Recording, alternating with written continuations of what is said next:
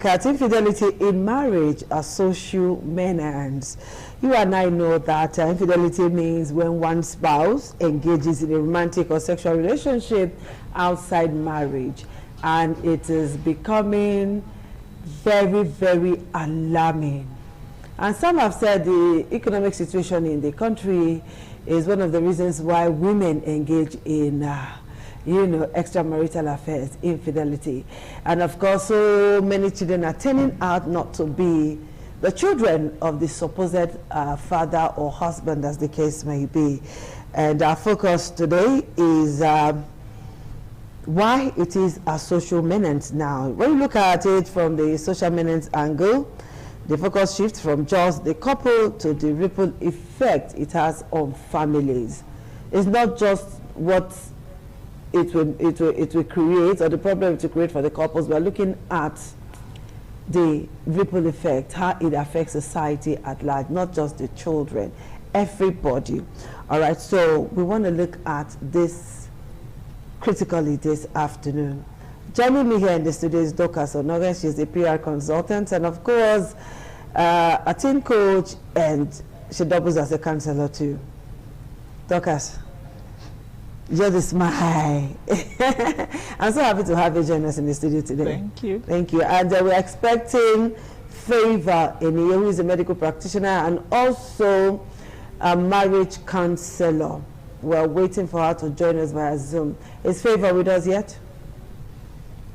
Okay, we'll just wait for Favor to join us via Zoom today. So let's look at infidelity, why it has now been labeled a social menace.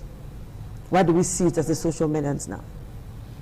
If fidelity, as it is the case is a situation whereby we're going to be focusing on the women. Yes, so whereby it's woman to woman. The day of men they come, we bring them. A woman decide to leave her marital and matrimonial home to consent to sexual activity outside of her marriage. And this is something that has actually affected the marriage, the husband, the children, the family members, and the society it's a long chain at large. Okay. Okay, so women have said that some women do, when caught in the act, will tell you, "Na devil." Some will say, "I was pushed." Others will say, "I was deceived."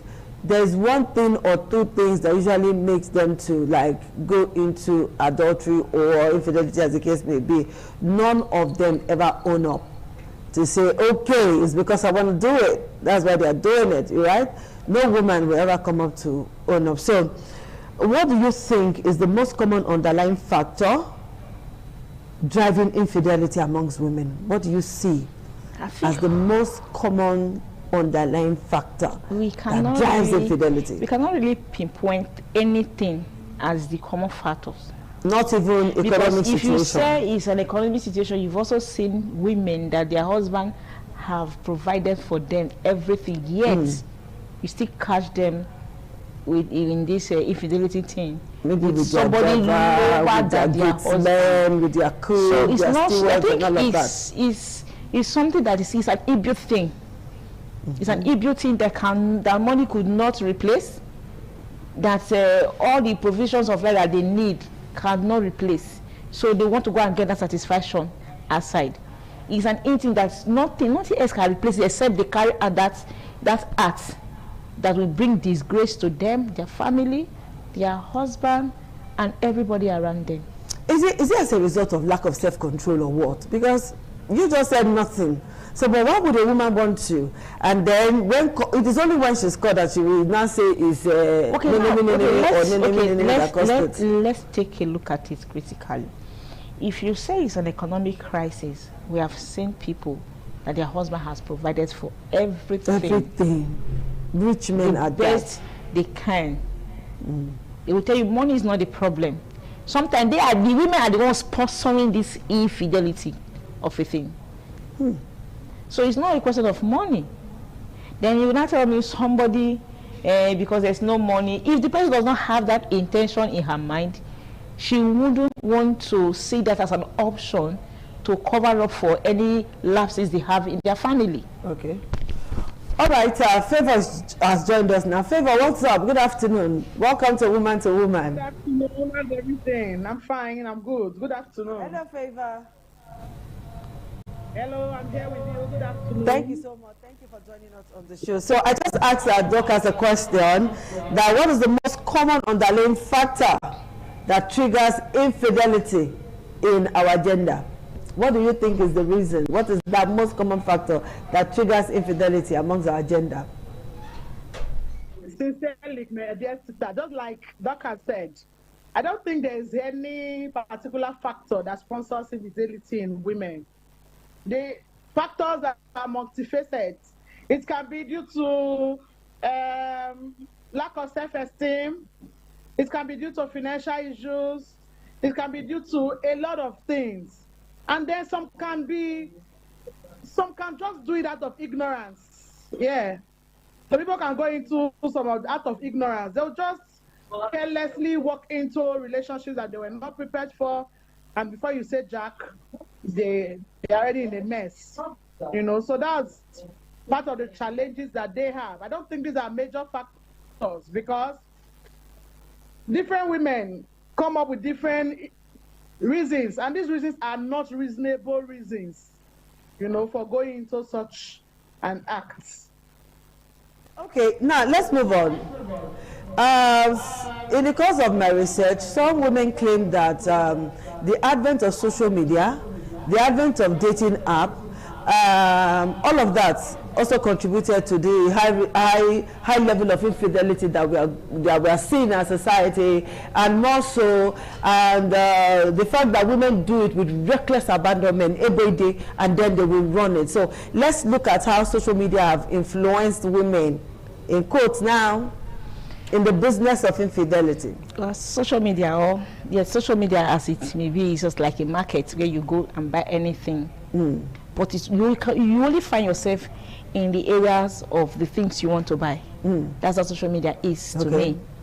There are a lot of things in social media. If you want to become a good person, if you want to build yourself, if you want to upskill yourself, you can get those ones from social media. And then if you want to destroy yourself, if you want to pull down yourself, if you want to render yourself useless, you can also get that from social media. So for somebody to give excuse that social media is the reason why she is involving herself in infidelity, that is a fleeting excuse, because it's a matter of choice. You choose to go to that zone you went through that you think is influencing you negatively. Nobody forced you there. It's a choice. It's a choice. Just like going to the market, if you know you want to buy any kind of meat, goat meat, beef, you go to the shops where they sell those things. That's how social media is also. If you want to upskill yourself, if you want to learn something, if you want to learn skill, you go to those areas. Just like I earlier said, if you want to also destroy yourself, you go to those areas. So, I think social media as the main reason, or advent of social media is the reason why they're doing it. It's something they have already in them. So they all look for avenue to enter there and exploit. So after exploiting it, they've decided to carry out the acts, and they are caught in it. They are using that as an excuse. No. All right, Favor, let me ask you this question. Is it true, you're a medical practitioner, you are a certified nurse, midwife, and all of that, and even a lecturer? Talk to me. Is it true that women who are not circumcised tend to be more active when it comes to sexual activities, and thereby involving in infidelity? Perhaps their husbands are not harder enough, you know what I mean? Yeah. So is it true? Circumcision, what has it got to do with it? It's not true at all. Not being circumcised as a woman is supposed to help our women sexually, rather than, that's just a myth. You know, it's one of those myths that people believe that a woman that is not circumcised is likely to become promiscuous and all of that. That's not true. Our young women in Italy that are into, or in other areas, into these profession, you know, they now call themselves profession. are they not circumcised? Go do a research. Go that 99% of those persons were all circumcised. So please, it's not true that lack of circumcision will make a woman promiscuous. Rather, not circumcising the woman will help her to be sexually satisfied with her partner. Okay? So, all right. That's sweet to know. So, let me ask both of you this question now. What is the impact of infidelity on society? The family, the children, everybody. What's the impact of infidelity? Let me start with Dorcas, then I'll feel the pulse of Favor. Infidelity is something that has caused a lot of problems in our society. Let's take it from the children angle. When infidelity happens like this, there's going to be a total breakdown in the marriage, which will make one partner to leave the marriage. And the children are now left with one partner. Sometimes the children are being moved from father to mother, from mother to father, and it makes the children's life to be unstable. It affects their upbringing. It affects their mental health. Because when women get themselves involved in these kind of things, they don't think about the advanced effect of what they are doing. I don't know for people, because I always believe that before you carry out any act, I always tell people, don't do things that you cannot boldly defend tomorrow. Do not get yourself involved in what you cannot boldly say, I get myself involved, then you will not be giving excuse. He says it's the devil's work. The devil is on his own. You have the mind of your own. But the children are not the ones suffering. I have seen people that they have been denied access to their children because they were caught in adultery and they left with the children. Okay, Favor, let's hear from you. What's the impact, negative or positive, of infidelity on society? Why has it become a societal menace? It's a very big menace to our society, I must say.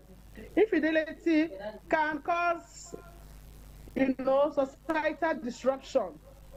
Okay. There's going to be violence in the house when a man knows that the wife is not, the wife, once the man is aware that the wife is into some other relationship outside its marital relationship, it's going to cause family disruption. All right? Health-wise, it's going to cause challenges.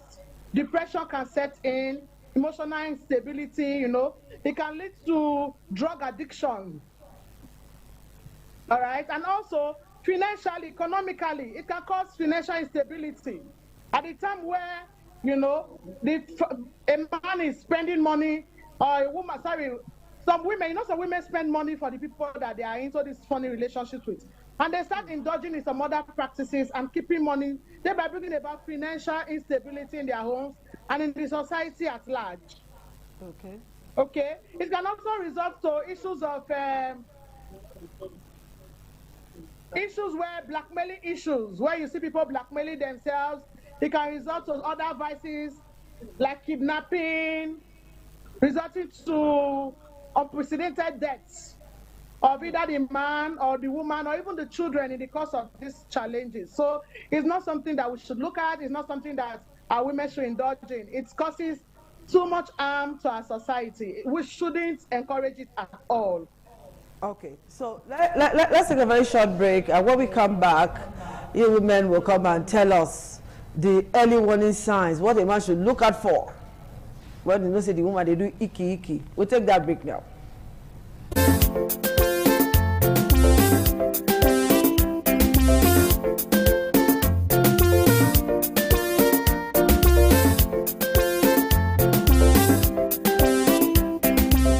Thank you so much for joining us again on the program Woman to Woman. I'm here in the studio with Doris, while Eneye Favor is with us via online.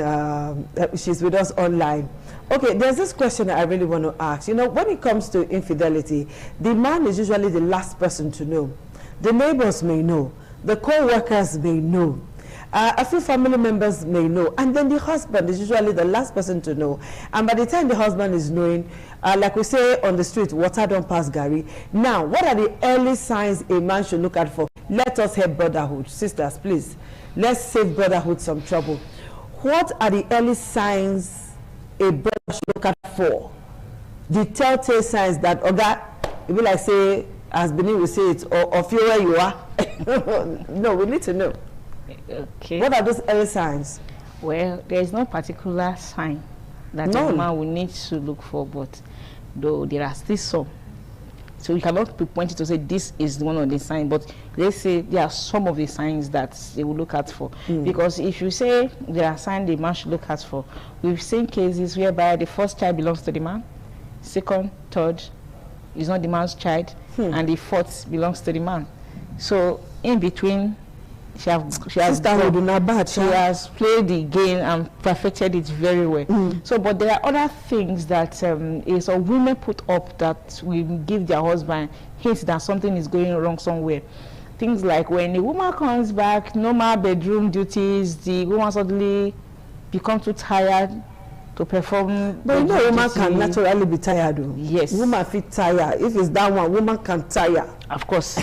But when the excuse is becoming unbecoming, 1 month, 2 months, 3 months, 4 months, 5 months, you should know that something is wrong somewhere, because I've seen somebody that has said that over like a year or so, the wife does not allow him to touch her.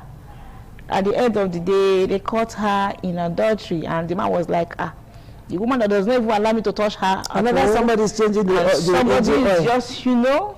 So that's why I say sometimes that one is one of the signs. Okay. You know. So you say that the man suddenly becomes irritative to the woman. The woman suddenly, every excuse, look at the way you are dressing, I don't like the way you are dressing, any little thing the man does become irritative to her. Okay. Then you should know that somebody is giving her attention elsewhere. So she's just looking for a way to push you aside, a way to ensure that you get angry at her and leave her alone, so that she can continue with whatever thing that she's doing. So there are a lot of things that... okay, let me ask Favor. Now, Favor, what do you think can be done to prevent all of this we're talking about? What do you think we can do to prevent infidelity? You are a woman of God, you are a church woman and all of that, and a medical person and a marriage counselor. I beg, when they come to you as a marriage counselor to say, CEO, what advice do you give to like curb infidelity, and can it be curbed? Can it be curbed? Doc has just said that it's an inbuilt thing. It's like a follow-come for the woman. So can it be curbed? What preventive measures are you going to prefer? It can be curbed. You know, as a woman, don't keep secrets from your spouse. Good communication line between spouses can help in a lot of ways to curb infidelity in marriages. Some women innocently will walk into a trap. Maybe in the office environment, there's a male counterpart that's just all over her. If she keeps giving updates of, oh, my colleague in the office today did this, my colleague in the office today did that, the husband will be able, as a man, will be able to read in between the line quickly and then tell her what to do to, you know, prevent passing or breaking the borderline. Are you Sometimes sure the husband our can women take the need truth? to learn where to draw the line. Some people don't know how to draw the line with opposite sex, especially when they are married. That's another big problem that our women have. Outside, whether inside the church, inside the mosque, you know, this infidelity thing is everywhere, in the offices, in our environment. The biggest challenge that our women have is they don't know when to draw the line. When they have good communication lines with their spouses, they are able to draw the line and then wave away some of these things. Then men, try and be there for your spouses. Be emotionally there for your spouses. It's not enough to just drop money and move away. No. What does your wife think? What is your spouse thinking? What does she feel? How does she see things? You know, if you respect your spouse as a man and you give her a place she's dignified in your home, it will be really very difficult for another man to come into your home or come into our life when you are still alive and you are not dead. So please and please, it's something that we can actually curb in the society. And for a woman, if you discover that you're beginning to have emotional detachment from your husband, you not prefer the company of another male person, there's a problem. That's already a danger sign. Don't give it, as you continue to fuel it. Before you say Jack, that woman has fallen. So these are danger signs that the woman should watch out for. If everything you think about is now one Mr. Somebody somewhere, in place of your husband, there's a problem, start watching it. Open up to your spouse, talk about some of these things. And, you know, in a short way, then seek counsel. Seek counsel. If you cannot open up to your spouse, there's somebody that you can trust, you know, that you can relate with. And that will counsel you and help you out of that particular predicament. Then stay away. Stay away from anybody that, you know, triggers your emotion. All right, Favor, thank you so much. Thank you, Favor. So, from what both ladies have said, woman, the ball is in your court. Husband, give your wife money. Pay your wife compliments. Validate your wife. Make your wife the center of your world and all of that. But not be so not talk. Yes. Make your wife your everything. And woman, learn to confide in your husband. When you see that man, a beautiful woman, men must hit on you. But what if he's the woman? Men must hit on you. Know how to draw the borderline. And time is not our friend. If not, we would have talked about women hitting on the men. Women looking for the men that are not looking for them. All right. But the bottom line is this: infidelity destroys a whole lot. Your children, your family, your neighbors, society, everybody around you. You make society so unbearable for the rest of us. So please, come on hand for waiting no good. Thank you so much, Dorcas, for finding time to be with us. Any favor, I'm super proud of you. Thank you. We'll see you guys again next week. Bye-bye. All right. Thank you, everyone.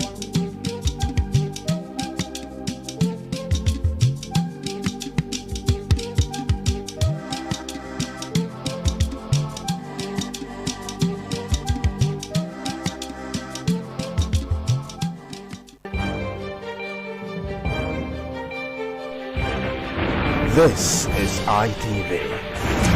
Certainly the best.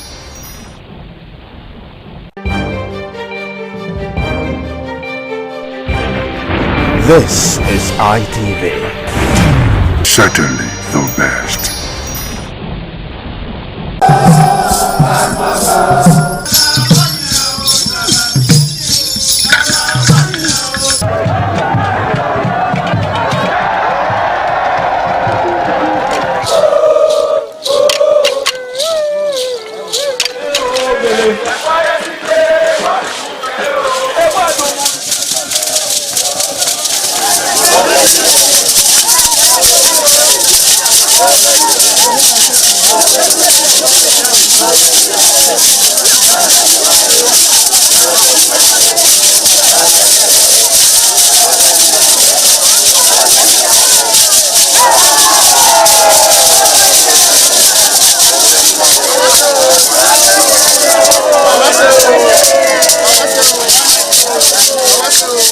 Top on the list of the initiates was the eldest son of the Esama of Benin and former governor of Edo State, Chief Lucky Nosakare Igbenedion. 11 of his siblings, namely Bright Ayamekwe Igbenedion, Honorable Charles Osenwige Igbenedion, Peter Osawari Igbenedion, Dr. Fred Osanwi Igbenedion, Barrister Mike Osarene Igbenedion, Efosa Douglas Igbenedion, Ukbonwa Ernest Igbenedion, Osawe Igbenedion, Edosa Igbenedion, Dr. Daniel Omorige Igbenedion, Agbon Steve Igbenedion, as well as the Executive Director Operations, ITV and Radio, Chief Elder Ugbeide Nwonse.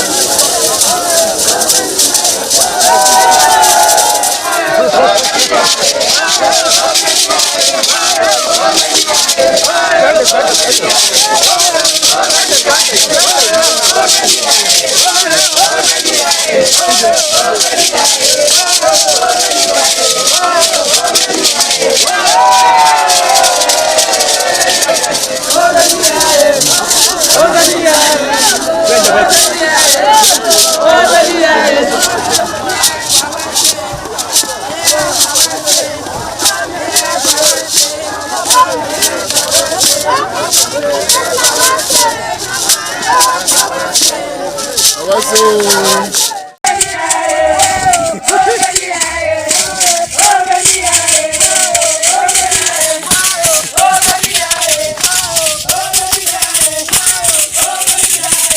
was a vital aspect of Okada community's cultural heritage, which emphasized the significance of age, responsibility, and community service. Over 50 notable sons of Okada were also initiated. According to tradition and customs, those initiated, dressed in white traditional attire, were made to undergo some rituals, while the Odionwe pronounces blessings on them and assisted them to take a seat with the elders.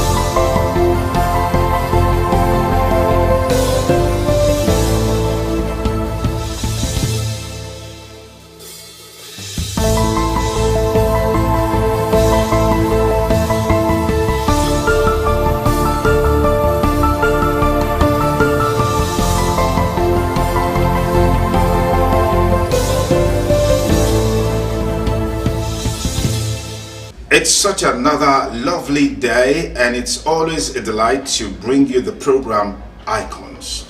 Program designed specifically to showcase and unveil men and women of integrity, of character, so you can listen to them as they unveil their journey and what made them think in terms of impact and contributions to the community. So you can learn from their story and become the best version of you, especially at a time in our society where values have been thrown into the waste bin. Today on the program Icons on Independent Television, our guest is special, and that's because he's an octogenarian. And then secondly, he's also a former school teacher, a former military officer, sports administrator and developer, a businessman, a farmer of immeasurable repute, and he's also been a politician, I mean, as far as I can remember. But there's something unique about his politicking or political activities. All of these and lots more will unveil in the next 25 minutes on the program Icons on Independent Television.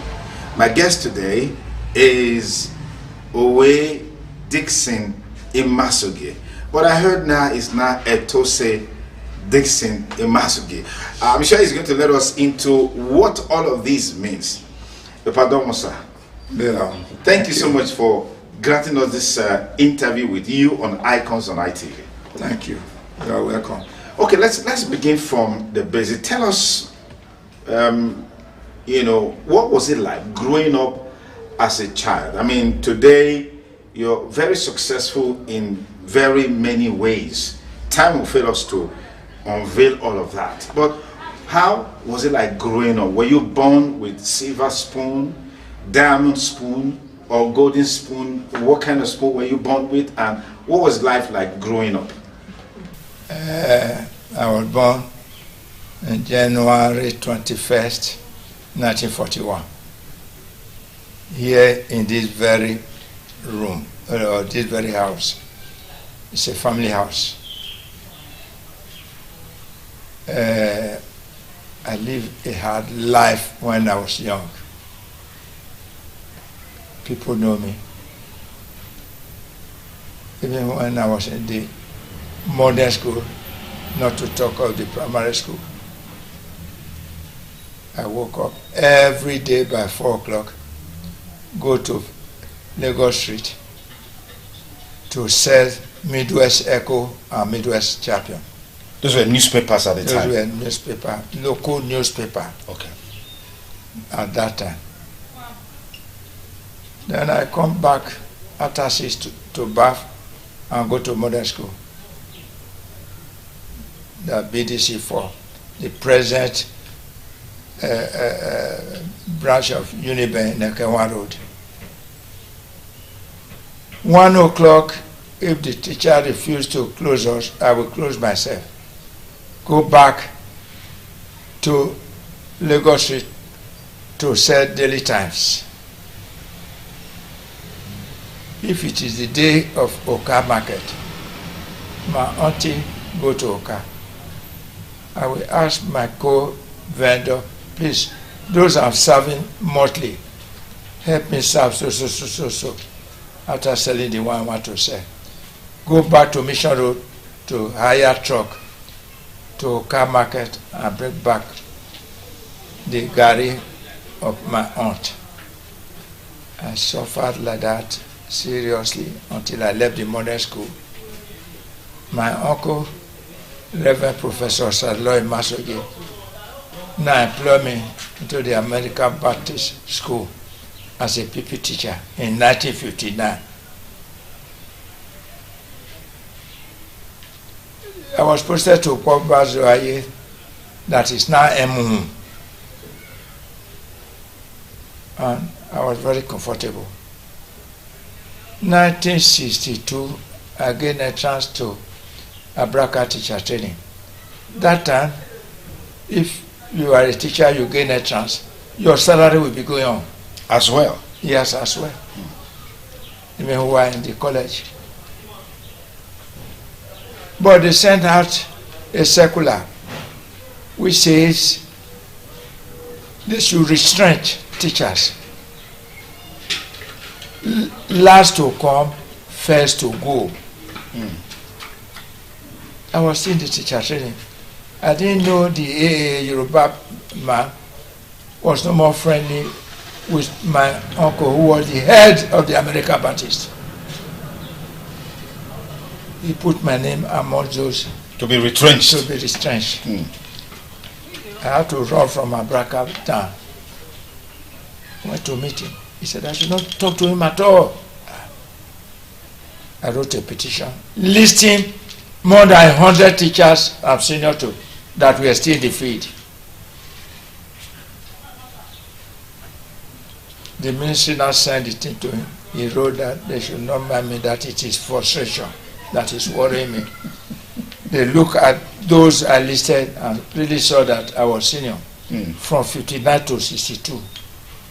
There were some who were even employed 61. They now wrote to him that he should restate me immediately and pay me all my arrears. As wicked as he is, he wrote to me and the headmaster of Ewowe, who later became Reverend B.O. Ekato, that he's driving the wife for me to come and replace, because the wife was also teaching in Ewowe. Yes, we are human beings. If I were to be Ekato, I would also be annoyed. But as a Christian, he went too far. It's a pity he's no more alive. So anything I'm saying, it will look as if I want to spoil his name. But he went to a society that do not have anything with Christianity. If you want to know, 1951, when I was in Okoro Primary School, I got baptized under the Roman Catholic by Reverend Kelly, who later became Bishop Kelly. Was that how Bishop Kelly Pastoral Center came from? Is that the history behind Bishop Kelly? Okay. No. Okay. That time he was in Holy Arosa, Okay. in Mission Road here. And when I started teaching under the American Baptist, you must belong to their religion. You got baptized there too again? I got baptized in 1959 again under the American Baptist. So, will you want to say I'm not a Christian if I got baptized 2 times? If you Christ, they do so. So,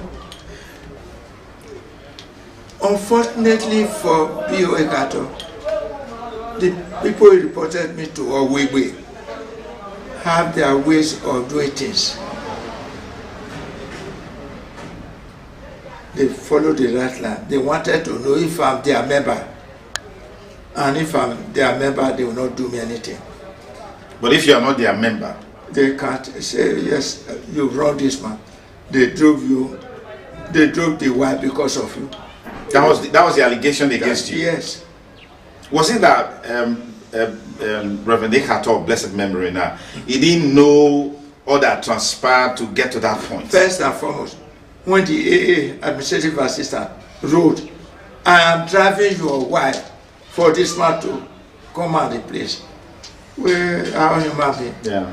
I said just now that he has a right to be anonymous. Absolutely. Absolutely. But not to the extent as a Christian that he went. So you're saying he took your name to... Oh, wait. To harm you? Yes. Because according to him, that not only to harm me, that I should not spend more than a night alive in a way. But fortunately to me, I was staying in the captain's house in Okpobazwa, that's Naimo. The man knew me as small teacher. He knew me anything that concerns native thing or not religious, you don't see me in it. So when you got there now, he told them, no, this man is not our member. But he will not wait and see that this is roof cannot protect somebody in his house. And as such, they should go and grab black charcoal. and give to the headmaster meeting that are taken that they have already taken out. It's the same thing you say in the church now. Miracle that is no miracle. So they left. Then he now called me. I was still in Abraka. That's what moved me out of Abraka. Because if I'm not in the classroom, they will terminate me. Yeah. Whereas while there, I was still receiving my salary. So he warned me. I look at him. I said, this man want to cause trouble between two Christians. I didn't believe him. He looked at me and said, I know you didn't believe him. But all I will tell you, I don't know if it's only my members he approach. Please, don't sleep. That's okay. Not that I believe. I went there early with bicycle. By 7, I was already in a way. I went straight to his house. The way he received me, I said, that's too much. I said, so that devil wanted to cause trouble between me and my Christian brother. I went to the class. He gave me the class.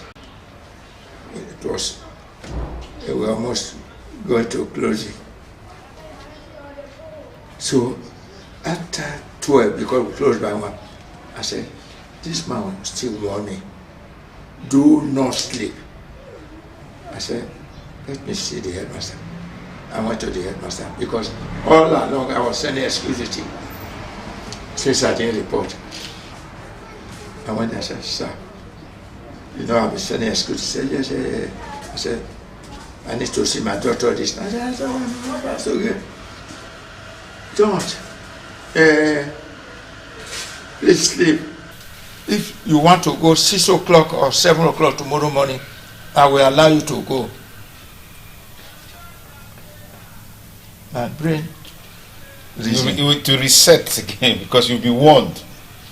6 o'clock, 7, you allow me to go. Not that I'm still going to teach between now and that 6 o'clock in the morning or 7 when the student will start to come to school. I said, I believe this man. So immediately they knocked the bed to close on my bicycle. I said, tell the headmaster I'm gone. He started running after me. Anyway, Omari Mudiao, which shows there was at least something on the ground. Which means there was a plan to eliminate you that night. I didn't come home because my things were still in Okobazwai, that is 9 months. I went there. That time, that is now Sopika. Hold meeting 12 midnight. After 11, I went to wake up the Kate. The Kate title that time is now what we call Owele. Okay. I went to wake up the Kate. I don't buy. I said, sir, when you are going to meeting today, I will go with you. He looked at me. He said, no. I said, why? He said, any person will get trouble. They do not accept him in the society. I said, now trouble I get. You saved my life. You are telling me how to be a good Christian. And I want to join you in what you are worshiping. You are saying I have trouble. I said, I don't have trouble. So I said, you don't want to go. I went to stay outside. Immediately he came out with the oil lamp where they take a escorter. I followed him. When he got there, he went inside to call the elders. Say, see the trouble when you get to. He tell this man or small teacher, say, somebody will get trouble, they know they accept. When I now say, the people say they will initiate me. So that's how you became I became a member with man in 1962. Okay, I'll come to that point much later. You've also been a military officer. You've been a sports developer. Thank you. You've been a businessman. Yes. Yes. So what were the values that helped you to be able to function at this level? Thank you. Since I left Abraka, I had photography brain. And I started buying books that I read, ROSA books and so on. And I got my advance in bookkeeping and accountancy. So in 1966, March 66, and I joined the police. Later, Bayagon, who was assistant commissioner here from Osen, was my squad mate. I was their father. This man who was in charge of security, he was commissioner or deputy commissioner under AIG, Ishama, was also my squad mate.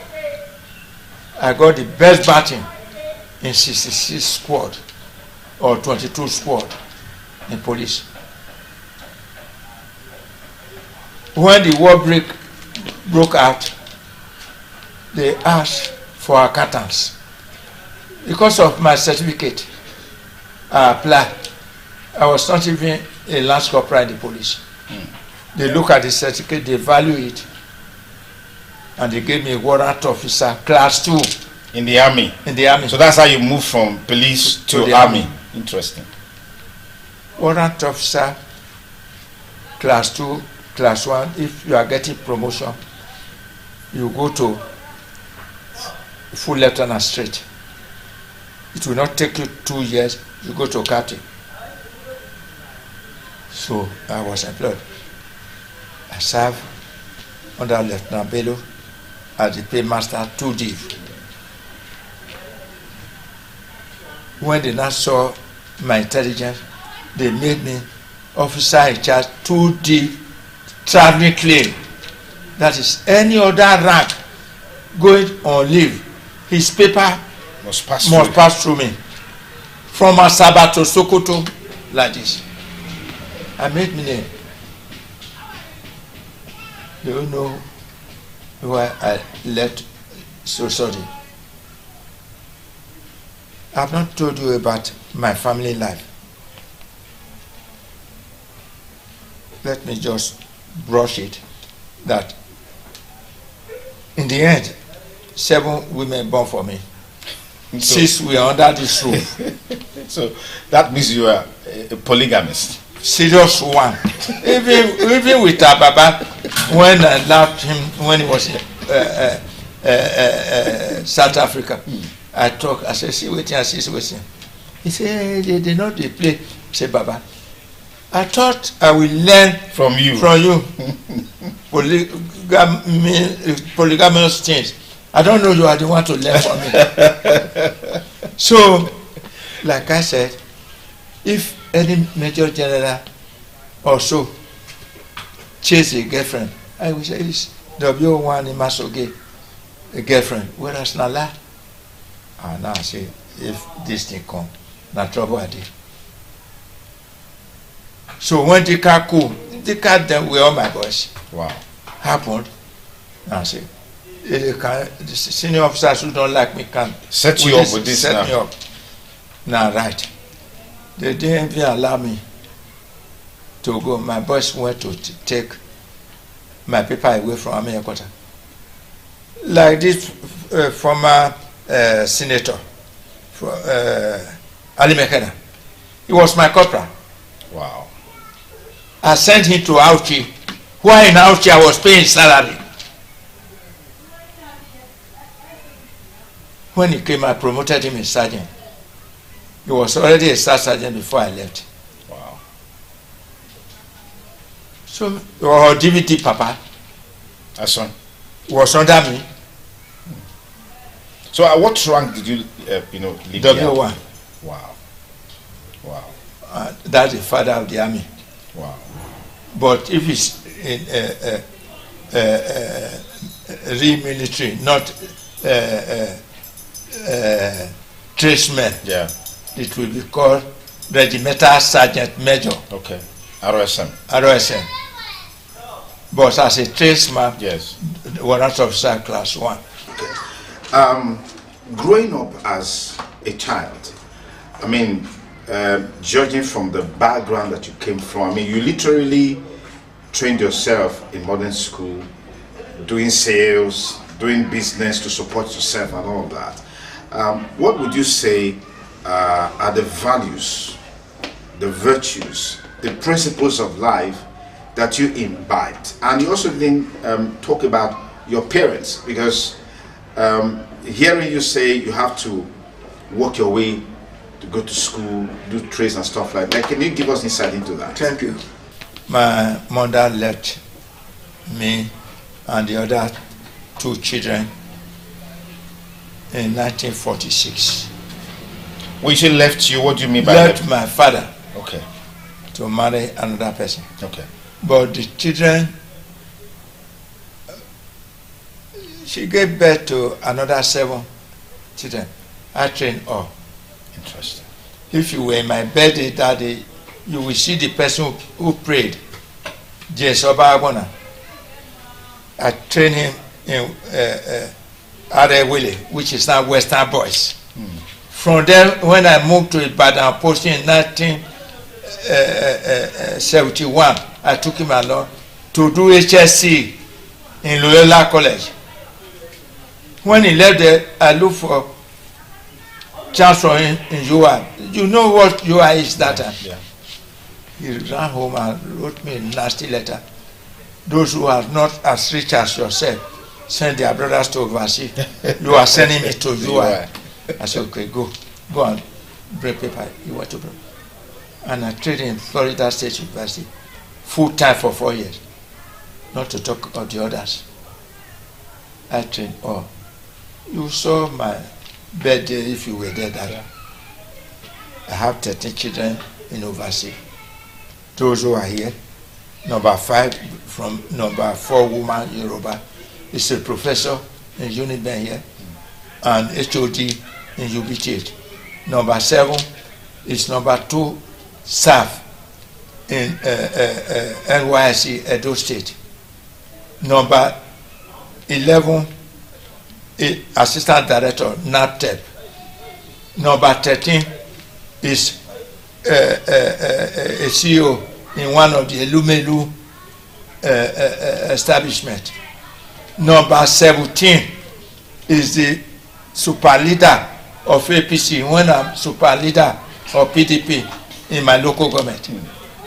Number 18 from number 6 woman, Isha woman, is a bank manager, First Bank in Lagos.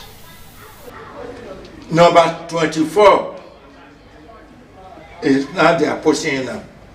Up to 2 months ago, he was the PRO immigration 2D. Okay. Number 24. He has masters. I trained all my children. Fantastic. Because I didn't have that opportunity. And in short, what motivated me to be training people close to me and to be friendly is that I took personal oath, that as I suffer, if I see any person suffer and not help him, may God punish me. So I'm like that. If you ask people, even Christmas, I do Christmas for more than 600 people every year. Not that I'm too rich, but I vow that I must help people. All right, thank you very much. It's been a very, very interesting conversation today on the program Icons with our guest, Owe Dixon Imasoge, who incidentally is a community leader, a party leader, a businessman, a philanthropist, a former teacher, and former police and army officer. Interestingly, I've seen a lot of people in this category who actually started out their life as a teacher. One of them is somebody he's consistently referred to as his father and his mentor, talking about our father, the Esama of His Excellency Sir Chief Dr. Gabriel Osama Wigbininto, CFRCO, and who incidentally was also a teacher, and before he also became a police officer, and then the rest is history. We are cousins also from the mother side. Wow, wow, fantastic. I want to thank you again for creating this time for us to have this interface with you. And we wish you the very, very best, particularly with your new age. It's a prayer that you continue to age in grace and with grace. Thank you very much, sir. Thank you for thanking me. That's our package for today on the program Icons. We hope you enjoyed the program. Be sure to join us. We'll bring you a fresh episode of the program. And I'm Sonny Duke Okosun, thanking you for staying with us. Have a lovely day ahead. Bye for now.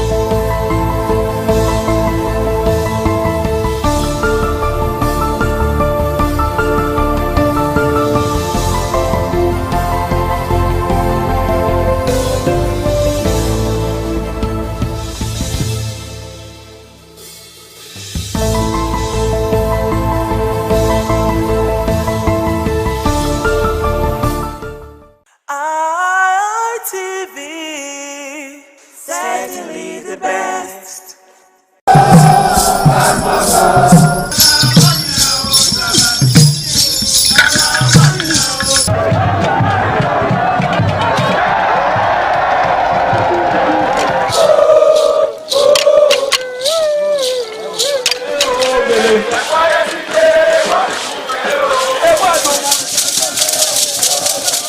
This is Aqua Game, a popular game in Africa played by our ancestors to entertain themselves after each day of farming.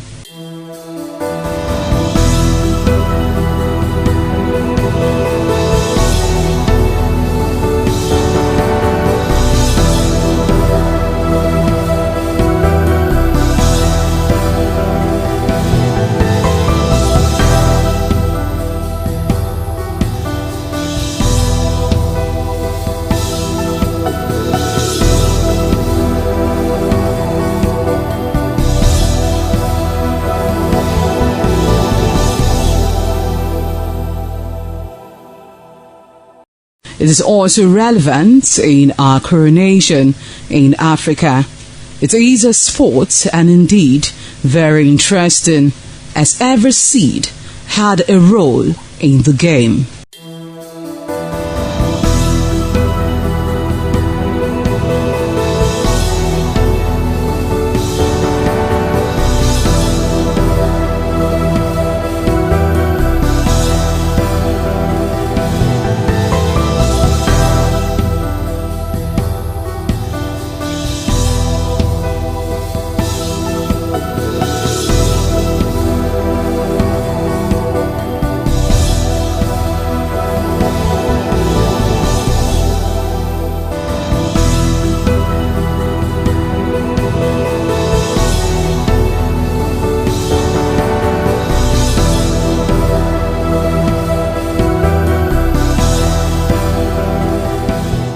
Playtime is 45 minutes per set.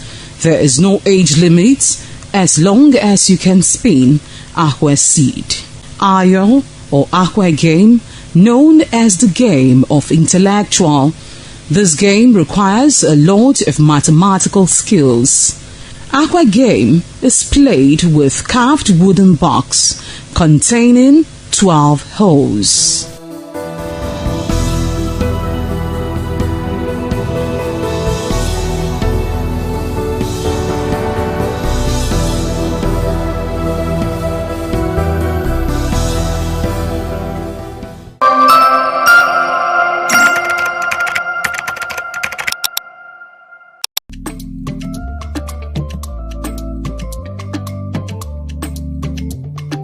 The man went out to bring in thugs to come and beat her. Yeah. In a situation like that, do you think women would have seen that and still want to speak?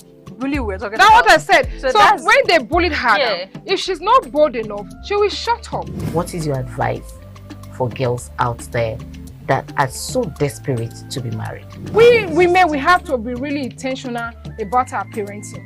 If you know a child is being abused, or you see signs, a bruise or a child, it has to be investigated. People barely even breathe when they are going for a shrebi and something. Party. You have to be They smart. can't sit If down. you see where they are dressing them or are dragging on both sides, you cannot breathe. And these women will stay in those events for hours just to keep up with that beauty trend. Is that healthy? That's not healthy. I am Patricia Uremu Gabriels, and we're reaching you live from our Lagos Network studio. Of course, Women in Conversation is a program designed for women to discuss about themselves.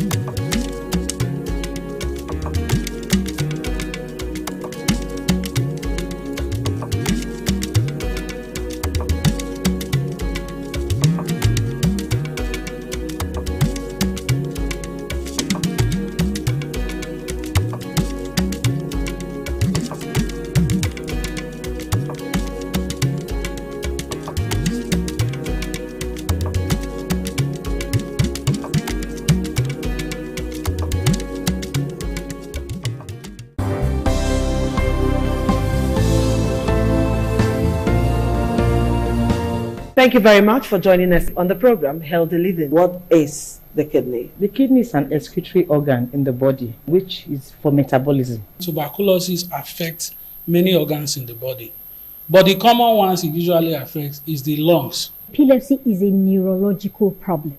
Okay. It is an injury in the brain, which causes someone to begin to convulse, to go into fits. It is curable, but the cure is a long-term thing. If you eat well and avoid those risk factors that will make your immunity to be down, then the risk of contracting tuberculosis will be reduced. If you're healthy, then you're wealthy.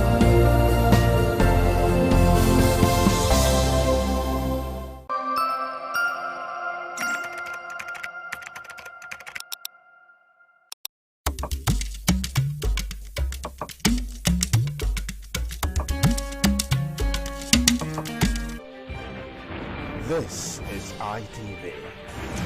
Certainly the best.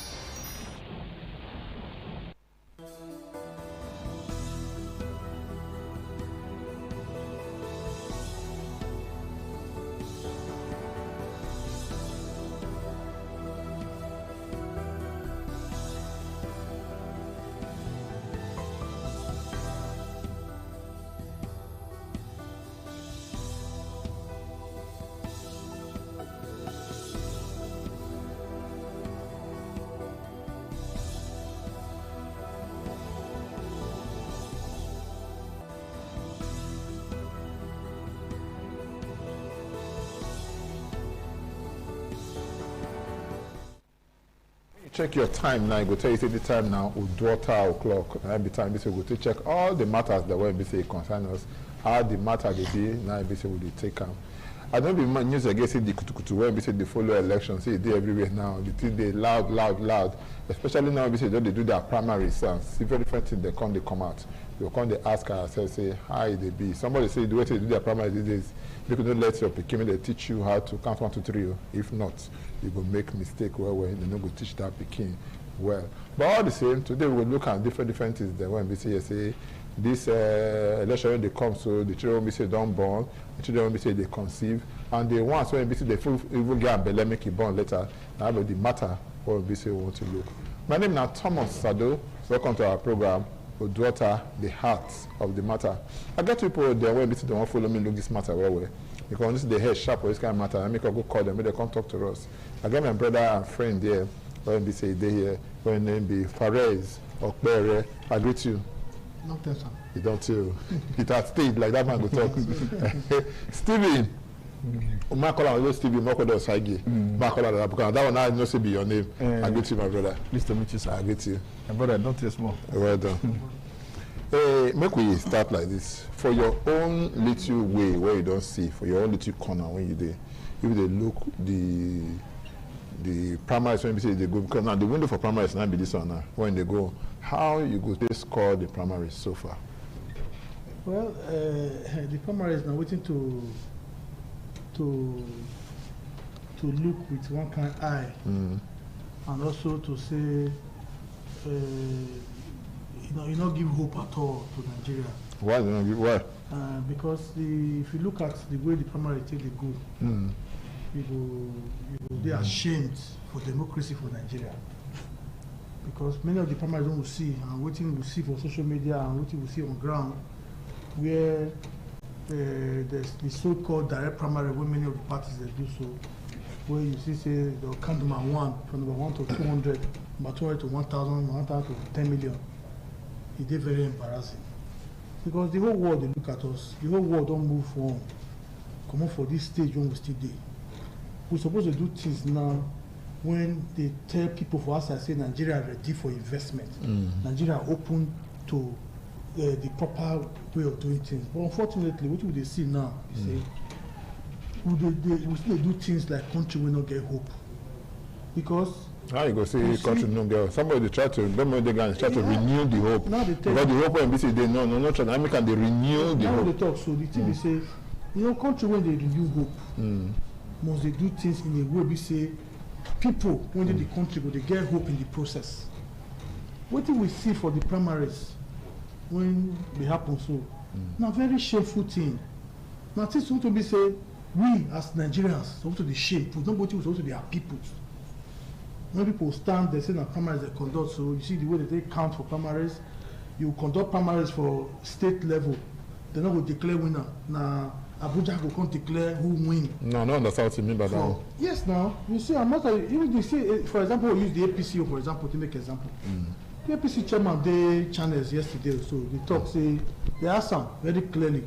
Say, he say they are. Answer which question now? They ask him clearly say why they never declare some of the this. He said no, say they go wait first for their panel report before they go declare who win election, who win primaries.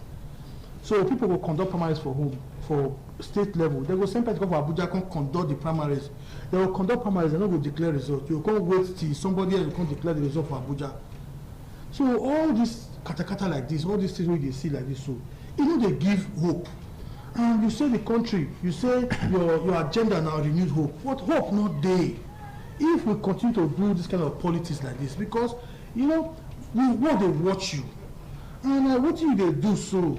Now people will talk whether they will come your country, come put their money for your country, they will come invest for your country, or they will come do we talk about our country, people on this side before we talk about people on this day outside and the rest. Because if they say yes, in a foreign investor, now you be like say you they sound like now, or now you be say you want. May I come to you? May you not converse say I go ask a different question. They ask you different questions. When they write the same exam, so I go ask you now how you go to score this primary. So you say don't they do so far? APC don't do their own. ADC don't do their own, NDC they will do that. It be like the party saying all of the guests is APC, ADC, NDC. So how you want to talk about it? My people for the world, Nigeria, Edo State, Owen West, agree to now. Now me now picking Stephen work with Osage. The thing you know pass, I like when my brother talk. You know, come one political party. If not for people say that they fight. Say nah this so one. No, that one. Use a preference. Now all they talk about. Okay. You know, as time they go, constitution they change, laws they change, they amend laws. The president don't change. That's no count from 1 to 50. No, when you use the wisdom to say no, go on direct primary. 2, on a normal circumstances, that procedure supposed to unify the party, make the party strong. But people they forget one thing, say election na game of interest. My person where they no give today, where not green. If I thought say in they are set for corner, the followers don't take them too personal. Say as they not give us, we go scatter. And you know, beneath they use that language, say I'm not seeing they not drag, they not the reach hand. The process we go understand me say the presidency will get interest on some key vital office. Senate now they decide over the affair of the country before you go reach rep, before you go reach your state. So that one for the Senate too, they get working committee where they set up to look into every state Senate election in their state. If those ones never get result, can't give final answer. Anything the state give, it no go be the authentic result. So instead of coming put yourself in the state of jeopardy, they call for English say anarchy, everywhere go scatter. This one go talk like you go see say for one senatorial district they'll get like 2 aspirants, people say na 12 they win. 2 people know they win for event. Now only 1 person now they win for event. When they count when they count the people when do those ones when they count. They ask when they count, they make mistake when they count when they say or they no fit bring the paper come out and make the count and again. Or no, after they count. So they make mistakes. No person when win again. They can't. Some people they will give them collation result for your center, but not be certificate of that office of return. Okay. And so those ones where they can't, they do what they call say proper diligence. You say you score stingy. Okay, go and bring the raw copy. Let us verify, because most times if you make a man a judge over his own case, you know if you get results. So now waiting those external body they do those at the end of affair we see the day for national. National actually they control this thing, and the election this period not be from say from better to top, not from top to bottom. Only 1 or 2 states now they see that kind of thing. Every other state they don't announce their own. Now the capability, now the ability of the people, the capacity of the persons will be for those states. Like the person they know say okay, this one get name, this one get voice, or no reason say they say this people go lost. And this other person say he get name, he get voice. What is the interest of the party, or what is the interest of the people? na wetin dey play. If the party say na B and the interest say na A, they must bring them together, must balance, or else you know if we go say a party no can't get aspirants, it's not possible. Or no can get candidate at the end. No can get candidates. So make we look at like this. If we say we will come back now, because only two political parties don't do their own. The APC and the ADC. Even PRP never do their own. Those they also they hear someone who they don't give out to Donald Duke and the others. And the others. But when we come to the ADC, I feel say maybe if you get interest for that one, the ADC don't do their own. And before today, what we hear say they go join hands together, no matter the outcome of how it be, all of them will rally around one person to support her. At the end of the day, the call now say Abubakar Atiku now win with about 1.something million votes. Then Rotimi Amechi get about 600-something thousand votes. The other one, Hayatuddin, they get your hundreds of thousands of votes. But now before they talk now, I no go agree, now I can't come. The question when we say person they ask now, because I still come to numbers again for APC, when I want to ask you, make it they keep me, I made it know. Now they give you a exponent. So the question when we say they ask now for the ADC, and this are not good and say don't they enter now, how they want to take manage them? When, especially when we say before today, see they want to take power, come off for government when they for hand. Now they never put their own power, put their house in place. How they want to do? Well, for that of the ADC, which I see today, we say they declare results. The two leading aspirants for inside the matter, which is Atiku Abubakar and Rotimi Amechi, they don't meet this afternoon. I think Atiku don't go in-house, go meet and sit down. They don't discuss. They don't put issues behind themselves. So no, but the man said they go court now. No, he not say they go court. If I say they go court, he say we go to court. Check. They don't. Okay, they got the latest one. They don't deal on that matter. So they don't talk. They don't sit down just now. They don't talk on that side. So now what is supposed to be? Now how is supposed to also be that one? You know, because sometimes when you enter inside primaries like this. Interest in there. Everybody want to make a vision and the party will bring come out. So at the end of the day, one person will win. When one person win, some people don't go happy. Particularly for Africa, you know, they could get people where they say them let go. They let go like that. So they always get that bad blood. Even when sometimes they go, they don't say they don't win, but they go see loophole day. This person not get certificate. More look at technicalities. This one not get certificate. This one not get this. They will begin use all those ones, knowing say they don't lose. So it happen like that. But the good thing is say on that note, two of them don't sit down just now. They don't start the process of talking to each other because sometimes we, as Nigerians, we also want to see opposition when they viable. So we don't want to see opposition be say they scattered. No matter as you look at, we want to see opposition if you give the ruling party they run for their money. Before today, the last election, before I come to you, the last election, Atiku Abubakar, he gets over about 8 million votes, if I'm not mistaken. Yes. This man gets in own too. 6.2 million votes. Okay, Peter Obi, about 6 point something. Kwankwaso God get you, only 1 million get or 2 million when we say, now we say he gets. But look at all of these things, then go put them together and all of that. I remember long ago when I call you for this program, you talk about say politicians know they quick they forget and all they quick they forgive if you be say you offend them and all of that. What will make you feel say genuine reconciliation don't come between this man now, Rotimi Amechi and Atiku Abubakar?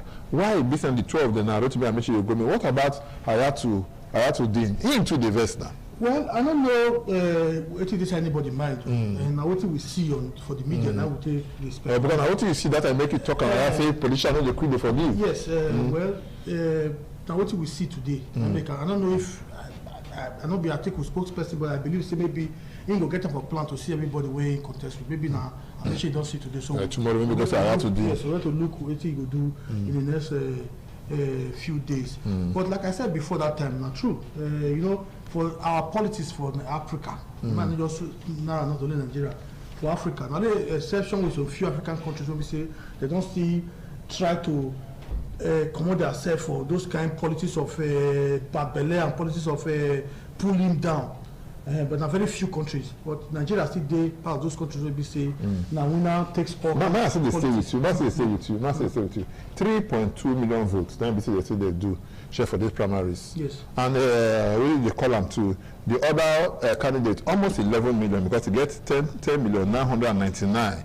It's supposed to be about 11 million. You don't understand. What do you make you feel say you know people make say now get just 3.2 million votes. Now if you follow this thing. The APC we don't tell the APC say present your voter register, make it public. Okay. Because voter register won't be hidden document. If you say you get 10 million votes, no 10.9 million you say your district, present your voter register. See our voter register will get 25 million registered voters, or we'll get 11 million registered voters, or we'll get 10 million registered voters, and that's 10 million registered voters. Now vote Tinubu, present and make the whole world see. But what you go know, man? When you not presenter, you don't make a public. Then you sure say you don't get that kind numbers. Okay. You don't get that kind of number. And we all saw we see the counting now. When you count, you from number 1, jump go 100, from 100, jump go 700, for 700, jump go. We see it for everywhere when they do. And now shameful thing, not one thing to they happy about. Look people come and do, for example. Somebody will say in one prison, I never mention them now, but somebody will say they'll give Tinubu 2.5 billion votes. For register, when you say your voters register for Edo, now around 2.4 million registered votes. For primaries, for the same primaries, now you don't give more than 100,000 votes. So where the 2.5 million votes one pass come out? Okay, let me talk that one. So maybe the person will be talking, I go ask the question. May I come to you? People they wonder, say, how manage? Where can happen when you say the total register of Nigerian voters for the whole country? We don't reach, we don't know the number. You don't understand how come the APC, where the can see about 11 million votes when they can't give to one person. If they ask just now say the voter register or now registered voters for my party, where is they? Why they don't see them? How they take no say yes about 11 million people on their side? The life don't go and the world now don't go more digital. And a soft life we use. Not everybody they live now. With your phone, if you access anything, if you go around the world. Before, to register as a member, you must go to your local government first. You go your ward, you go your unit. All those process, now where you go travel, go, they'll come write down for paper, for one document, they'll come issue you party card. But the world now don't change. From your phone, you can register as APC member. If you want to talk that thing, now your own thing, say, why we want to show you our database? We never show us on our database. No ask now. They not ask. No. Now member, see, if you are not a member of so there are some things you cannot have information or have access to. Not the public domain, say that's so it be. People who register for APC, it don't let you know, say, these persons have gone far and they've gone wide. How many governors we get for the states? Then when I wait to know with the chair, because each government, okay, like not for my own local government. We tell speaker say, when you take the camp for PDP come APC, we don't see your registration. We don't know you are a countable member. He laugh tell us say, now we make it easy for them because we go online. He just go online, do registration. He don't get a party card. Only when they talk now the leader. If you want to resign for the party, I go to the. You're not supposed to go to the party local government go resign. No, in case you want to resign. So how come the registration, the party hierarchy no go know, but the party hierarchy go know when the BC want to resign for the political. Those are what we are working on. Say anytime you do your own local government portal, go get your information. So okay, in don't move, see here. All those information now that they access to by the LGA chairman, not be you will not be party member. You want to go enter LGA information. Like when they cut the matter now, 4 persons contested. They say this one not get party card, this one get 5. But at the end of the day, when the leader of the local government comes, okay, I have verified this thing. The person of High Chief Lucky Umai, that be the APS leader for 1 West. He tell us, okay, I don't verify. I say this man when I say not member. Now member will be. I don't go check him. I don't do this. Okay, what do we want now? Go and say concession casting the candidate. When the others aspirant step down after he advised them, say, make we do an because to get speaker and a good thing for our local government. Everything work plain. But that's what I'm saying, the leaders, not if they mediate for their people. Now they escalate to all this one, they can cause quarrel, they come aside. If the leader of each local government or centralism is able to mediate for his persons, they know the get issue. If you are not a member of a house, how do you now have access to the thing? This laptop, so now password that they use, you not be my staff. How you want to get the password to access what it is on my laptop? That's what it be. So now, APC member don't register all over the world, even those in diaspora. Because those in diaspora, they don't vote diaspora. No, but they don't get access to them. Okay. So the ones that we do, those in diaspora, they make out to 11 million. No, they come for that. The ones that they Nigeria with us here. So how many states will they control? Look the members with everything. No, if they talk about states where they say they control. This thing, that no, you know, me say because the governor there, people will talk and say, governor move from the political party go here. Now one card now he carry come out. He carry people, not the one card. Because everybody where they got a payroll, all of them get family where they benefit from that same government. So all of them see they adhere to the instruction as they say politics now from top to bottom, not from bottom to top. Yes, from up as a good as you go rush reach ground. So if they do and they get that clear, once you don't do the top, now so go take from there directly to top. People feel believe what they say the top. When they say with the here now say anytime this is something they happen, they say leader talk. If say even the people they know get ideology before nothing they happen.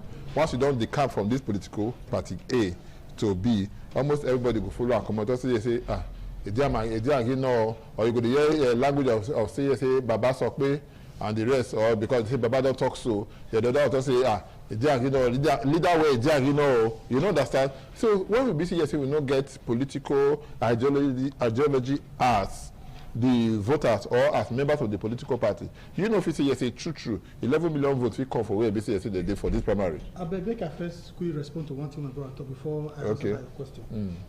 Even INEC when be the electoral umpire when I break them down, electoral pata for election for Nigeria. Before they conduct election, then they publish voter register. Now public document, not be one time say your party get this thing. Party. The reason why they're supposed to publish their own now. The reason why INEC say make all the parties submit their membership register to INEC before election, not to know the strength of every party, what they get, and who register as a member. And moreover, when you register as a member online, you will still begin to go your ward, go authenticate your membership to collect cards. Okay, you know what you did there? The ward level. I just want to clear that side. No, once you go to one process, don't call. Okay, no worry. Once you get time, they go show. Okay, the question let me ask you, go answer after ABC will take this very short break, or we'll come back with no way ABC stop. You don't clear that for your own, so not to come clear my own. Now ABC remain. ABC I'll be the chief clearer of the house today. I agree to you. We'll take a very short break now. Don't forget the name of the program, our daughter, the heart of the matter. So get many there. When ABC want to clear today, I will clear them after the other. When we come back, that's how we go open the lines when we say you go take call. Number one we say you go take on I be 080 77 77 0300. Once you call that number, it will become part of the program. But after this break, stay with us. ITV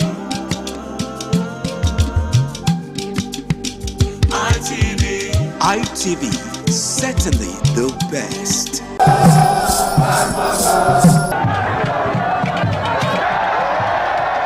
The land of Owa is inhabited by the people with common ancestry, language, religion, economic and socio-political ties. However, irrespective of their subtitle differences in language and culture, they share common traditions. The people are known for their hospitality. Owan traced their origin to Benin Kingdom as a result for a man to find a comfortable place for living. The name Owan was derived from the largest and longest river in the area, which is known as Onwian or Onwa. It means one who makes merry in affluence.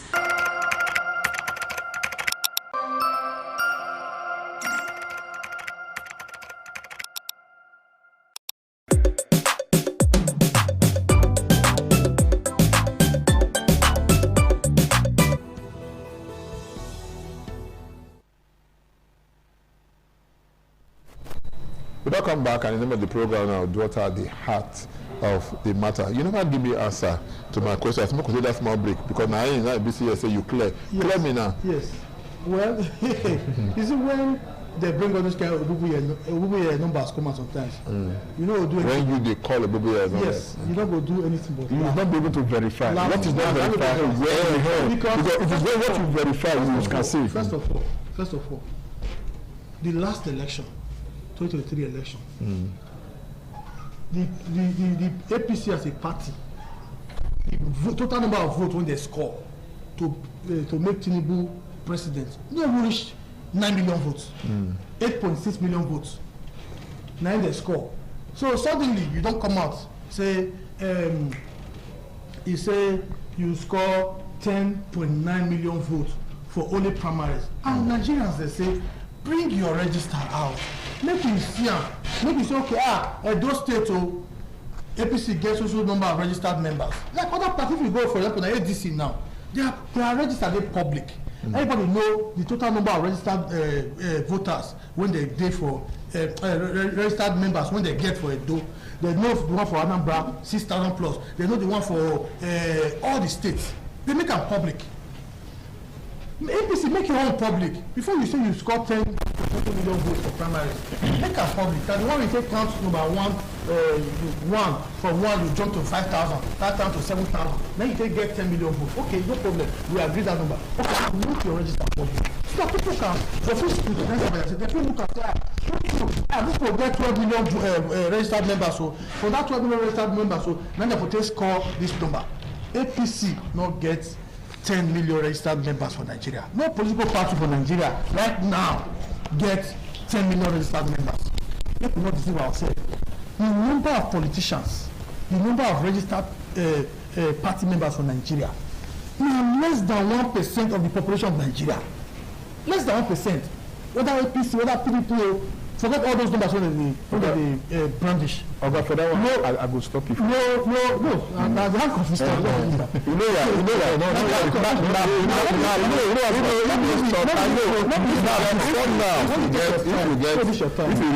reach your time, you go respond. When the microphone does your hand. So the number of politicians and registered members not reach me, not reach 1% of the population we will get. So if they come as you get 10 million registered, that one is pure lie. Proven by facts. Prove the fact. If you say, okay, you say I get this thing, I say you not get that. People say you break up, put our table, say, see, I go say, okay, now true, you didn't get it. I say, what you kiss, say for grant. Secondly, the last one. The last one, I could respond to that one, the last one my brother talk is before you go talk, when you get many things to tell me now. So, he talk about, say, the number of governors when they get. Make I give them just small figures from the last election, 2023 elections. No, take for example Peter Obi, when he contests through Labour Party. Labour Party not get one governor for Nigeria, they not get one senator for Nigeria, they not get one rep member for Nigeria, they not get one councillor for Nigeria. As at the time when Peter Obi contest, Peter Obi win 12 states when they get governors. Some PDP governors, some APC governors. The governors, so they lose their ward, so they lose their units. For example, Edo, as at that time. Now, Atiku, as at that time, when he contests under PDP. He win 8 states, 8 APC states. Then he win. Yobe, some APC states for when they get APC governors, Atiku win them. Likewise, Tinubu win maybe like 1 or 2 states, maybe particularly one I know of, River State. When no matter how they say they take do am sharp, but if they declare winner for River State, will be PDP state. So what did that one tell you? It tell you say not because a governor go A, me say the state go vote A. Not because say governor go B, me say the state go vote B. We don't see am. Election na wetin you go see as you see am you go know say okay na practical thing. We don't see am from the last one. I will take the judge now. It no mean say governor A go A, me say the whole state go vote A, or governor B go B, it mean say the whole state go B. We dey see say governors go the camp, the party. The followers go. We don't see for River State. Amechi comot for PDP. He go APC in 2014 over 2015 election. He lose the presidential election. He lose the governorship. He lose everything in 2015. He come. He lose all the seats, all the House of Assembly seats. He no win one. So don't be say governor decamp, we say the state don't decamp. Okay, no wahala. Because you give, let's say you say you get what you want react to just time. You want react to and for this government. Next question. No problem, sir. Okay, maybe you don't tell you what you say. You say because the way they talk now, the things don't change. Don't be as it did before. It was difficult to get a one member. I remember that time to register as APC member. 2020, I was in no one was they not get even passport to do that thing. I have to give them phone. They will snap the passport.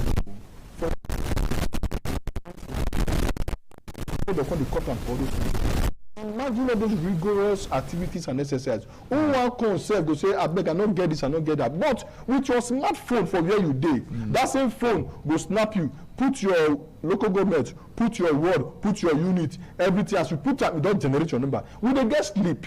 When INEC asks for this card, these numbers of voter, it was given to INEC because it's a private information and INEC receiver. Okay. They carry general public. Okay. So when you get to get membership, if you look at the strength of Peter Obi for the last election, you look at the strength of Kwankwaso at the last election.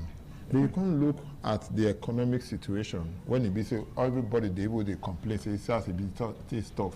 Even the government when we say they for ground the center, Tinubu they talk and say things really hard and everything. But me they no worry, me they give am time. You feel so this will not be factors. So we say if you make una fear say the APC will lose this election when they come to. You know say Bible talk one thing that he has divided against himself cannot stand. I don't understand what you mean by that one. Okay. The people where they say they be forced, they won't follow this government rassle. They are not coordinated, they are not organized, they are not planned. So which make you fit they know they coordinated, they know they organized, they know they planned. Only one person don't go lead 3 parties just in the space of how many months. All the names say he want drag presidential candidate tickets. It's not about that. You are not telling us. It's not about you. It's not about the people. It's just about your own selfish interest. That is why you say it must be me. Anywhere you go, they not give you. You scatter them or you come out there. But who want really build there? You know go say na me. Anywhere where you go, you go see what you meet for ground. You go work with what you meet for ground. Now so person will want build. Tinubu, what is doing? The country is hard. Nobody can talk about that because when you check only the fuel price alone, the thing now what you go bust your head. Just like, but now for a time you take come now introduce them. Yes, but. The other aspect of it, if some governors are actually sincere, the level of allocation they are receiving from federal is heavily massive. Since our governor massive. Since our governor come, see all the work we do. I won't ask the question. No, the work I won't ask the question. Let the money for it. I won't ask the question.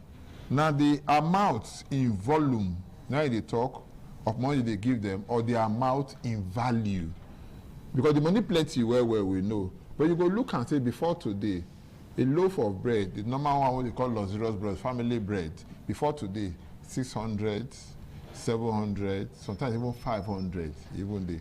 But today that same loaf of bread you dey buy am 2,000 naira for the cheaper, for the one we say they for people like only for New Benin Oba market. Now be those one. If you go Jaro side, something 2,700, 2,800, even 3,000 naira. And ask yourself now, with that kind of a thing now, person they get small money, they chase, they get big money, they chase small thing. And you want to talk and now say yes, and this and what they go clap for. Oga, before now, how much would they buy a bag of rice? Want something.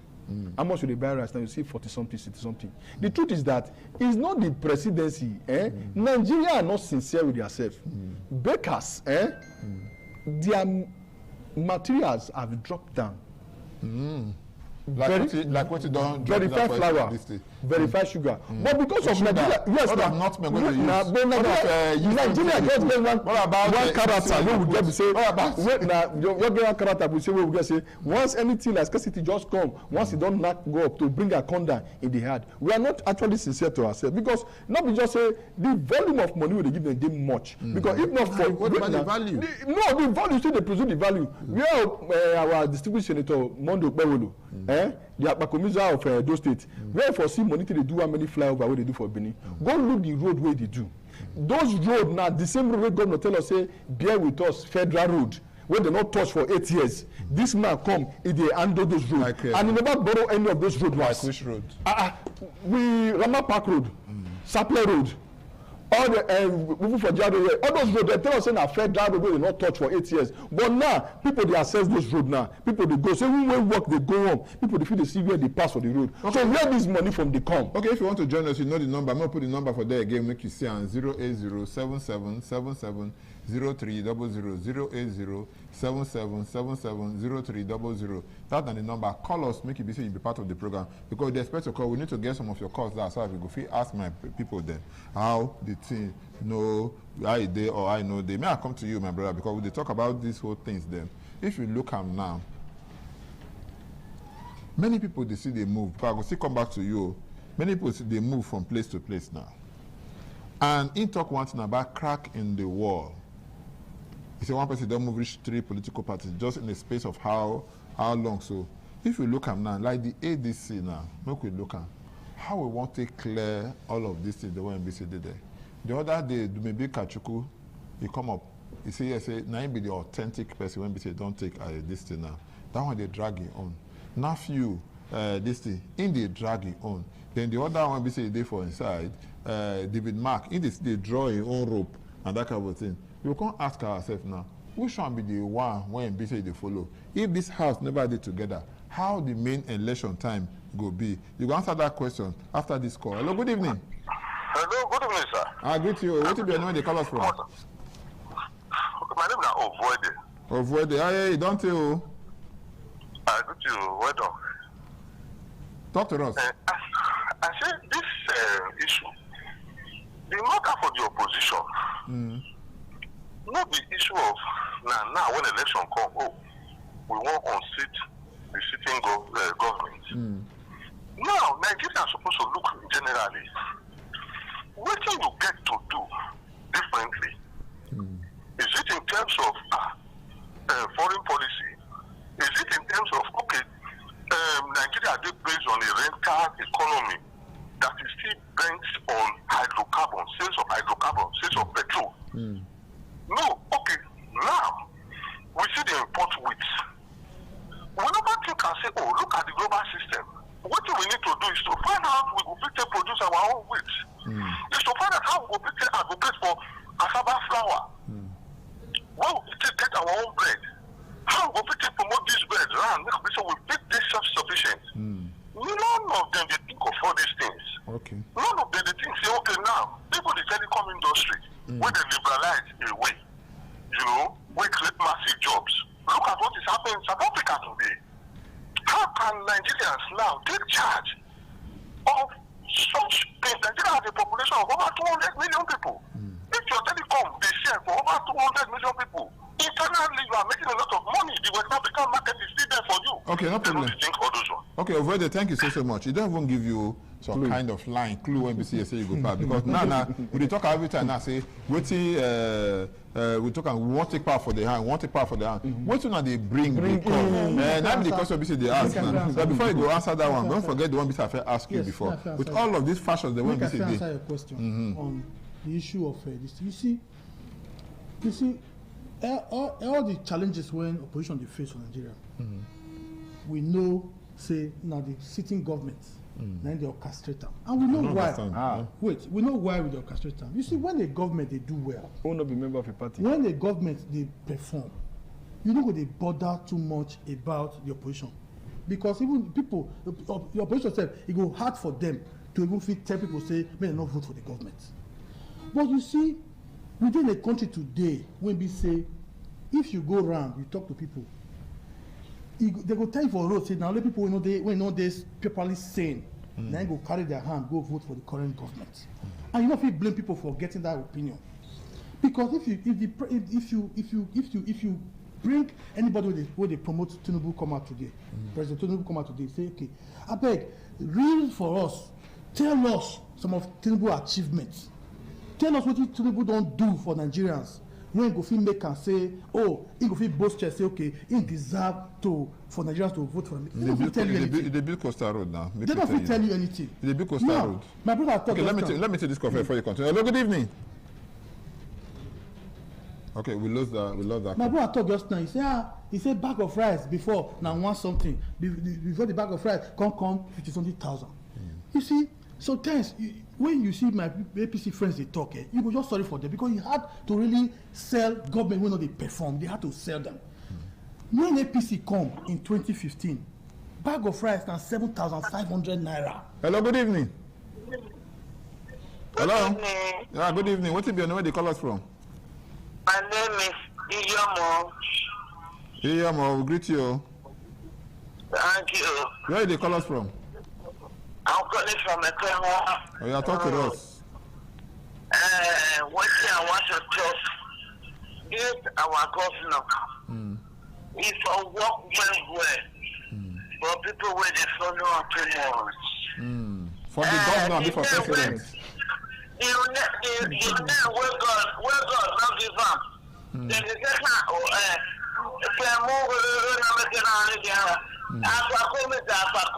that the work the man wants to for Benin? Is it not because Pacomis and I the work? It's a complete gentleman. That's why allow him to do his work. Okay. According to his strength. All right, thank you so much, Iyamo. It's me they allow do it from Ekawa Road. So when APC come in 2015, bag of rice now 7,000. Now 7,500. That's what you talk. Fuel. It I want to verify. Fuel, a liter of fuel now 87 naira when the APC come in 2015. In fact, as at that time in 2014, they tried to under Jonathan they tried to increase the price of fuel from 87 naira to 141 naira. The same president Tinubu so na him lead protest for Lagos. All the APC leaders support him. They protest say no, they don't go remove subsidy. We want make fuel remain for that price. But the first day when Tinubu enter government, the first day when Tinubu come, now the first thing we do now to announce say subsidy is gone. You see, when plunge Nigeria into enter where we dey. So when they say even APC members today, if they go any filling station now, they go present their APC card, then they give them fuel. Somebody they line. No, good evening. Somebody they line. No say they line. How they call you the community center? Hello, good evening. How they call the way they take the trouble, the pour inside. They no can allow you make up that this is. If any APC members now or Tinubu supporters now, they go filling station. Then they fit use their APC membership card collect free fuel. No. Then they fit use their membership card. I don't talk that. Go market. I don't talk that one now. The Tinubu himself he agree say Tom. Exactly. If you admit say you dey wrong, you say the country dey rough. They also admit say na you cause the problem and you no supposed to dey seek re-election. Now Nigeria, now Africa here, we dey think say oh you must take power even when you not do well. Everybody know, even APC members will tell you. They fit not talk publicly, but they will tell you say people not do well. The one I talk about the fashions when they for every no answer that one. Yes, in the issue of the I don't tell you. The fashion. I think the issue of the fashion. Now government will not do well. Now they, you see, now Tinubu strategy for Lagos State. Who not be member of your party? Can you scatter your party? Now Tinubu strategy over the years. Which influence you can get over the people, over your own party? Look inside, even if you look inside APC now, kata everywhere. Go data, APC data. I mean, no be mass registration since yesterday they come. Everywhere people they resign for APC because of primaries when they conduct. So don't be say any party get an Eldorado. Don't be say any party get an. But terrible fear of say opposition. If opposition strong now president now because you know they perform. If they perform, you know they see chance they spend so much money when you don't see can help Nigerians when they suffer. You they see until they fund crisis for inside opposition parties to destabilize them. First of all, now Labour Party first go. Can you verify that? You go Labour Party, go scatter, you go PDP, you do one, you go ADC, you do one. At the end of the day, all this one now the fear of Nigerians.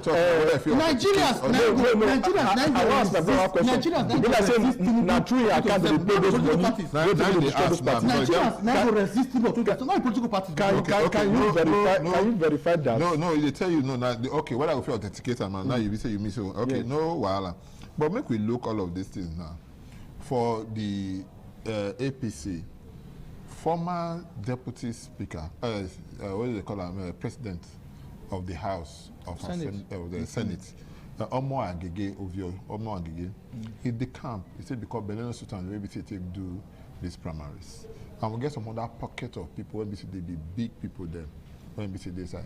This primary when we see we can't see some people are not all the political party where they count from one like you talk or like you yourself agree. Maybe some people maybe they count them. Some people take cover the children eye, maybe they know see they cover their ear. Make it be say they know here what it be say they count say from 1 to 10, 10 to 80, 80 to 1,000 or something, from there to that. And basically people they come out. You know, say it go affect the chances of your APC come 2027. Don't forget to call in, the number there, just call in so I will take your call. Those ones, after primary, party they shake everywhere around the world. But the ability for the party to consolidate and build a very peaceful relationship, reconciliation among members, now they make an because everybody come with their own interest. So for Omar Agege, how many times he don't go Senate? Or for the like of Omar Agege. You understand? So not be with the thing. Other people are still coming. Now not be Omar Agege not be forced for Nigeria politics. Then they talk. No, not so not be you now they think. No, others are still coming. If na Pikin lose or na Pikin they contest, they don't give. Well, they how many times he don't go Senate? We are not talking about that, sir. The thing we are focusing on that the members, after they've communicated, they've agreed, we will still go to that battlefield and we will still come back victorious. Do you know why? We believe in the strength of our member that we have. We believe those that believe in the government, that I know that the government is working. The government itself, when we say they complain, say they know things they had. Now government will not they work, now they give up on itself. Go and check the coastal road that is doing. It don't pass beneath, they go pass here for after Ogida, that side of your side. They don't go map am. You go see them, not where there's say they start with the puzzle. Just they go. Once those kind of road they come, what do they call development first of all? Once you get good road, first of all those dead community go first waking up, appreciation will come. You come to see very say economical life. You come to work well. Omo and the way when be say he come out for the political party, he say not be big fish, not be fight, not be person when be say after they come out and everything. You know, if he say yes, that one go affect the chances of the distance. Where if had day before? Before you come APC. If you had the particular party, now just say they're not green, now they come out. Not be only your side, the thing with the play they go. Come on again, I bring APC come to state. Before you come better state, where if had day before. Now when they don't give them those things, now they come operate on that platform where they achieve. And but what you they go for, other persons don't see come over say it's more for them. When you did Senate, how many tenors did you go to Senate? I don't want you to check.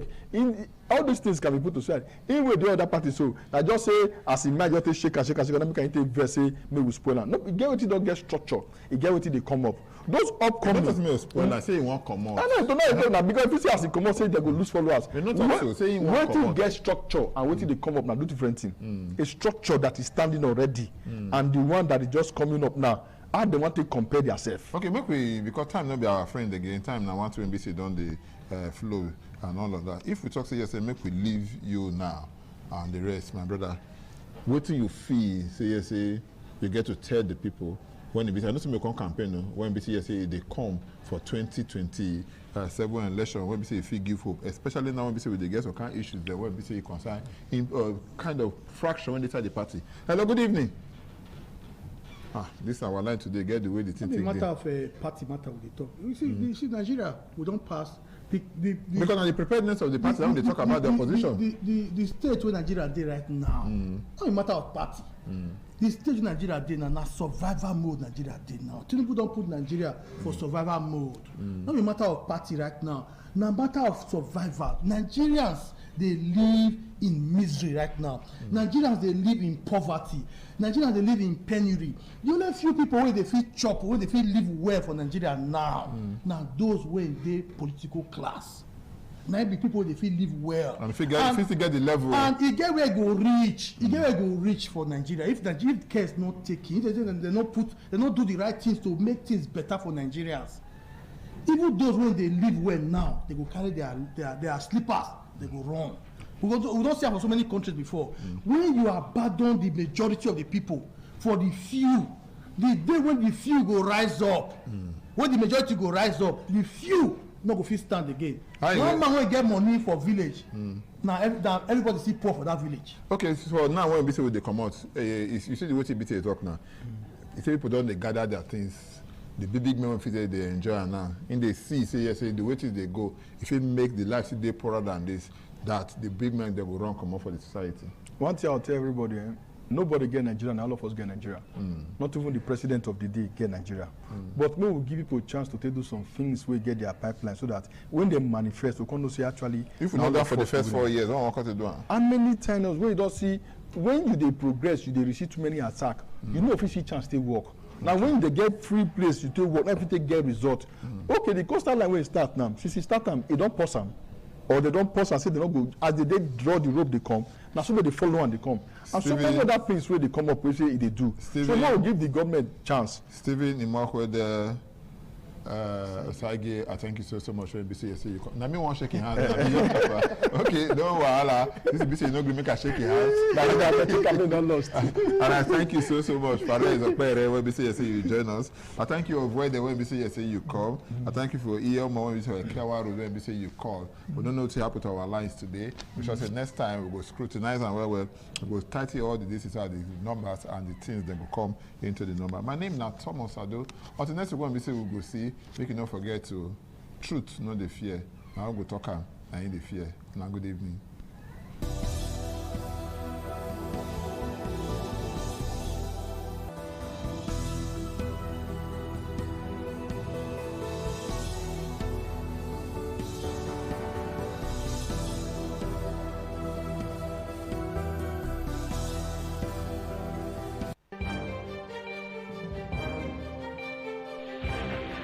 This is ITV. Certainly the best.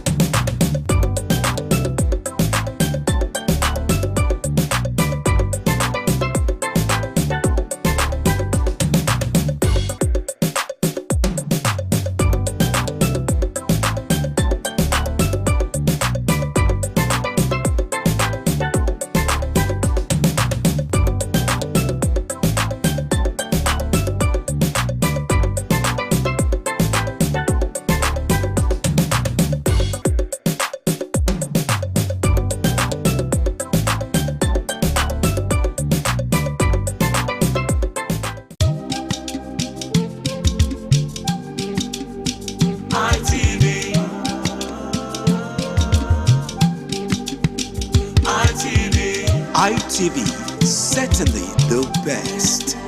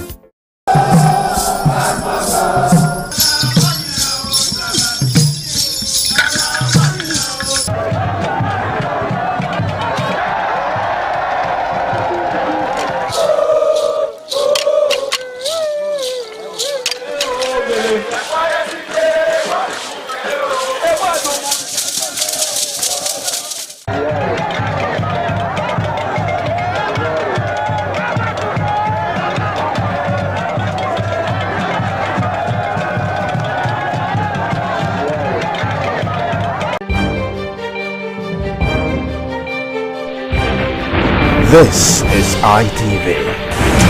Certainly the best.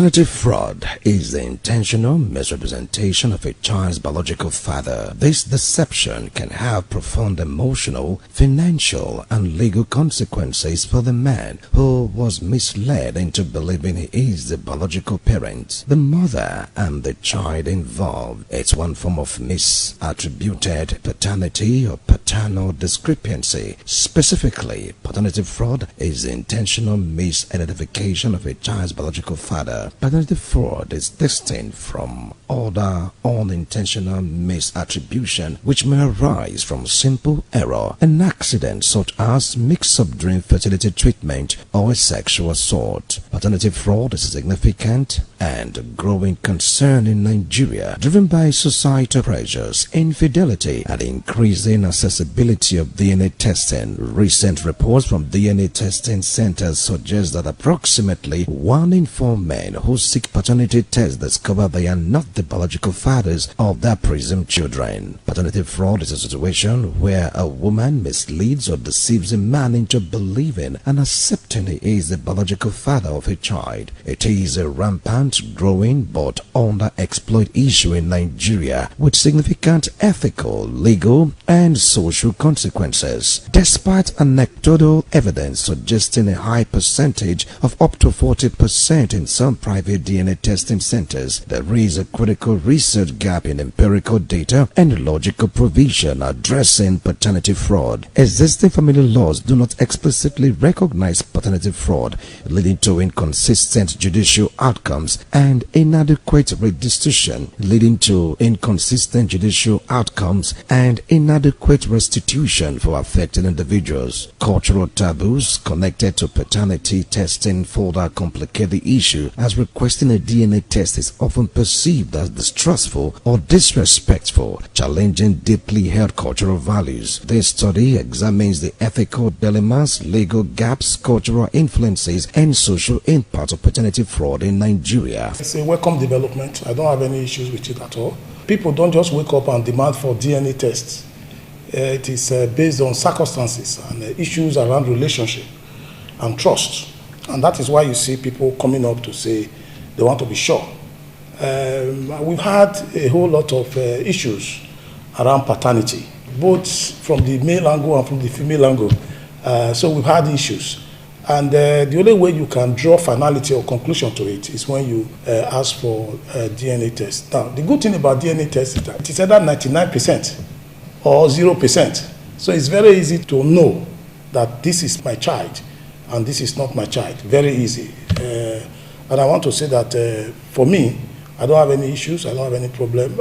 I encourage it, particularly when there are doubts around the issue of birth. I don't see any reason if there are circumstances and you are demanding for paternity test. If there are no issues, then why are you afraid of it? You shouldn't be afraid when you know your hands are clean. So on the issue of breakages of marriages, of course it will happen. If it happened that it's negative or it's positive, I mean, and it happened that your suspicions are correct, certainly it will lead to either divorce or separation. Basically, I don't think that is a social problem at all, but it will also give you rest of mind to say, yes, either this is my child or not. We must begin to live faithfully with each other. I think that is it. If you know you are not faithful, also you should also know that you can be cut out. Basically, that there is a way we can identify and find out if you were faithful in your marriage. You know, all these things leads to succession as well, property rights and succession rights. So it is not just only paternity issues. It goes a long way when it comes to property devolution, as well as other areas of social issues that we must also look at. You do not want another person's child to inherit your property. So those are the things. You see, it's not something that just end up with the man and the woman. It goes further than that. And you will also recall that late MKO Abiola, before he died, insisted that the majority of his children should be tested. And that happens. And you all know the result of that test. A lot of those kids or a lot of those children were not his at all. And because of that, they were denied the rights of property inheritance. You see, but of course, he would have done that probably when he was alive. So I don't see anything wrong with it. It should be encouraged in society, and it should be encouraged globally. It has become a thing that people now practice it because of some reasons. Otherwise, before now, it's assumed that once a woman is pregnant and she's married, that pregnancy belongs to her husband, and eventually the child belongs to the husband. But within some circumstances that you now found that maybe the child is sick and the child is taken to the hospital, he needs blood transfusion, the blood does not rhyme with the supposed father and things like that. I think that's where the idea of doing DNA came about. And you and I know that it can be so disappointing that you are raising a child only for you to discover that that child is not yours. And to avoid all this, that's where they brought the idea of doing DNA. And also, when they want to travel out, well, there are also issues there. So you go to embassy with so much confidence, and at the end of the day, you find that the children you have taken to embassy to get visa, they are not yours. So it's really disheartening. But I want to advise my fellow women, let us be truthful to our husbands. If you know you can't stay with the man, instead of jumping around, just get out of the marriage so everybody know that you are single. Instead of pretending to be married and yet you are more of a single person. And at the end of the day, you bring other men's children for the man to take care of. And at the end of the day, there are issues. So instead of putting yourself in that disgraceful manner, just stay on your own and they know that you are not married. And you can do whatever you want into your life. Nobody is going to ask you, why are you doing that? In every action, there are always consequences. So everybody should stick to what belongs to them so that the children you have will know that they are yours and things like that. But even the men, they do it with recklessness, except when the man eventually dies. You see people coming from every angle that this man was my father and all that. And I think that is not healthy. So let us believe morally. God says, if do not fornicate. So, and you know the punishment of fornication. So let's just avoid it and be faithful to our partner. Findings reveal that economic insecurity, societal pressure on women to bear children, and restricted access to affordable DNA testing contributes to the problem. Key causes of identity fraud include marital infidelity and concealment. Women may hide that a child was conceived with someone other than their partner to avoid divorce or abandonment. This can also happen when a woman gets pregnant, probably for her ex. In order to save her marriage and family reputation, she will cleave to an unsuspecting innocent loving partner, especially when the wedding date has been fixed. It does happen when the woman's husband lives abroad for greener pasture. Perhaps he stays out of the country for a couple of years and occasionally comes to visit once a year or once every 2 years to 5 years, leaving the woman lonely and vulnerable to temptations from other men. These ladies sometimes sleep with their house help or security guards. The brothers or best friend of the said man abroad may be lured into their net if they are not careful. Another factor is financial motivation, a desire to secure child maintenance, inheritance, or financial support from a financially stable man. Sometimes desperate ladies go a long way to tie the man of their dreams with pregnancy. They know fully well that the pregnancy does not belong to the said man. Due to the financial stability, they can get pregnant for any man of their choice to remain relevant in the scheme of things. In our mother's days, they don't even know what is called DNA. Because when you are married, you are married. You live with your husband and your children. It's one family. There's no looking out. And if you look out, they have punishment for it, grave punishment for it. It's okay for DNA. And now we show anything that is not made by God may not be 100% correct. That is the truth about life. Anything that is not made by God is not 100% correct. So even the DNA, how we show is 100% correct. The person that is doing the test in the lab, any little mistake will give a bad name to a dog in order to hang it. So the way forward is that all those our cultural practices, traditional practices that are healthy should come back. We should effect it. What is important is your heart, your mind, your conscience before looking at deterrents from outside. In marriage, your heart, your mind, your conscience. This will guide you in order for you not to go astray, either as a man or as a woman. Then when these virtues are lost, then we begin to call for DNA. Of course, that's the last resort that will solve the problem. If a woman is accused innocently, then the woman can conveniently say, let's go for DNA. And that woman will be vindicated. That's the last resort for now that we have. People are ready to go and swear. Even if you say go and swear, people are ready to go and swear. After swear, they go and do other things to counter the swear. If it is done sincerely, it brings sanity to preserve marital vow. And at the same time, if a man and a woman knows at the end of their journey, something will come suddenly like this, everybody will check it or herself. And the word integrity will prevail. Even nowadays, nobody cares. Nobody wants to know or care about integrity. And that is why sometimes, before you marry in those days, our parents want to know from which family do you want to marry. They go deep into it. If it's a family where you are hit and run, they will not allow. But a woman who has no manner or a man who cannot really preserve, go from one place to another, just bringing babies. And when you find out most of the children, they are sick, you don't need the cause. It's because Fanta face and Coca-Cola body. You find out the father is from another person, the mother is from another place. So how do we go about it? So it's in order to allow integrity to prevail in marriage, I think it is very good and better.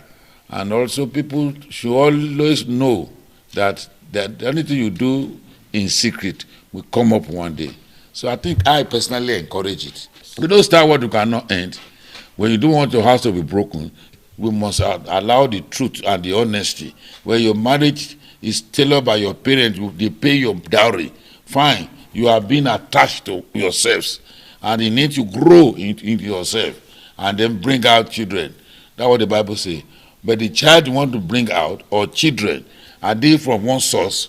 They are not corn that you grown up under. So we pray that no broken home. But if the house is broken, you want to find out why. If you mess up your bed, how do you want to lie in it? I encourage it. See if anything come contrarily, you will find out if it is really not. I'm not talking about short course test. You do tests that is not a Yahoo test, retest, and whatever it comes out, fine. What brought this matter of DNA test is reality. Yeah, because sometimes hunger can kill faith. At the time that there is hunger in the land, a stupid person can just come and dash current of pounds or dollars, then you fall off, you derail like trail. So that is why it is good this should be done, and then it's a legacy they want to follow. Where for sincerity we are talking, and integrity will prevail. That's what prevails in a marriage. Sincerity, integrity is what we are talking.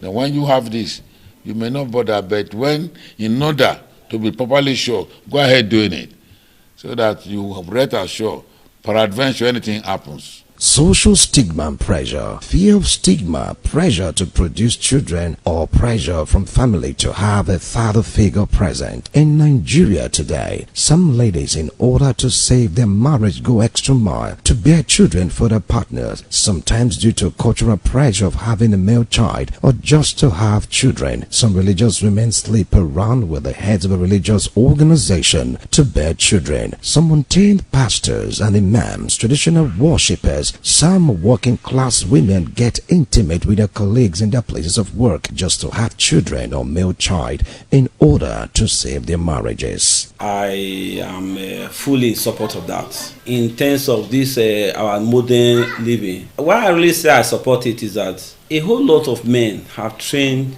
children for other people, being that they don't even know if they are the actual fathers of the children. The kind of lifestyle most of our ladies live these days, I will encourage that the government should make it reasonably affordable for every man or every child to have his DNA done. The reason for me, again, is that if you know the DNA of your child or you know the paternity test of a child, it gives you an in-depth responsibility for you to cater and do what you expect to do for that particular child all through life. But when you don't do it, or when you are not able to do it, when you start seeing some traces of abnormal character emerging from a child, you start imagining, what is this one coming from? And when these things keep happening like this, you see that you will lose trust, and at the end of the day, the psychological effect is enormous. It can even derail the entire system, the entire system of the man or the family. So that is just one of it.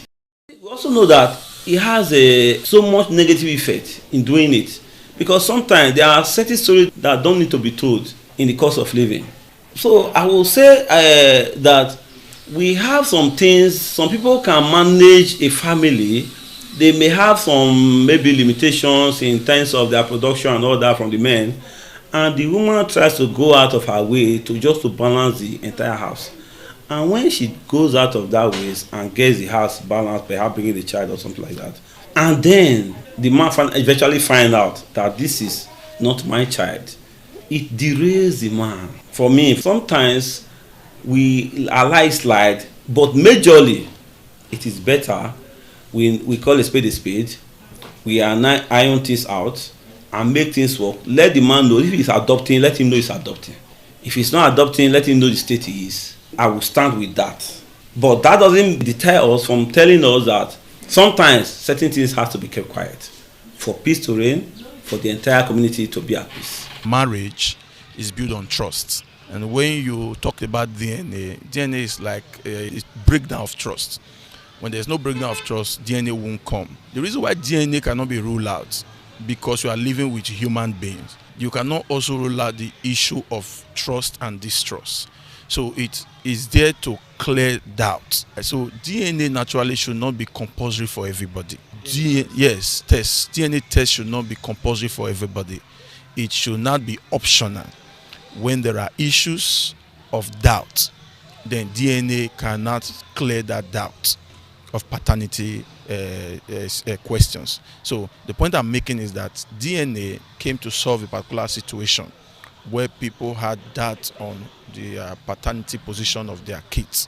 And we find out from results that most time the DNA prove 99.9% no paternity. So we have also found out that DNA comes out to say that paternity correct. So the point I'm making is that DNA should not be made compulsory by government. DNA should be the last resort to clear doubt when there are issues of trust. It's very important. Okay, so that's the reason why we encourage couple. This extramarital activity can actually lead to this issue of doubt. When there is trust in marriage, you've married your wife, you have cohabited and begin to raise children, the issue of DNA would never come up. Yes, but when there are this issue of cohabiting extramarital activities, you will discover that when there are issues, that will come in. Secondly, we have seen that, a child is sick, come and donate blood. And at the end of the day, the blood is not matching. What do we do? Then those are questions of that. So we have also seen situations. This guy was sick. The child, 5 years old, took the child to the hospital. The father was to donate blood. They tested the blood is not matching. It was questioning. And after the shouts and all of what that comes through all of that, the woman also did a DNA and discovered that it was not also her. And when they now went back to where they discovered there was mistake from when the child was given birth to, they had mistakenly exchanged that child. And because the woman knew herself, the woman insisted and went through all the rigorous, and they were able to find those people who they gave birth same time in that same facility, and they find her own child. So the DNA naturally cannot be ruled out. There are issues of doubt that it has come to solve. So this is my position. Number one, it cannot now be a must that you just have your child go and do DNA. No. it will create doubt when such an accusation against the wife. After the result, such marriage can no longer be as it used to be, because there's already doubt, there's already breakdown of trust, and one of the power of marriage is trust. So we must ensure that this trust base is kept. It is only when the trust is no longer there, then the paternity test becomes very important. Emotional relationship security. The intention to trap a partner, keep a relationship together, or create a two-parent household. This is where the woman picks on any man of her choice that she felt will be able to stand the test when she gets pregnant, not minding that she's already in a relationship with another man that she intends to get married to, or she's already a married woman living in her husband's house. This may not be the same for every woman, because we have most women in Nigeria that respect relationship and of course respect the tenets of marriage, irrespective of the pressure built upon by society and family to bear male children or still to have children. Other case is uncertainty and concealment. In case where the mother is unsure of the biological father, she may choose a partner to be the legal father. This goes for women with multiple sexual partners. They may not know the guy that got them pregnant. On realizing they are pregnant, they choose from the range of sexual partners, especially the one they feel is financially stable and responsible to be the father of the unborn child. Cultural factors. Pressure to have children, particularly male children, in some cultures can drive women to hide the true paternity. This can happen in a traditional setting when the line of succession must be maintained.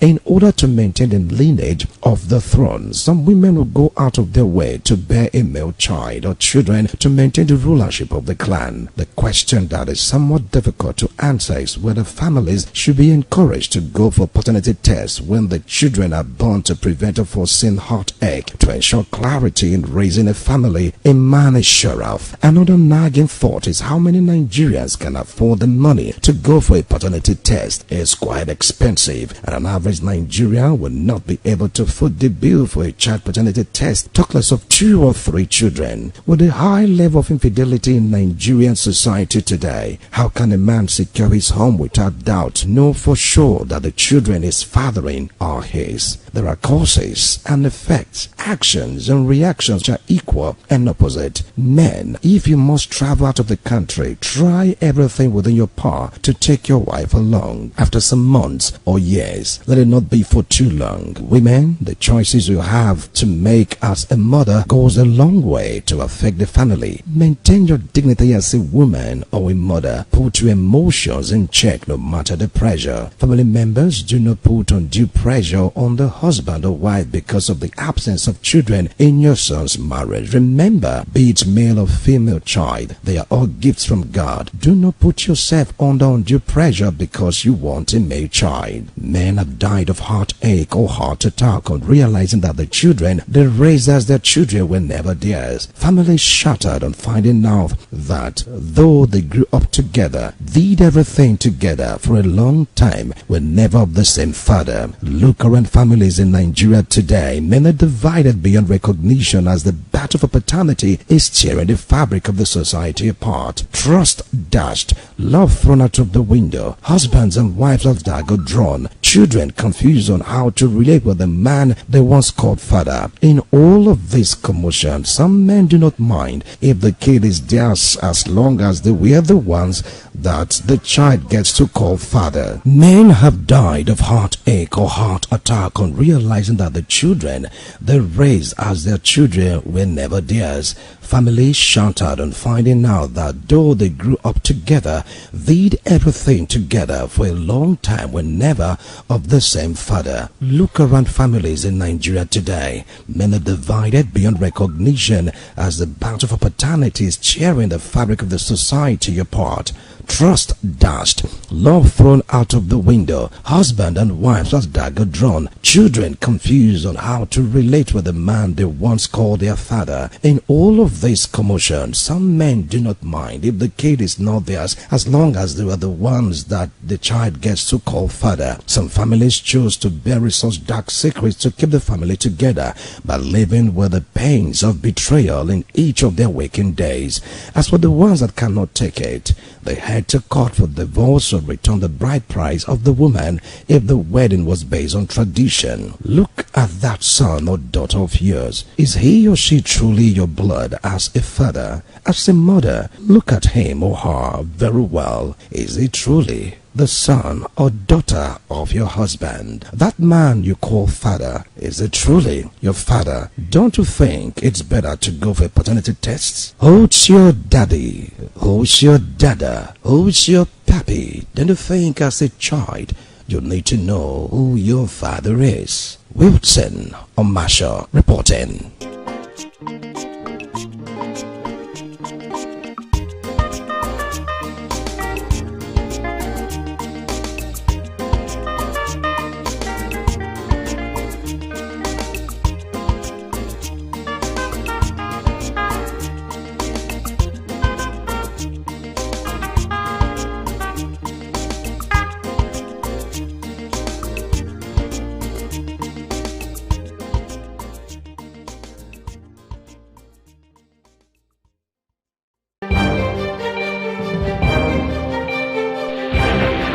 This is ITV.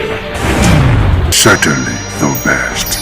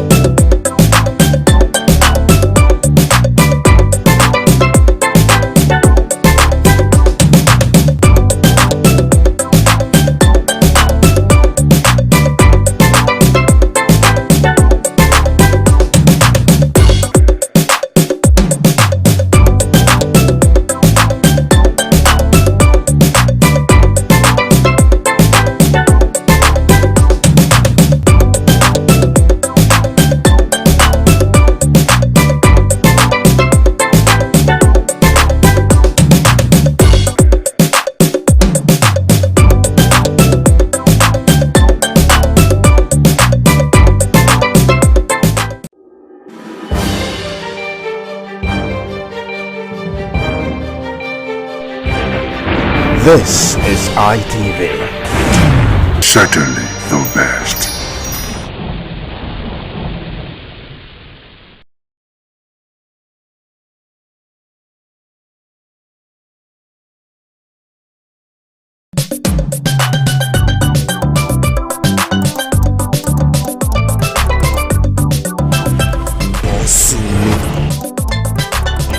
Only God can do what no man can do. However, Nigerians can no longer pay for transport. However, Nigerians be want come out for house, may they go hustle for their daily bread. But the transport where they want to come out, it already work the daily bread for the house.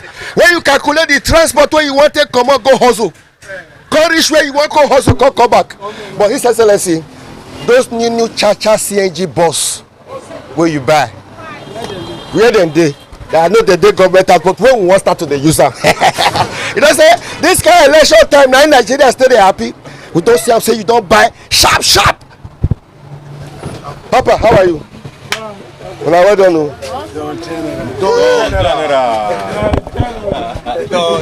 Anywhere you dey for Nigeria, they watch us for ITV, for Facebook, for YouTube, they watch us online. We must continue to thank you. This bus don't reach like 10 years now. Now the former governor. Abi, don't reach 10 years. Former go 16 years. This bus don't go 16 years. 16 years. Let me say we are due for new one. Yes. Overdue. That's why Akpakomisa don't go carry some come now. That one not they use diesel and fuel. And a CNG. I been an electric bus our governor go buy also. Na CNG. 100 naira. No, not be 100 naira. For this election time, a free Mayala. No, for this election time, from now till January 16, now free. If they not carry us free, we'll change it for them.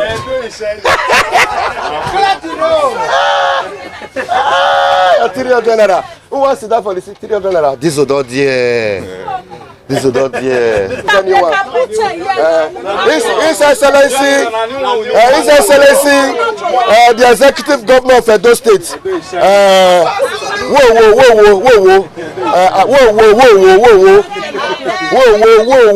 I beg, those new bus bring and come and make them go pack all this one. Abi? Yes, Edo people deserve it. Edo people deserve. We deserve to have a new bus. A new bus. Yes. Yes. Only say never enter street. I bet may enter. May enter. What they pay you for back? If they pay me for, if I don't even get space to put my leg. You know, see. They should prepare and add it to you. No. Waiting they have. Comfort. Okay, this your son. No wonder. Opa was the try for me. Yes. What you try for you? My brother. Okay, but the transport, you know, say transport. This is not there. No option. This one. This is not there. Make 200 naira. From where to where? From AVP to. Oh my governor, you should be ready to lay good foundation. Earlier the better. Because in the nearest future, you become one of the leaders. So we are praying. Amen.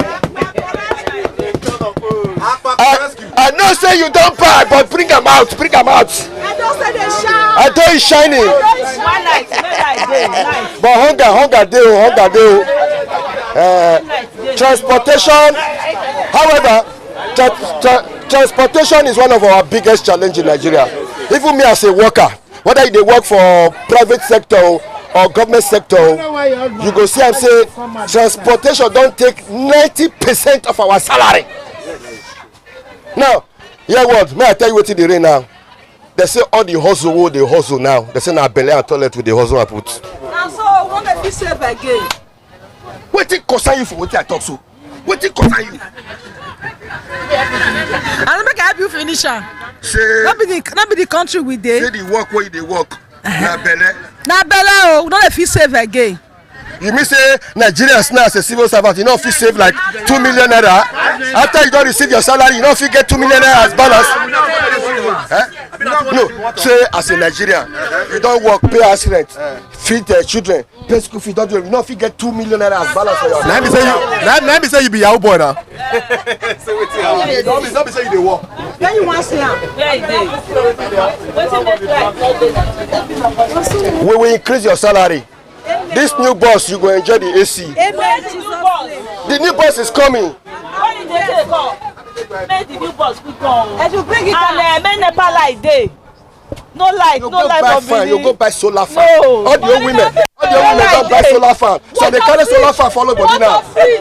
You go buy inverter fridge. Go buy solar fridge. We not go fit wait for NEPA again. We not fit wait for light.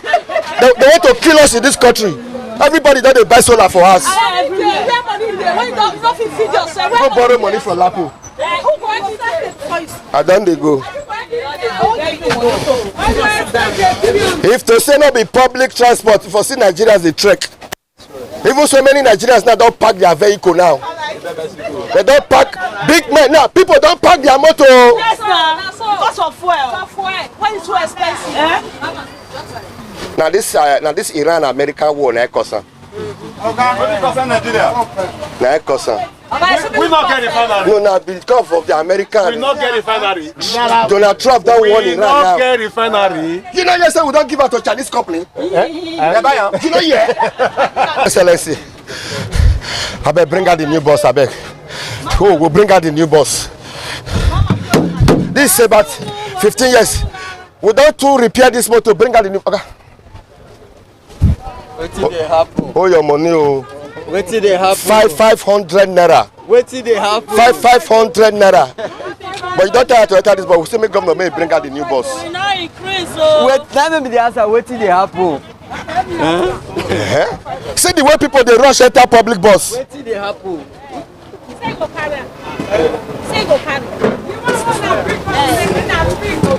Now, no, it's Excellency. As an area journalist, as an area journalist, this new bus so make Edo people enjoy this bus till the end of this year. In fact, till January 16th.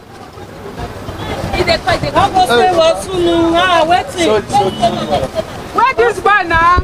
Madam, you don't see all that small bus enter where you call the enter this one. You don't see small one enter. You don't take cap. Where you call the enter this cheap one? It's not cheap now. It's cheap. I go say cheap. It's not cheap. This one is supposed to be free bus. No. 300 is it cheap? It's not cheap. It's supposed to be free. You know you say fuel don't go up. Okay, why did they want us to vote for them? Is it not because of all this? Now they tell an America carry you free from now till January 16th. See me now, I want to pay. I want to pay. Oh my governor! I'm also a passenger. I stay in Airport Road. Just now you are in Airport Road. We do queue for it because it's cheaper. The other buses they carry 600, 700. You know, in this economic now, we cannot afford to pay such amount. That's why we are trying to manage and queue for the bus. We queue. We are many. The governor have bought new Shasha bus. We thank him. Long may he reign. That bus AC deal. Yes, we knew. That bus not be cho. You mean it? That bus not be diesel, not you be fuel. You mean it? That bus now. Bus for our governor. It's not the hyper. So where are you going? Where are you going? Now you the enter goes Ghana or South Africa.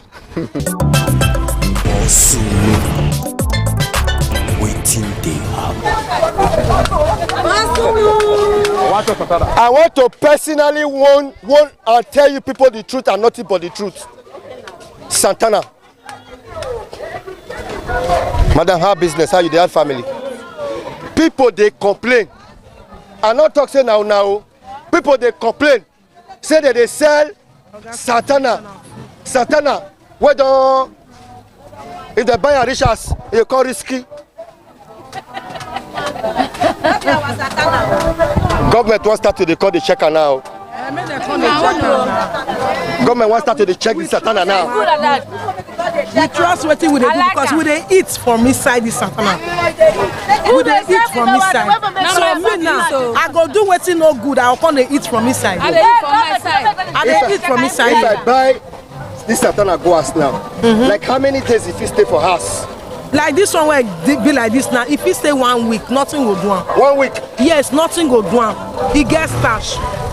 The one where no get stash, 3 days he don dey pere. Okay, may I tell you now wetin people wey dey chop Santana dey complain. They say why be say Santana the smell, the cassava scent, it is scent well. These some people just chop Santana and once you tell them say chop am. If you just open some, wetin dey cause am? That one another person go answer that one. Wetin dey cause am? I don't know. My own on the smell. Your own on the scent. I say my own on the scent like that. My own dey smell like that. Because if you put them for water now, say you soak them, you quick wash them. Once if you too take for ground, now you go get that odor. But if you quick wash them, quick make them, you know get that odor. How much for that one now? 100 naira. 200 for one. 3,500.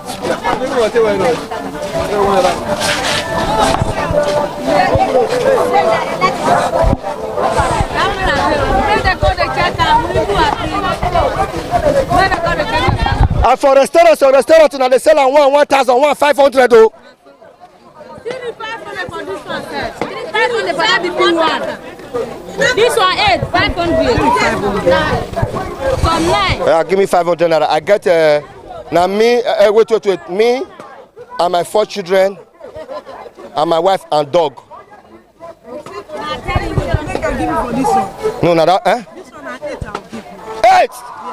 And some restaurant they sell on 1,500 naira.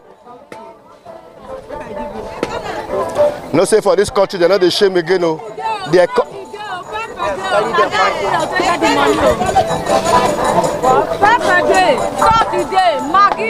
Okay, inside the Santana 500 when I buy. Now inside the soup, pepper. Oh yeah. Now 9 now give us. 500 naira. Let me see if I open restaurant now. How much I'll get for this one now? I buy. How many give me 9 for 500? 200 naira. With soup. Thank you, eh? Thank you. So cut now. Thank you.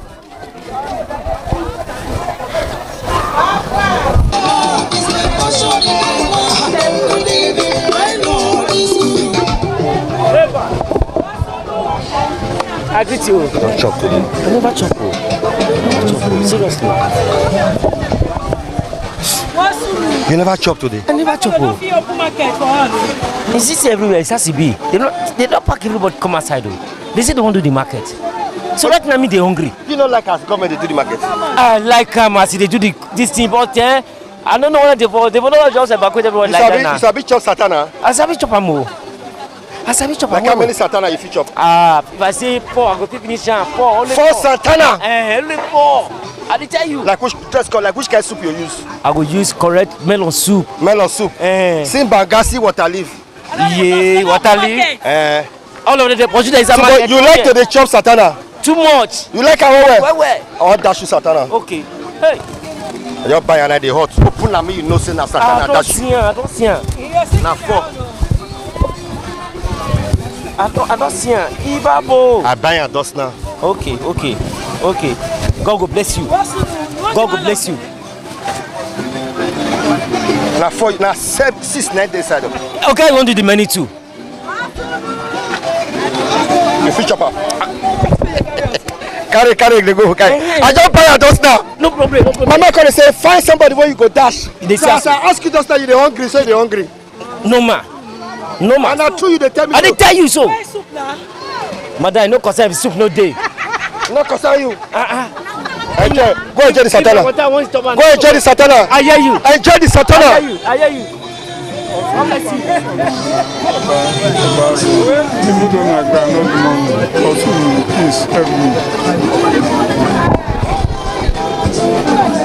May I help you with something?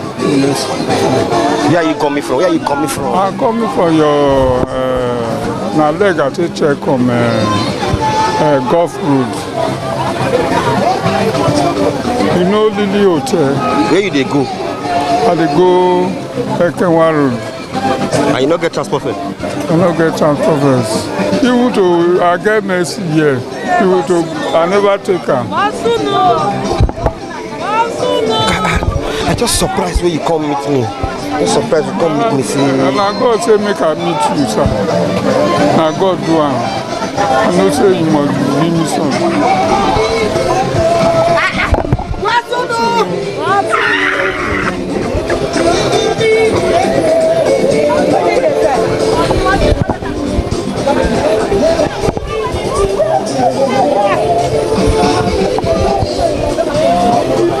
God will bless you. God will bless you. Your work, they will promote you more. We have been hearing of you for Isa Radio, and they will promote you more. God bless you. Enjoy.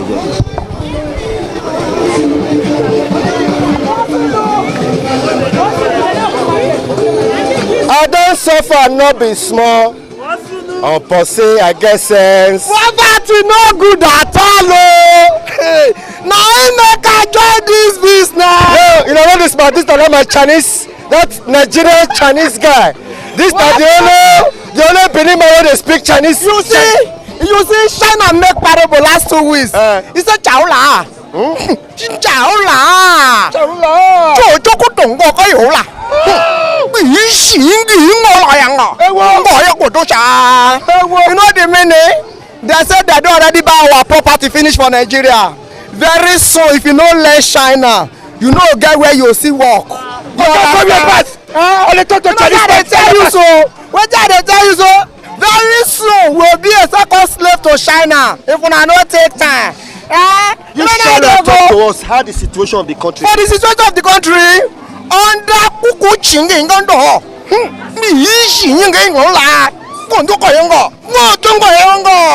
The more you look, the more you see, not be less again. The more you look, the more you see. What you concern hammer? I just show my love. We'll see. We'll see. I just show. Not the adjustment of Aru again. Not the adjustment. I just. Either you agree or you no agree. They borrow money. You say you know they. You know they. Anything concerning Nigeria, na storm that they stop. I gotta do what you go favor you. Issue. What's on your belly that they come out to? Nigeria know you affect you at all. Dominic, tell me no man. Don't spoil. To be a brother's keeper nowadays. Your brother, when you say you want being a keeper, he don't remove gospel come out for your back. So your code according to your materials, your size no dey market. As people they watch us now, they feel say you know they okay.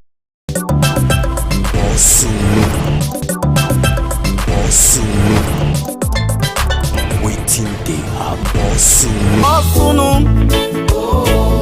Now waiting they happen. Now waiting they happen. Now waiting they happen. Waiting they happen. We must continue to thank God for our life. I sincerely sympathize with the families of people who be said they don't die or timely deaths don't kill so many innocent Nigeria. May their soul rest in peace. However, Nigerians they call on the federal government of Nigeria. Make them sharply. Nigerians they call on the Nigerian army. Nigerians they call on the Nigerian police. Nigerians they call on all the security apparatus for Nigeria. Make them wake up, because Nigerians are not smiling because of the way things going to happen now for this our country. However, we must continue. Waiting they happen. Agree to. Money no they come from heaven. Do better till money go come. Now true word that they tell you so. Agree to now. Mommy, how are you? Everybody they holla. Good morning.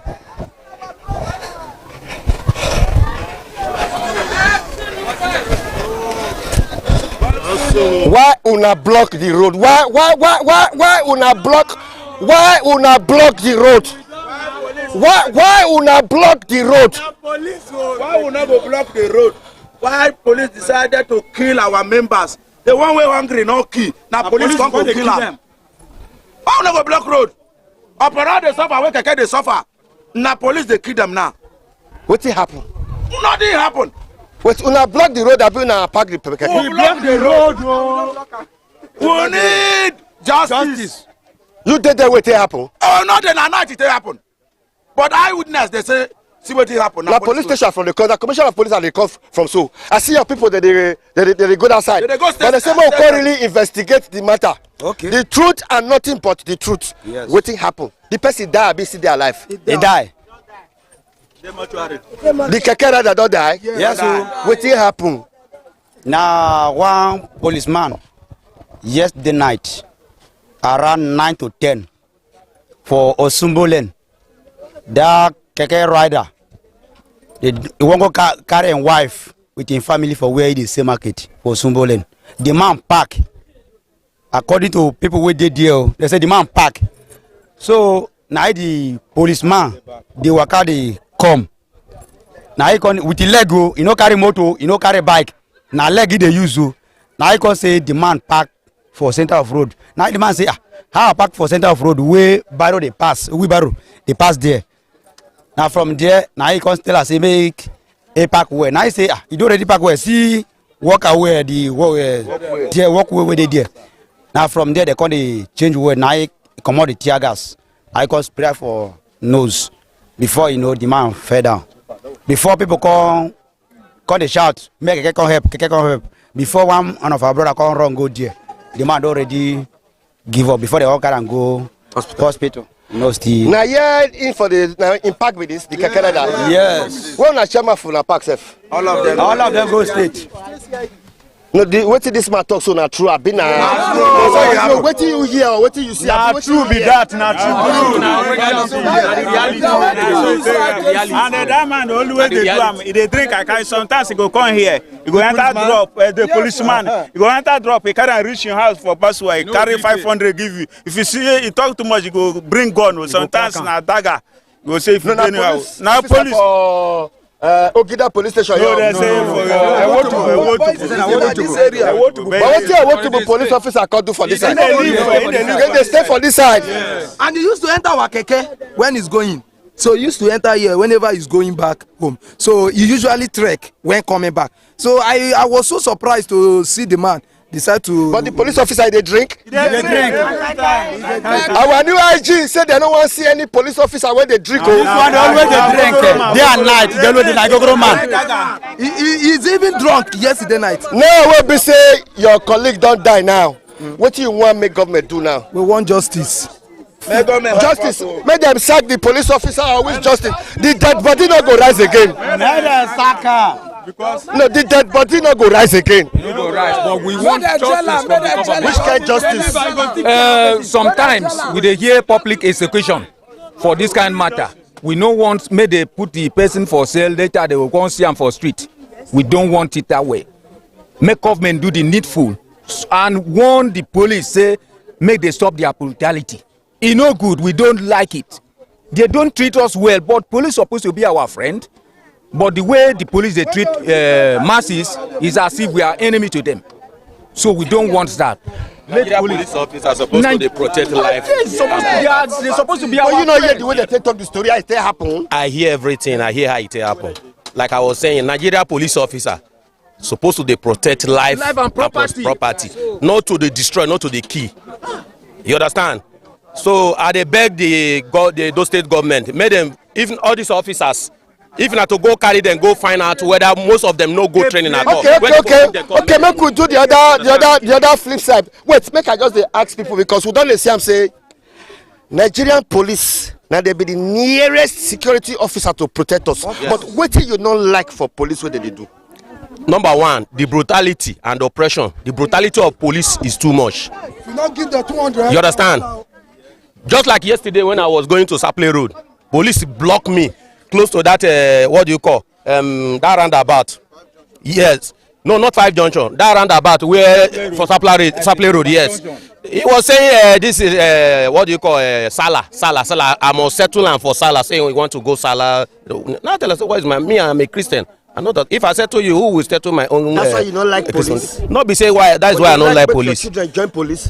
No. Okay. Why you don't like police? Okay. No, what you don't like for police? I know free talk say I don't like police. Police now our friend and they are there to protect life and property. What I don't like about them, that operation, forcing people to collect money because it's happened to me in this road by Ogo Street Junction. When they mount their roadblock there, as I drive my keke reach there, the next thing police say, man, I give her money. I say, okay, I no get money. If you get opportunity to join police, you join. Okay, I know sure they go join. The way they see the police, the way they see, I know sure they go. What you not like for police? Police. Which I got it. They must give her money. Oga, you see, police they too oppress people. They know they do their work, and many of them they don't go training. They pass back, put them. Not all of them search them, sir. They are not going to training. They pass back, enter. That's why the operation is too much for the next Nigeria. Make your child. God forbid. Go do waiting. Times our Nigerian police need better reform. This guy now, if I ask a question now, what do you not like about police? Just the hear what he want talk. Police na your friend now? No, no be nowadays. Na before. Me I dey come for somewhere like this now. Back where I be fly before I enter bus the Coring Road. I dey come for Sapele. So they first day for there in the evening. This morning they still dey there. As they say, I wear clothes, I dey dress well. You do this kind, one or two things. Everything. So I just call the notice. They can't stop my bike. So other bikes they pass where girls sit down, where women sit down. They just stop my bike, collect the bike man key. They start to search me. They say search yourself. I say, officer, see my back. Na power bank dey inside and other things. He say open now. I be the craze. All these one or two things. For Sapele for Idogbo side. Not on Idogbo. I don't forget the street. So I was like, okay. Man, no go outrash the maid. They don't go say I no talk when I make a converse. But anytime you see police, you dey fear? Why I go fear? I no carry any exhibit or anything. But they suspect you? They always suspect. They try to misunderstand me. So one or two things. So you just need to just remain calm. But you like join police? if my friend Papa be police, I go avoid that person. Or you join FCC? I not do anyone. Or DSS? Not all of them are one. Or vigilante? All of them are one. Waiting they happen. Now waiting they happen. Now waiting they happen. Now waiting they happen. Waiting they happen.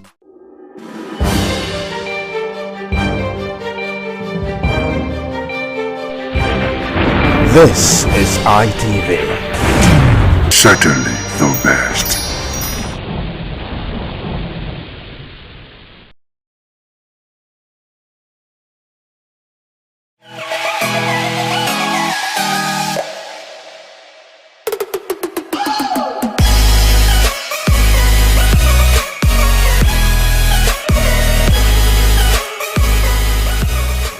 All right, distinguished ladies and gentlemen, it's another beautiful episode of your favorite Rendezvous for Guys on television, and I'm talking about the Guys Hangout Show on independent television, reaching you live from Benin City, Edo State, Southside Nigeria, West Side Africa. Now, for starters, the Guys Hangout Show is a very, very interesting show that teaches men to put themselves first in a society where nobody cares about the feelings of men. All right, so we encourage men to prioritize themselves. I believe that it's only when you invest in yourself that you can give out to those around you. After all, you can't give what you don't have. My name is Harry Agboje, and of course, it's my pleasure to have you join me on another beautiful episode of the show. Now, tonight, I've got two gentlemen with me. Of course, they've been with me before, and we're doing this again. And let me begin with the one that sits far away from me. All right? To my far left is someone that is really passionate about everything that concerns guys. Okay, he goes by the name of Osas Zabi.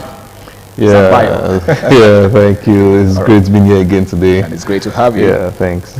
All right, and of course, seated next to Zabayo is someone else who is also very passionate about masculinity. He goes by the name of Benedict Ochagu. It's good to have you on the show, bro. Were you thinking about it? No, I was actually looking for a better way to introduce you. Oh, yeah. All right, thank you so much. It's always a pleasure being here, knowing that you are listening and watching us from the comfort of your home. Absolutely. Yeah, once again here. Okay, so gentlemen, we have something really serious to talk about. It's one of those very controversial subjects. And of course, you know that we live in a controversial era where certain things tend to offend certain people. Okay, so as guys, we come across some terms that we use, and some persons just get offended. And one of such terms is, jealousy and insecurity. All right. Now there seems to be a thin line between both. How would you define jealousy, and how would you define insecurity? Some persons believe that both of them are the same thing. Now, what's your take? How do you see both words? Do you think, they are the same, or do you think one is good and the other one is bad? So let me just hear your thoughts on that. Let me begin with you, Zabi. Yeah. Okay. Like you said, actually, there's really a thin line between both of them.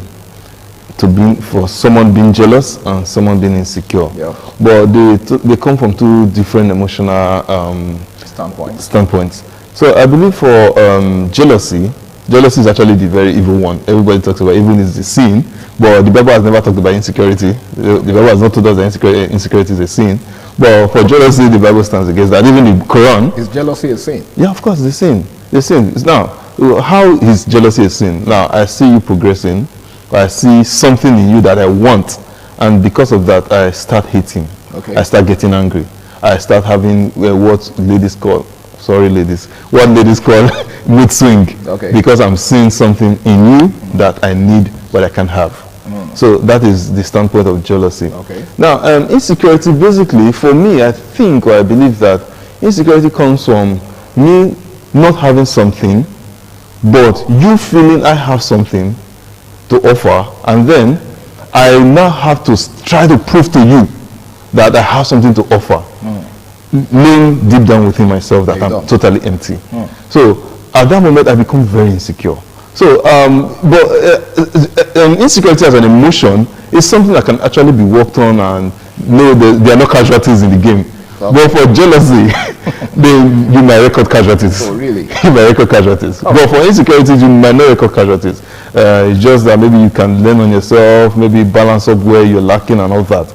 But for jealousy, there most likely will be casualties. When I make casualty, someone might definitely get hurt, or you might want to go into any means to make sure that. I think we're having a discussion backstage about a particular firm where most persons are fighting themselves and all that. Okay. This stems from jealousy, not insecurity. Not insecurity. You understand? So jealousy is the bad one, not insecurity. Exactly. All right, that's how I want to put it. Okay. let me put that disclaimer. That's a fair way to put it. But let me hear what Benedict has to say. He just said that insecurity is not necessarily a bad thing, but jealousy is actually the destructive one. What's your take on that? I don't agree. Okay. The reason is, for me, first let me say that I think you have broadened the context of this discourse. Okay. I thought I don't know whether I'm the one that misread it. Okay. It was supposed to be about in the context of love, relationship, and all that. Yes, of course, you could also do what you narrate to which is romance, which is a nice thing to do. But again, like Zabi tried to talk about the fact that jealousy is the bad thing. No, for me, jealousy is not bad. What Zabi was explaining in his analysis is envy. Jealousy is not a bad thing. Even God is a jealous God. Yeah, I was going to make reference to how the Holy Book says that God, the Creator himself, is jealous. Yes, there is jealousy is not a bad thing, but again, in context, in grammatical context, some people seem to use interwove envy and jealousy. I think it's the same thing that people do to the word pride. When you say someone is proud, you could be proud in a good way, like I'm proud of who I am, I'm proud of my accomplishments. But proud could also mean arrogance, right? So I guess that's the same thing that applies to. So in context, for me, jealousy, if it is for romance, jealousy is not totally a bad thing. Okay. Because when you love, there will be elements of jealousy triggered in you. No matter how much you try to say, me, I don't care.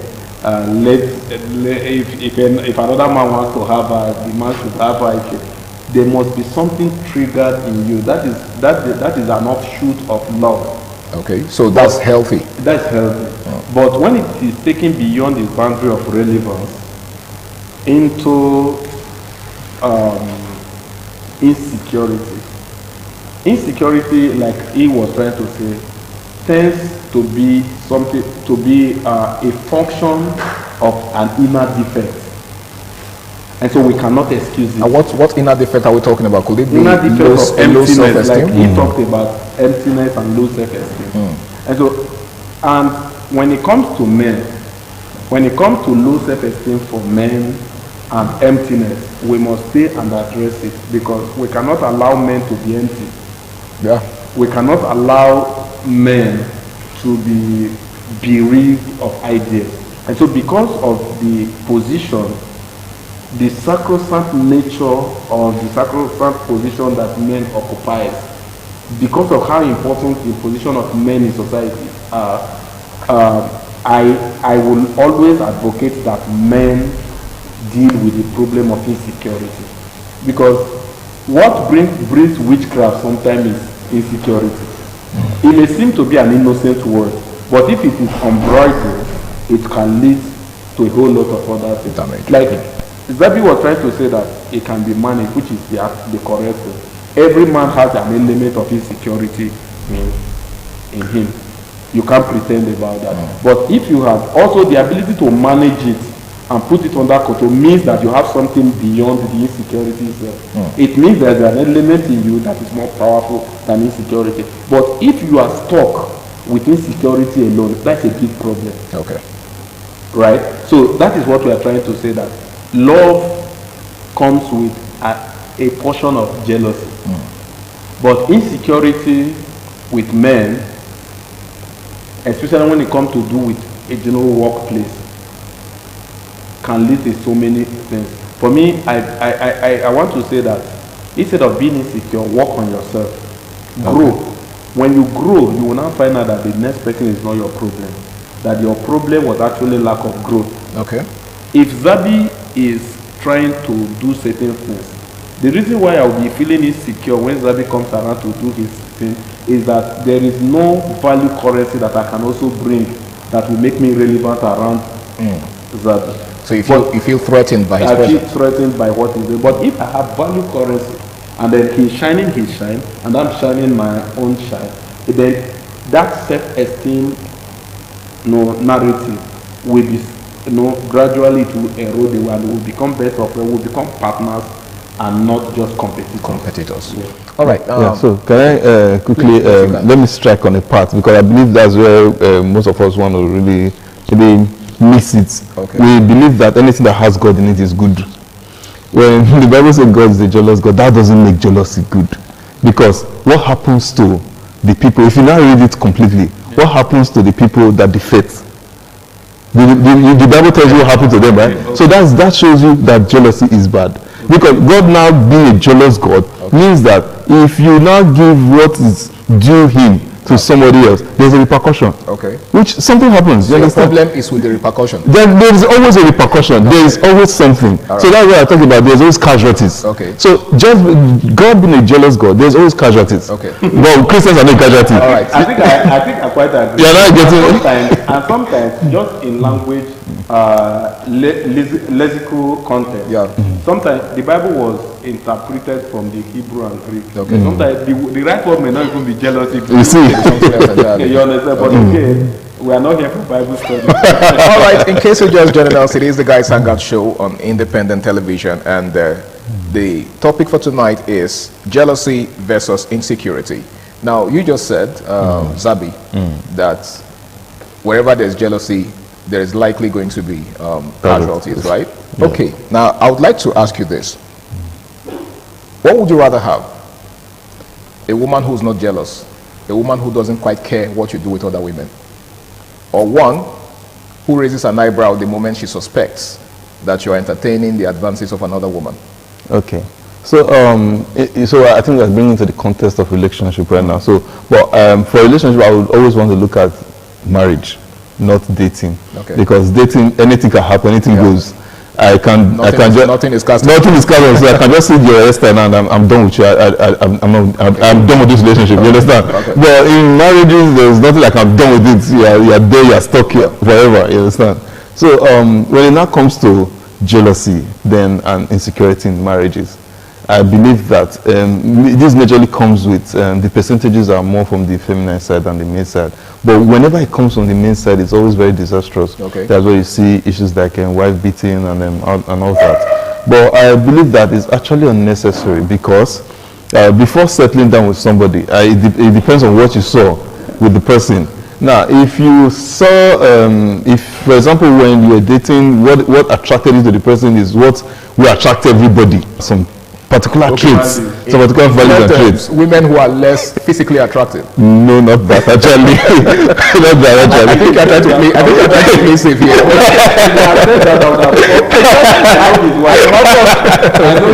All right, go on. Okay, so the point I'm trying to make is, I think they go for ladies that they have the value that everybody can see. Okay. And then another person sees the value and tries to admire it, and then you become insecure or you become jealous. So I'm trying to use both of them together now. So I believe that this is, like I said, insecurity is something you can work on. But jealousy is not so, they're bound to be casualties. Now, if you are being insecure, it's normal. For example, I have a very curvy wife, and then she's working ahead of me, and I'm behind, and I'm seeing guys trying to like, wow. Definitely, what's going on here? You understand? But that doesn't mean I'll not start getting angry with my woman. Because this is the same thing I saw that I came after. You understand? But when you become jealous, you are seeing that she's attracting favors that you cannot attract. And then that devilish spirit of jealousy starts breeding in you. And when it starts breeding in you, you start taking actions, doing things you're not supposed to do. You start venturing into areas or angles you're not even supposed to look into. But for insecurity, it's bound to be there, definitely bound to be there, because you're seeing that, what's going on here, you understand that kind of thing. But jealousy, it's like I keep saying, is the actually bad one. And I believe we try as much as possible to just kill it, or don't even venture towards there. But for insecurity, it's normal. Everybody has one particular area that is insecure. I can go into, like I've told them, I can go to a gathering where everybody is discussing football. I become insecure there because I don't really know much about football. You understand? But I can go into a gathering where of like minds, and I will flourish. You understand? So the same thing, I'll be in a gathering flourishing, and then somebody is there, doesn't understand what's going on. I'm just being insecure, like, what's going on? You understand? So it's normal. So just to be clear, you're saying that there is nothing good about jealousy. There's nothing. Jealousy can't be healthy in any way. Never. I still stand by it. There's nothing. It doesn't breed anything good. Benedict, let me get your thought on this. What are the subtle ways, right? The very infinitesimal ways that people exhibit traits of jealousy, not just in relationships, but in interpersonal dealings. Well, the thing is, I'm trying, because there is a whole lot, but sometimes when I'm on air like this, I also try to keep a lot so that somebody will not go and begin to pinch on innocency of another person and say, this was what I heard on air. This was what, you understand? Because somebody, what I may say here may be just an innocent expression from another person. And then, because you heard it here, you just begin to say, okay, it means the way this person... Begin to mirror somebody else's life against it. That is the word. So I'm always very careful in making general examples. I just like to establish an open-ended kind of thing, and then you make out of it whatever you will. But again, I think not being excited about somebody's success to the point where you want to do something to stop the person's success. That is one of the biggest ways. For me, at that point, like I always say, Zabi chose jealousy, me I chose envy at that point. Yeah, I call it envy. All right. So at the point where you be, naturally, if we are being sincere, when people are succeeding around you, there is a trigger in you that where you're now like, why this is not happening to me? Yeah. Because every man wants good thing to happen to them. So when you are seeing it around, you tend to question yourself, why am I not getting this thing? You feel a kind of a bit discomfort at some point, not always, at some point. And then also, knowledge will not teach you that everybody has their turn. Then immediately you will come up as, oh, let me celebrate those that he has gotten to their turn. Right? Then that is somebody who will really go far. The person that it will eventually get to his turn. For the one who always take it a step further, that I must stop there, that failure is sweet when everybody is involved. That's why it will never get to that person's turn. So, I would like to restrict it there. I don't want to expand the analysis so that people will not begin to mirror people, like I said earlier, people's innocent expressions as, a kind of trait of jealousy or envy, whatever language you put. All right, thank you very much, Benedict. Now, Zabi, let's take a look at the role of social media in all of this. We are in an era of, in fact, we're in the digital era, and much of what happens in our day-to-day lives, is made manifest on social media. So what influence do you think social media has on people and the way they express themselves vis-a-vis jealousy and the insecurity? Yeah, so I think in 2019 we had a discussion like this on radio, and I made reference to a point because I'm an added user of LinkedIn. And then you go on LinkedIn, you see somebody posting BSc at 18, MSc at 20, PhD at 25, and then you're looking at yourself like, where did I miss it? You understand? So this is for persons you don't know. But for your circle, you're seeing progress. You're seeing these guys aiming, achieving this, achieving that. It's smashing goals. Smashing goals. So I think I'm going to use myself as an experience and then as an example, and then I just break it down with the experience. Now, instead of going to jealous, like, I'm supposed to be having this, I'm supposed to be getting this, I think what I personally do, I study the process of how they get there. How they go there. Okay. So back then, when I was working with a firm, I met top thinkers and big thinkers, and I started seeing how they're making progress. And would I say it's jealousy? No, definitely not jealousy, because I started going through the background to see how they made it and how they got it.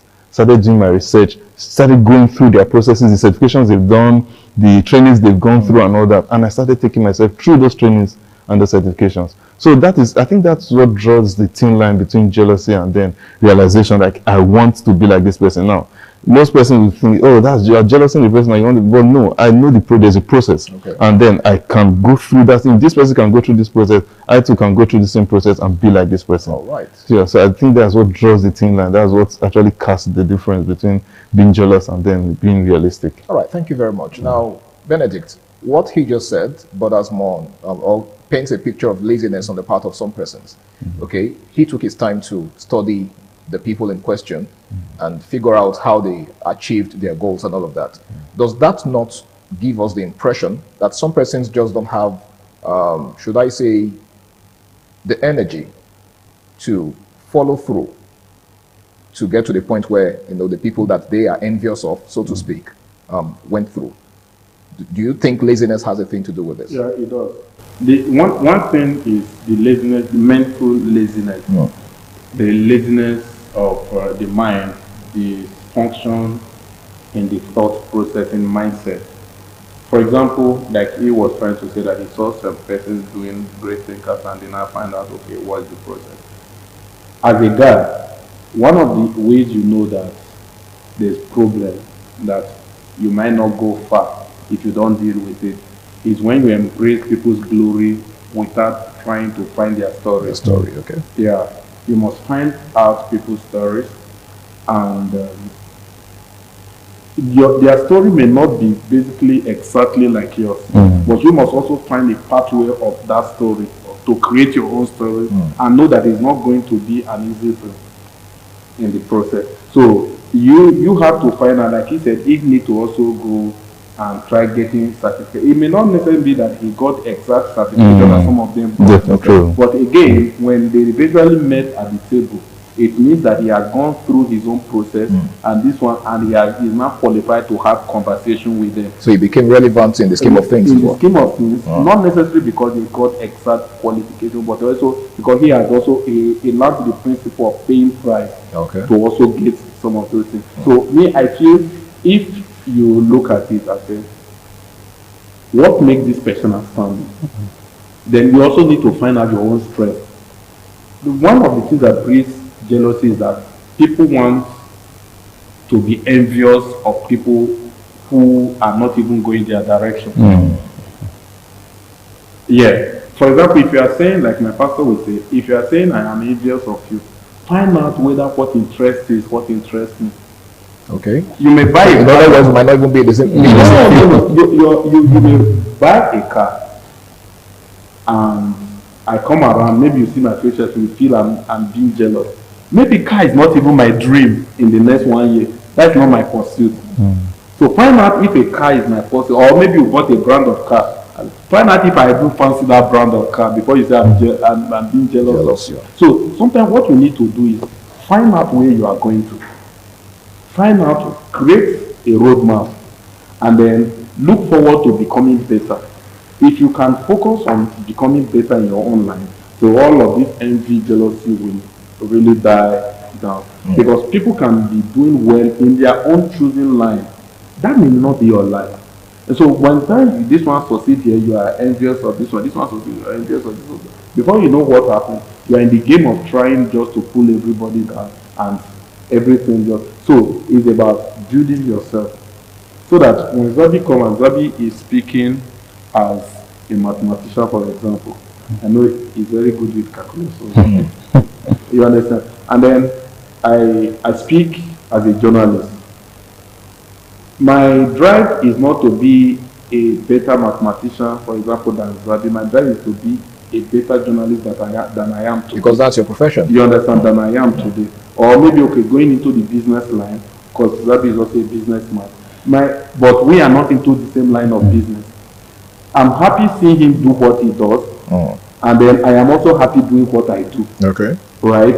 My goal is to be better doing what I do. And then, again, I will also be happy that he gets better so that when we meet at the echelon, the top echelon, we will be able to have conversation. And life is easier at that level. Okay, life is easier at that level. Now, Zabi, what do you think, or how do you think communication can reduce jealousy and insecurity, in relationships, not just in romantic relationships, but, across board? Education? Communication. Yes. Communication, yes. Okay, yeah. So I think I'm a very big advocate for communication, not just communication, effective communication. You can actually be communicating and then it's not being effective. So I think when it comes to jealousy and insecurity, most of the times, majority, 100% of the time, is people don't study or understand the process that the person used in getting whatever the person got. You understand? So I think I was just thinking about this earlier. Like, I think in fact, the only way that kills jealousy and insecurity is understanding the process. Okay. So if I would really advise most persons that are actually making it out there, and I think LinkedIn has been a very good platform for that, where people tend to maybe explain the processes of how they got it, especially for legal means. When it comes to, for example, we grew up in Benin City, you see a lot of guys succeeding, and then you are a bit like, wow, you're supposed to be age mates, this guy is succeeding, and then you go back and look at the process, and then you now tell yourself, God forbid I do this. You understand? So there are so many successes you see, and then you just tell yourself, God forbid I do this, and then you become contented. Because you're like, definitely I can't go through this process. Okay. Just the same way for some ladies too, they see their colleagues rising up in the office, not knowing that the colleague is sleeping with the boss. Small big girl. And then you're already envious, you're already jealous. And then you now find out the process and you're like, so you immediately become contented. Okay. So I believe when we communicate much, like for example, I'm seeing you, and I like what I see. And I'm communicating I communicate with Bennett, like, I like what I say. And he's like, don't look at what that guy went through. You can't go through it. I don't understand the process. So I believe effective communication actually helps to reduce and kill jealousy and insecurity. Thank you so much. Now, as we begin to wrap up, in fact, we have less than a minute, so you're going to be saying this in less than a minute, Benedict. What's your final word, to young people out there who feel intimidated by their peers and probably don't have the energy to forge ahead? Just in less than a minute. Be patient with yourself and take it easy on yourself. And then again, try to get better. Your speed, your pace may not be like theirs, but if you are getting better daily or weekly, before you know, you will get to a point where you just tell yourself that I have done well for myself. Okay. If you can get to that point, then you have conquered. I like the part where you said, I have done well for myself. You're not doing well for anybody. Yeah. At the end of the day, it's yourself you're doing it for. Yeah. So that will help you to curb the spirit of jealousy and envy or insecurity. Okay? We are all going to succeed individually. The only thing that matters is what Benedict said, that we get to that point where we are all relevant on the same table, right? Not a situation where you think that other person's success is a threat to your own success. Okay? We don't all have the same calendar. That other person is running in his own lane and you're running in your own lane. The most important thing is that we all succeed at the end of the day. And not just succeed, but succeed in the right way. Well, I want to say a very big thank you to my guests, Zabi Osas and of course Benedict Ochagu, for doing me the honor of being on the show with me tonight. And I hope that the next time I call on you, you'll oblige me. All right, thank you so much. My name is Harry Aigboje, and until I come your way again, same time, same station next week, ensure that you do the right thing always, okay? Do not dabble into anything that you will regret in the future. Of course, if you look around you, there are lots of young people that are doing crazy things just to succeed. You don't want to look back, in the next, say, 10 years and begin to ask yourself why you took the route that you took. Do the right thing, stay out of trouble, and bye for now. Good night.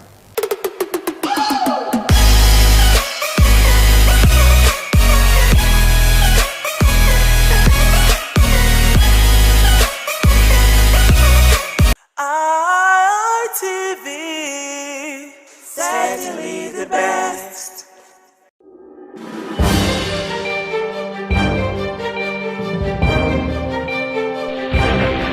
This is ITV.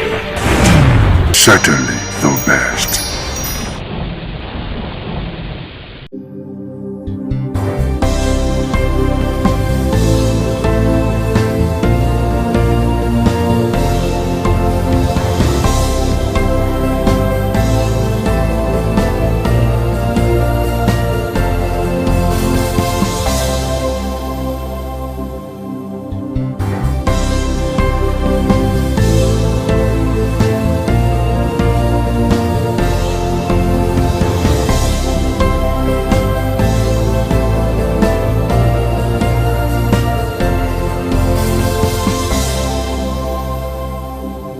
Now it is another wonderful time on television and on the program African Discourse on Independent TV. My name is Evan Sudoku. You're welcome to the show. Well, last week we looked at the African Summit in Nairobi, that's in Kenya, and of course we saw all that happened. So we're going to be taking our discussion, from that today. So it's going to be a kind of a stretch from what happened last week, and so that we can actually understand the nitty-gritty of it all. Well, we understand that recently there has been a call for Africa to be represented at the United Nations Security Summit. So that's going to be the major issue that we're going to be talking about today on the program African Discourse. As a matter of fact, Emmanuel Macron, that's the French president, has made a call for that, and it is not the first time that we are hearing that. Now, the very big question we're going to be answering to that now is how will that reform the United Nations Security Council? Well, let's just quickly look at recent happenings on the continent of Africa. Some of the key stories across Africa as it stands now is that there's Ebola outbreak in the Democratic Republic of Congo, whereby we understand that it has spread to Uganda, and regional pushback against economic exploitation is also an issue that is happening in Africa as it stands now. Now, the issue of Ebola is something that has assumed an international, international awareness, so to say, because the World Health Organization has declared emergency in the case in the DRC as it relates to Ebola. Now, you move away from that, we also look at the issue that has to do with Lassa fever. We understand that there seems to be the outbreak of Lassa fever in some parts of Nigeria, whereby the Federal Ministry of Health has warned that Nigerians should be aware of Lassa fever. Then also, we also talk about the economic reformation agenda as spearheaded by the President Ahmed Tinubu. And of course, that was also a major talking point at the last African Summit. They call it the Forward Summit in Nairobi recently in the continent. All right, so let's move away from that now so that we look at the issue of the day, where we're going to be looking at the call for African continent to be represented at the United Nations Security Council. Well, when we talk about the United Nations Security Council, we call them the Big Five, talking about United States of America, the Great Britain, Russia is there, France is there, and of course, we also understand that Russia is there, France, China is also there. 5 nations of the world, biggest nations, not necessarily big in terms of landmass, but in terms of technology, it is assumed that these nations they are so big in their technological prowess. So no wonder they are members of Security Council, United Nations Security Council. But all that seems to have,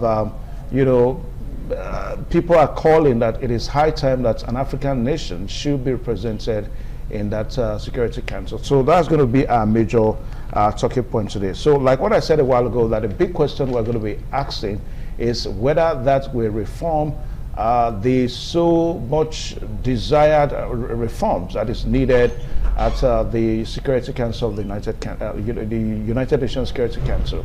I mean, a situation whereby at times you have some decisions are made, and because it is made representative at the United Nations Security Council. What's your take on that? It's a good call in any case, but I don't think it's feasible for now. If you look at the big five in the United Nations Security Council, you will find that they are advanced in terms of economics. Their economics are quite advanced. The Human Capital Development Index is high. They have high Human Capital Development Index.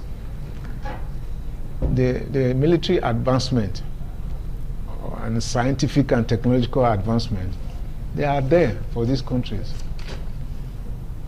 It looks like Africa is just evolving, and most part is that we rely solely or partially on these advanced countries to be able to drive our country, even in terms of economy or politics, I would say. Technology, we are not just there for now at all, and scientific advancement. So we need to develop ourselves sufficiently to be able to belong to the United Nations Security Council. The question is that what are we bringing to the table? If you look through Africa, there's no political stability. So their polity is defective, except we resort to the advanced nations. It will look like there's nothing we can do on our own. So having to go there and begin to rub shoulders with them, it's not, to me, it's not going to work. It's not going to work. They are not going to have to baby any person. That you will now be shoulder to shoulder with them. On what basis? That's my question. On what basis? Macron is just playing politics, trying to massage our ego. Say, oh, we have arrived, something, join us. When you get there, even if they put you there, there's nothing you can say. They will veto whatever you want to say. So you won't even get there in the first place. So what this portends for Africa is that we have to seriously develop ourselves. We must look inward to develop ourselves to the extent that we have to add values to what we have, that we sell to this country. You see, when we export raw materials without adding any value, and that changes us a whole lot. So we are going to have to look deeply inward and develop ourselves. Okay, now a while ago you said that for you are looking at it that no African nation is ripe enough, because you are kind of looking at it from the point of view that we don't have the political stability. But if you look at some of these nations, take for example China, United States of America, Russia, then of course you even have France. Well, one really cannot say that they don't have political stability, but I think it is more of technological stability than political stability. Don't you think so? No, all true. Do you know that the political stability affects technological, scientific and technological stability development? It does. Do you see overthrow in France? Or they have a seamless transition They have been established. Their governments are established, and when they want to do a change of government, it's seamless. There may be some whimper here and there like that of Trump, but it goes on. Here, most of the transition, they are fraudulent. We are here, not only in Nigeria. You know. So, if you don't get those basic things right, you want to elect a new government, it's all fraudulent. It's in Africa you see somebody perpetuating himself in the office for how many years? 40-something years, 50 years. The president will be bereft of ideas that can develop the country. So, and they are just waiting for some of them to die. And there's nothing the citizens can do about it. These ones affect the development. You have young people in advanced countries that are taking over government, and they are doing pretty well. You know, you are still a young man. I cannot call myself that I'm very young because the way I think previously, the way I do things, they are different now. Okay. So a young person will bring a fresh idea to governance. You know, we cannot continue like that. I look at Paul Biya. The other day before Mugabe died, he was falling on the road and all those things. And so many of them are there like that. Yeah, but it is not as if it is only in Africa that we have old presidents. I mean, America has an old president. Even Joe Biden that handed over to, you know, the President Trump. You know, they were old. He was also an old man. But they have a system that is well established. That transition will take its course without much interference. All right, viewers out there, in case if you just joined us, the program is African Discourse on Independent Television, and some of the visuals that you are also seeing has to do with the summits that we are looking at. We're talking about the last African summit in Nairobi in Kenya, whereby it was a 3 days summit, and of course the French President Emmanuel Macron, you know, made a call for the need for an African nation to have membership at the United Nations Security Council. And we've said that 5 members are members of the United Nations Security Council. So Emmanuel Macron is looking at it that how come Africa does not have a representation? Now, Prof, let us look at it, because some persons are of the opinion that what the recent interest that Emmanuel Macron seems to have in Africa, I don't want to say that it's suspicious, but it looks as if since you know, the French were ousted from Niger, and also they're also asking them to leave major parts of Africa. Yes. Hence we have this new interest. So what would you say about Emmanuel Macron or the French position? Is it not suspicious? Very, very. You know, they had the foothold in the Francophone countries. Everything was being done from France. Those people could not do anything without France. So now there's a backlash. It's like their eyes are opening. They say, okay, we don't want you people again. And they have been supplanted by China and Russia. So it looks like they are going. It's imminent that they will lose grip of those their colonial countries, their colonized countries, so to speak. So how is he going to do it? It's just by coming back to advocate that let us get let us get lifted from the doldrums so that Africa will have a voice in the United Nations. I tell you, it's a very tall order to achieve. It's going to be very difficult because of the way these advanced countries look at. We are just there for their exploitation. You know, even earlier times in the 60s, when people like Kwame Nkrumah were trying to bring their heads up, it's the same advanced countries that given the challenge that he may even have with the other members of the Security Council, they are not as liberal. Otherwise, all these years, they would have included some other people in the United Nations Security Council. Was it not until recently that Trump divested economically from the United Nations, stopped a lot of grants and all that they were doing? Hitherto, he was the ones funding over 70% of the United Nations. The US, that's what I mean. But now, they are cap in hands begging, all over the place. So and they are not even as effective in the kind of services that they render. You mean the US? No, the United Nations. The United Nations, yeah. Because of the pull-out of the funding. America. Yes, of America from the funding. And no country has chested out anymore. Chest out now that, okay, since you pull out, we are going to be funding it. Now, don't you think it's because nations of the world, they tend to look at what will benefit them more, and that is what America seems to be doing at the moment. So for other nations, even if we're saying that America has pulled out of giving aids to nations of the world, the reason why some other nations don't want to signify that interest, don't you think, is to protect their interest?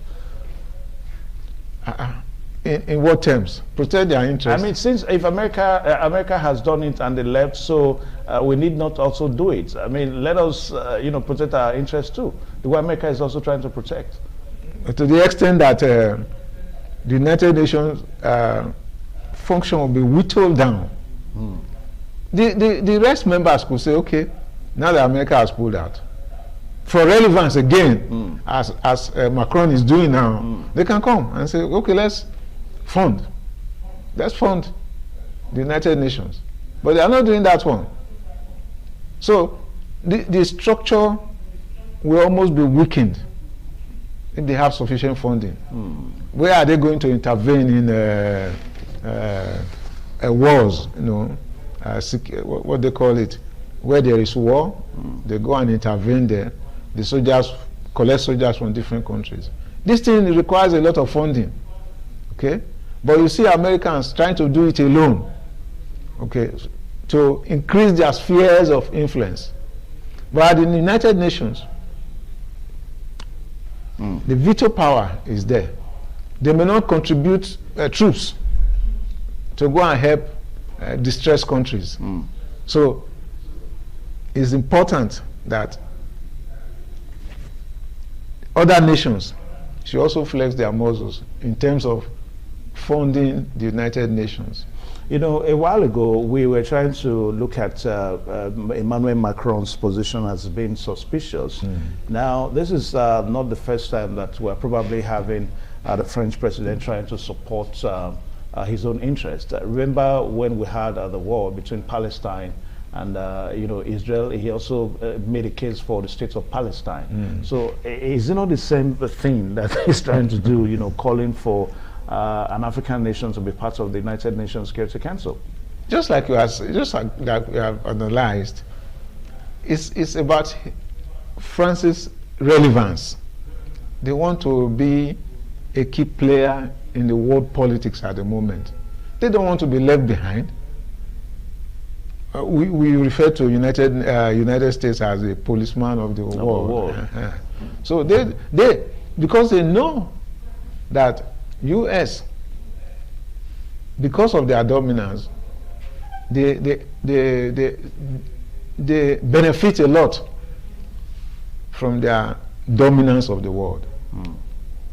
And France is kind of restricted to their francophone countries. So they want to branch out and see how they can woo other African countries so that they can also benefit from their resources, so to speak. Now, Emmanuel Macron also talked about Africa's population, and he said that a continent that has over 1.4 billion people, I mean, with that population alone, it is enough for us to have a representation at the Security Council. Is that, I think that what would you say about that? Well, population is a heavy resource. Yes, it is. Yes, you see China. But what is the development, I say human capital development of that population? when majority of the population, they are just peasants, and they have nothing to really offer. The education backward, other development indices, they are not there at all. So the population alone, without development, developing the individual, human capital development, they have little or nothing to contribute. So it's important that we begin to advance ourselves. Education, proper education, it's not all this certification and everything that we are doing without the people acquiring the necessary skills and developmental skills that will push Africa forward. It's not as if the few ones that we have very intelligent people in Africa here. That's why the advanced countries, when our people get there, they make maximum use of them as human resource. Okay? But here, we have a dormant human resource population. There's nothing to stimulate us to give our best. And it runs true. Why is it that once our people now live here, they make sure that they don't go back. They don't come back to Africa. They maximize their use there. They use their intelligence and everything that we have. So, and that is what is lacking. You see, our doctors, our other people, technologies, they are moving out in droves. In droves. You know, they are moving out in droves.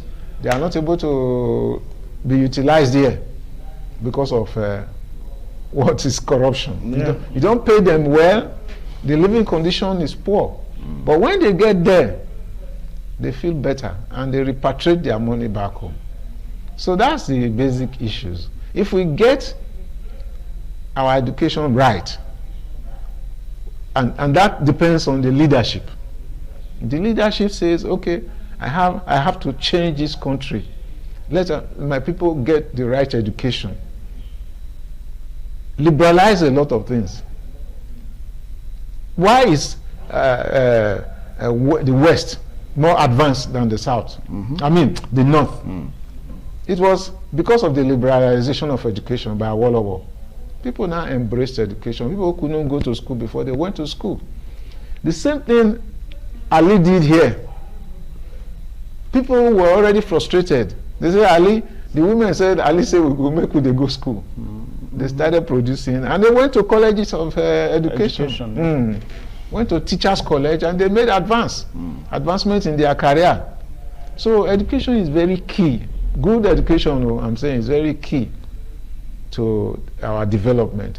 Now, Prof, a while ago you talked about leadership. That it seems that Africa is still struggling, in leadership. Now, don't you think with what?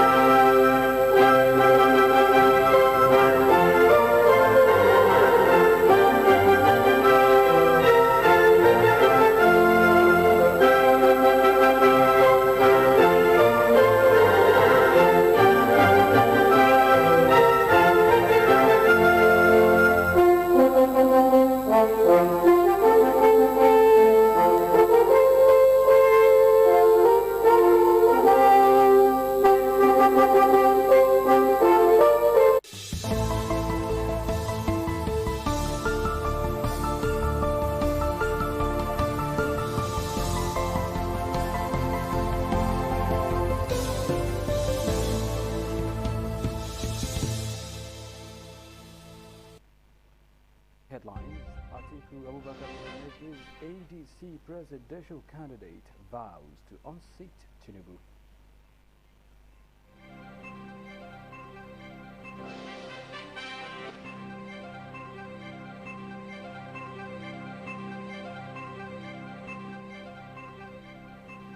FCT fund seekers flood Millennium Park amid tight security at Sunday.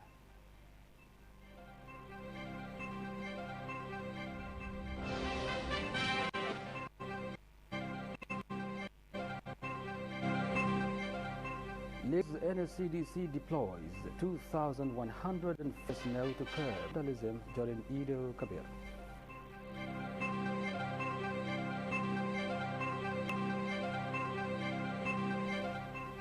Edo Specialist Hospital denies deaths in Children's Day Stadium incident.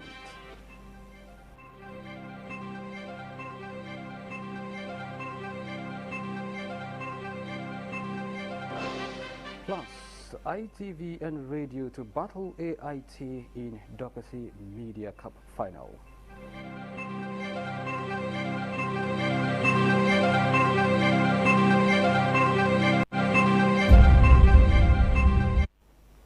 Good evening and much thanks indeed for joining us on the news broadcast on Independent Television. I'm being joined on the broadcast tonight by Olahijo Ikokai, presenting the News Network Studio. Hi. Good evening, Victor. Olahijo, and thank you for joining me. Good evening, Victor. And how is Abuja this evening? Abuja is cool, calm, and collected. You know, this is Salah celebration going on. The mood is just everywhere. And also at Lagos, we have Messelina Unko, who will be presenting.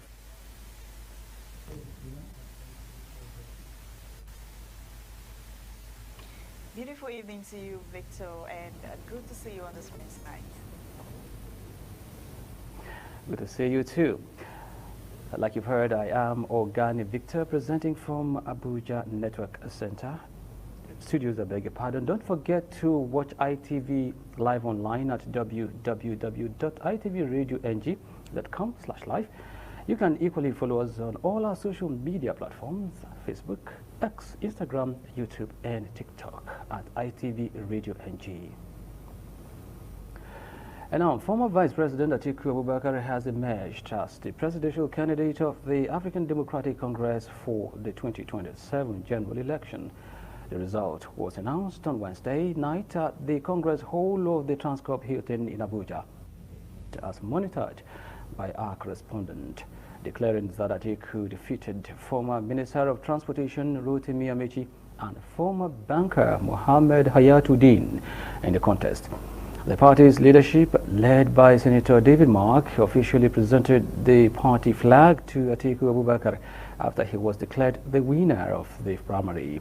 A breakdown showed Atiku defeated Amechi by 1,342,253 votes and Hayatuddin by 1,669,250 votes, while Amechi also led Hayatuddin by 327,003 votes. The party had opted for the direct primary method after all three aspirants, that is, Atiku Abubakar, Rotimi Amechi, and Mohammed Hayatuddin, declined calls to step down for the consensus candidate, while an affirmation process was initially considered before the direct primary was adopted in line with the Electoral Act 2026. From electoral matters now, the second day of the Salah celebration, the Federal Capital Territory remained vibrant as residents trooped to parks and relaxation spots across the city to extend the festive mood. When ITV's Victoria Lawal visited the popular Millennium Park on Thursday, the atmosphere was filled with excitement as large crowds continued to gather. Music, laughter, and families enjoying the serene environment, reflecting the lingering Salah spirit in the nation's capital. As the Salah enters the second day, festive atmosphere remains alive at Millennium Park. Speaking with ITV News, some fun seekers said despite the current economic challenges facing the country, they were determined to celebrate and appreciate the gift of life and good health. They noted that moments of relaxation and togetherness remain important during festive periods. We thank Almighty Allah for sparing our life from last year to this year and witnessing the Eid al-Kabir. So it's a pleasure, and we give glory to Almighty Allah for sparing us. This is not what we really planned. I have to just adjust to the current situation. We really thank God for it. It's a period of happiness, joy, where we together from different location. We meet, associate, play, and have fun. Many of the visitors also commended the visible security presence across the city and at recreational centers. Vehicle stopped us somewhere there. We saw there's a whole lot of security presence here, so that made us to have this assurance that we're in a safe environment. Whatever wants to happen, even if you are in your bedroom, it's still going to happen. So we're not because of the insecurity of the country and even deprived ourselves of having fun. Because we believe our God will protect us and there are security agencies outside, so we trust them to some extent. As residents continue to enjoy the park's facilities, security personnel maintain surveillance to ensure a peaceful and safe environment. Their presence provided reassurance to fun seekers and contributed to the orderly conduct of activities at the park. From Abuja, Victoria Lawal, ITV News. And now, the presidency has raised concerns over what it described as coordinated attempts to use religion and manipulated digital content to create political tension ahead of the 2027 elections. It made this known in a post issued on Thursday on its official X handle, which was signed by the Office of Digital Engagement and Strategy House.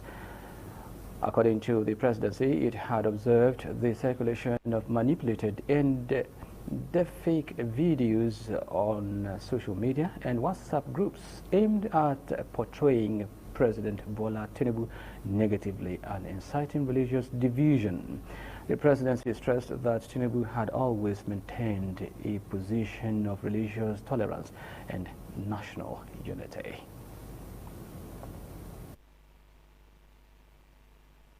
Yeah.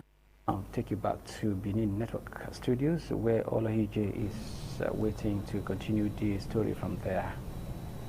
Many thanks, Victor. And a warm welcome to our Benin Network studio. We start out with this report that says the Chief Medical Director of Edo Specialist Hospital, Dr. Antonia Njoko, has clarified that no people died following the unfortunate incident that disrupted the Children's Day celebration at the Samuel Ogbemudia Stadium in Benin City. Dr. Njoko made the clarification on Thursday while addressing journalists at the hospital. The report is presented by Jolade Ojo.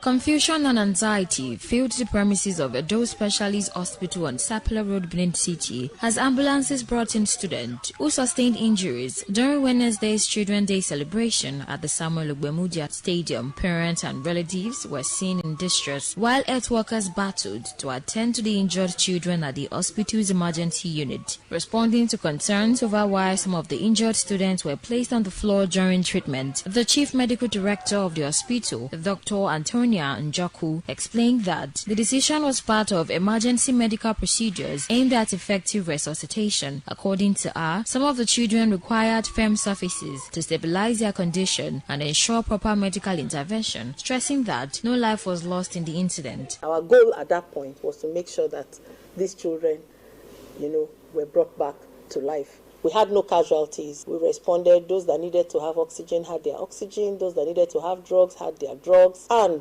the children are all stable. Also speaking, the Coordinator Office of the First Lady, Edo State, Mrs. Edesili Okpewulu Anani, said she visited the hospital on a fact-finding mission following the incident. She described the development as unfortunate and assured that the safety and welfare of children remain a top priority of the present administration. What happened yesterday was just unfortunate. But the good news is that response came fast. Safety of our children still remains a priority to this administration. And we thank God for how it planned out. I just want to say that we have more celebrations ahead. Once again, I say thank you to the government of the day. Thank you to His Excellency thank you for the team for their swift response. Among government officials present at the hospital were the Special Advisor to the Governor on Health, Dr. Iyamu, and the Permanent Secretary, Ministry of Education, Mrs. Ebomoyi. From Benin, Jola Adeojo, ITV News. There was excitement and jubilation at the palace of the Oba of Benin as children from different parts of the kingdom gathered to celebrate this year's Children's Day with His Royal Majesty Oba Ewai II. Usamuti Amosagi reports that the colorful event featured music, dancing and games as children, accompanied by their parents and guardians, turned out in large numbers for the annual celebration. As part of activities marking the 2026 Children's Day celebration, the Oba of Benin hosted a special party for children at the palace in Benin City. Representing the Oba of Benin, Chief Osaigovo Osawonyi, the Akenua of Benin, alongside Chief Victor Igbineweka, the Osayuan Oba of Benin, advised the children to remain disciplined, respectful and dedicated to their studies in order to become responsible leaders in the future. When you go to school, take your studies very seriously. Omonoba wants you to do your assignments. Obey school rules. Omonoba wants you to respect your parents. In the morning, you will wake up, go and kneel down and greet your father. Good morning in your language. The event featured various entertainment activities, including dancing, games and refreshments for the children, while palace chiefs, parents and other guests joined in the celebration.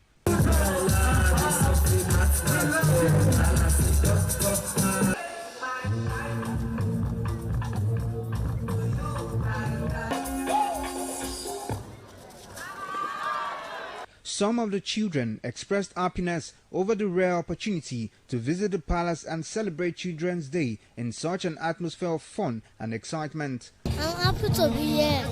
I am so happy I came here. This is the first time I am coming to the Oba Palace.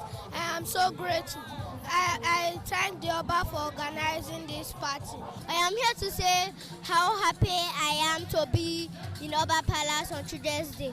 I am happy the first time for me to enter Palace. From Benin, Osemdame Osagi, RTV News. The much anticipated 2026 ITV and Radio Children's Day Party, popularly known as Peperepe, has been celebrated in grand style at the corporate headquarters of ITV and Radio on Airport Road, Benin City. The colorful event brought together pupils from various schools and featured exciting games, cultural display, free eye screening, dance competitions, and several other entertaining activities. Jaladi reports that the winners in different competitions went home with exciting prizes. The managing director of ITV and Radio, Engineer Elvis Obaseki, who declared open the 2026 ITV and Radio Children's Day Party, popularly known as Children's Peperepe, noted that the annual Children's Party is part of the station's initiatives aimed at promoting the well-being and development of children. Our darling station, Independent Television and Radio, have kept faith with this day, and we have dedicated this day to celebrating every Nigerian child. Excitement, fun and celebration filled the atmosphere as children from different schools showcased their talents at the event. The Executive Director Operations, Chief Elder Ogbede Uwase, in company with the Director Independent Radio, Pastor Dan Omozusi, took the ceremonial salute during the march past by competing schools. Famed Preparatory Christ Academy won the march past competition.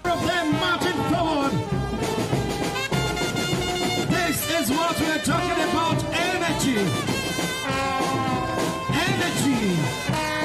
Preparatory. Remember, you have 3. The event featured a variety of activities including free eye checkups, cultural dance presentations, energetic dance contests, nursery rhyme performances, and word formation competitions.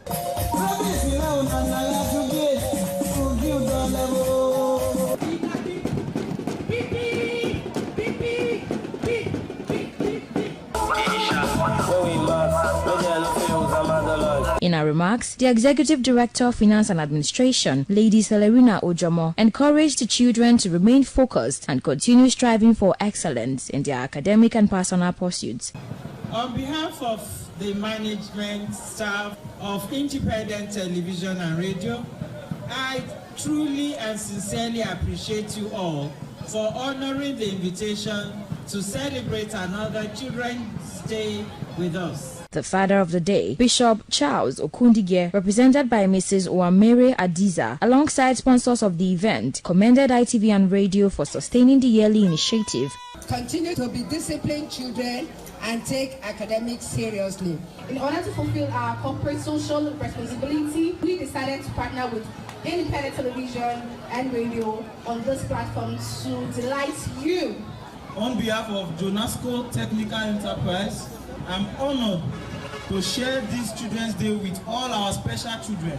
At the end of the keenly contested event, winners in the various categories were presented with exciting gifts and prizes. I feel very, very, very happy. I'm so excited that our effort was not in vain. I jumped, I wanted to even cry because I didn't expect it. All thanks to ITV. I pray to God that today I will collect the first, and I took it. Thank you, Jesus. Delivering the vote of thanks, the Executive Director Operations, Chief Elder Ogbede Umwose, appreciated guests, sponsors for their support and contributions towards the success of the event. From Benin, Jola Diljo, ITV News. Muslim faithful in Benin City, led by the Chief Imam of Benin Central Mosque, Sheikh Abdul Fattah in Abulele, on Thursday paid homage to the Asama of Benin and honorary Mayor Consul to Edo and Delta State, said Chief Dr. Gabriel Osawa Ibn as part of activities marking this year's Eid al-Kabir celebration. The visit was to appreciate the Asama of Benin for his support to humanity and special development. Donald A. Nier has details. The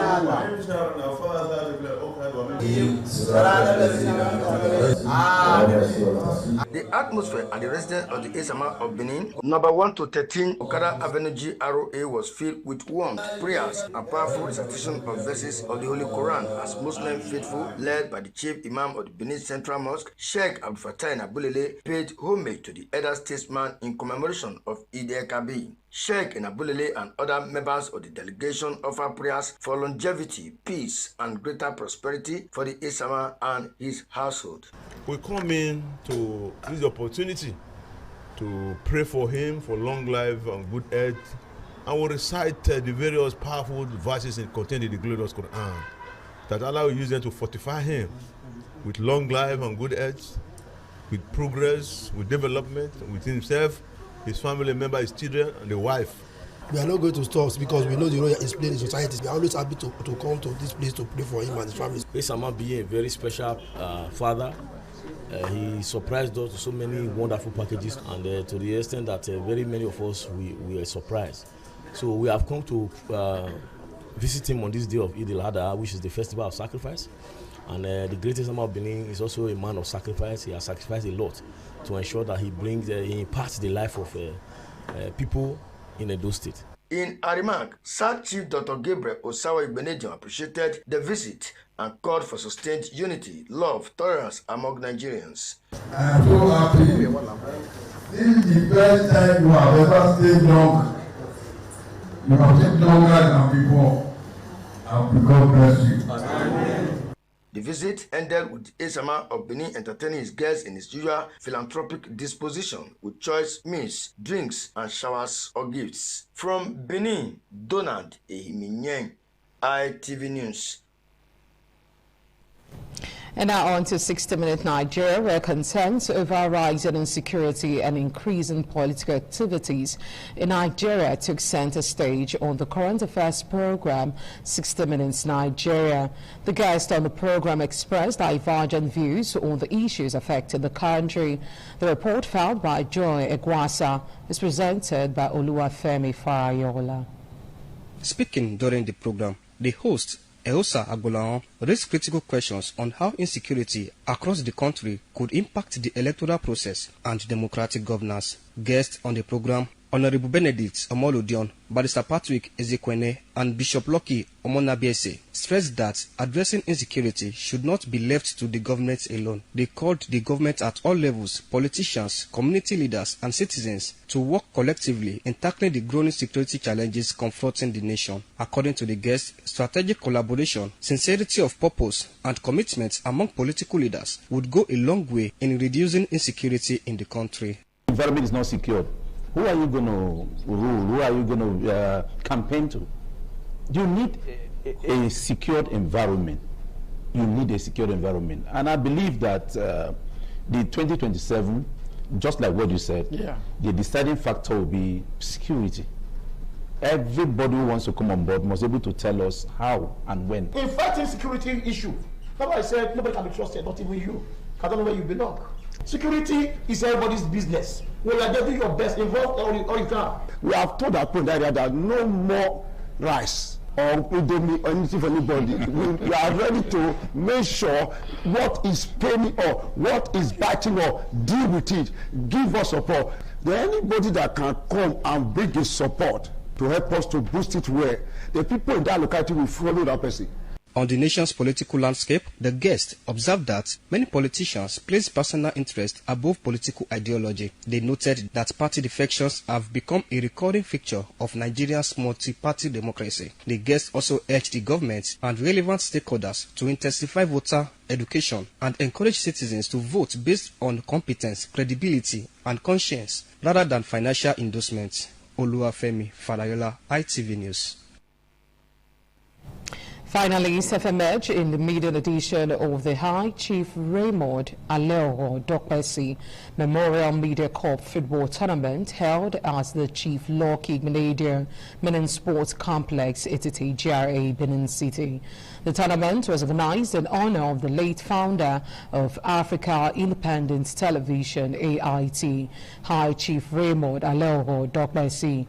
Visamu Jamel Saiger reports that the Managing Director of Independent Television and Radio, Engineer Elvis Obaseki, led management and staff of the organization to the competition, which brought together media organizations across Edo State to celebrate the enduring legacy of the renowned broadcaster and sports enthusiast through football. The Chief Lucky Grenadian Mini Sports Complex at Etiti, GRA, Benin City was filled with excitement and football thrills as teams battled for places in the final of the maiden Raymond Aleoro Dokpesi Memorial Media Cup. The opening semi-final clash between AIT and Edo Broadcasting Service, EBS, lived up to expectations, delivering an entertaining 8-goal thriller that ended 4-4 at regulation time.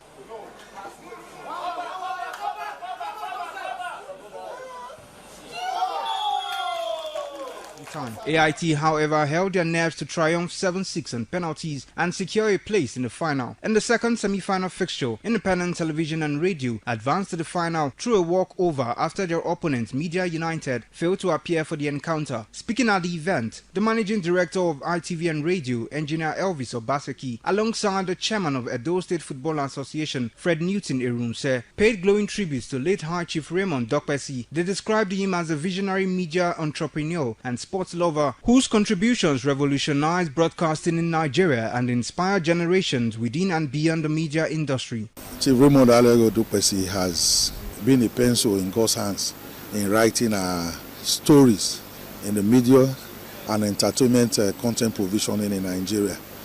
So coming out is not just about those playing it, but it awakens a sweet memory of a great man. This tournament is for bonding, actually, for us to come together in honor of this great media icon. This just is a beginning of a good thing to happen in among the media personnel in Edo State and the media teams. The final match between ITV and Radio and AIT is scheduled to hold on May 29th at the Chief Lucky Grenadian Mini Sports Complex at the GRA, Benin City. Late High Chief Raymond Aleoro Dokpesi is widely remembered for his immense contributions to media, politics, sports and entertainment in Nigeria. From Benin, Osemdeme Osage, ITV News. Well, if you ask me, I would say that that was another way to immortalize a great man in the media space right there. Now, for more stories, we link you to Lagos Network Studios, and then we have Leslina Unko standing by. Many thanks, Victor, and welcome to our Lagos Network studio. The Flag Officer Commanding Western Navy Command, Rear Admiral Abubakar Mustafa, says 1,500 civilians in Lagos State joined the Western Navy on a sea trip to commemorate the Nigerian Navy's 70th anniversary. Rear Admiral Mustafa said the sea trip would also provide an opportunity for the Navy to interact with civilians and show love and solidarity with the Nigerian. The FOC says that the sea trip would be arrival channels so that civilians could view Lagos from sea and see all the high-rise buildings, ports, Takwa bays and beaches. To show love to the Navy, to show camaraderie, also solidarity with the Nigerian Navy.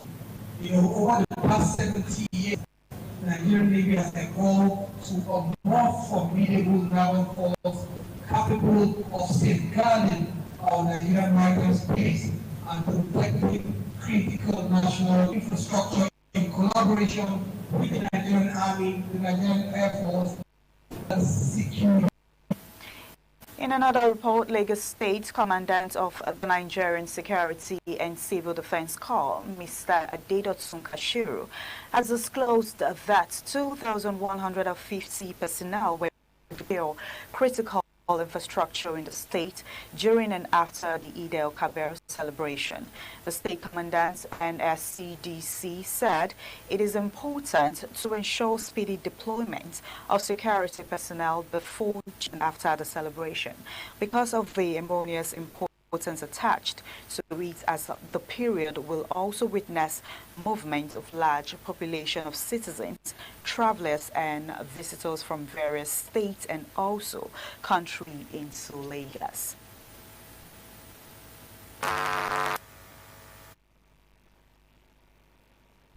Well, it's the news on Independent Television. We take a quick break. When we return, more stories. Please stay with us.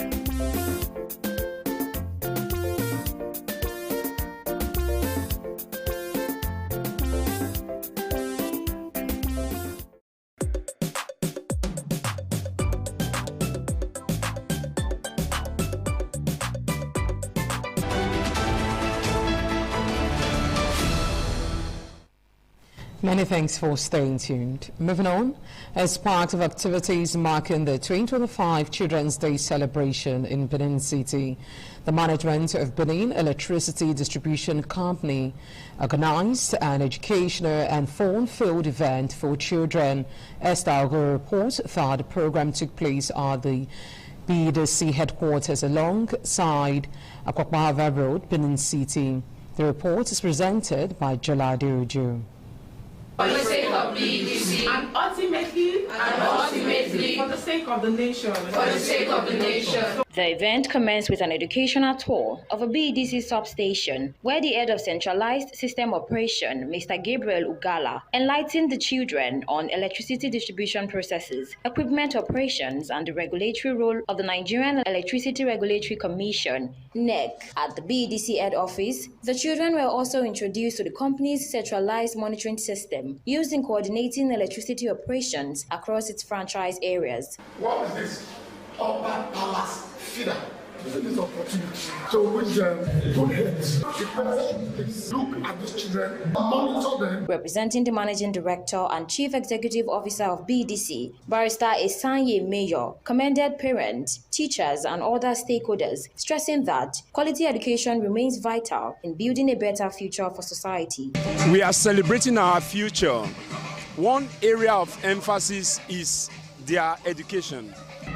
BDC has been all over the place, trying in its corporate social responsibility to meet with children, to bring them together, to encourage them. Also speaking, Mrs. Evelyn Biwexi explained that the celebration forms part of BDC's corporate social responsibility initiatives aimed at impacting young minds positively.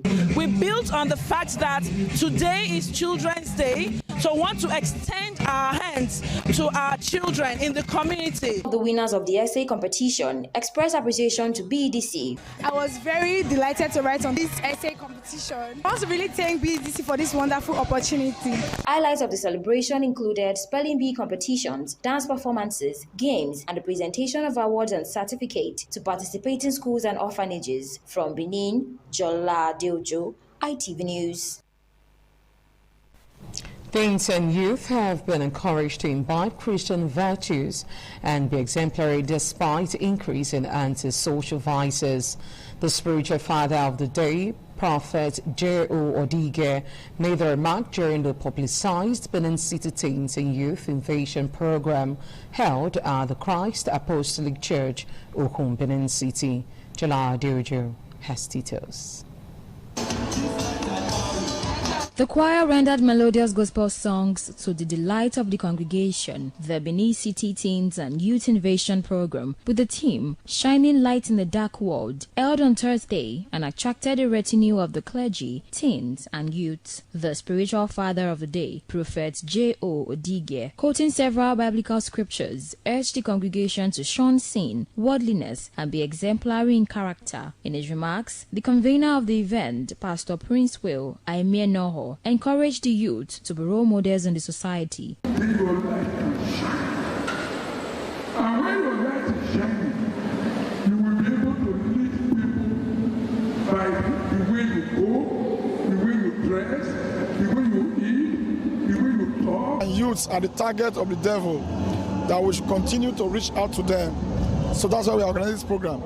The organizing secretary, Evangelist Tude Omojowo, said, according to the theme of the event, Christians must avoid peer pressure to indulge in vices. Commander NDLEA Michelle Ofoyeju said, drug abuse must be avoided by the youth in order to achieve success. Some of the participants expressed satisfaction with the success of the event. As you can see, a new generation is rising.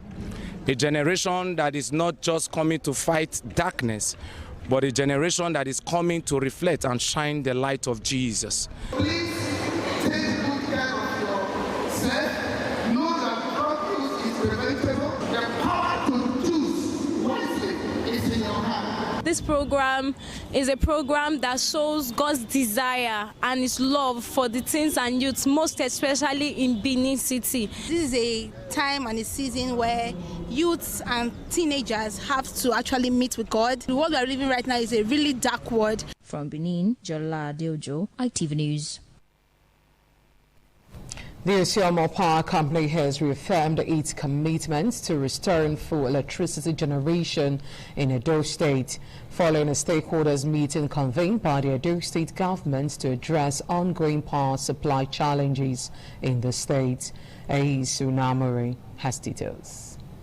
According to Osiomo Power Company, the meeting held on Thursday, April 30th, 2026, brought together key stakeholders in the power sector, including representatives of Azura Power, the Niger Delta Holding Company, the Benin Electricity Distribution Company, the Transmission Company of Nigeria, CCETC, and civil society organizations. In a statement issued after the meeting, Osiomo Power commended the Edo State government for creating a platform to dialogue among stakeholders aimed at finding lasting solutions to the electricity situation in Edo State. The company stated that Edo State requires an estimated 1,000 megawatts of electricity to meet growing demand, noting that such capacity would require investments running into billions of dollars. The company also expressed concern over what it described as repeated distributions affecting its operations and infrastructure, which it says have impacted its ability to resume full power generation. Osiomo alleged that incidents involving the disconnection of parts of its transmission infrastructure, damage to facilities, and security breaches at its gas plant have distributed significantly to the current situation. The company said some of these matters are already before relevant authorities and the courts. It further stressed the importance of protecting investment in the Edo State park sector, warning that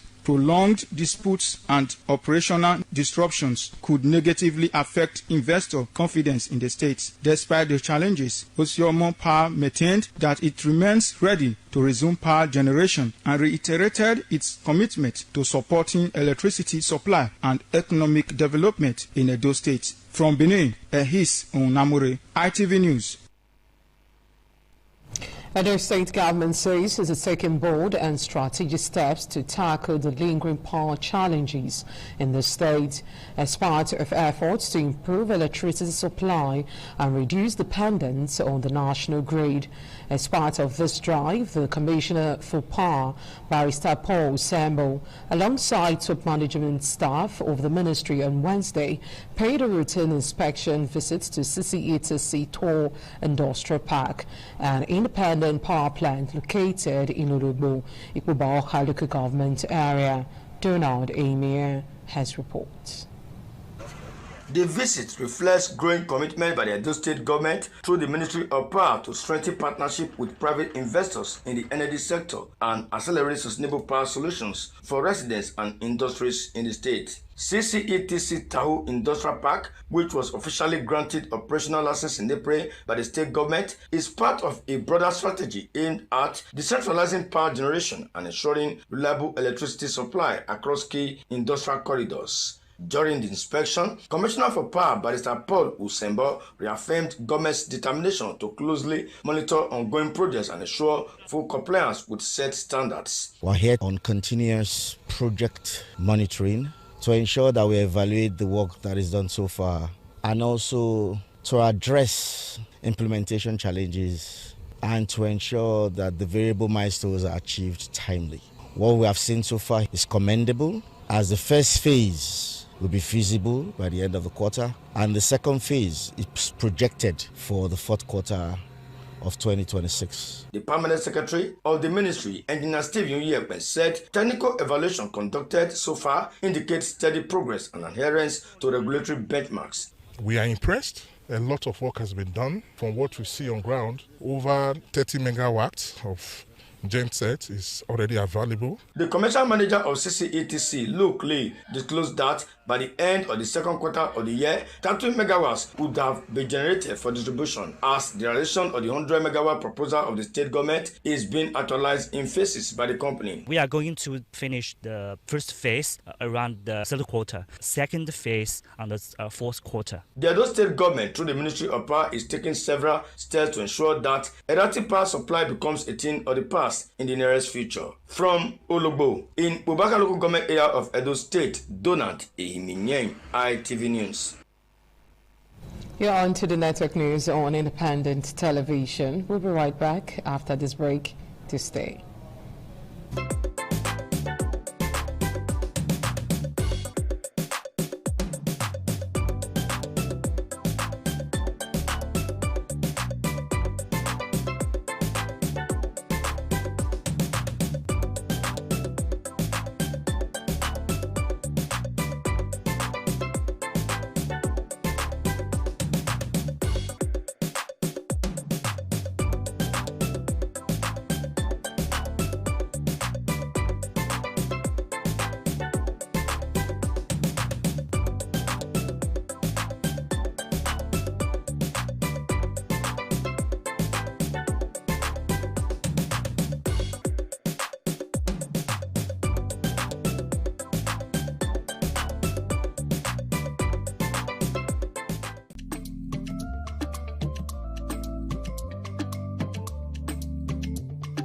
The man went out to bring in thugs to come and beat her. Yeah. In a situation like that, do you think women would have seen that and still want to speak?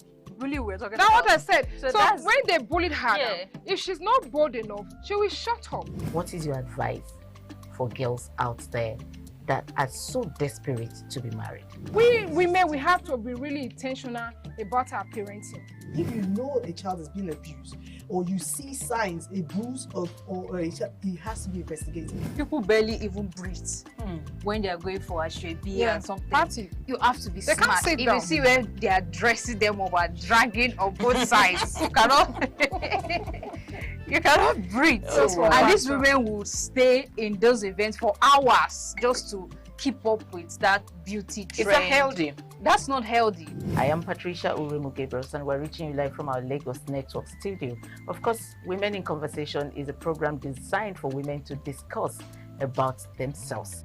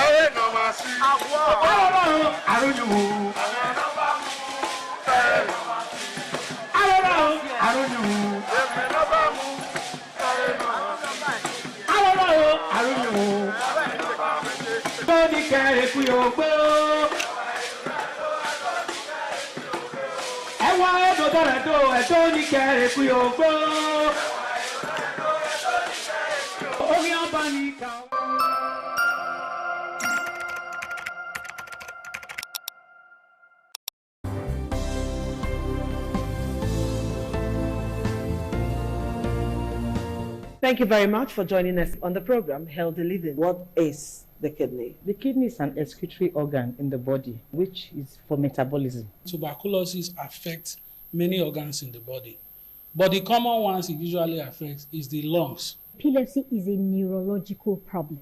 Okay. It is an injury in the brain which causes someone to begin to convulse, to go into fits. It is curable, but the cure is a long-term thing. If you eat well and avoid those risk factors that will make your immunity to be down, then the risk of contracting tuberculosis will be reduced. If you're healthy, then you're wealthy.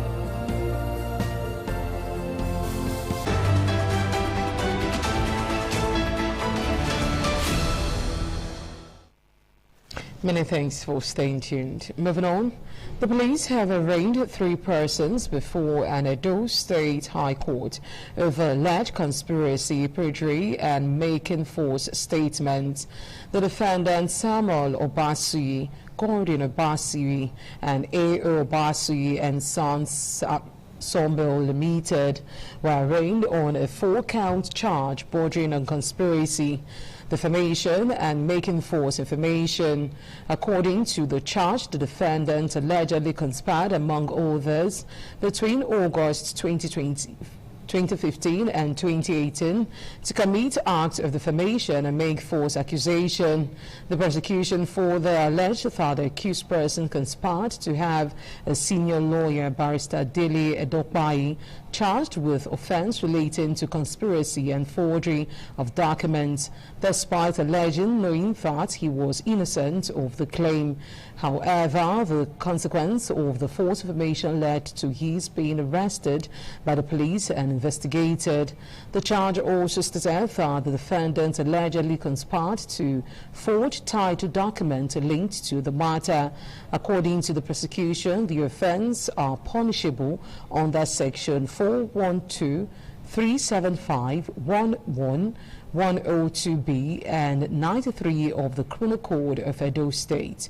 When the charge was read, the defendant pleaded not guilty. Counsel to the defendant, G.E. Oihena, alongside 3 other lawyers, urged the court to grant the accused persons bail. Barrister Oihena told the court that 2 of the defendants are legal practitioners and had previously been granted police bail. According to the court, they would not be available for trial. The prosecuting counsel, R.F. Demeka Esquire, did not oppose the bail application but asked the court to exercise its discretion. The presiding judge, Justice Aro Irefe Ifeje, granted defendant bail in the sum of 1 million naira each with 2 sureties in like sum. The judge ruled that each sureties must be grateful and carefully employed, provide an affidavit of means, and submit 2 recent passport photographs to the court. The matter was adjourned to 1st of July 2026 for hearing.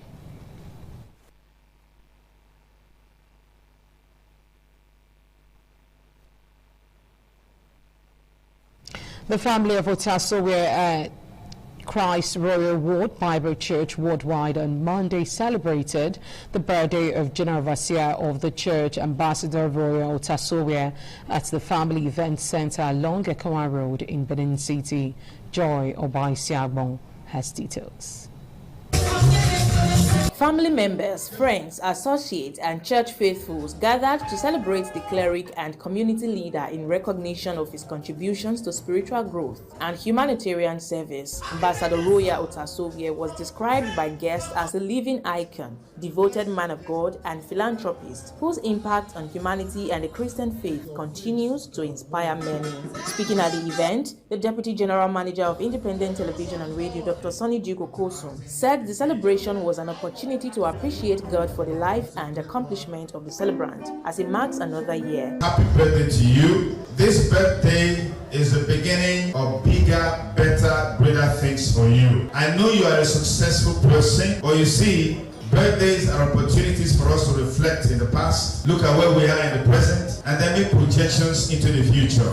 On behalf of the family, daughter of the celebrant, Marvelous Otasowe, congratulated her father, Ambassador Royal Otasowe, and wished him continued good health, longevity, and prosperity. As you all have come to celebrate with you, may celebration never end your household. Among dignitaries present at the celebration were the Edo State IPAC Chairman, Dr. Bishop Akalame, clergymen, church members, media practitioners, and security professionals who joined other well-wishers to honor the celebrant.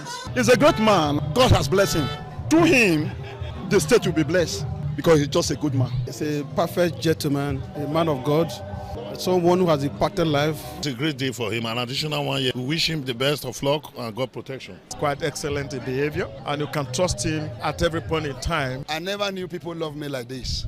I want to thank God because a word is not enough to thank God because I called few persons. A lot of people came. The event featured cultural performances, goodwill messages, and cutting of the birthday cake amid cheers from guests. From Benin, Joy Obaisiagbon, ITV News. Let's now take a pause for some commercials. We'll be right back. The threat of global warming is real. You have seen the destruction of lives and property as a result of incessant flooding. Make the environment a conducive place for all to live in. Stop polluting the environment. Protect the environment today. This message is brought to you courtesy Independent Television and Radio.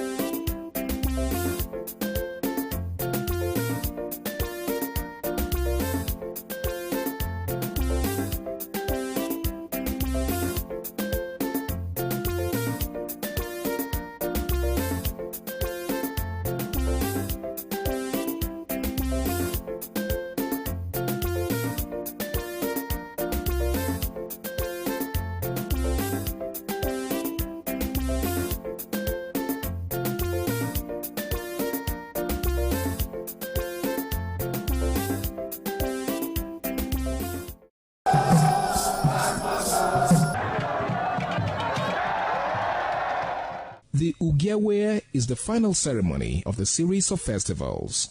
It is one of peace and lightheartedness, following the more solemn of the ritual year. Ugewe is the festival of the Ewe leaves, a symbol of good luck and joy. It is the most popular of all that heralds the dawn of a Benin New Year, new vow, newness of life and freshness of life, and a new hope for the future.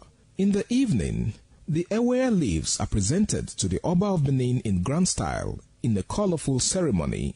The Ihogbe Society, amidst singing and dancing, bring the sacred leaves that symbolize good luck, blessings, peace, and prosperity. Each of the senior members of the Ihogbe proceeds to give the sacred leaves directly to the Oba of Benin, and others put theirs at his feet.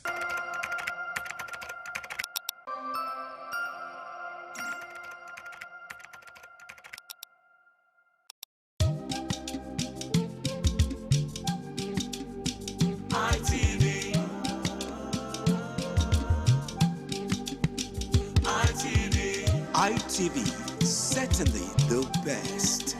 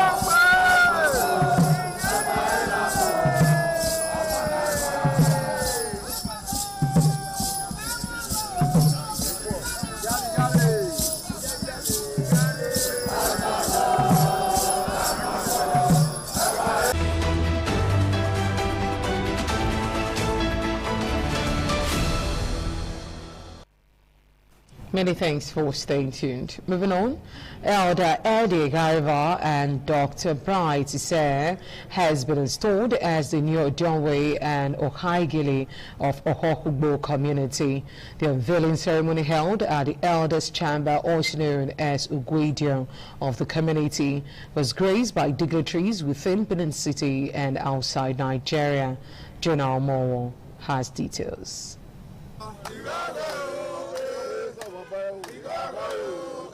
It was celebration at the Ogwedion, also known as the Elders' Chambers of Ohokugbo community in Ego local government area, Ward 2, as Elder Eddie Igarewa and Dr. Bright Isere were installed as the new Odionwe and Okagile of the community by the emissaries of the Oba of Benin after fulfilling all necessary traditional rites. Women and youth groups were not left out of the celebration as they sang melodious songs to the delights of the community people and guests who came from within and outside Nigeria to grace the ceremony.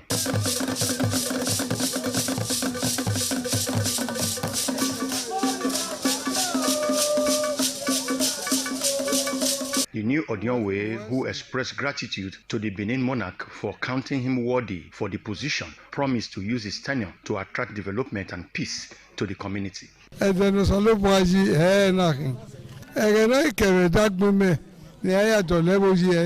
Today is a very happy day to me. The new elected Odionwe as a Ohokugbo community for appointing me as a Okagile of Ohokugbo community. I'm so grateful. I will still join Odionwe to prepare this community to put things in order. Some natives of the community and guests wished the new Odionwe a fruitful tenure. Mamwegbe maya dole wona yi ebona kama aka mi ko ya ka mi gwezi gawo ebi no tuwe na wiri na aimu bo ebo hogbo no pe wona mano wi bede na mamwegbe maya dole wona yi no ba oba ya to pe. Odionwe is a gentleman. I've known him for over 40 years. I thank God for keeping him alive. We are even more grateful to members of the community for all the support they give, the way that they handle things.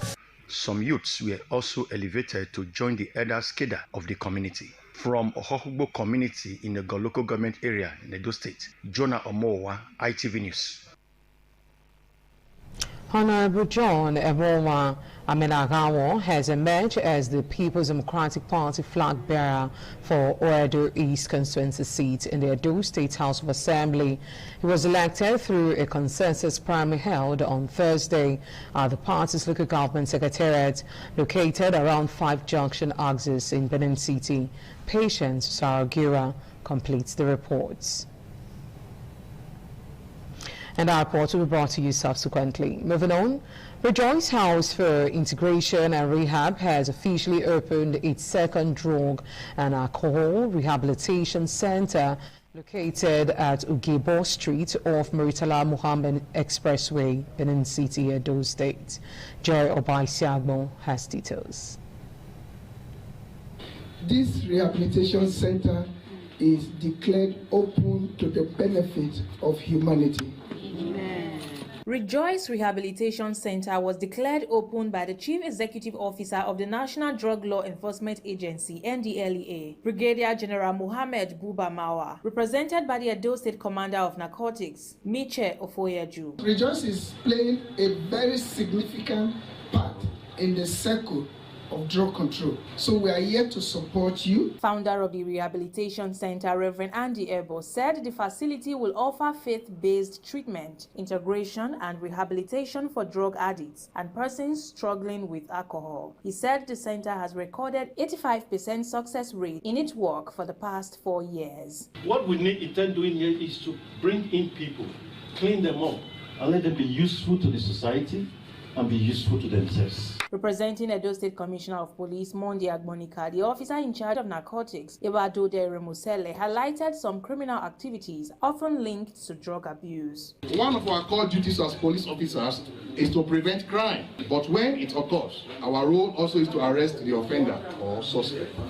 Mrs. Osayen Okoro Ifunaya, the Assistant Director of National Human Rights Commission, representing the State Coordinator, Mr. Olumide Donsumo. She urged the center to carry them along in its activities. Irrespective of your sex, that's the gender, your religion, and as far as you're a human being, they have their fundamental human rights, and they should be treated with dignity. Guests at the event described the opening of the Rejoice Rehabilitation Center as a healthy development that will help many people involved in drug abuse off the streets. We should welcome something to enlighten our youth, to take them out of the street. It's an encouraging move. From Benin, Joy Obaisiagbon, ITV News. Edo State Police Command has declared one Kayode Fashua missing. In a statement signed by the Police Public Relations Officer, Edo State Police Command ASP Enoy Koidem, one Kayode Fashua of 102 Opalawanin Street, Benin City, left home on 23rd of May 2026 to an unknown destination. All efforts made to trace him proved abortive. The statement adds that Kayode Fashua is 59 years old, dark in complexion, about 5 feet tall, speaks Benin and English language fluently. The statement adds that anyone with useful information about Kayode Fashua should kindly contact the nearest police station.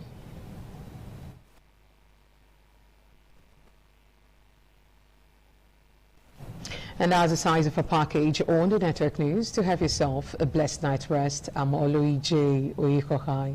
Bye for now.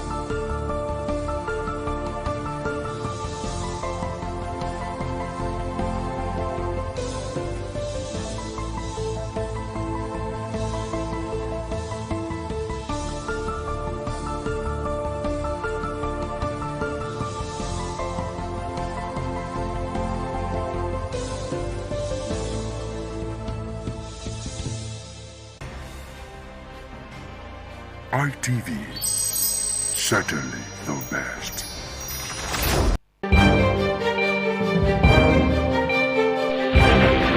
This is ITV, certainly the best.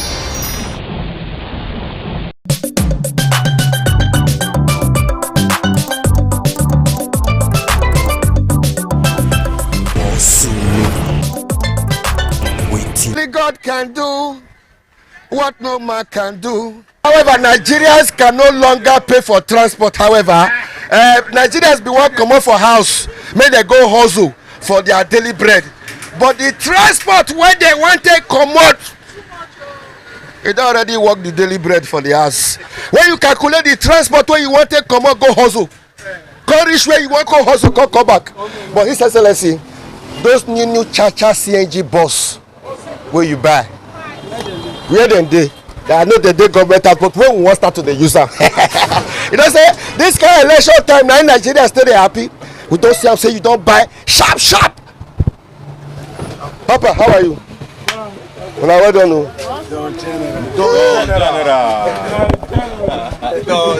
Anywhere you dey for Nigeria, they watch us for ITV, for Facebook, for YouTube, they watch us online.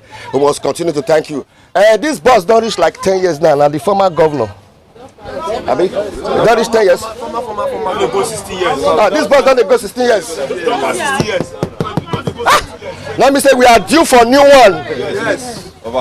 That's why Akpakomiza don't go carry some come now. That one not they use, they use diesel and fuel. And I CNG. I been an electric bus. Our governor go buy also. Na CNG. No, not be 100 naira. For this election time, a free Mayala. No, for this election time, from now till January 16, now free. If they not carry us free, we'll change that for them.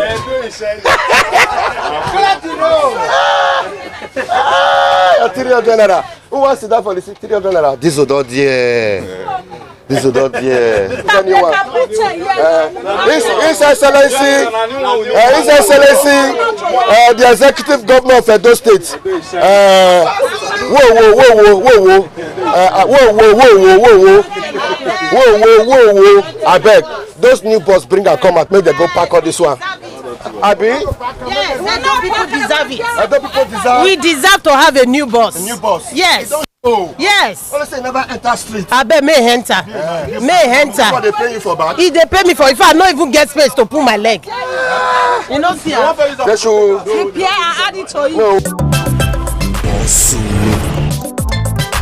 Waiting they have. Comfort. Okay, this your son. No wonder.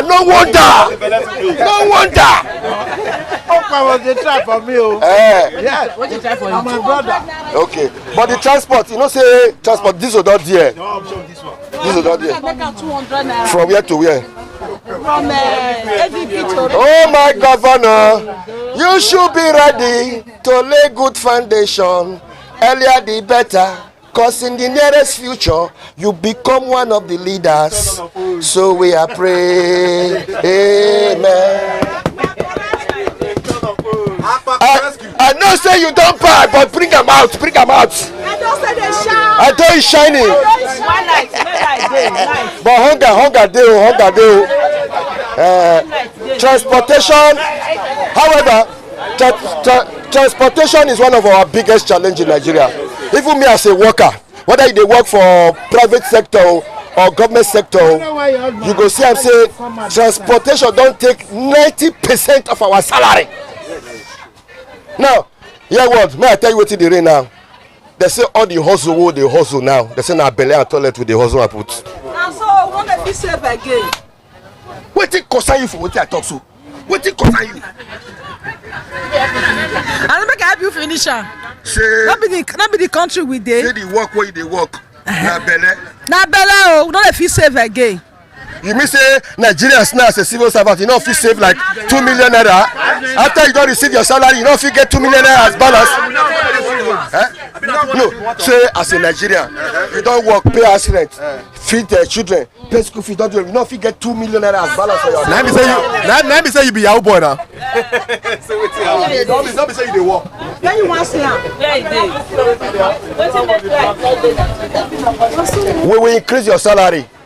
This new boss, you go enjoy the AC. The new boss is coming. Make the new boss quick on. And you bring it and make Nepal light day. No light, no light for You go buy solar fan. No. All the old women don't buy solar fan. So they carry solar fan follow body now. You go buy inverter fridge. Go buy solar fridge. We not go fit wait for NEPA again. We not fit wait for light. They want to kill us in this country. Everybody that they buy solar for us. Go borrow money from Lapo. And then they go. If to say not be public transport, for see Nigerians they trek. Even so many Nigerians now don't park their vehicle now. They don't park big men now. People don't park their motor. Yes, because of fuel. When it's too expensive. Now this Iran-American war na cause. Na cause. We not get refinery. No, now because of the American. We not get refinery. Donald Trump don't want Iran now. We not get refinery. You know, you say we don't give out to Chinese company. You know, yeah. Excellency, I beg bring out the new boss. I beg. Oh, we'll bring out the new boss. This is about 15 years. We don't to repair this motor. Bring out the new. Okay. Oh, your money. Oh.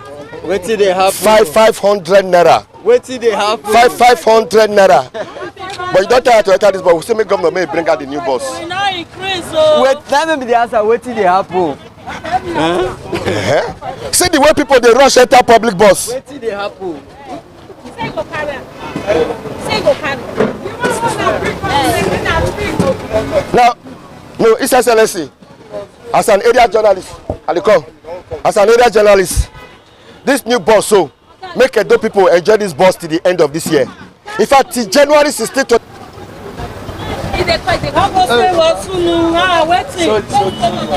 Where this one now? Mother, you don't see all that small bus enter where you call the enter this one. You don't see small one enter. You don't take up. Why you call the enter this cheap one? It's not cheap now. It's cheap. I go say cheap. It's not cheap. This one is supposed to be free bus. No. 300 is it cheap? It's not cheap. It's supposed to be free. You know you say fuel don't go up. Okay, why did they want us to vote for them? Is it not because of all this? Now they tell an America carry you free from now till January 16th. See me now, I want to pay. I want to pay. Oh my governor! For this bus. I'm not saying passenger, I stay in airport road. Just now you are in airport road. We do queue for it because it's cheaper. The other buses are carrying 600, 700. You know, in this economic now, we cannot afford to pay such amount. That's why we are trying to manage and queue for the bus. But we queue, we are many. The governor have bought new Shasha bus. Ah, we thank him. Long may he reign. That bus AC deal. Yes, we knew. That bus not be cho. You mean it? That bus not be diesel, not be fuel. You mean it? That bus now. Buzz for our governor. It's not the hype up. So where are you going? Where are you going? Now you the enter goes Ghana or South Africa.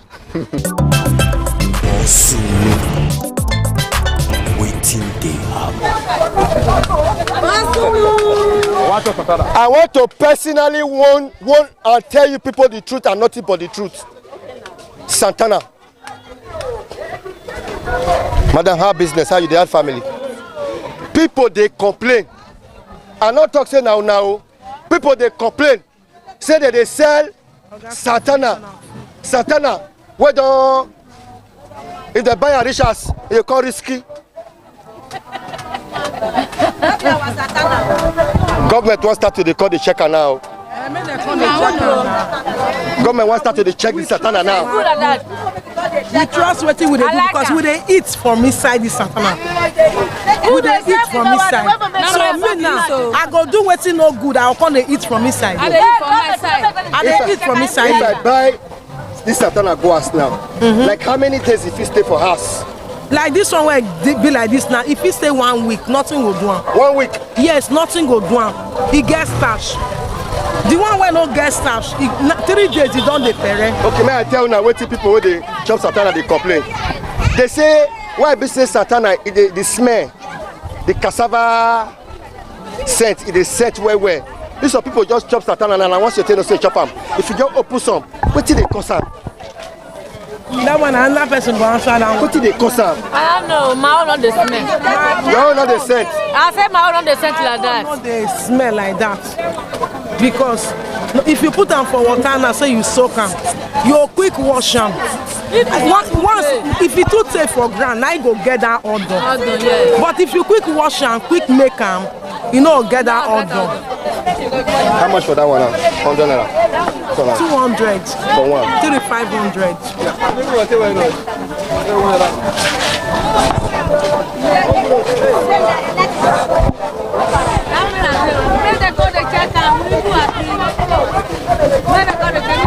And for restaurants, now they sell on 1,000, 1,500 though. 3,500 for this one, sir. 3,500 for that big one. This one 8,500. From 9. Yeah, give me 500 naira. I get now me. Wait. Me and my 4 children, and my wife and dog. No, not that. This one at 8, I'll give you. 8. And some restaurant they sell on 1,500 naira. No say for this country they know they shame again. No, they.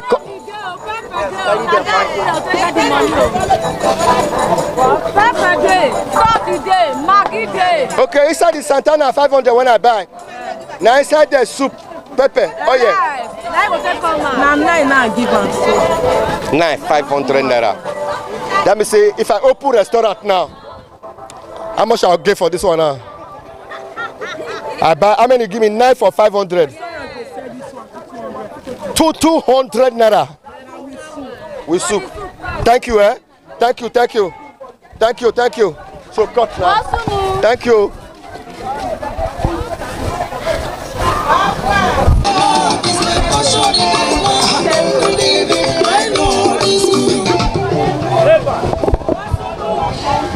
I greet you. Don't chop to me. I never chop. Seriously. You never chop today? I never chop. It's just everywhere. It has to be. They don't pack everybody come outside though. They say they want to do the market.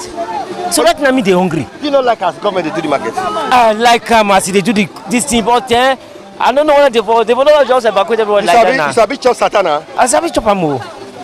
Like how many Santana you fit chop? If I say 4, I go finish 4. Only 4 Santana? Only 4. I dey tell you. Like which kind of soup you use? I go use correct melon soup. Melon soup. Simbangasi water leaf. Yeah, water leaf. All of them portion is a market. You like to dey chop Santana? Too much. You like how well? Where? Or dash you Santana? Okay. Hey. You buy and they hot. Open na me, you know say na Santana. I don't see. Na 4. I don't see. Ibabo. I buy and dust now. Okay. God go bless you. God go bless you. Na 4, na 7, 6, 9 days side. Okay, you want to do the menu too? You fit chop up.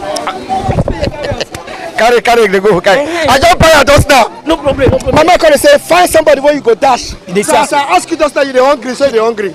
No ma. And I told you they tell me. I didn't tell you so. Madam, no concern soup no day. No concern you. Enjoy. Go enjoy the Santana. Go enjoy the Santana. I hear you. Enjoy the Santana. I hear you.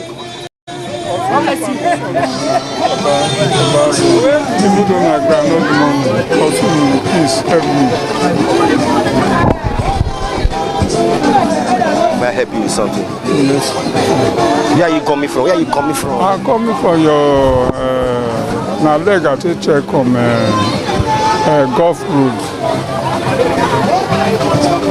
You know Lily Hotel? Where you they go? I they go Ekenwa Road. And you not get transport fare? I not get transport fares. I get mercy here. I never take them. I just surprised when you come meet me. Just surprised you come meet me. See. And I God say make I meet you, sir. I God do am. I know say you must give me something.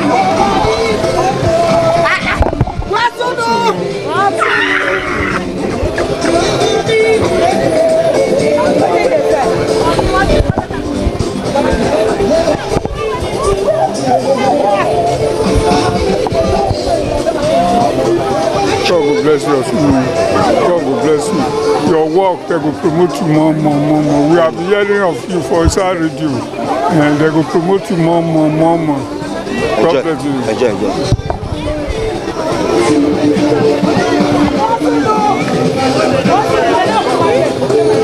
I don't suffer, not be small.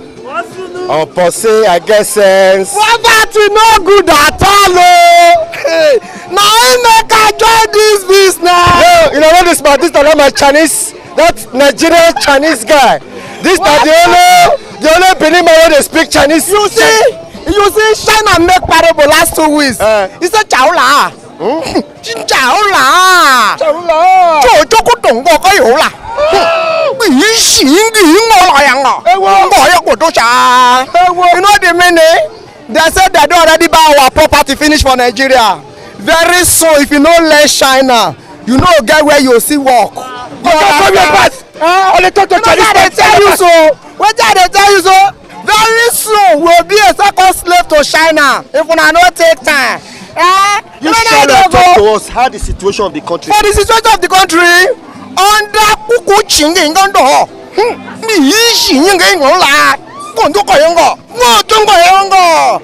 more you look, the more you see, not be less again. The more you look, the more you see. What it concern you concern hammer? I just show my love. We'll see. I just show, not the adjustment of Aru again. Not the adjustment. I just either you agree or you no agree. They borrow money, you say you know there.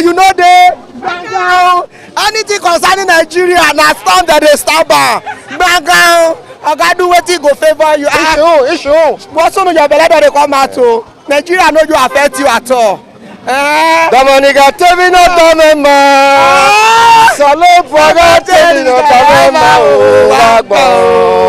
I don't go. Okay. How do you also know? Bro, I don't get your number. Give my number. You get many things. I didn't find you for long. I beg. Agree to. I beg you. Number 0080 55 40 73 59. Help me tell Nigerians make we be our brother's keeper. Chinese. No be say we not like to be our brother keeper. Unless say our gospels don't spoil. To be a brother's keeper nowadays, your brother when you say you want being a keeper, he don't remove gospels come out for your back. So your code according to your materials, your size no dey market. As people they watch us now, they feel say you know they okay.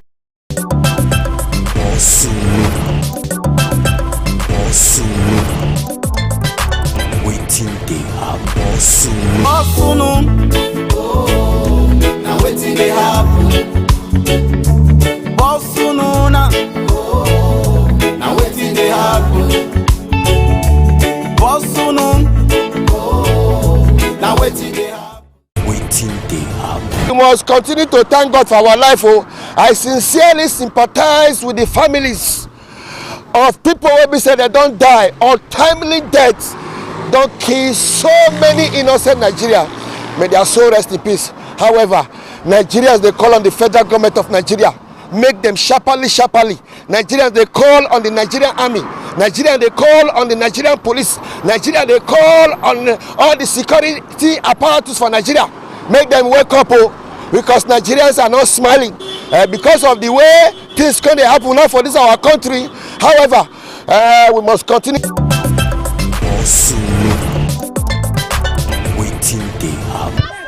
Agree to. Money no dey come from heaven. Do better thing, money go come.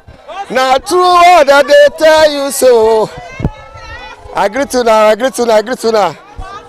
Mommy, how are you? Everybody they holla. Good morning.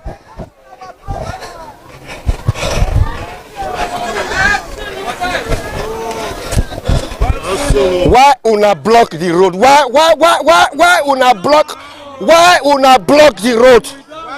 Why una block the road? Why una go block the road? Why police decided to kill our members? The one way hungry no kill. Now police come to kill them. Why una go block road? Opera they suffer, when keke they suffer. Now police they kill them now. Wetin happen? Nothing happen. Wait, una block the road, abi una park the keke? We block the road. Oh. We need justice. You did that, wetin happen? Oh, not then at night it happen. But eyewitness they say see what happen. Now police station from the corner, commissioner of police and they come from so. I see your people that they go outside. But they say we can't really investigate the matter. Okay. The truth and nothing but the truth. Yes. Wetin happen? The person die, be still there alive. He die.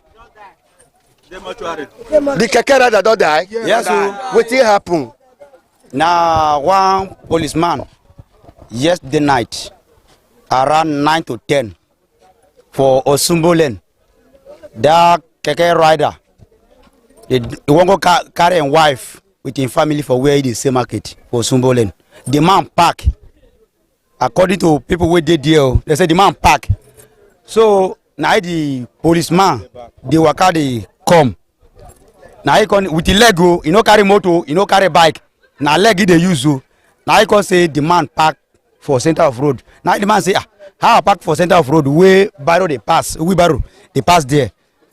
Now from there, now he can tell us say make a park where. Now he say you don't already park where. See walk away the walkway where they there. Now from there they can change where. Now he come out the tear gas. I can spray for nose before you know the man fell down. Before people come they shout, make a come help. Before one of our brother come run go there, the man already give up before they all can go hospital. No still. Now in for the impact with this, the keke rider. Yes. When na chairman for na park sef. All of them go straight. No, wetin this man talk so na true. Abi na. So wetin you hear or wetin you see? Na true be that. Na true. And that man always dey do am. He dey drink akai. Sometimes he go come here. He go enter drop. The policeman. He go enter drop. He carry reach your house for Basua. He carry 500 give you. If you see he talk too much, he go bring gun. Sometimes na dagger. He go say if you dey anyhow. Na police. Ogida police station. No, they say I want to. But what the police officer can do for this side? They stay for this side. Yes. And he used to enter our keke when he's going. So he used to enter here whenever he's going back home. So he usually trek when coming back. So I was so surprised to see the man decide to. But the police officer they drink. They drink. Our new IG said they don't want to see any police officer when they drink. This one always they drink day and night. They always like go man. He's even drunk yesterday night. No, we be say your colleague don't die now. What do you want make government do now? We want justice. Justice. Make them sack the police officer or with justice. The dead body not go rise again. Because no, the dead body not go rise again. Go rise, but we want justice from the government. Which kind of justice? Sometimes we dey hear public execution for this kind of matter. We no want may they put the person for sale later they will go and see him for street. We don't want it that way. Make government do the needful and warn the police say make they stop their brutality. It's no good. We don't like it. They don't treat us well, but police supposed to be our friend. But the way the police they treat masses is as if we are enemy to them. So we don't want that. Nigeria police officers are supposed to protect life. They're supposed to be our friend. You know hear the way they talk the story, it happen. I hear everything. I hear how it happen. Like I was saying, Nigeria police officer supposed to protect life and property. Not to the destroy, not to the key. You understand? So I dey beg those state government, make them, even all these officers, if not to go carry them, go find out whether most of them no go training at all. Okay, make we do the other flip side. Wait, make I just ask people because we don't see them say Nigerian police now they be the nearest security officer to protect us. Yes. But what do you not like for police? What they do? Number one, the brutality and oppression. The brutality of police is too much. If you not give the 200. You understand? Just like yesterday when I was going to Saple Road, police blocked me close to that what do you call that roundabout. Yes, No, not 5 Junction. That roundabout where for Sapler Road, yes. He was saying this is what do you call Salah. I must settle and for Salah, saying we want to go Salah. Now tell us what is me? I'm a Christian. I know that if I settle you, who will settle my own? That's why you don't like police. Not be say why. That is why I don't like police. Your children join police. No. Okay. Why you don't like police? Okay. What you don't like for police? I know free talk say I don't like police. Police now our friend, and they are there to protect life and property. What we don't like, what I don't like about them, that operation, forcing people to collect money, because it's happened to me in this road by August Street Junction. When the man their road block there, as I drive my keke reach there, the next thing police say, man, I give her money. I say, okay, I no get money. If you get opportunity to join police, you will join. Okay. I know sure they go join the way they see the police, the way they see. I know sure they go. What you not like for police? Police. What I got it. They must give her money. Oga, you see police, they too oppress people. They know they do their work, and many of them they don't go training. Then pass back, put them. Not all of them, search them, sir. They are not going to training. Then pass back, enter. That's why the operation is too much for the next country. Make your child. God forbid. Go do waiting.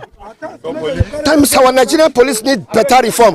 This guy now, if I ask a question now, what do you not like about police? Just the year what you want to talk. Police are your friend now. No, not be nowadays. Now before. Me I dey come for somewhere like this now. Back where I be fly before I enter bus the Coring Road. I dey come for Sapele. So they first day for there in the evening. This morning they still dey there. As they say, I wear clothes, I dey dress well. You do this guy, one or two things. Everything. So I just call the notice. They can't stop my bike. So other bikes they pass where girls sit down, where women sit down. They just stop my bike, collect the bike man key. They start to the search me. They say search yourself. I say, officer, see my back. Na power bank dey inside and other things. He say open now. I be the craze. All these one or two things. So Sapele for Idogbo side. Not on Idogbo. I don't forget the street. So I was like, okay. Man, no go outrash the maid. They no go say I no talk when I make a converse. But anytime you see police, you dey fear. Why I go fear? I no carry any exhibit or anything. But they suspect you. They always suspect. They try to misunderstand me. So one or two things. So we just need to just remain calm. But you don't like join police.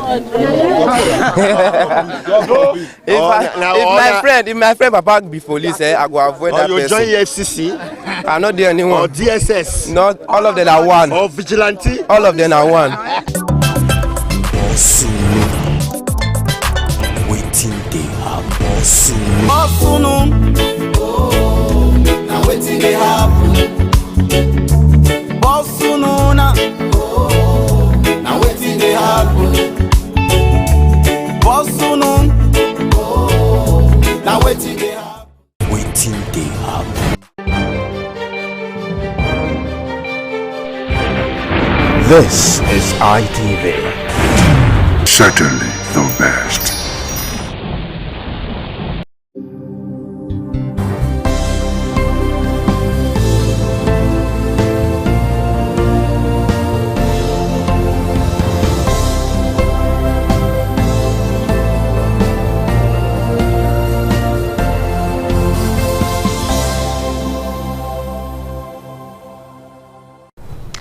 A pleasure to have you join us on the program Healthy Living. My name is Precious Fortune, and today on the program we'll be talking about something quite interesting. We'll be talking about the topic hypertension. Yes, that is something we popularly refer to as low blood pressure. Now I find this topic quite interesting because a lot of people do not even know about it. You know, we're so focused on high blood pressure, we get to talk about it all the time, and we don't even remember that there's something called low blood pressure. And it's equally dangerous, if not even more dangerous. So today we'll get to find out more about it, the causes, the effect, is it deadly, you know, and so much more on the program. So yes, I have a doctor here with me. Thankfully, he's going to, you know, give us more insight about this topic. I have Dr. Duke Udukru. Udukru. Good afternoon, doctor. Thanks for joining us. How are you doing, sir? I'm good, very fine. Okay. So, doctor, I'll let you in on a little secret. Before now, growing up, I used to be very scared of hospitals, pharmacies, injection. I think a lot of persons are as well. But it's funny that I'm all grown up right now and I'm still scared of hospitals. But here's the crazy thing. I've never been scared of doctors. You know, I have this special admiration for doctors. I feel like you guys are doing a lot. You know, you're like some superhumans. Thank God. Thank you for making our time to join us. You're welcome. All right, so let's delve right into it. Doctor, could you tell us what exactly low blood pressure is? You know, what is low blood pressure and at what point does it become a concern? When does it move from low to abnormally dangerous to, you know, require medical attention? All right, thank you so much. Firstly, let me mention the name again since you murdered my surname. I'm so sorry about that. The name is Dr. Duke Onoriode Udekru. Udekru. Yes, Senior Registrar, Department of Family Medicine, and the Public Relations Officer, Nigerian Medical Association, Edo State Branch. Your question is what low blood pressure is. Okay, I was told last week you guys discussed about high blood pressure or something like that. Okay. Yes, so yes, we have hypertension. I'll do more of explanation so everybody's carried along. We have hypertension, we have hypotension, which we're going to talk about today. And then in between, there's what we call normal tension. Okay. Yes, in between there's what we call normal tension. So the idea is for everyone to have normal tension. If it's hypertension, it is dangerous. If it is hypotension, it is dangerous as well. Now, what is common actually is hypertension. And that is what we treat. Now, there are times the commonest cause, of course, one of the causes of hypertension itself is, of course, when we treat hypertension, you know, patients take drugs for hypertension. In the long run, they could have hypotension. The idea is for us to maintain normal blood pressure, which is the normal tension. But before you know it, sometimes it happens that they now begin to have hypotension. So it means that's why most times as doctors, we like to titrate the medications we give because there's no specific dose of these BP drugs that you are giving. Okay. So it depends on how much hypertension is affecting the patient. So you want to titrate. So there are times that patient could still go down to hypotensive level. So at those times, that's the reason why, okay, I find this topic interesting. Because ordinarily, hypotension is not, it comes from some causes, but it's not something that people carry along in their daily lives. Okay, so doctor, are you saying that these medications you give to these people is what leads to hypertension? It is not only the medication. Okay. Now, let me give an illustration. You are taking a medication. The medication is expected to maintain, to help the patient maintain a normal blood pressure. Yeah. But there are times, probably they take a higher dose, or they take too much of the medication. Probably the patient is patronizing this hospital, patronizing the other hospital, and the patient is taking all of them. Before I know it, instead of maintaining that normal blood pressure that we are targeting, it now starts going down. So at that point, of course, you want to hold on with those medications. The other causes have not defined the hypertension itself. Okay, go ahead. Of course, hypertension is when your blood pressure or someone's blood pressure is less than 90 degrees, 90 milliliters of mercury systolic. That's the upper part. You know, there are two parts when looking at the reading. So if it's less than 90 milliliters of mercury systolic over less than 60 milliliters of mercury diastolic, that's when you now see this person has hypotension. Okay. Now, we also have to look at other indices, like a patient comes around and maybe patient tells you my blood pressure is 86 over 54 or thereabout, and there is no symptom at all. The patient is just looking at you, patient is not feeling dizzy. It could just be normal for that patient. Okay. It could be normal. But if you have known the patient, you know, normal blood pressure level before now, and you are getting something at that level, you could be worried whether the patient is symptomatic or not. Okay. Now, I will still go back so that you understand this better. I'll still go to hypertension again. You talk about hypertension, is anything above 140 systolic and above 90 diastolic. Okay, doctor, you talked about hypertension as 90 over and 60, right? Yes, something, so anything what's below the that. normal figure? That's what I'm going to. Okay. So when hypertension is 90 over 60, that's below 90 over 60, then hypertension is above 140 over 90. Anything in between is what we call normal tension. Okay, that's a normal one. Do you understand now? Yeah. And so that's the target we want Okay. for every patient or for every person. All right, doctor. Thank you so much. Okay, so doctor, please tell us, who would you say is more prone to having low blood pressure? Does it happen to a particular gender, maybe a particular age range or something? Okay. If you talk about age range, yes, I would say the elderly. Okay. Yes, the elderly are prone to hypertension for, of course, they are aged because of their physiological body system that is changing. And then, of course, well, these elderly, many of them already taking medication. That could lead to it? Yes, Okay. that could lead to it. And like I mentioned, you're taking medication from several hospitals. We do that a lot in Nigeria. So that's why most times when I see my patients, I like to tell them, are you on certain medication? Okay, I like to see the medications you're already on. So it doesn't appear as though you have one at home, I'm not giving you another one. You now add it to what you're already taking. This also means that when we get medications, we should at least get to know the names. People don't do Exactly. that. They just go Get to know the hospitals. names, tell your doctor. In short, me, I like to see the drugs you're already taking. I want to see the dose, I want to see everything. Are there other causes of, you're asking about the causes of hypertension, right? Okay. Okay, so other causes could be dehydration. Okay. How does dehydration come about? It could come about, it can come through, for instance, frequent stooling. From frequent, watery stool, let me put it that way. The patient that is losing so much of water through watery stool tends to have dehydration that could lead to hypotension. Even blood loss is another cause of hypotension. Okay. These are the common ones that you see around. Other ones, medication I've mentioned before, they could lead to hypotension. Okay, we talked about people who are more prone to having it earlier. Yes, I said you elderly. mentioned the elderly people. Yes. What I want to know is, what if someone is younger? Is it possible for someone, maybe a teenager, someone within 20, and all of that to have it? Of course, like I mentioned, anybody can have blood loss. Okay.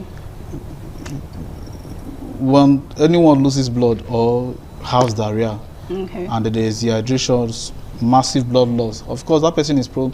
His volume, we're talking about volume loss.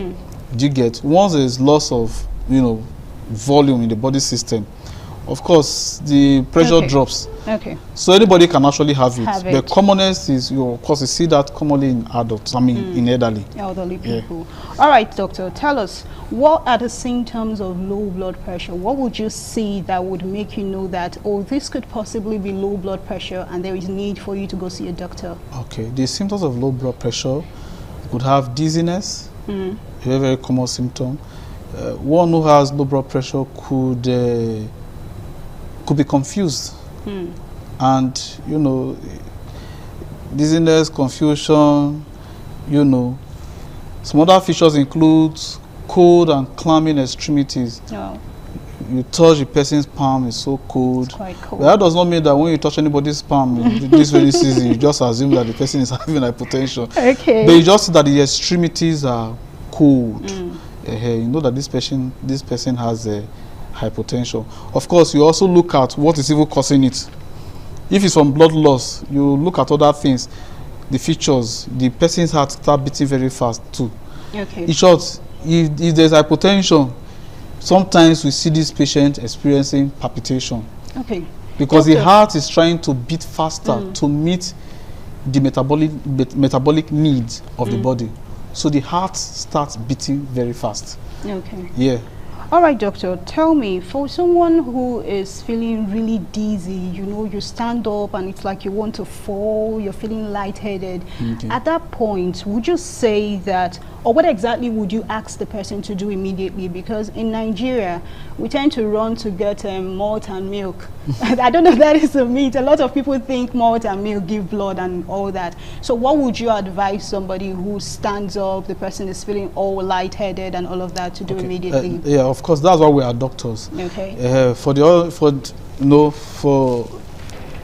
citizens generally, once they see things like this, it's malt and milk, because I understand. I do that. But for us as doctors, yes, you know, when you come to the hospital, oh yeah, I have headache.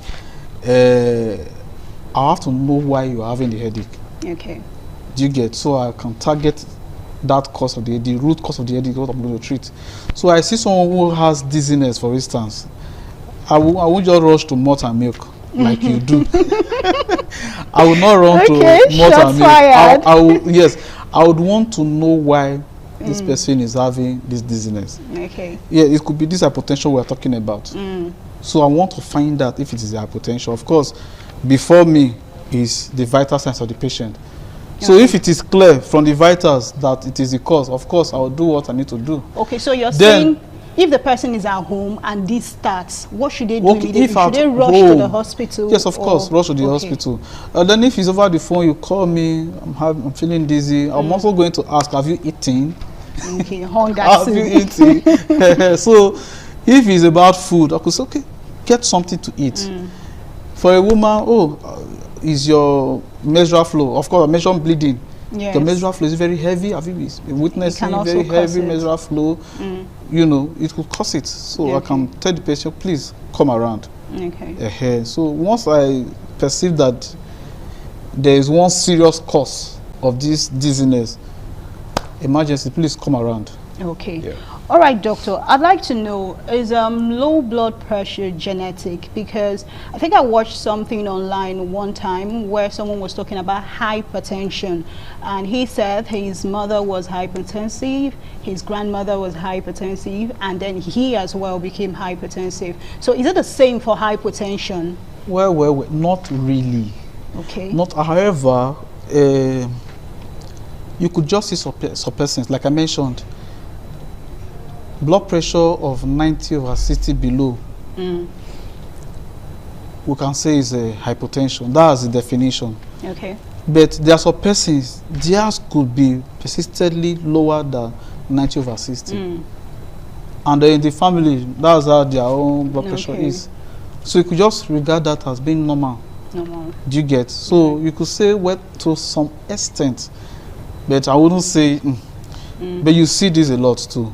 Okay. So from the books and for the definition, 90/60 below is hypertension. Hypertension. Okay, doctor, let us know, are there different types of hypertension? Well, there are. Okay. There are. It could be from volume loss. Okay. It could be from, you know, shock itself. Like from, those ones are very big stuff that, okay, someone has an accident now and has fracture. I mean, what do you call spinal injury? So it could lead to hypertension. Okay. Do you get? The blood pressure could drop. You know what I'm saying? So, but the common one we see, the volume loss and all that, you know, then, what will I say again? The drugs that we give, will I say type of hypertension?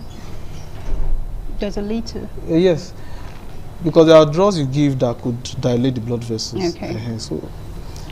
All right, viewers, we'll go on a very short break, and when we come back, we'll have our doctor here, you know, tell us more how we're going to prevent all of this. Now, I would suggest that you stay glued to your screen, because you never can tell when this kind of information would come in handy and all of that. So please stay with us. We'll be right back.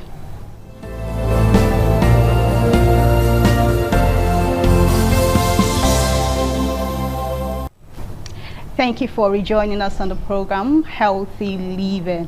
Yes, we're still talking about hypertension, low blood pressure, and we've had our doctor here, you know, tell us a lot about low blood pressure.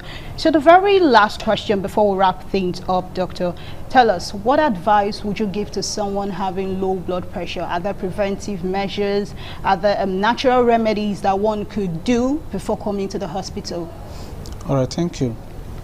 For the elderly, who are most, like I mentioned, are very, very prone to hypertension, because there is what we also call orthostatic hypotension. For this elderly, if they are standing up from sitting or lying position, you should do it gradually. Okay. You don't just sit up, immediately, so you could fall. And then if one is already having it, like you feel you're feeling dizzy and all that, you quickly lie down before you fall down. Quickly lie down, or you could sit down so you don't fall.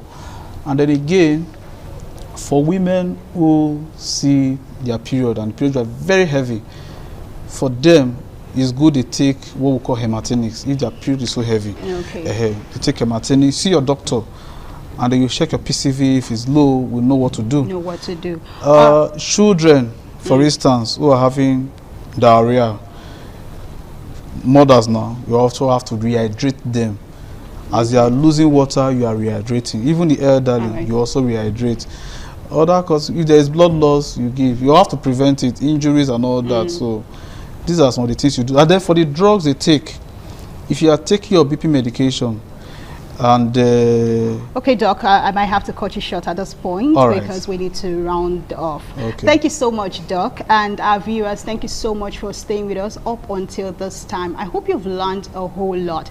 I would say health is wealth, so you need to take care of your health regardless of anything. So we'll see you same time and of course next week. Thank you and bye for now.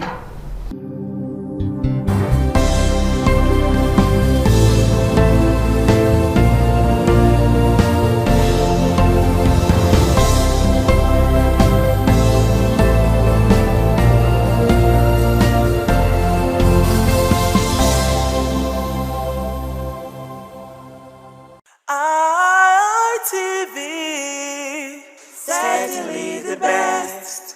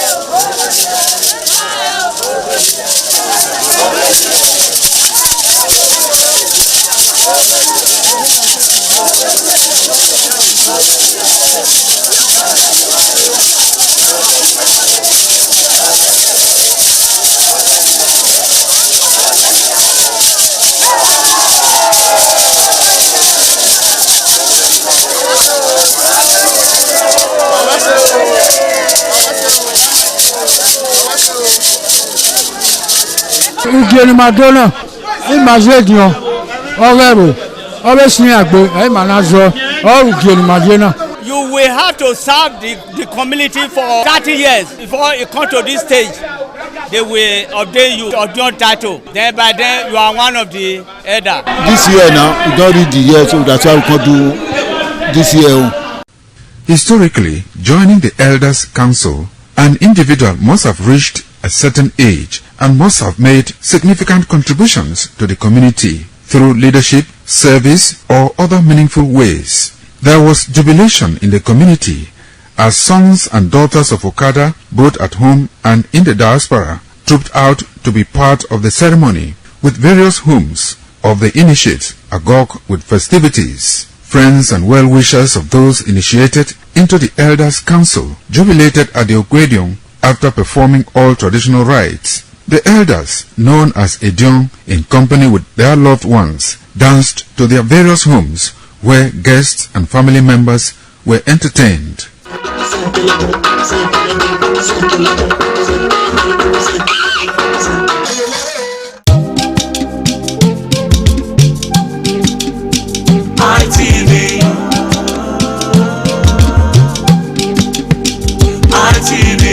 ITV, certainly the best.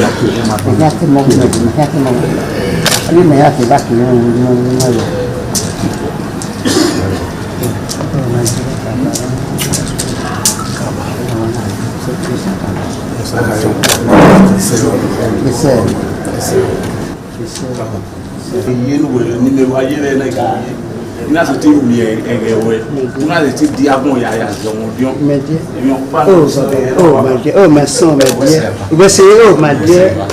Oh, where are you here? Is that where you not over? Yes. You not do so much. Yes, my dear. Where's it happening? Where's it happening? Oh, it's not here. Where's it? What's my dear? It's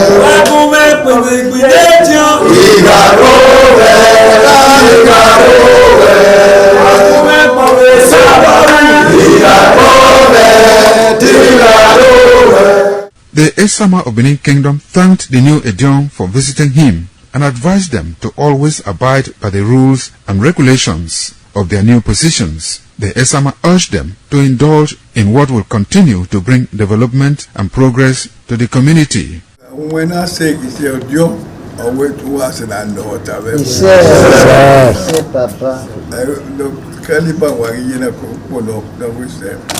Who paid you? Who paid you? Papa. Echo one as ever. Ever here, not the letter did we ask about my former. Who were in it? A Joe. Eh, Jonah Willing. Eh, Jonah Pulu, Pulu, eh, Jonah Luria, Why go back? But John Willie, Gathered in and I had the way. Why we had the winner, no matter of the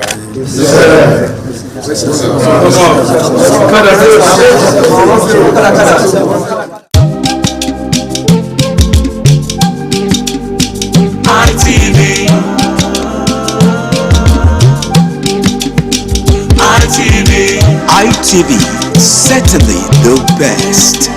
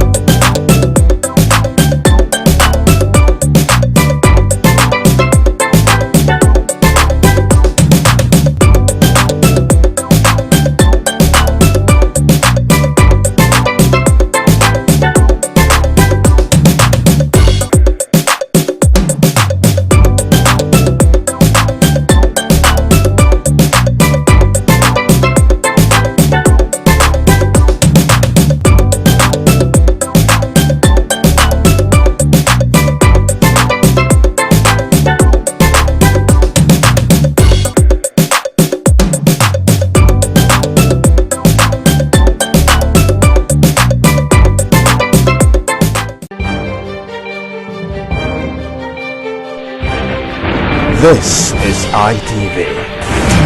Certainly the best.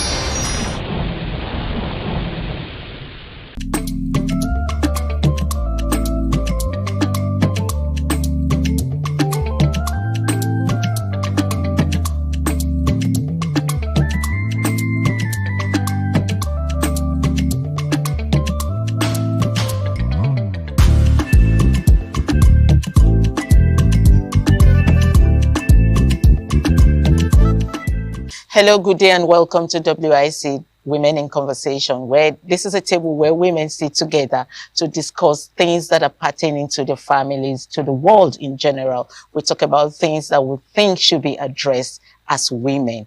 Anyway, today on this table, we will be looking at a very interesting topic that has been making waves in the social media. We're going to be discussing it and try to get our views and opinions of each woman that is seated on this table. You know how interesting this red table is. The red table is a beautiful space for women where we discuss and give it a positive answer. Anyway, with me this day to do this is Esther. Esther is on my right. Esther is on my far left. Esther Unen. Esther is, she is an administrator educationist and a proprietress. Esther runs a school.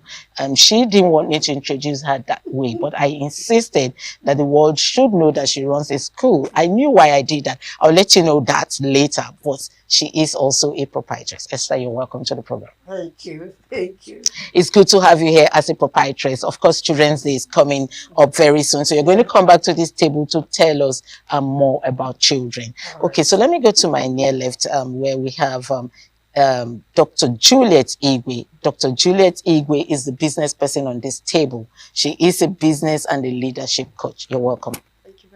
It's good to have you. And then to my right, I have Gift Furera. I hope I pronounced that rightly. Okay, so Gift Furera is a professional chef. She's going to be serving us lunch after this program. But anyway, behind the camera, I asked her what Furera means, and she says it's a beautiful flower. She's as beautiful as her name. Thank you for coming. Thank you very much.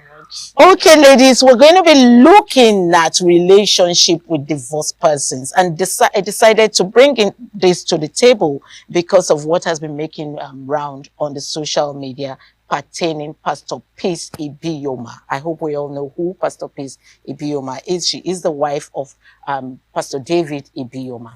Okay, so during the week, Pastor Peace Ibiyoma was trending online after advising married women not to keep close friendships with divorced women, claiming they could negatively influence their marriages. The pastor went further to lay curses on women who snatch women's husbands, praying that they also will be inflicted with cancers, and even laying curses on the children. I saw the video and I decided that you women should speak about it. I don't want to talk about it. You all have your opinion. I have my opinion about what happened. So you have your opinion on what happened. I'm going to start with you, Esther. I also know you are a pastor. That's why I'm going to start with you. I know that you're a pastor. And this is a woman pastor who had come online advising married women not to have negotiation or not to have friendship with divorced women. And she went on to curse them and curse the children. What's the take on this? Well, personally, this has to be my personal opinion. Okay. So for me, I don't really think, based on my own personal opinion, that she was right to say, using myself as an example, that I don't have any business to do with women who are divorced. Looking at it critically, it might not be their fault, and going through what has been happening, what if the woman decided to leave the marriage for her health or domestic purposes, domestic violence purposes? Like we all know and we've been saying. So on that note, will I say, oh, because my sister left her marriage, I should not have anything to do with that? No, for me it's wrong, because it's not her fault. Basically, it's not her fault. For the sake of life, we all know, instead of a woman dying in that marriage, please leave. So I, as a fellow woman, should not, keep distance from the person. So personally, I don't think that was proper. As a pastor, is there a sin to divorce, for, probably like you said, it could be domestic violence sake, it could be different reasons why a woman decides to divorce. Is there a sin attached to that? Well, the Bible critically states that God hates divorce. But now, in this situation, under these circumstances that we are finding ourselves, if it has to do with threat to life, they should be separated. They should stay apart, Maybe after a while, after counseling and after advice, they could come together. But at that critical time, that has to do, like we have been initially talked about, domestic violence, the person should stay. They should be separated. Gift, let me come to you. Okay, this is a heart-touching story. I'm sure the video made so much waves on the social media, and I'm sure you have also seen the video where she laid curse and saying such women that goes around to take people's husband should be infiltrated with cancers. And she also went on to curse the children of such women. What's your take on it? Do you think it was the right thing to do? Well, for my own personal opinion, that cause wasn't necessary. Yes. And then if I will start from where she said, you know, that we have, you know, relating with divorced people is wrong. To me, I feel maybe because she might be speaking from the position where she is. As What position? As a pastor's wife, who must have seen a lot of things concerning divorce, and probably for the reason of evil communication. You understand? If you affiliate with the divorced people, evil communication, you know, probably she might be talking on that terms. So, but laying curse on somebody who took somebody's husband and even to the children, that is not necessary at all, because it is not in her state to judge. Yes, it is not in her capacity to judge, because judgments, you know, even let's look at Karma. Even if she does not curse, let's just leave everything to Karma. Karma will always catch up with anybody that defaults in any way. Okay, so that is, you know. Dr. Juliet, I know you're a business person, but this has to do with women. This has to do with family. Okay, if you have a sister that is divorced, Pastor is saying that Pastor Peace Ibioma is saying that you should not associate with your sister. Do you agree with her? Well, I do not totally agree with that. But there's a part where you agree with her. Yeah. Please go ahead. That's where I agree with that. Okay. Because I want to believe that she's speaking from the perspective of a mother. You know, a mom will always want to advise her children. Just like we are mothers, we advise our children, don't follow this person. This person might influence you. Don't go here, don't go there. So that is the perspective I want to agree with her to a certain percentage. But the fact that even if it's my sister, I shouldn't relate with her, except if that my sister has always been a negative influence on me, right? But if I know that my sister need help, relating with her in that time of stress, that time of divorce, would actually be what she needed to really rethink her decision for divorcing that man. And maybe through coaching, you know, I'm a leadership coach. I thought it was just for business. Okay, you do leadership coach too, right? Course. Good. So through coaching and support and therapy, she might find a common ground with her husband. And that would even help to resuscitate the marriage. Okay. Behind camera, I was discussing with a man, not even a woman. And he said to me, she probably is trying to say out what she's experiencing, but might not be able to, you know, say it as a pastor and as a pastor's wife, not to tarnish their images. But that she might be experiencing, I'm not saying that's true. That's what the man over behind the camera said to me, that she might be probably experiencing ladies in the church trying to her husband. Okay, so she could be speaking from that angle. Do you agree with such scenario? Well, you know,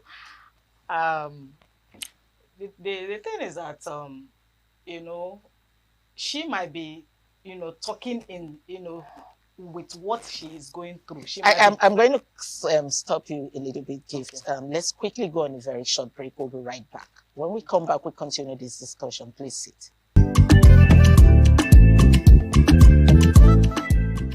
Welcome back. It's to the table of WIC, Women in Conversation, where we discuss everything pertaining women, children, husband in a little bit anyway. But without the men, actually, we won't have the women. So we also discuss them. I just make them jealous when I say we discuss about them a little bit. We were talking on relationship with divorced persons, and you were saying something before we went on a short break. Please go ahead. So what I'm saying is, you know, she is a pastor's wife.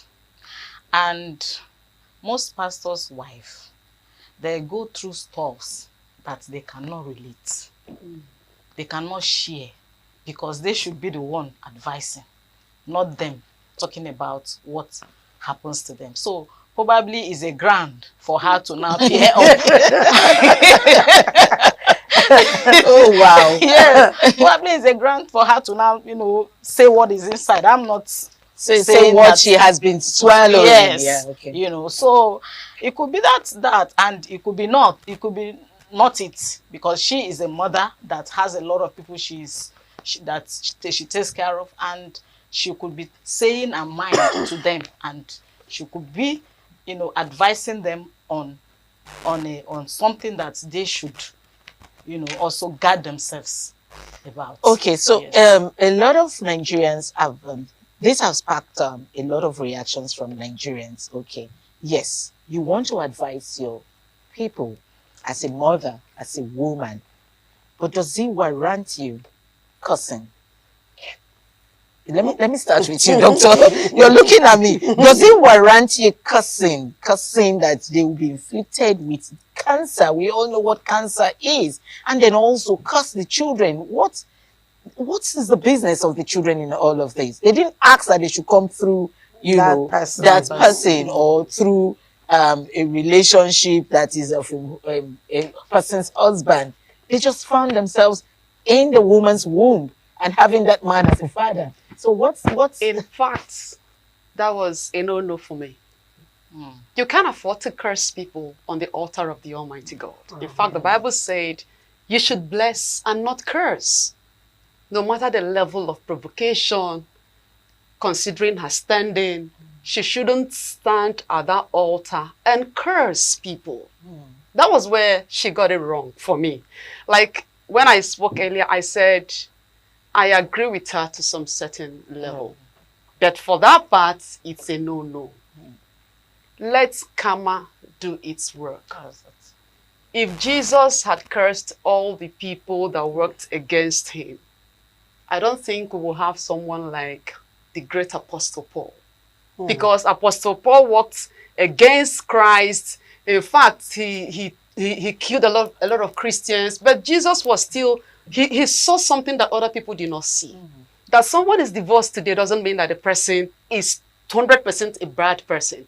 And that doesn't mean that the person cannot retrace her step and make the marriage work. So, cursing that person, it's a no-no for me. She would have stopped at the level of advising even to the people not to, you know, not to go into divorce or snatch people's husband, and leave that cursing part alone. So that is a no-no for me. Do you think the cause came from a place of a personal interest? Like the man that spoke behind the camera saying she probably is going through a whole lot in her marriage and decided to use that curse to, you know, send a warning to people that she knows and the people that knows her, we don't know. Well, for me, I may say yes and no. Okay? Yes, on the ground that it might not be a person. It might not be, it could be maybe close relations, or as a pastor's wife she is, people from the church that she has close encounter with, and in the course of advising, in the course of ministering, she has heard a lot. So I from that angle, maybe she felt that's the right channel to address people. Don't go about snatching your fellow women's husband. So I see that maybe based on what she must have heard or having close people around her. So that's why I feel it could be she's coming from that angle. So cursing is okay? No, I'm not saying it's okay. You asked, Is it based on what the person outside behind the camera said? So I'm saying it could be from a personal experience that she came to do that, but it's a no-no for me. Okay. She shouldn't have done that. Curse is from God, if at all he wants to. We are not in position to curse anybody. And as a pastor, we're in position to bless. You are to bless your friends, you are to bless your congregation, you are to bless, the people that comes in contact with you. It is not, let me use myself as an example, it's not in my position to curse anybody. Okay. Thank you. Let me come to you, Gift. Okay. Your name is Gift, so you give a lot of blessings. Let me put it that way. Was it right that she asked, or rather she cursed the children? Do you think God will listen to such prayers? We are not God. We are just assuming as humans, and with what we have studied in the Bible. Do you think such curses, like the Nigerians will say, is in all water? Do you think such curses can get anywhere in the presence of God? Well, especially for the children. I'm going to say that in two ways. The two ways I mean is that, because she is a woman of God and she stood upon the altar of God and made that curse even to the children. Like in the scripture, there's a word that says, and God will visit the iniquity of the parents to even to the 10th generation. He was going to visit their iniquity. And several times, so many people have heard in the scripture that God allowed the whole family to go down. Like Korah went down with his family, like the one that wanted to hang Esther and Haman went down with his whole family, So on that, she might be right. Okay, and then the second one, like I said, I'm talking about it in two ways.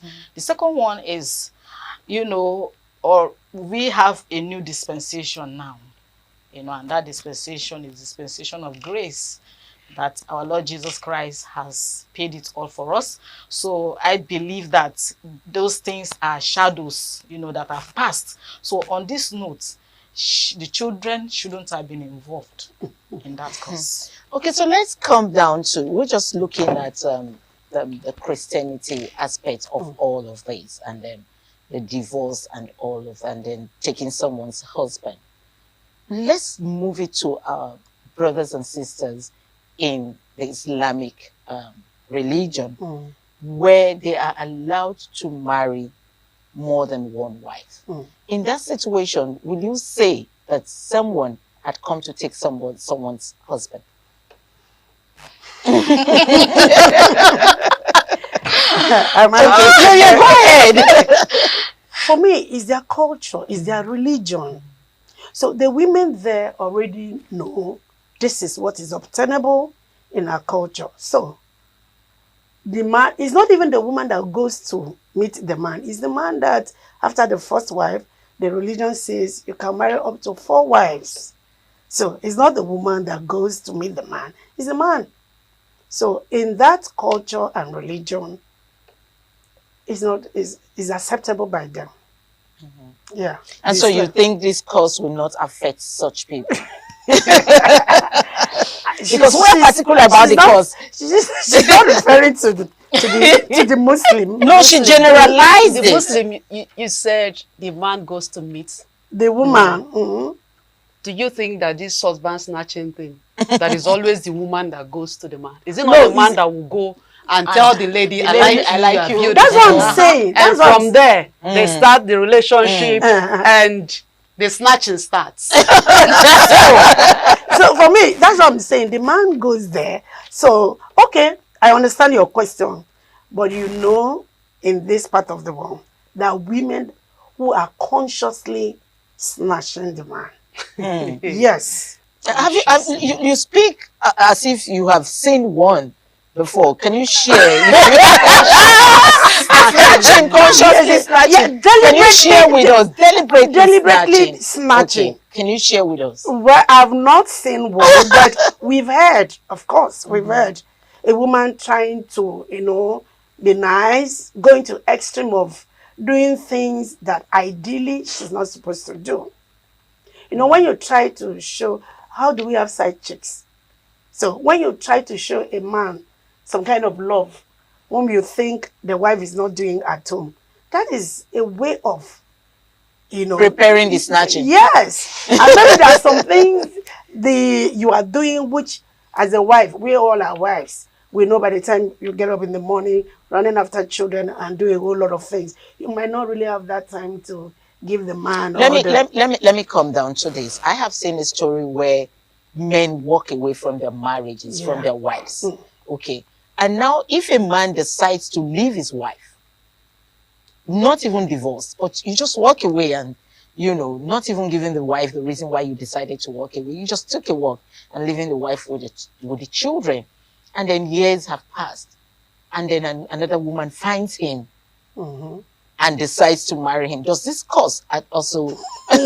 Because I am particular about the cause. No, yeah, they of course the cause won't happen because that other woman that came later already was not in the scene. Was not in the scene at all. Which other woman would have caused the wife? The wife caused the husband already. Okay, abandoning the children and everybody. Strange woman. She was not aware of any strange woman. So the cause now is on the man alone. And you know, for the fact that some people enter marriages for some certain reasons. You understand? Because some of these marriages, some people enter transactionally. Okay. Maybe the woman has money and he came in, or the man has money, she came in, and now there's no money. You understand? So the man is off. So in the first place, the man did not even, for me, in the first place, in some situation, the man did not even come into the marriage with his heart, with being committed. You understand? Most cases it's like that. Okay. Yes. We've just been told that our time is almost up. So, but one word from every one of us. What is your advice to those that snatches someone's husband? Please stop it. That is just one word. It's if you snatched someone's husband, just be assured that that same husband will be snatched from you. So stop it, whoever that is involved. Stop it. Don't snatch someone's husband. To you, what is your advice to the pastor? Pastor Peace Ibioma.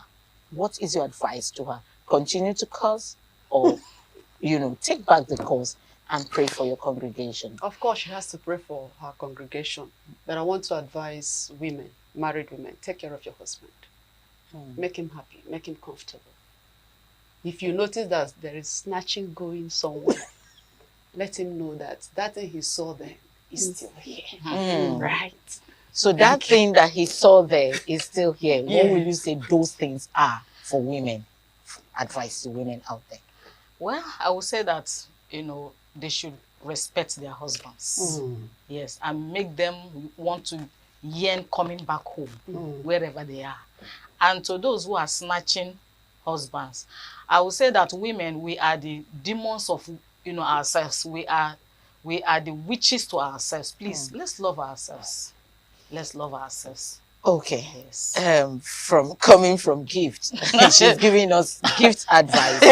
Let's love ourselves. Yes. Stop snatching. But you also, Dr. Juliet also said that let's do those things that brings the men back home to know that those qualities are still in us. Give me one of those qualities that you advise a woman. Look good always. She already said respect your husband.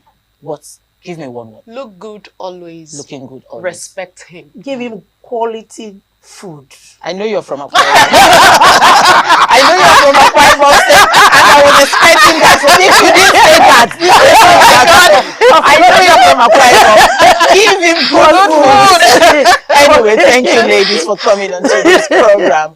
Esther said, give your husband good food. Very important. I know why I say that. Very important. I know men that don't want to eat outside. They will tell you, no, until I get home before I eat. That's because their husbands give them good food. Their wives. And then their wives give them good food. And then coming from Juliet says, look good, just like she's looking good. I mean, there's no way her husband will see her and don't want to say, oh, come back home. And then from Juliet, from Gift says, respect your husband. It is very important to respect your husband, because when you respect him, he will also respect you. Anyway, this advice I leave with you women out there. Stop snatching other people's husband. Until I see you again, I am Patricia Urumugibos. Thank you for joining us today.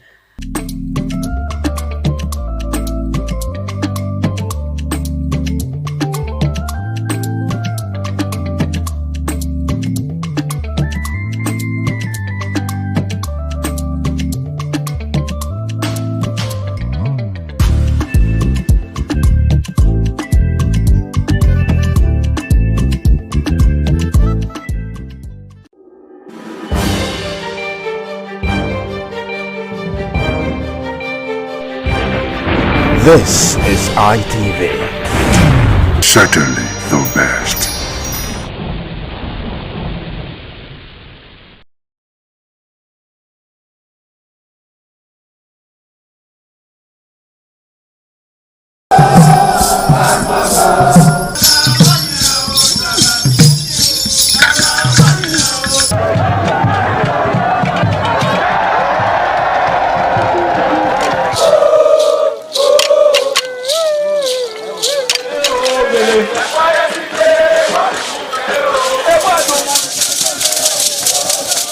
This is Aqua Game, a popular game in Africa played by our ancestors to entertain themselves after each day of farming.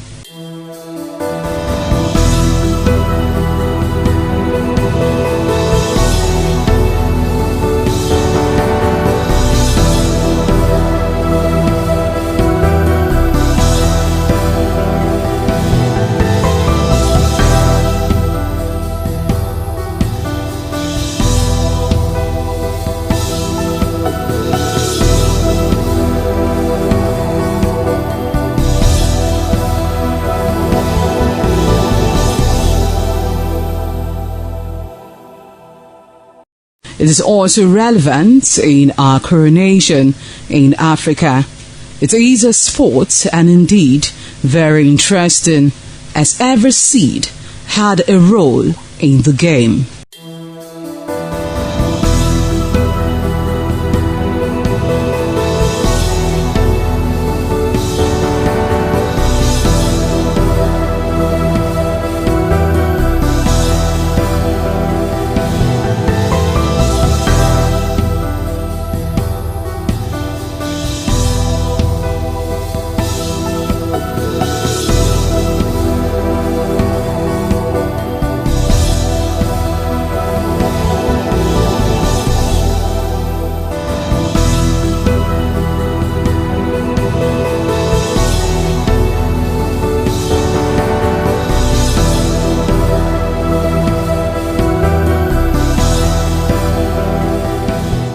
Playtime is 45 minutes per set. There is no age limit as long as you can spin Aqua Seed. Ayo or Aqua Game, known as the game of intellectual. This game requires a lot of mathematical skills. Aqua Game is played with carved wooden box containing 12 holes.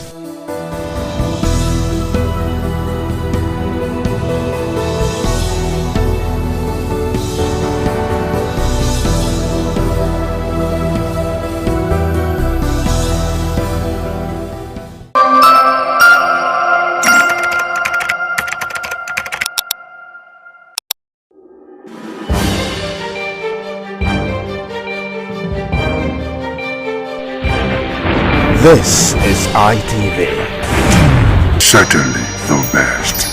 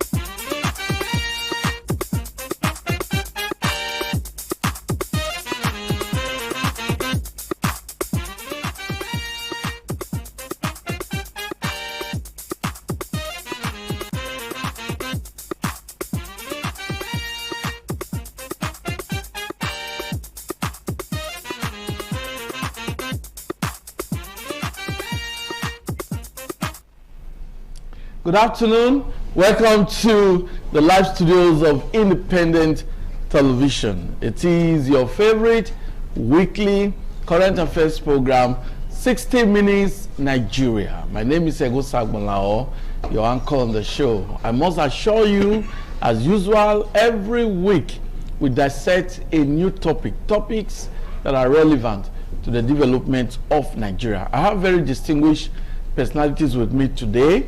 I have Honorable Barrister Ben Omodo. He is a political analyst. He is also the senior special advisor to the Speaker of Edo State. He is a man of integrity that you would like to meet on the program today. Nice to have you, Honorable Omodo. Thank you so much. Good afternoon. Okay, we also have in the studio a regular face, but we will not be having you for some time. We're talking about a political and human rights activist, a notary public of Nigeria, and the Edo State Chairman, Nigeria Society of International Law, a chartered arbitrator and mediator, Barrister Patrick Isekwene. Nice to have you on the program today. Yeah, thank you, and I thank you for inviting me. Okay. We also have in the studio a man that we respect so much, a clergyman, a man that leads congregations, is a man that is known as a community leader. He's also a man that is into farming, and he loves to, he always wants us to mention that too. He's also somebody that is a human, somebody that contributes to the development of humanity. Join me, welcome Bishop Loke Monabiese. Welcome also. Okay. Thank you so much. We have two barristers. They want to transfer one to you. Okay, so the topic for today, we are looking at security. We are looking at politicking. I know that for that of the politicking, a lot is happening in the political space in Nigeria. But don't forget it. They are politicking ahead of 2027. And I think Omodo will tell us more. The kind of faith that politicians have is unprecedented. You know, they can begin to predict ahead of years to come. They know they will get there. You know, politicians are very wonderful people. And but some persons are saying that security could be a deciding factor in all elections, even the 2027 general election. That candidate who is able to provide a blueprint that can really tackle insecurity might just be the man. Now, security worries, security concerns is not only in the north, it's not only in the southwest, southeast, it's not only in the south, but communities. In Edo State, for example, we're having new communities coming up. We have Yowa, we have new communities. Insecurity has permeated these new communities. That's the same scenario around the country. Most of these security concerns are in the communities. Communities yearning for development. Sometimes we have access roads.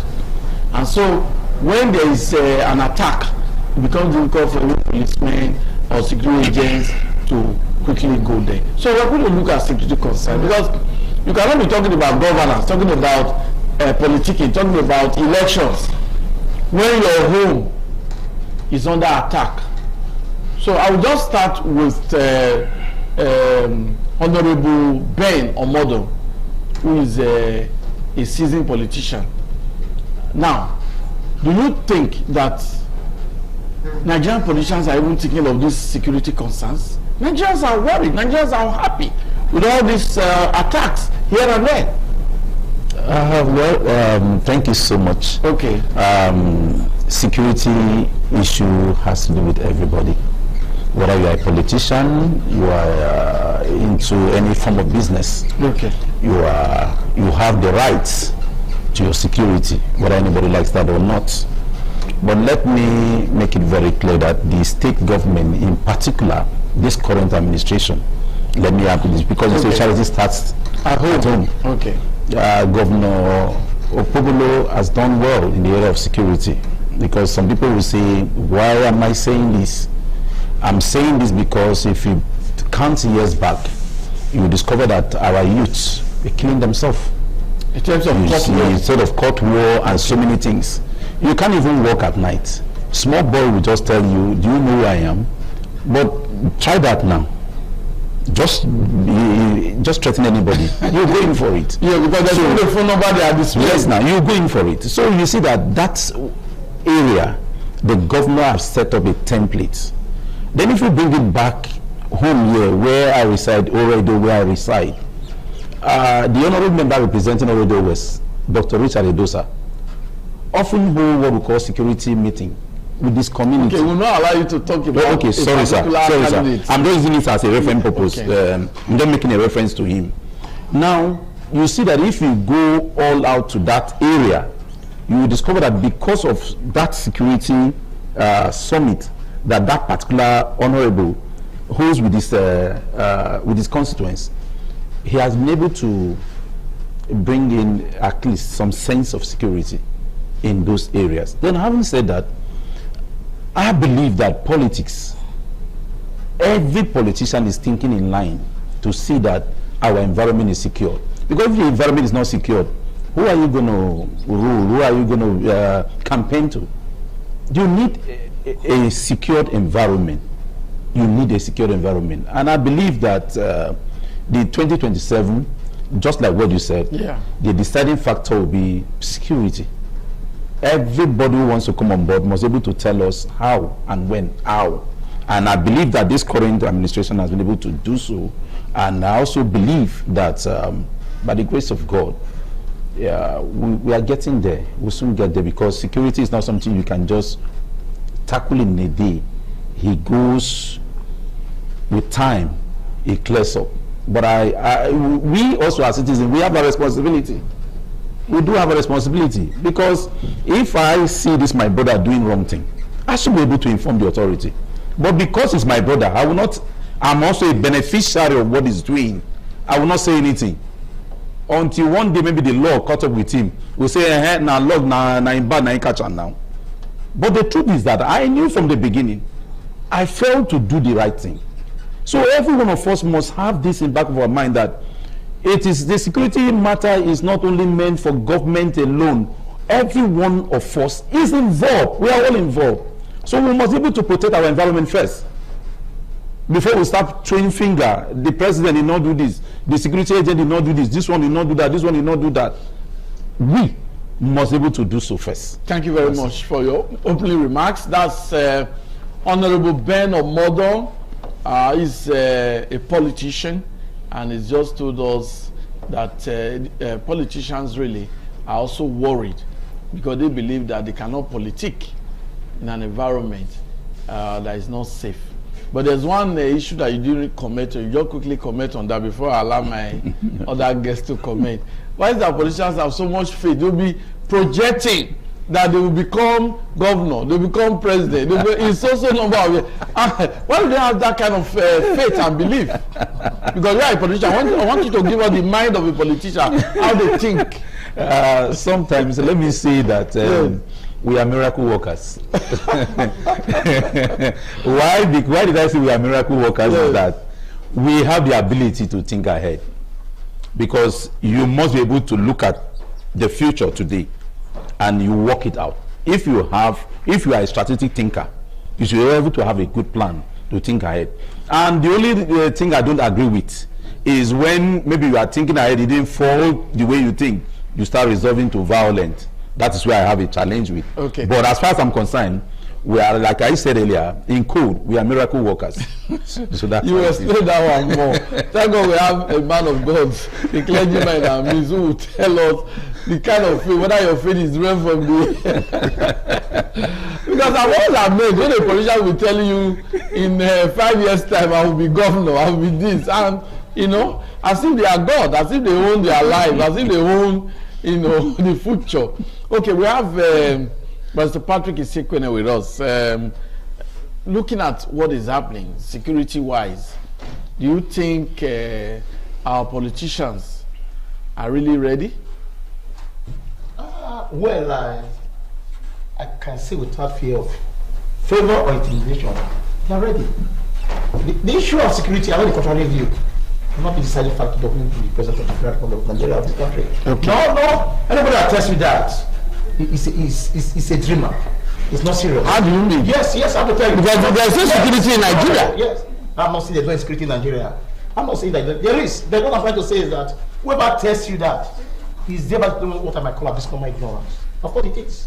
Because the issue of security is a serious business. It's a serious matter. And if you check the issue of security, it's a global problem. It's a global one. It's not just Nigeria. You have terrorism everywhere. These are militaries. One of them is coordinated. And the ISIS have boasted to eliminate the Christians in Nigeria. And you saw what the committee was set up by America, the lawmaking body there, to look at the issue. Let's look at internal security. No, I'm coming. I'm coming down. I'm bringing it. I'll come down. I don't have the threat to just link to what I'm just saying. Okay. It's not a joke. Because Nigeria is a state. It's a joke of Nigeria. I'm talking about Nigeria now. Yes. And it's not what I'm talking about. Yes. The president has them to Trump. The committee just indicted some persons in Nigeria that the military and the police collide with these militaries. Some persons, yes. Yes. In the issue of terrorism, fighting crime. So those are the bad eggs that must be fished out. In fighting security issue. That's why I said nobody can be trusted, not even you. I don't know where you belong. When Block was there, he said, even some of my members are members of Boko Haram. He said it. I don't know, just indicted there. It's not a joking matter. That's why this man, ISIS, was just killed. He's a second in command based on Trump action over Nigeria issue. So it's covered. Nobody just sit down and tell you to come and do. The president and cabinet is a service chief, sack them and bring back. What is somebody, even a general, military general, try somebody.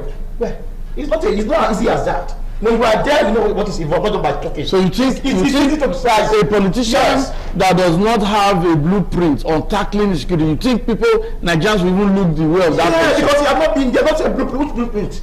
We're talking about practical terms. When you are there, you see a different ball game entirely. Not what you're talking. Because we have to learn. This war killing moving, there are some who sponsor the work of some state terrorism. Some states have been sponsored. These are high profile, well equipped, attacked and get what they want. It's not, they don't fight with gun. Nobody can boast like attack security. That's why the federal government, they fight hard to make sure they curtail them. Even have to appeal to America to assist them. It's not a joke. That you don't be there, you say you do this, you do this, you do this. You're like a child. Say if I'm big, I can buy, I will do this. That's just you are a baby. Come in there. He says, what I trying to say is that you cannot trust anybody. Like Osama bin Laden, are you aware they killed him? When America was paying so much money to get him. To get him. If the point paid money to anyone who hid him, they collect money from America and use it for some to take care of him. You don't trust anybody. That's the truth. So all these people you are saying, don't trust them. You have some saboteur. So not easy thing you just say, I get into power, I fight outside. Security is everybody's business. Well, you are just doing your best, involved all you can. People just set up, I was not about last, it's about a week now. We just had for the first time on the Secretary of Armland. Yes, advisor to coordinate along with the national security advisor. It's just this idea. So it's not only Ribadu that has the power now. No, yes, I mean. So you have to keep on building. Anybody that will say is if I come down perform miracle, he don't know what he's talking. And the matter fighting security is not as easy as that. In the state here, let's go to the state now. The government tries so much. The small security meeting I attended, and I saw what happened in the government house. Okay. I can give the governor clap, I can beat my hand any clap for him. He has tried. That I see of courtesy, so many things are going to play. Once you are there, they video you. No? And once you confess, just saying, they bring that you're bidding. It's a deterrent. It's not a joking matter. That's why judiciary is solely behind him in the show of the way they fight courtesy. It's not a joking matter. These are practical attempts. Sometimes what he has tried. So many he has tried as can. Sometimes you have to lead the demolition by himself. So it's no joke. So he's trying to touch anybody, even high profile, whatever, trying to do anything to, I don't want to mention him. Yes. There's one hotel he almost brought down. He almost fall. But after much, we don't know what happened again. So yeah, so the governor is out and not dispersed. How many times this came up? They have presented a vehicle to the police. Yes. Yes. Well equipped for the police. That is why the only way I can blame the president, that but as I can, it's like somebody boasting now that if I come into a remove subsidy. Who tells you that you remove subsidy? That means they should not give Nigeria to a rule that they don't know where you are. If you remove subsidy today, Nigeria will collapse. Why do they don't have money to finance their project? What the state project, the federal project, know how much involved? Okay, thank you, Vice President. So what I'm trying to say, it should not be a determining factor. There's if but they have not been there. When you get there, we tell you, I don't know, this is okay, we'll come back to let's get the opening remark of Bishop Lucky Omonabiese, looking at insecurity and politicking. Do you think insecurity, any politician that can really tell us how to tackle insecurity might just get the nod of the people? Well, thank you. I was saying, okay, any politician that can give us some, let me say 50% blueprint that can give Nigeria 50% relax so that they can sleep at least will be having some upper hand against the opponent. We are starting of your northeast, starting Yowa. You see, as last time I saw some disturbing video, how they broke into, they knocked the person's house, and the person thought it was they didn't even open his gate. They jumped inside, used God to open the door, carried the woman, took her away with our 2 children. They later released the 2 children after press for ransom and killed the woman. And I started making live video or before contact some people, before later I know the police, the ECP itself, one of them came to the bush and started looking for it. Till now we have not seen the dead body of that woman. Because this security in this aspect, like in Yowa, all those villages, is very tight. It's very worse. It's a worst one because why? No electricity, no good road, and the people in that place are not sensitized. And we that happen to have little knowledge of it, we are the one organizing with the state vigilante to make sure we're able to put our put together and do it right. Then anybody that can come and bring the support, I'm talking about government support. We as landlady will start this journey. This is your support to help us to boost it where the people in that locality will follow that person.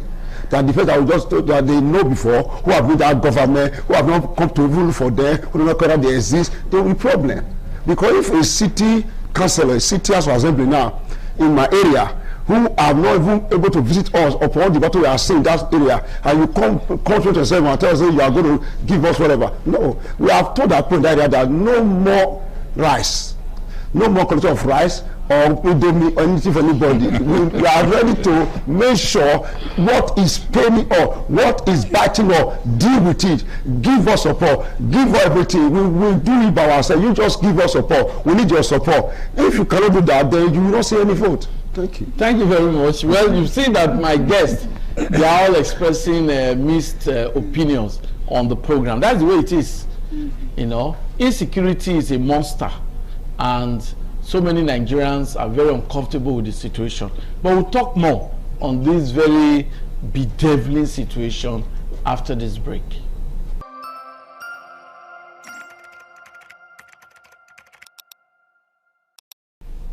Okay, nice to have you back on the program, 60 Minutes Nigeria. My name is Egosa Agbolao.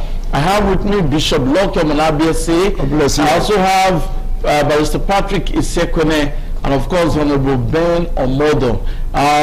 Why we took that break behind the scene, Honorable Ben Omodo was just advising Bishop Lucky Omonabiese that even at Iyowa, or some of these communities are having these very biting security lapses, that they can look for the representative in that particular area, maybe in the Edo State Assembly or whatever, that they can work with, you know, to actually tackle the problem. These are localized problems, but we know that the state government will also do something, because when we hear things like this, you know, insecurity, where landlords are now running away from their houses and becoming tenants, is very disturbing. Okay, Ben, now this is a monster. Insecurity is a monster. Though as Patrick says, is not peculiar to Nigeria. But we've seen, we have videos on social media, different communities, one insecurity problem, one security lapses, one problem or the other, and people are unhappy. So what do you think is the way forward? Well, like I said earlier, the way forward is let every one of us be well informed. Because if you are not informed, you'll be deformed. If you don't get involved, you'll never know what is coming next. So my simple advice is very clear that both the political class and we on the other side, we need to work together. There must be a synergy between every partner. The landlord that is renting his or her house out must be able to profile his or her tenants. In order to West here, somebody did that. He was able to go down to the community and say, let me meet with the landlords and landladies. Profile who is living in your house so that we know where the problem is coming from. We provide them street lights, power bikes for security issue. Get me involved. If you need finance, get me involved. This is how it's supposed to be. You don't just sit down, you complain. Let us, every one of us, engage our representative. Because from the councillors to the local government chairman to the House of Assembly members, the National Assembly members, let's engage them. The ones that are closer to us here, let's engage them. Because I don't want a situation whereby one day we wake up, everybody will say, my roof don't run come off from my house. You get the point. Yes, we must be able to sit down to discuss. And let me also tell you, like what I said earlier, I have not slipped my ground, Mr. Agbelao. Sometimes my friend is involved. Because it's my friend, I'm benefiting from that thing. I will refuse, deliberately refuse to say the truth because I am benefiting from it. These are the things that we must first contextualize ourselves, ask ourselves the truth. Is Barrister Patrick ready? Is Benedict ready? If I'm ready, I should be able to say the truth. If my friend is involved, friend, this thing you do, this thing you are doing is bad. If he refused to take my advice, I should be able to report to the authority. The authority don't need my name. There are places you drop information, and the information will go in, and they will get you arrested and prosecuted. We need to clean our environment. My simple advice is that please, let every one of us, both the religious leaders, you see another problem challenge you may have here, is the religion leaders. Sometimes, because it's my church member or it's my faith, somebody in my faith, we shield that truth. We don't want to talk about it. Don't even go there. We should be able to say things the way they are, even inside the church. The pastors, the imam, every one of us will speak the truth to the people. Educate them. The church is like a school, not just preaching for offering and tithe. Let's educate our people on security matters. Even politics. In those days, they tell us you don't go into politics. That is a sin for a Christian to play politics. There's a dirty game. And today we are all lining up, inviting them to come to our Thanksgiving. Why would you invite somebody that is dirty to come and give you offering? That is old school. Old school, but this is the reality on ground.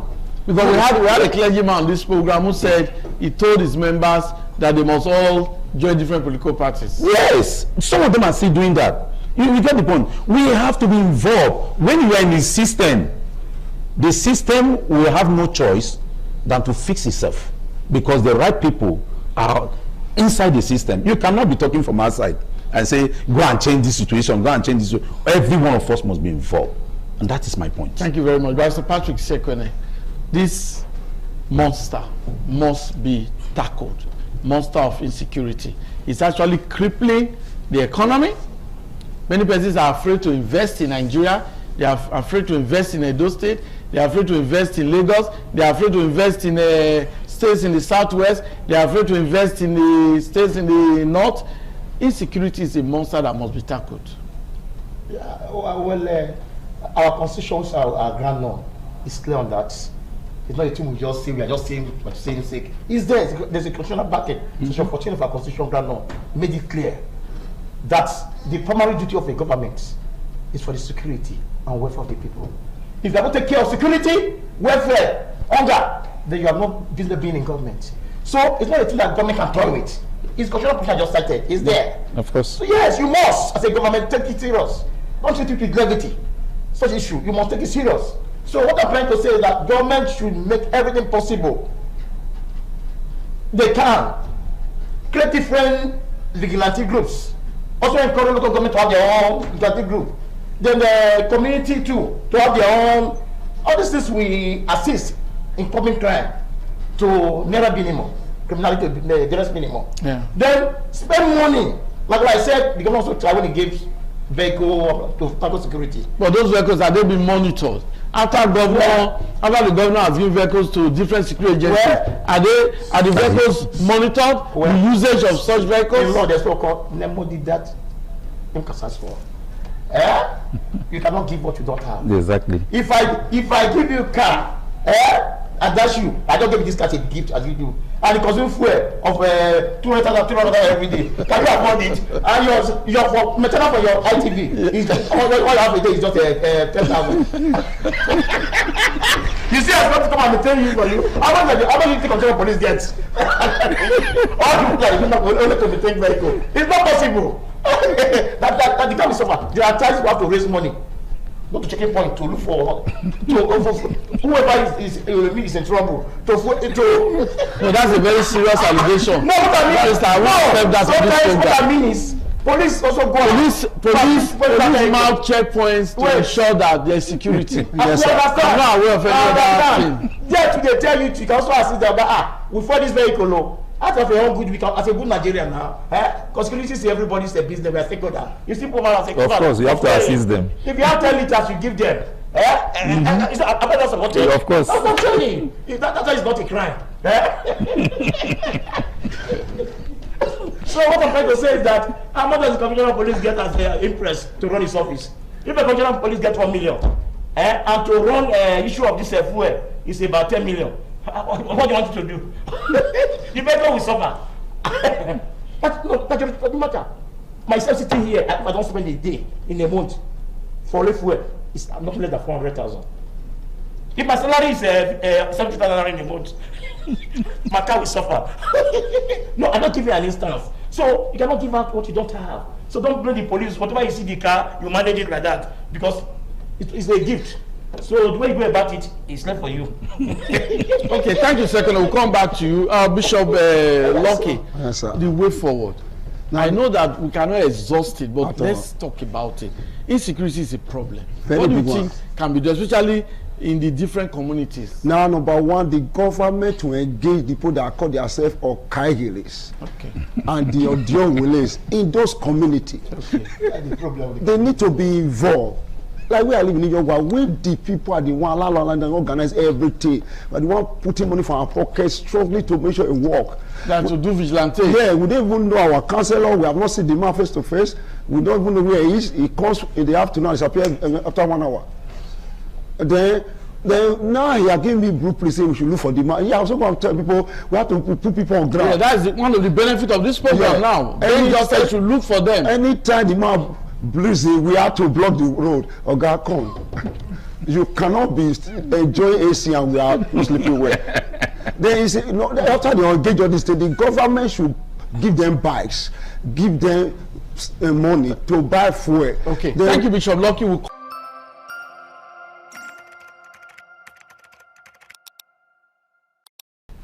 What a delight to have you on the program. 60 Minutes Nigeria. I'm grateful to our viewer out there for spending their 60 minutes with us, or part of their 60 minutes with us, and of course my wonderful guest here.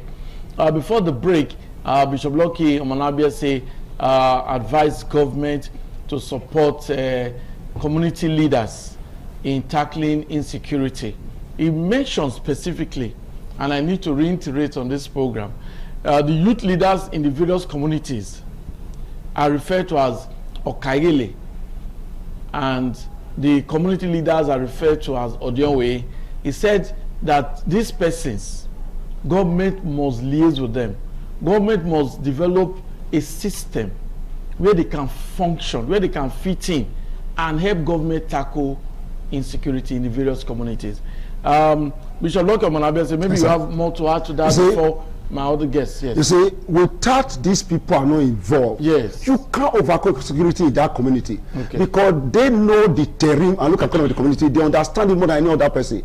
If you build the house in Okuna, for example, community, you are not an IDG. The IDG knows everywhere. You are just a man who bought a land and built a house. Then by the time these people are not involved and there's a terrorist attack in the community, they will fall their hands, and the people who bought the land are living there will now be fighting the battle. Like where I live now, I told a street in my area where they killed a woman, about close to 10 houses now they put for sale, and people park out and become tenant, because it's a serious matter. Because the community leader is not concerned, because he's not interested, because the government is not carrying him along. And the man they call our councillor there, that guy will bring this sometime on Monday the afternoon, he will disappear anywhere past. But now thank God for this honorable. Now I need to tell my people that there's a new development. Anytime you have to put people on ground, anytime that guy brings it, you have to block him. No, he's not saying you should hold him hostage. No, he said that you need to hold meeting with him. Listen to me. Yes. You see, when you have a person who's supposed to be doing the right thing and he became stubborn, he refused to do the right thing, so then you have to use some action that will make you understand that he was sent there for a purpose, so that he will understand that where he left, where he come to collect vote, the people are dying. People in the grave will not vote for him. Okay, last week when I sent you that video, my family came to stay in church with me because the was so hot. They came to church. People came to my church and stay because they are not going to say, I have to harbor them for that period before the people died down, before they now went back to their houses. If the councillor in charge of that area was able to be reached, he could have come also do his job. But because the way he moved himself like spirit, come in and disappear, then if we are able to get his calculation how he moves, they will not say, okay, please sir, you are our councillor, this is what we are facing, this is what we want. Maybe after many talk, he will respond. This is all kind of gentleman talk. You can't expect a man that loses his brother and his brother should be smiling when you are talking. Then that is why we have to take some action to get him responsible for why we send it there. God bless you. I hope Ben's advice will be taken in the positive way. Because people are watching this program. Leaders must be held accountable. We can't rule that out. Leaders must be held accountable. When politicians ask for votes, they should be ready to serve. We've seen, though this program is actually centered around the issues about Nigeria, but sometimes we need to also learn what's happening outside Nigeria. Politicians outside Nigeria in some countries, they are not looking at what they can benefit. They are looking for opportunity to serve the people. And I'm going to start from Ben, Honorable Ben Omodo. Now, politicking. We've established now that insecurity is a problem. Though Barrister Patrick Sekwene says it's not a determining factor, but you said it's a determining factor. Bishop Lucky Omonabiase said it's also an important factor, if not 100%, 50%. Please. That they need politicians who will come out with a blueprint to tackle insecurity so that people can sleep with their two eyes closed. Now I come to you now, or I ask you rather, Honorable Ben Omodo. Now, our politicians. Now, don't you think they should be thinking of how to develop a blueprint, a workable document that can tackle insecurity? Like I said earlier, strategic thinking will help every good thinking politician. I always make reference to Oredo West. It was a strategic thinking engagement, political engagement with the communities, leaders, landlords, even the woman selling right there in the street. Engagement. That engagement will give you an insight, will give you an in-depth knowledge of what is happening in your environment. When he did that, he was able to understand that there are some streets that are very dangerous that need street lights. He provided the street lights, even across board. When he did that, so you are not saying, because I don't want you to just center on a particular word. Or I'm just giving making sure that the reference. Are you saying that leaders should have political engagement? They should engage. What the people really need in terms of tackling insecurity. That is the point you're trying to make. That is what I'm trying to say. That when you engage with the people, see, just like we say, politics is local, crime is also local. Whether we like it or not, it does not fall from the sky. Somebody from the community will sit down and think how to perpetuate evil. So somebody from that community must also sit down to think how to tackle that issue. That's why we have representative as a politician. I believe that when we engage our people, we don't run away from them. We don't just come to seek for votes. When we sit down with them, totally, we'll collate these things. And please, not just because we want to collate it and make some cheap political noise. We should be able to tell the people, this is what we can do. Okay, you are asking for 10. I can do 5. We bring in this 5 and see if that thing will not reduce. It will reduce to a barest minimum. And then people will be able to go to their business without being harassed from any angle. Just like what the bishop says about the Okaigile and others. Let me tell you, most of them, there's no, if any Okaigile comes here to tell you that he's not involved in any government, let me tell you the truth, that person is lying. I'm just telling you the truth. Because they are all engaged. They are all being carried along when it comes to their community. It's just that when a man takes up an office, sometimes we don't want to take responsibility of anything. But we should be able to be responsible enough to take responsibility of our actions, even the office we sit on. So as a politician, I appeal to every one of us, both the community leaders and also as a politician, we need to engage. We need to have political dialogue on security matters and any other matters thereto, so that we can bring our environment or give our environment that peace that we need. Thank you very much. Okay, Barrister Patrick Sekwene. Now let's look at politicking now. We are seeing it's no longer just about defection. Though defection is still going on. We've seen that most politicians, once they lose primaries, the next announcement is that they have resigned from that party. They move to the next party.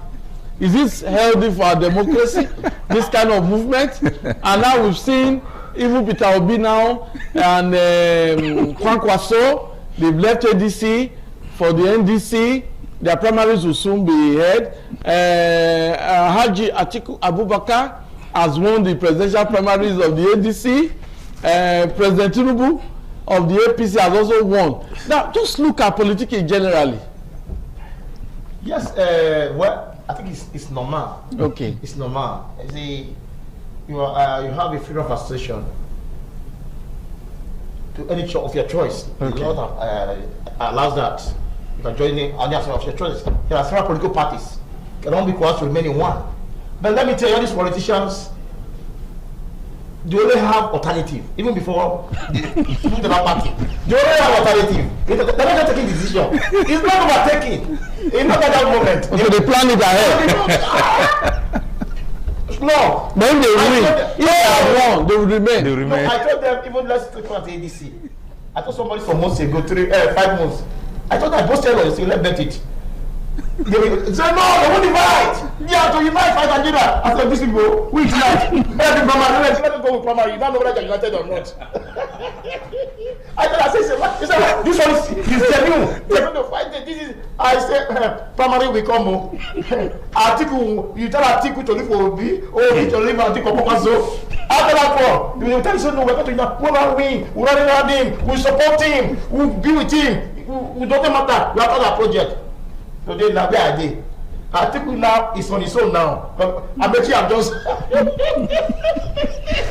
Where are they? When you take over Israel, so they have their plan already. That's the politics. What tells you that I will make? Once they don't get it, bye bye. They are through with that project. We see what happened in Delta. As the this is a man that was holding the key of the APC. In Delta State. If the man was very but today it's laughable. You only have alternative. So it's not that day, not that time. Even issue of defection among office holders. So even violate it. Because like if you want to defect, they are subjected to a lot of change. A lot of change. Most majority, if there is a division, that problem correct. Practical one that will receive everyone, yes. Not just one. Before it's a light effect, or else you lose it.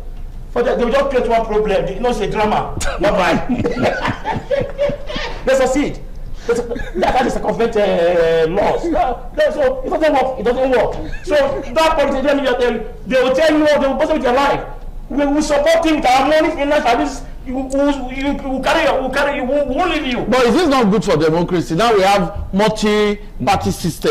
Before now they were accusing President Tinubu that he wants to create one party. Now we have several parties that are working, that are politicking. There is no need to have several parties. It doesn't work. There's no need. All Nigeria need is just 2 parties. No need. Either you are here, you're here. You can have 40. They don't have. Are you talking of what IBB did? Yes. SDP and NRC. Let's see. All these politicians, they are not here or here. When you say they autonomous, yeah. Okay, are you saying they don't have ideology? That is why you see, excuse me. Yeah, no. Are you saying they don't have ideology? I want you to answer that. Ideology does not work in Nigeria. Forget it. Ideology does not have in Nigeria. Forget it. Ideology. A common man, a young man in the street. I don't know about ideology. It's what you can offer. I don't know about ideology. It's the civilized country like America where economics are very sound, good. With the hardship, the economic strength here, where they will command poverty as a weapon. You are telling me which ideology? The ideology is that which political party is he from? What can you offer us? That's what they know. That is the ideology. Ordinary in the civilized world, yes, ideology that will make me know, make me make up mind for you to decide where I will vote. But here, not ideology. Is here a lot of things: ethnicity, religion. These are contributing factors, not ideology. And your ideology might be not coming to US. They don't give a they don't know what you're talking about. Is either it's my brother, my religious, or my child. That's how it is. And just this election, I'm just talking off record. I've told them before. I've told some person before. 6 months ago. That's why I say I prefer two-party system. No need to disturb ourselves. Because if you now lose, now you're going to that one, no other party for you again. That now we can move where you want it. It's better. I know some persons, some months ago, that this election is for 2 persons. You are going to see the election. The rest, the rest exists in the paper. Not practical. Only 2 parties. One person is going for the north, and one of them, America, is going to be not a candidate. You don't forget it. They don't like for the south. I know they go back. Watch the 2 of them. Okay, we'll come back to you. Yes. Not just 40 parties. They don't believe we need to. Okay, we'll come back to you guys. I'm giving you to defend from one party to another. For now, we have multi-party system. Yes. Bishop Lucky. Yes, sir. Now, you are a religious leader. You are a leader of men and women. Now, looking at the way our politicians move from one party to the other, once they lose primaries in this party, no matter the years they've spent there, they move immediately to another party. Are you comfortable with this development? Well, as for me, I'll tell you no. You see, that is the reason why today Nigeria is not moving forward. Because the reason why they are there is just for their personal interest. If it's not working in my direction, I walk away. Then I don't care what happened to the people, even though that's why when they are in holding office, most of them don't actually do what they promise in their campaign, because they know that if by the time you are trying to hold them responsible, they can go to one party that will accept them and start to do this negative. Then I support the idea of the barrister. If we have 2-party system, and the another law hold that if you won election in this party, you must stay in the party and complete your term.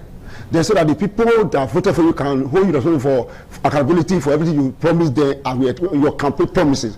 But because there are multiple parties, people don't enter position, choose party A platform to become House of Rep. By the time the community and the discussion say, Honorable sir, the person of borehole, we want you to give us our borehole. You will go provoke and go to another party and now become on the kind of other party and start telling that you see, I am not going with your party, you can't hold me responsible for what I say. Because they are now using our head to play game and weaponize poverty to deal with all. And when they come back after 4 years, you see they go for that man in the street that they are making to suffer poverty and give it 10,000 naira.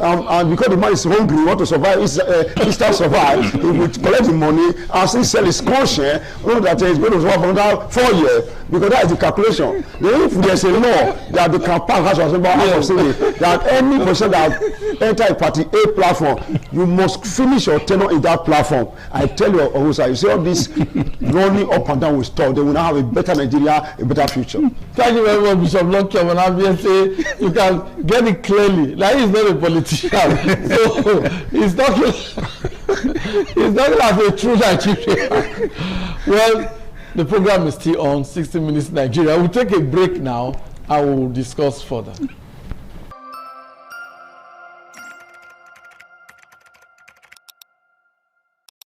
Okay, so it's a delight to have you back after the break.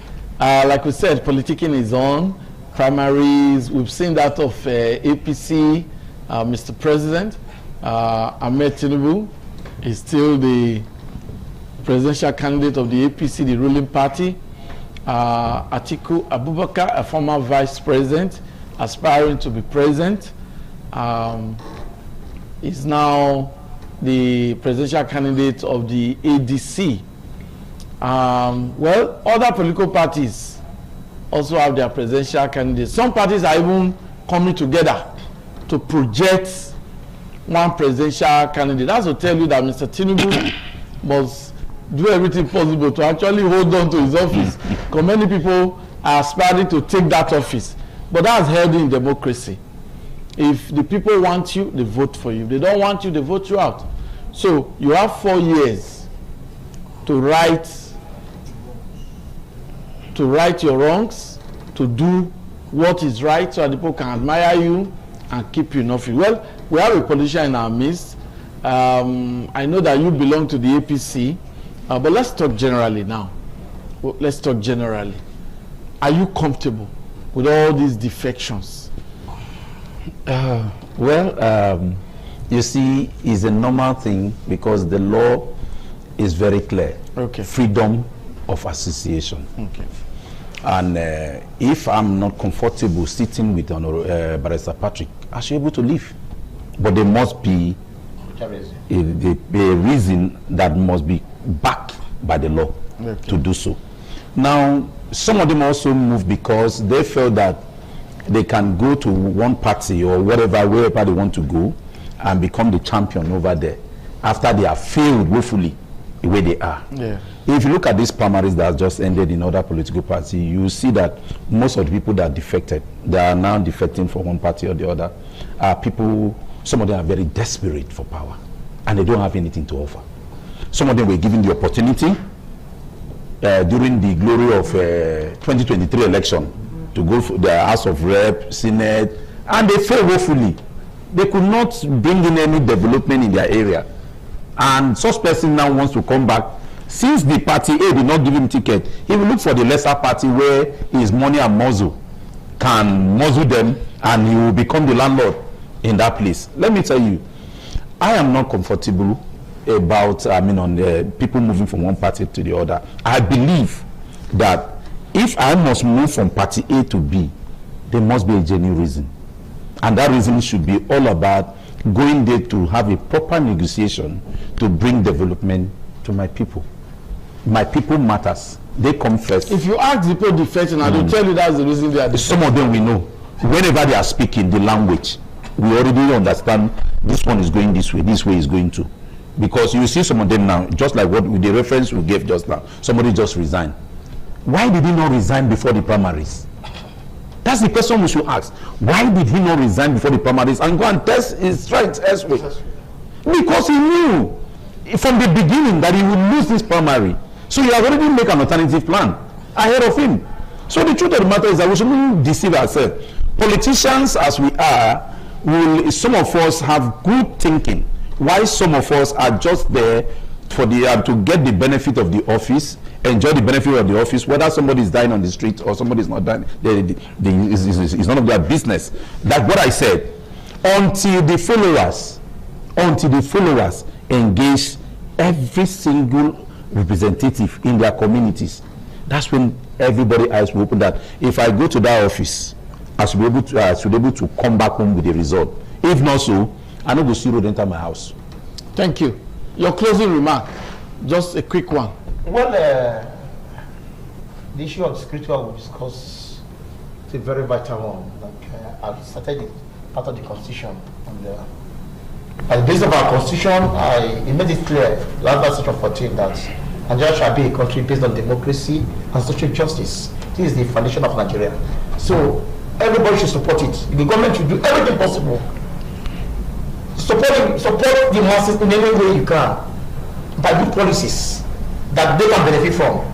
So if they are beneficiaries of these policies, I believe in any election, they will vote according to their conscience. They will not vote by selling their vote by collecting money. They do this because they are not satisfied with the former government. They feel that this opportunity, let me have this as my own benefit. So I call the government, both all the federal and states, to take the welfare of their citizens as guaranteed by the Constitution. Thank you very much. Bishop Lorkem, and address your closing remarks. Well, on my advice that the government should understand that Nigeria, we are not lazy. Okay. At this stage, we are not lazy.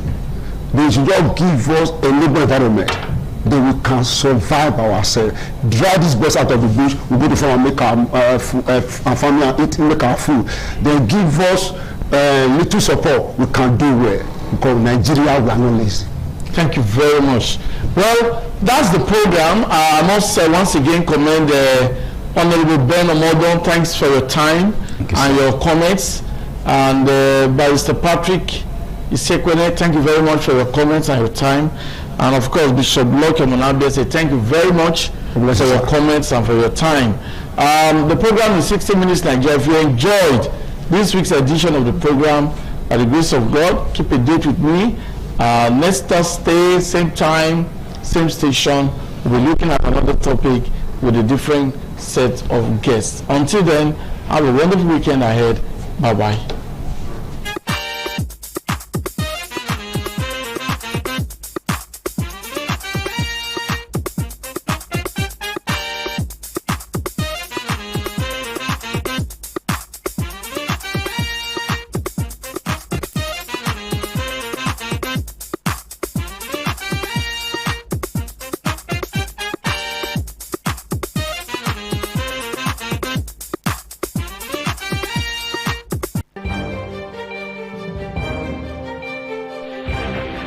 This is ITV. Certainly the best.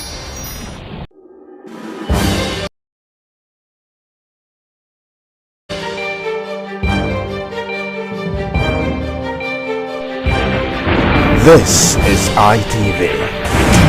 Certainly the best.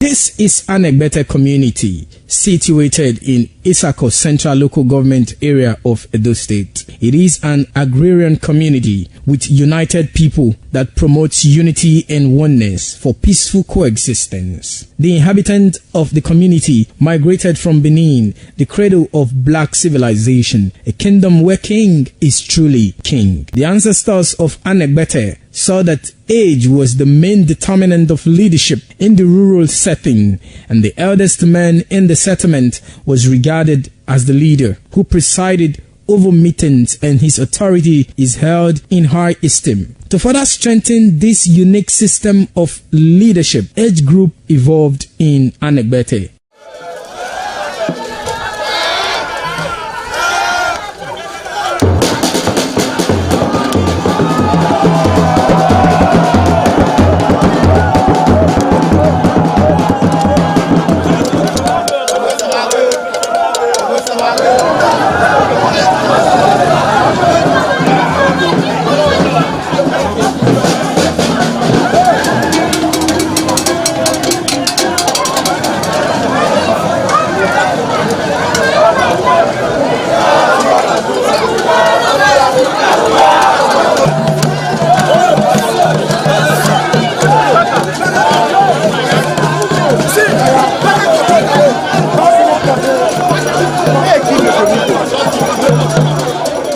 In Anegbete, age group is categorized into two, that is, the common and the noble. Anegbete is rich in cultural heritage, as the community at noon saw the commitment of the festival with the first set roll out in beauty colors to showcase their might and strength, indicating their feet and ready for the responsibilities behold on them. The streets in the community with a feed up of young men and women adorned with the festival. Later, the royal family takes the stage as their children fight out royally and work in the community to showcase their might and fitness.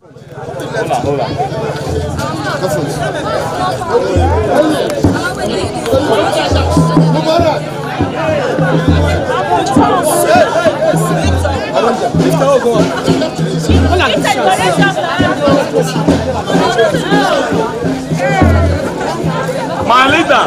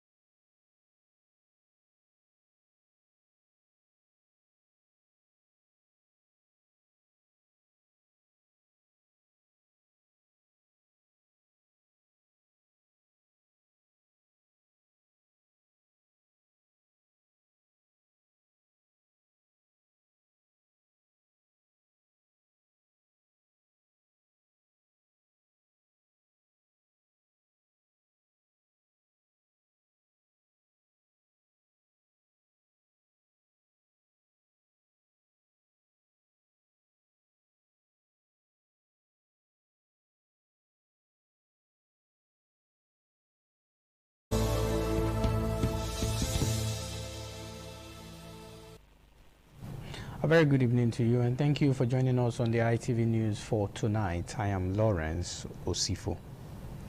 The Chief Medical Director of the Edo State Specialist Hospital, Dr. Antonia Njoku, has clarified that no pupil died following the unfortunate incident that disrupted the Children's Day celebration at the Samuel Lugbemudia Stadium in Benin City, the Edo State capital. Dr. Njoku made the clarification on Thursday while addressing journalists at the hospital. The report is presented by Jolade Ojo.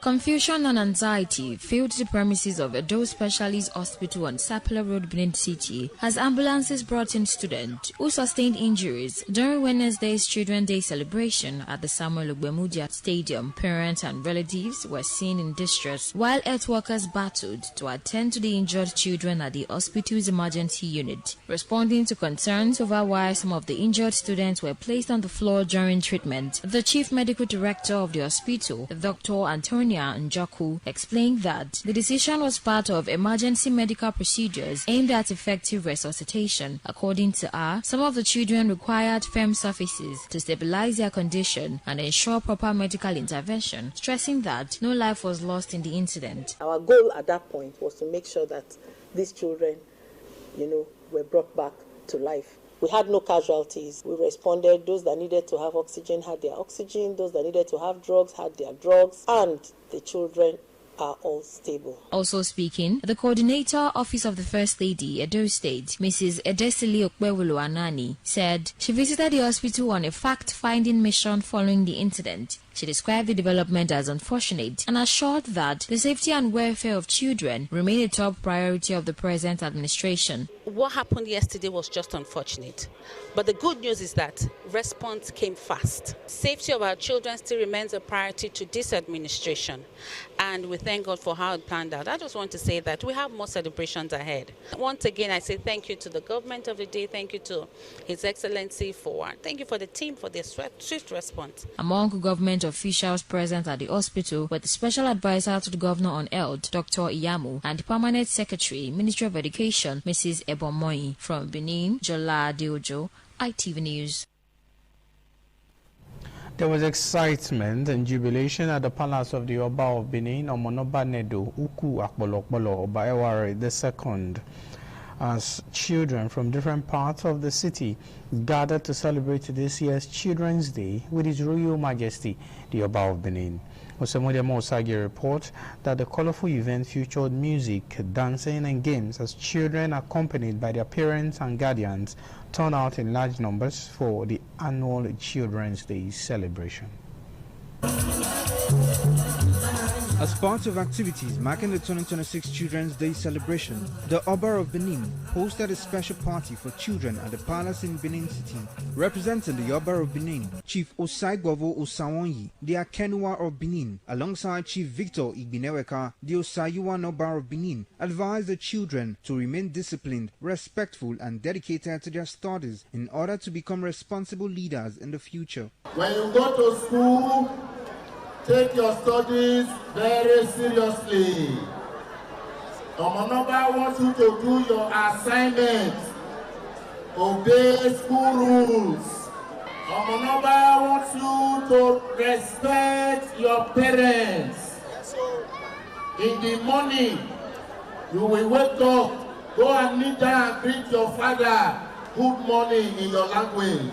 The event featured various entertainment activities, including dancing, games and refreshments for the children, while palace chiefs, parents and other guests joined in the celebration.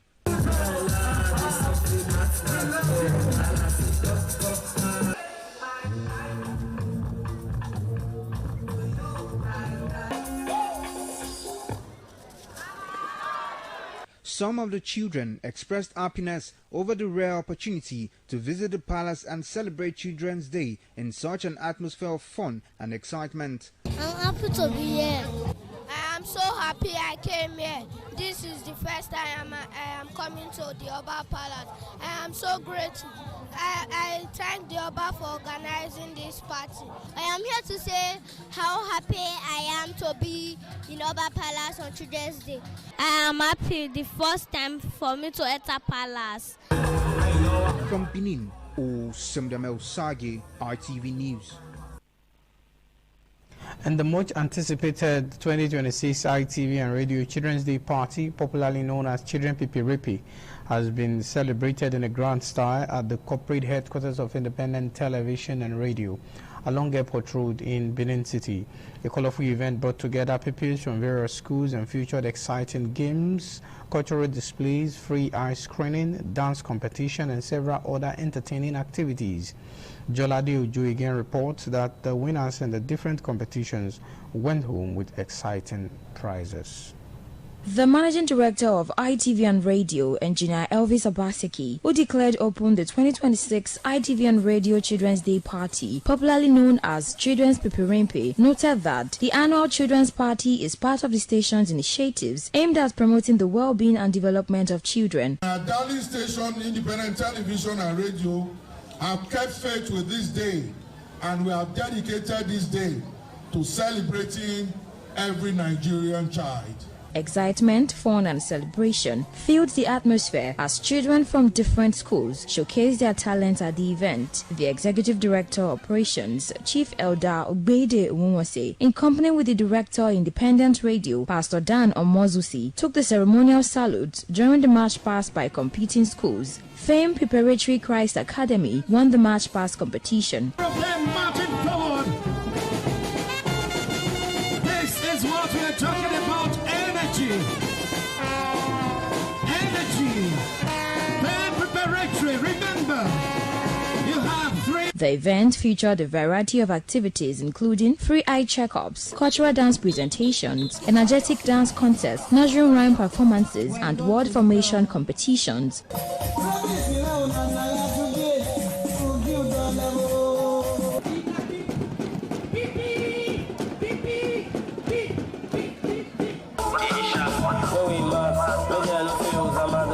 In her remarks, the Executive Director of Finance and Administration, Lady Celerina Ojomo, encouraged the children to remain focused and continue striving for excellence in their academic and personal pursuits.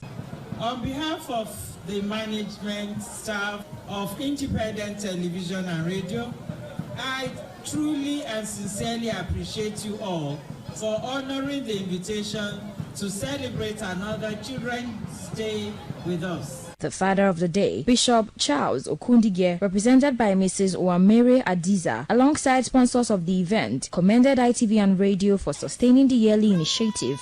Continue to be disciplined children and take academics seriously. In order to fulfill our corporate social responsibility, we decided to partner with Independent Television and Radio on this platform to delight you. On behalf of Jonasco Technical Enterprise, I'm honored to share this Children's Day with all our special children. At the end of the keenly contested event, winners in the various categories were presented with exciting gifts and prizes. I feel very, very, very happy. I'm so excited that our effort was not in vain. I jumped, I wanted to even cry because I didn't expect it. All thanks to ITV. I pray to God that today I will collect the first, and I took it. Thank you, Jesus. Delivering the vote of thanks, the Executive Director of Operations, Chief Elder Ogbede Nwonwose, appreciated guests, sponsors for their support and contributions towards the success of the event. From Benin, Jolade Ojo, ITV News. Muslim faithfuls in Benin City, led by the Chief Imam of the Benin Central Mosque, Sheikh Abdul Fattah in Abulele, on Thursday, paid a homage to the Esama of Benin and the Honorary Romanian Consul to Edo and Delta States of Nigeria, His Excellency Sir Chief Dr. Gabriel Usawari Benedion, as part of activities marking this year Eid-el-Kabir celebration. The visit was to appreciate the Esama of Benin for his support to humanity and societal development. Donald Ehimeye has more.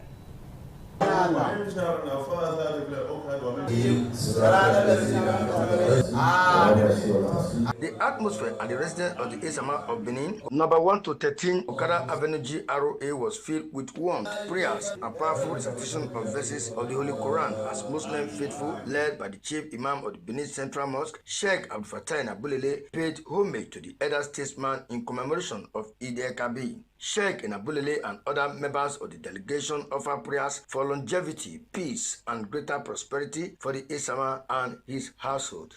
We come in to this opportunity to pray for him for long life and good health, and we recite the various powerful verses contained in the glorious Quran, that Allah will use them to fortify him with long life and good health, with progress, with development, with himself his family member, his children, and the wife.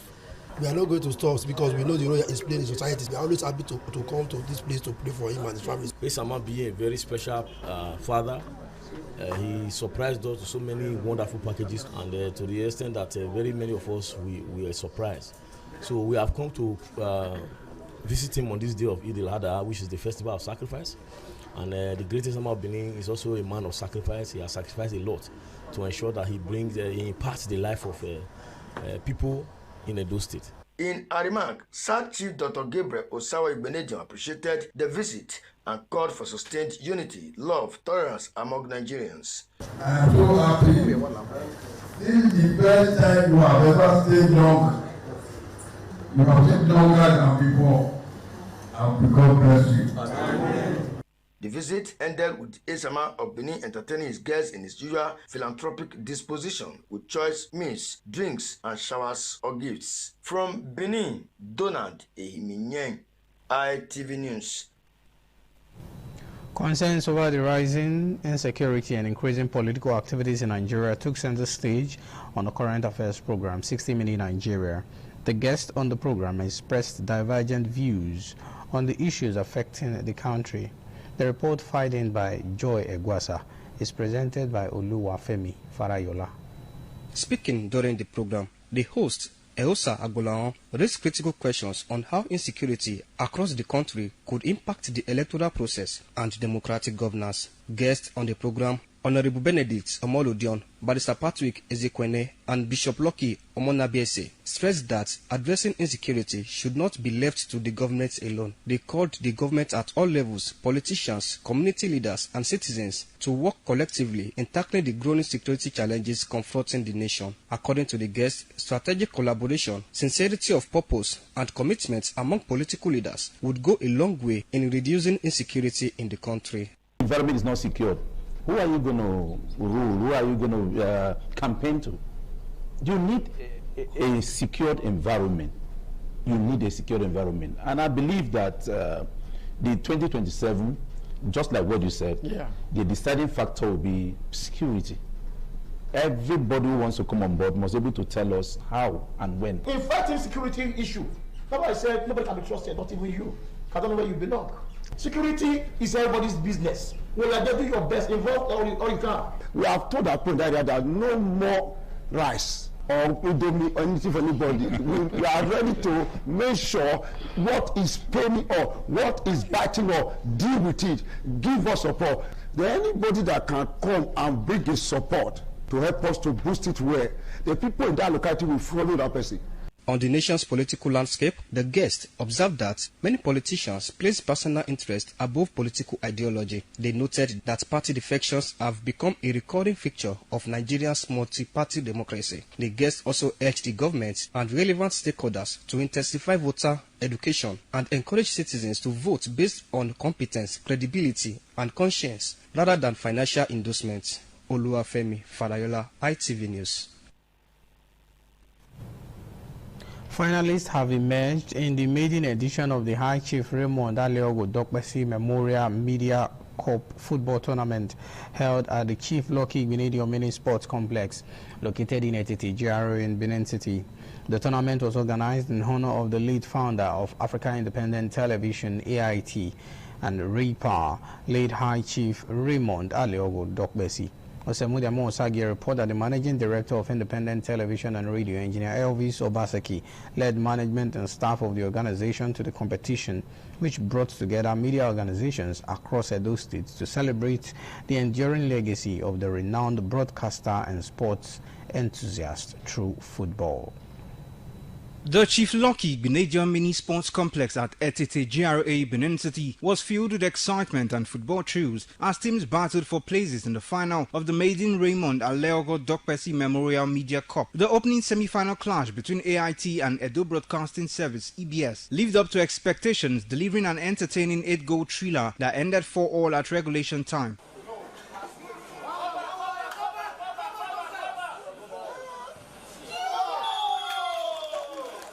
AIT, however, held their nerves to triumph 7-6 on penalties and secure a place in the final. In the second semi-final fixture, Independent Television and Radio advanced to the final through a walkover after their opponent, Media United, failed to appear for the encounter. Speaking at the event, the managing director of ITV and Radio, Engineer Elvis Obaseki, alongside the chairman of Edo State Football Association, Fred Newton Erunse, paid glowing tributes to late High Chief Raymond Dokpesi. They described him as a visionary media entrepreneur and sports lover whose contributions revolutionized broadcasting in Nigeria and inspired generations within and beyond the media industry.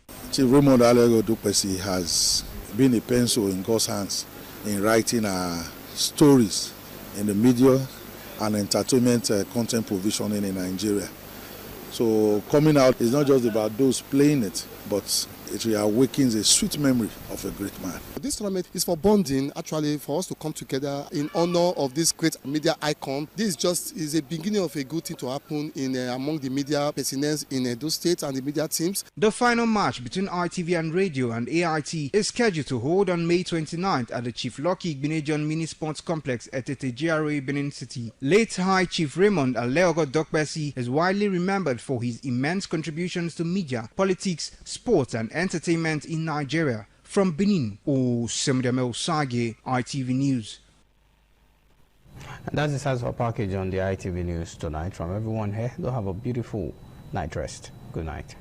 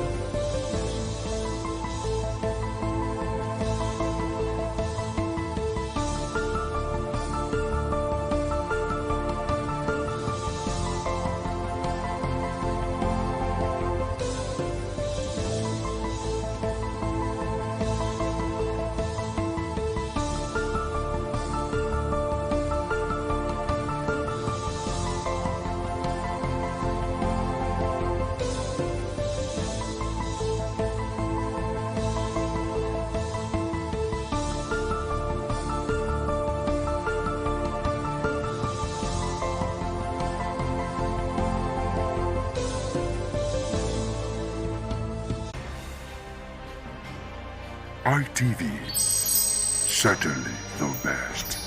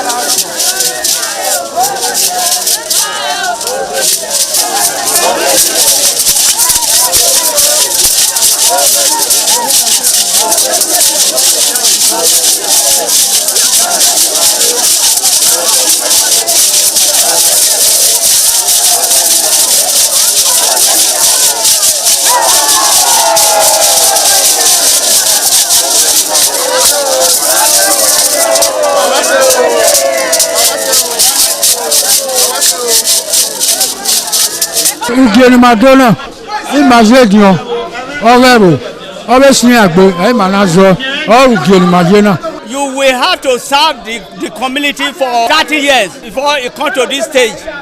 They will ordain you ordain title. Then by then you are one of the elder. This year now, we don't read the year, so that's why we can do this year.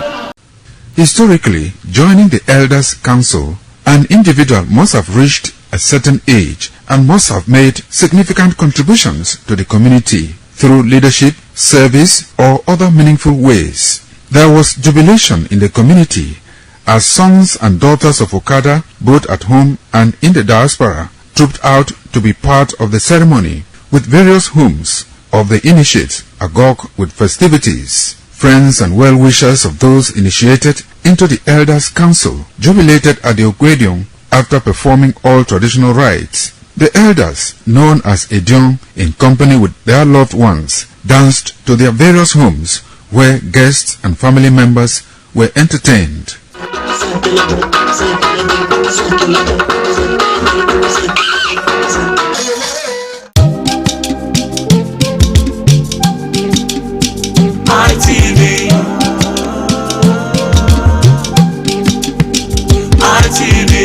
ITV, certainly the best.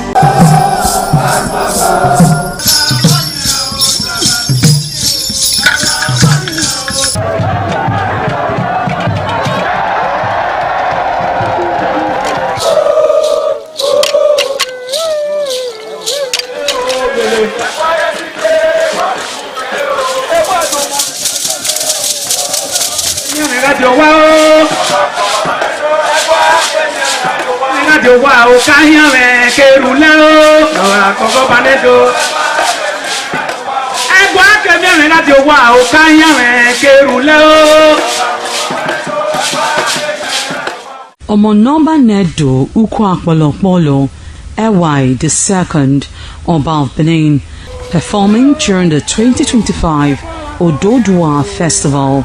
Ododua Festival is unique as it was organized in honor of Ioba Omoni Hwoyeme, Ioba Ewai II, as part of activities for her burial rites. The rich traditions and cultural heritage of the Benin Kingdom were showcased when His Royal Majesty Ewai II engaged the floor to perform during Ugie Ododua in the palace ground in Benin City. In the dance performance, the Ogbelaka Royal Drummers supplied the needed impetus and rhythm for the dance. However, tributes are paid by the head of Benin deities to the monarch, who was the cynosure at the events. The event can best be imagined as the spiritual rejuvenation, stunned, spectaculars and guests at the colorful ceremony. 7 masquerades representing 7 spirits and deities conveyed different meaning in company with the head of the deities of Benin, with the Oba of Benin, who exhibited a grand cultural dexterity in his dance steps.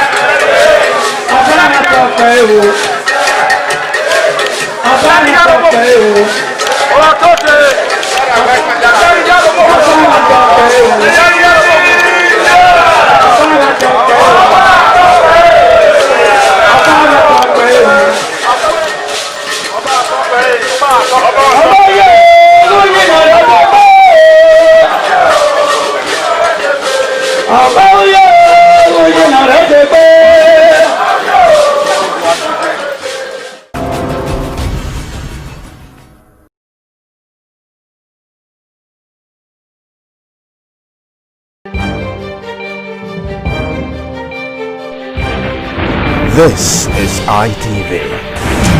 Certainly the best.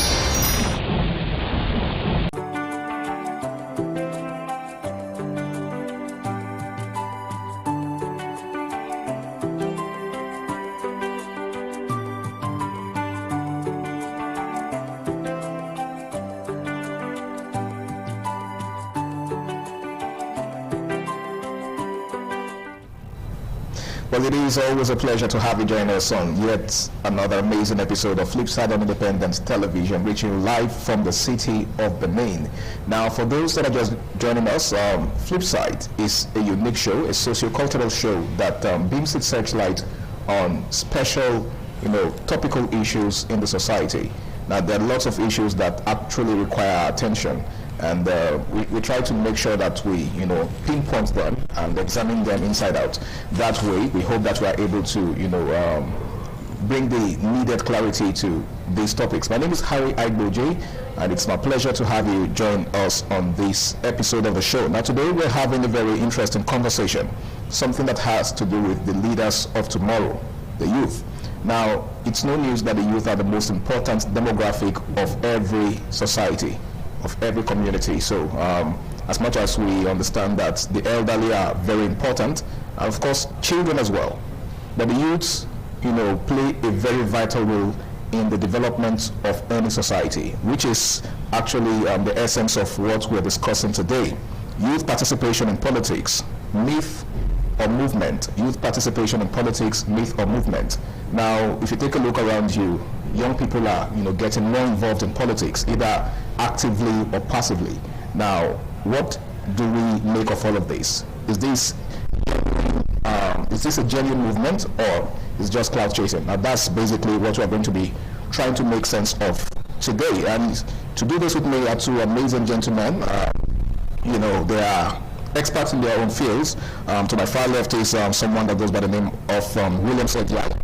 He is a political analyst, and of course someone who mentors young people as well. It's good to have you on the show, Williams. Thank you very much for having me yet again, Harry. It's nice to be in this studio. Yes, it is nice to have you on board. And of course, seated next to Williams is another brother and friend. He goes by the name of Favor Sadzi. He is a social impact commentator and a passionate youth mobilizer. It's good to have you on the show, bro. Always a pleasure, sir. All right, so a very interesting conversation we have before us, guys. Youth participation in politics, myth or movement. Now, if you take a look around you, there seems to be an increasing visibility of youths in politics, either offline or online, right? Especially online. We see lots of young people, championing movements, that are politically inclined, right? Some of them are actively involved in politics. Some are representing one political party or the other. And then others are just, questioning the process, like, getting involved in the polity, asking questions that need to be asked. You understand? So it's either an active participation or a passive participation. Now, what do you make of this visibility, this increasing visibility in politics? Do you consider it to be a genuine movement or cloud chasing? Let me begin with you, Favor. Yes, I wouldn't call it cloud chasing because the realities of the experience we get in the country today is real. It's not clouds. The hunger, the deprivation, the corruption, every vices we see today are real. So the activities you see is just a resultant effect of all of these characters. So it's not a cloud. It's real. This is reality in front of us, and we have to accept it. Okay, reality in front of us. Williams, do you consider this to be cloud chasing, or it's a genuine movement or genuine passion on the part of the young people? Of course, it's a genuine movement born out of hunger and taste to fix the country, born out of the lackadaisical attitude of our leaders, the mismanagement of funds, the continuous borrowing, and without proper evidence, managing budgets simultaneously, or you can say concurrently, without giving accountability. So these are arrogant situations in our face, and definitely we're definitely going to sit down and allow this to continue. You know, we've seen how government is supposed to be run, how government are supposed to be for the people, but it's not forthcoming in this side of Nigeria, in fact in Africa as a whole. So definitely we are putting in the effort, the youth are putting in the effort to making sure that they sit in that corridors of power, in that table of decision making. Because over time, when you see the room of power, you hardly see anybody of a youthful age there. You understand? So even in parliamentary situation, the lawmaking chambers, when you get there, you see old men who are not even who are beyond 60s, 53. 40 at the benchmark for young Nigerians to be, but you will never see any one of such people around there. If you see there is only like one, in fact, totally in the world is 1.65%. As the last time I checked, 1.65 of youths in parliament. That's an infinitesimal. Yes, just for parliamentarians, not being presidency or what, just for parliamentarians, which is supposed to be 53. But you see men of beyond 100, 90s, 70s, and they are still putting themselves forward to want to return. Now, look, calculate the political space now, you see a lot of them still pushing in to making sure that they get the ticket of different party to return back to go and sit down. Now, there's a current governor I'm studying now from Imo State. Imagine you are the governor, you have not sat down in a screening committee to give accountability for your 8 years. You're already pushing into going to Senate. Now, he's not just going to Senate. Now, he's already pushing to be Senate president. You've not won the election as a senator for being a senator. You're also pushing to be a senator. Well, who do you think is to be blamed for that? Don't you think the youths are not holding these people accountable? Don't you think they are not doing enough, in terms of, questioning them and holding them to account? We are pushing in. Youth are pushing in. But these same people are there deliberately pushing to make sure that the youth don't get hold of power. Like I said before, this system, fine, it is a fundamental human right. Okay. But there's supposed to be a peg. So when you're so of age, you're supposed to be retired. The place there is not meant for retirement. Okay. So age, you have to retire. So these are things that are already gingering the youth to making sure that we'll put ourselves there, so we can face these people out. Okay. Because the more you see vibrant youth, having them in power, that will also fast track the development of the country, because the youth are the current movers of current ideas. A man that is seated at a young age, we don't really have that time to go do research and study to discover how to see how to make sure that he brings in new ideas to the because we all rely on borrow, you spend on our personal interest, borrow, spend on personal interest. You don't borrow to fix, to industrialize the country. Okay. So these are the issues. I would personally tell you that is one of the things that is propelling the youth to make sure that they get into power, not being a myth, but it's a movement. All right, a movement. Now, Favor, the role of the youth in engaging the process. Do you think the youth are doing enough, or they are lackadaisical in their approach? I believe the youth have done their bits, but there's always room for improvement. Improvement, okay. To every action, there is an equal and opposite reaction. So for this situation, there has not been an opposite reaction. So the action is still from our so-called political elites and the older people. The action is not commensurate with the reaction from the youth, and that's why nothing has changed. The last time such ever happened was during the EndSARS, which bettered a whole lot of things. It raised a lot of awareness. Education started coming up, a campaign followed, organizations cropped up from different corners of the country, and a lot of awareness was created. That was the last time something significant happened. After then, what has happened? Close to nothing.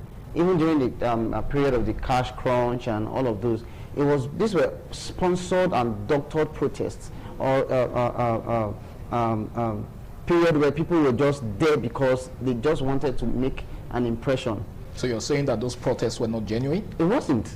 And that's why the longest it took for those protests most times were 48 hours. Go and check. But let's not also forget the role that some persons played in, countering the protests. So it was like some persons were stationed there to sabotage the process. Who were the tools used to sabotage the process? It was still the youth. Still the youth, okay. Hungry youths. So at a point you realize the problem that we face is more than just the personnel or the people or the youth. Okay. It's a systemic failure. And the problem here is that most of the youths are hungry. Most of them are unemployed. Most of them are needy. So because they have needs, so these politicians or these men have weaponized poverty. So he who dangles the food, you listen to. Okay, so that's more like he who pays the piper dictates the tune. Yes, that's the problem where we are at this time, and that's why you realize that there are less of ambitions available. There are less of ideologies available. People just do things because they have to satisfy their stomach. So it's a case of stomach infrastructure. We are not really cut out to do the things that are supposed to be done. We don't even want to hear that we have to do these things that are supposed to be done. You know why? Because it's even harder. It is easier to just eat and live by than to want to make changes. You will lose your life in the process. So the risks are worth considering as well. They are worth considering, but they are not worth doing. Because at the end of the day, who remembers you? Even your family may deny you. There's no point at which you are going to be celebrated for the good deeds. So you're just going to die and die like that. And if you're not even careful, they may even mock you. Your children will suffer if you have. So you're saying, in essence, that the youth's lackadaisical attitude to the political process is justified? Very much justified. Where there's no accountability, there's no recuse, there's no option for trial, there's nothing works. No motivation. No motivation, no incentives. So what am I working for? Let's just leave the system. After all, if I'm doing okay, then I'm just fine. All right, that was a very brilliant analysis. In case you're just joining us, it's still Flipside on Independent Television, and we're taking a look at a very interesting topic, something that has to do with youth participation in politics. Is it a myth or is it a movement? We shall be going on a very important break now. The program continues afterwards. Please stay tuned.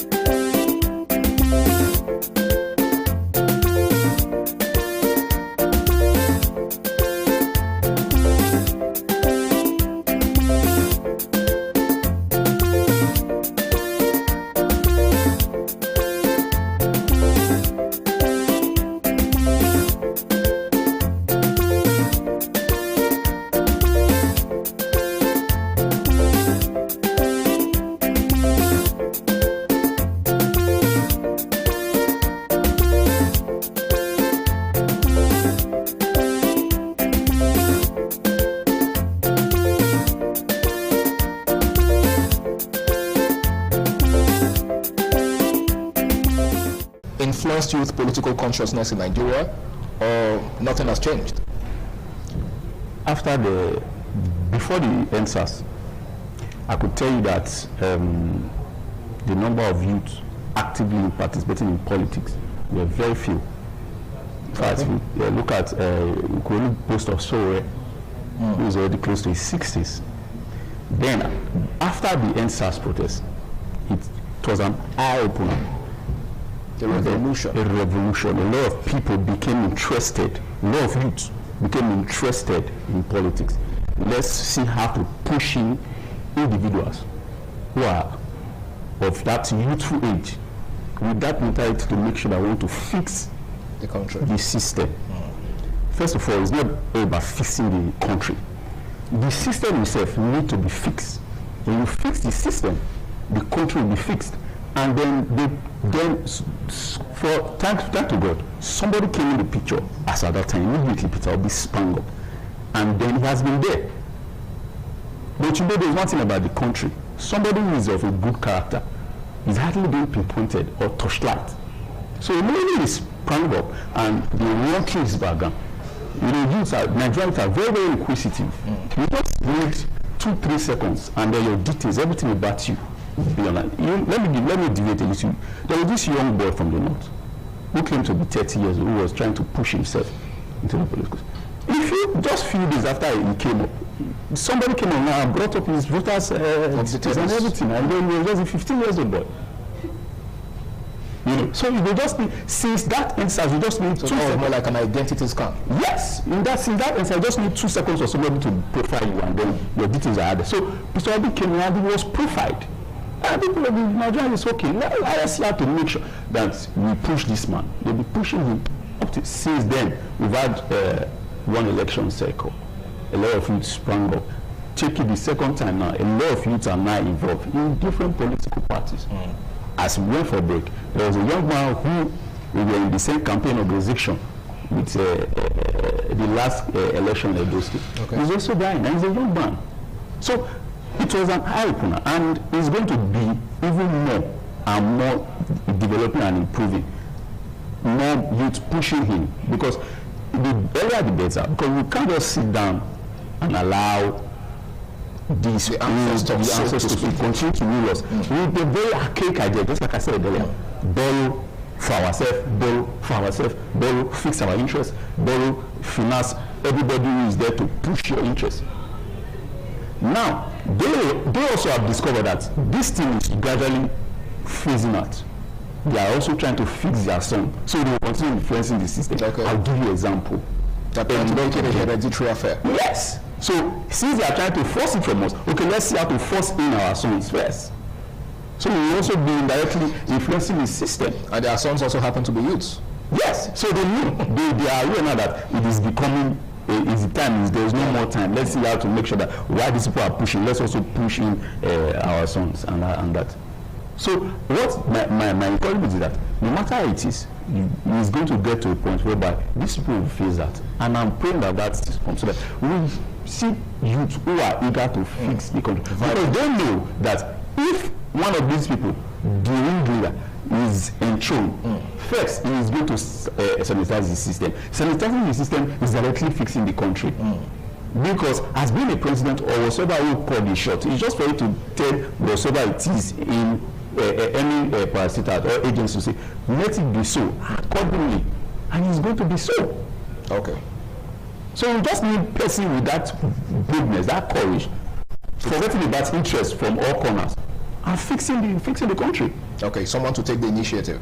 Yes. Many years ago, we were so relaxed. He's in the north. He's not going to get to the south. He's already at the southwest. True. It seemed like an impossibility for power to even shift from the north. Yes, he's in the southwest. Then now, when the issue of insecurity also sprang up, he's in the north. Now he's in the southwest. We've not seen somebody who is good enough to call the show and say, okay, no matter what is it, no matter political interest that is under too, we are going to fix this issue. Let's fix it. Remember, the more you paint a very dicey situation, the more the danger increase. And I will refer you back before I round up to the blessed memory, how he wanted to be, Buhari, when he said to Shomole, having gone around this country, I discovered that we politicians are sitting on a keg of gunpowder. At any time it will explode. So I just say that it doesn't explode to a situation whereby it's not manageable before they realize that it's indeed our earnest prayer, because if it explodes, definitely we're all going to be affected. Now let me ask you this, Sadse, do you think that Nigerian youths are truly interested in governance, or they are just caught up in the election season? My honest opinion is majority of us are not really interested. Really? Yeah. So what do you make of all of these, passionate, should I say, activity in, politicking and all whatnot? The real question is, how many in that percentage of people are actively trying to be administrators? Okay. What you see is a handful of people who wants to move with the trend. Grab power. They want to move with the trend. Okay. I just want to be. It's woke to be politically sensitive or conscious. It's woke to be participatory. It's woke to support a party. But when it's time for the real job to be done, where are these people? Okay. But we cannot deny the fact that at some point we try to show up, we're trying to do the things that needs to be done. But after that witness, and that's what these politicians have capitalized on. And that's why they said at one time that they will leave a particular set of party that was trending, that look, then the fire will phase out. They lose steam. Okay. But what are we seeing today? And they know that bulk of these people, bulk of us as youth, we are moved by the money. Okay.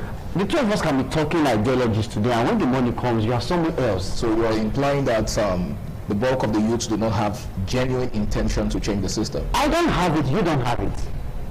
If somebody comes here and tells you, I'll give you 50 million today, support this party you claim to not like, before I open my eyes, you will know where to be found. That's just the sad reality, because like I said, first of all, we are tuned or akin to this I better pass my neighbor mentality. We just want to show off. Unhealthy competition. Unnecessarily. So it is not because we actually want to make a change, because if we are after making a change, then a lot of persons will be out there sacrificing themselves. But is that really practically possible? It is possible because it has happened before.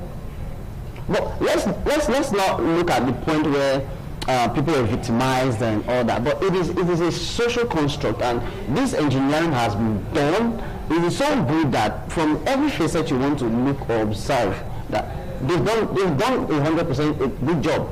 So the law says you can contest, not too young to view, right? Now the door has been opened, but you open the door and you meet an empty space. There's nothing there for you to go. So you are almost misled to a quota where there's nothing available. Well, it's like you making hay here in the north, and the real deal is happening in the south. You see the distance. So whatever you're going to be doing here would never count. That is how they've engineered the system. When you say they've engineered the system, who exactly are we talking about? The guys at the top. They know themselves. they call and we answer. Who are the unemployed? When they say, okay, talk about the unemployed people of Nigeria, it is still the what? The youth. The youth. Who are the vices? The youth. So everything you want to consider happens more around the youth. And it's a very big problem. And I don't know as at today, how we are going to solve it, because the number of persons waiting, he was making a point where he said, the youth can get into the corridors of power and make a change. But my fear is, I've seen situations where the people these youth had once criticized, when they feel that finally got the opportunity, they did worse. So it's a case of the number of persons in the queue waiting to become leaders, are even waiting to just be the next corrupt leader. Okay, so in a nutshell, you're saying that the youths don't necessarily have a problem with the system. They just have a problem with the fact that it's not their favor. It is not in their favor. That's why they want the change. Who are the fraudsters around? Who are the fraudsters I will talk about? Who are the internet fraudsters I will talk about here and there? That's really disheartening, and it actually doesn't paint a good picture of the future. Now let me ask you this, Williams. Why do you think many Nigerian youths are avoiding active participation in politics? Williams. The issue of the is as a result of the failure of the system. First of all, I said those ancestors are the old men who refuse to leave power, who are the ones who will tell you fix the so party ticket or yes, ticket for social amount. Okay.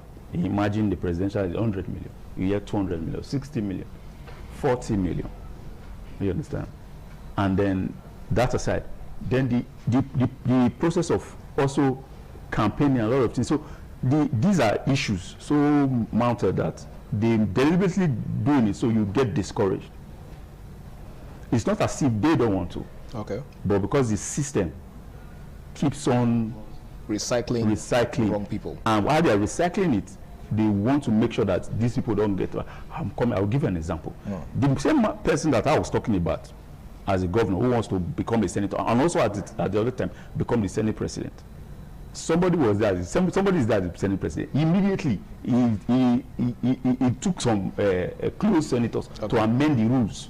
All right, just hold that thought, Williams. Yes. I know you have a whole lot to say in that regard, but we have to go on a very important break. The program continues right after. Stay tuned.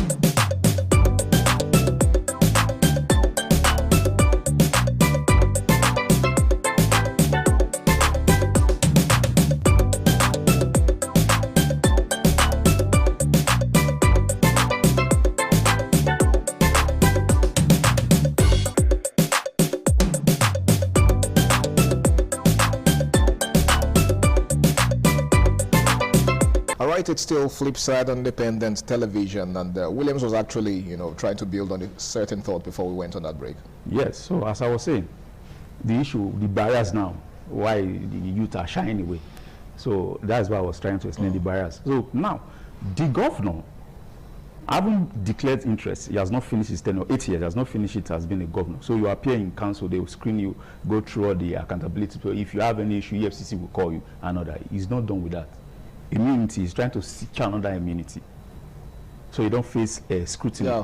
Then, but whose responsibility is it to, ensure that he's scrutinized before moving on to, the next phase? Is the security agencies, and then after an election cycle, after there's a governor officially elected, so there's not an officially elected governor in your state. Okay, so he's still in charge. So he's still in charge. So there's no reason why you're putting yourself to vie for another position. So now, seeing that, okay, the man there as the Senate president, seeing that this man is coming already challenging me to be the Senate president, who also wants to be the Senate president, he amended the rules. And then our Shomole, the dogged fighter, confronted him. 2 days later, and I said, okay, go and reverse the rules. He reversed the rules. These are the issues that they are making sure, systematically and gradually making sure that youth does not get into power. But I will continue to say, no matter how rigorous it is, I will continue to encourage youth, so far as you don't think that you want to be involved, that you say think that you want to get in power, to make sure that you fix the certain section that you are able to fix. Because this country is going to pass through a lot of phase. And the earlier the better the youth gets involved, the good for us. The earlier the better. Because we pass through a lot of phase. Being a political scientist, I've told you, we said it, we sit down and calculate it. The country will pass through different phases.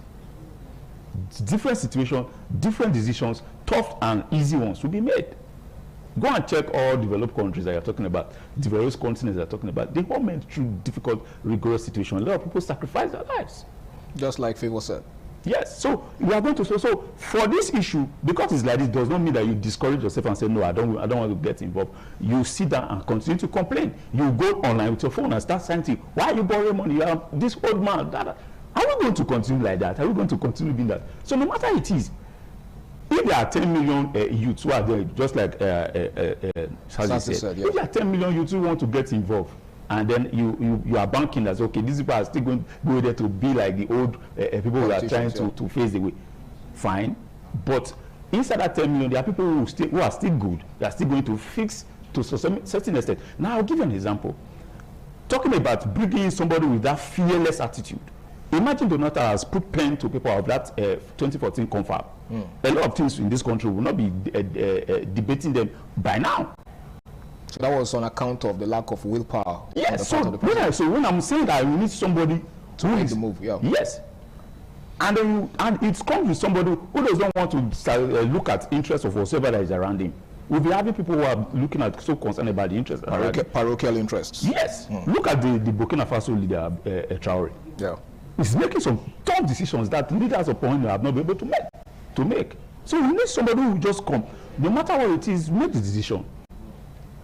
And then let the country start from there. So just fix the country and then leave the rest and then let it start running, starting from somewhere. Because no matter how it is, we need to fix this country and we'll start from somewhere. Of course, I totally agree with you. Thank you very much, Williams. That was a very good one. Now, Favor, Do you think, because I would like us to examine the attitude of the youths towards the system, the process, do you think the political apathy that we see amongst young people is as a result of the disappointment at the polls in the past? Because there's an adage that says that only a madman keeps doing the same thing in the same old way and expects a different result. So do you think the political apathy we see amongst the youth is born out of the incessant disappointment that they experience at the polls, or that they experienced at the polls in times past? Without any sentiment, it is a factor. It has contributed to the voter apathy we see. But if you want to critically evaluate the situation, you realize that how long have we pursued this? It's just about 2 election cycles, if I'm not mistaken. Right? Now, this is a problem that has taken longer. So, your 2 trial cannot make the change you're looking for. Okay, you're saying that they've not tried enough? We haven't started. We've not made enough effort? We have not even started. Okay, take for example. Because if you consider the number of youths that put their lives on the line every election season, to try to exercise their franchise, and some even get, maimed, some get hurt in the process. Do you think it's right to say that we haven't started, or we haven't, done enough? The problem, like we said, is systemic.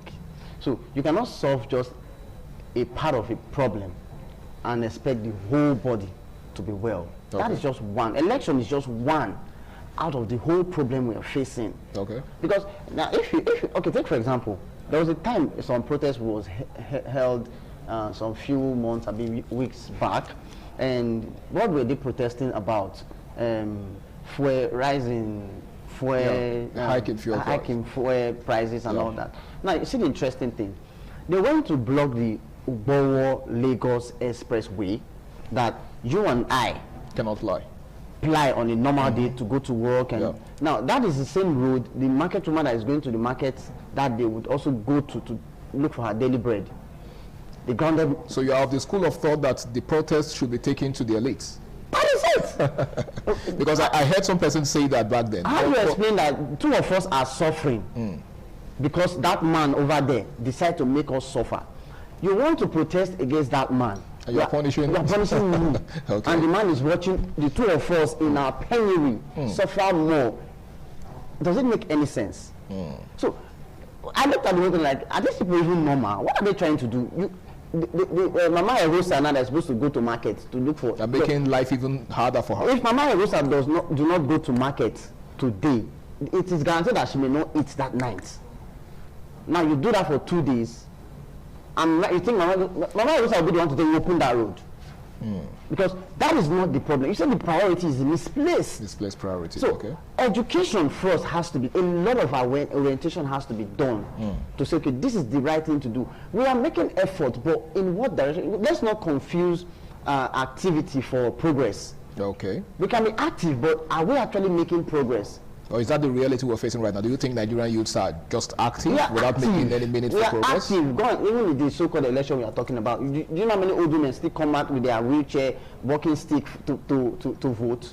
But you see Nancy and Rebecca or Fosa and Co staging football match on the election morning in their area, and then cheering anybody on TikTok. These are the people we are talking about. So if, for example, you and I have done our bit, it does not reflect the holistic number of the people that are supposed to be out there. Because even these politicians, they know very well the power of numbers. And that's why if they want to start anything today, it's still the same youth they use to do their bidding. All right. Thank you very much, Favor Sadzi. That was another very brilliant one. Now, Williams, do you think Nigerian youths are more active on social media than, the actual grassroots political engagement that we expect? Yes, it's a reality. It's a reality, and the earlier they realize, the better. Just as I said, I've been in this for 8 years. There are 4 years directly and actively in it. I've studied and seen the system, that the discouragement that you hear and see is just there painted for you, so you don't want to get involved. So now those actively in social media are the ones who see that painted discouragement, painted activities for you, because there's really nothing they can do.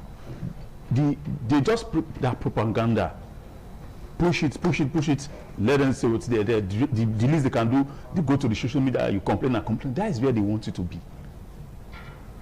I will say, I will continue to say, I will dare to say, shift your attention from that.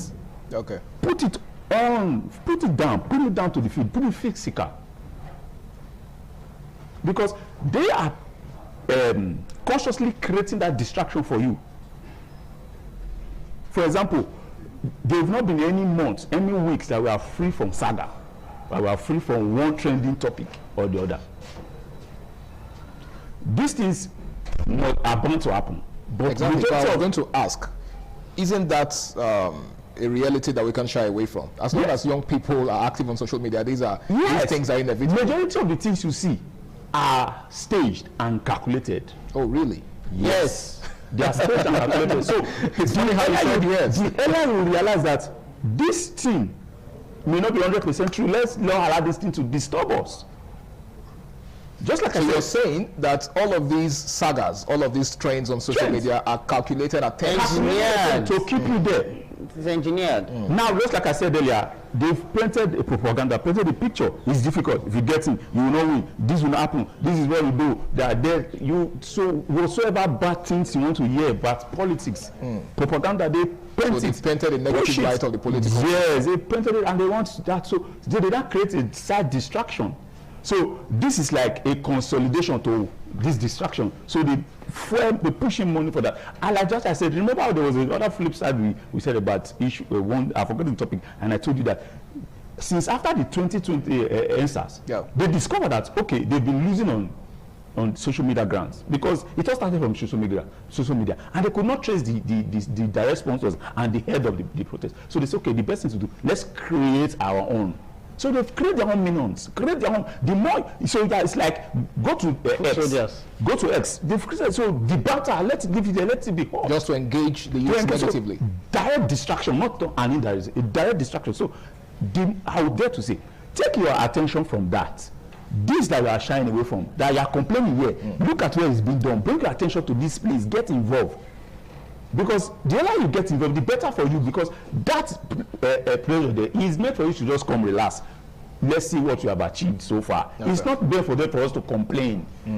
Yes, it's good but it's not the majority. It's not like the hundreds to complain. All right. So the earlier the better. Take your attention. This is where it's happening. Be in this place. Focus here. No matter how long. He said it's just 2 election cycles. Yes, fine. But let's go on stage. Let's go on stage and let's do research and see the achievement unpronounced. Just like the people have been saying. If this man that we're talking about, if it was not that traveled, he has not traveled, his name has not traveled, his connect, his negotiation has not that traveled, but he was able to master vote. And then somebody said, it is only the people who are there who tell you the actual vote that this man scored. All right. That the youth are actually following. So put your attention. No matter if it's 2 election cycles, let's do it. Before we do 20, before we do 10, before we do 8, watch it. And the more we achieve, they should also understand that whoever youth that is pushed and you get into access and power, it is not because for your personal interest. It is for the betterment of the people. The masses. Who stage it for you. And remember, you will always be there. This social media will be there. You will come back again and you will also meet them. All right. Thank you very much, Williams. That was also very interesting. Well, it's still Flipside on Independent Television. It's time for our very final break on the show. And when we return, it will be time to wrap things up on the program. Please stay tuned.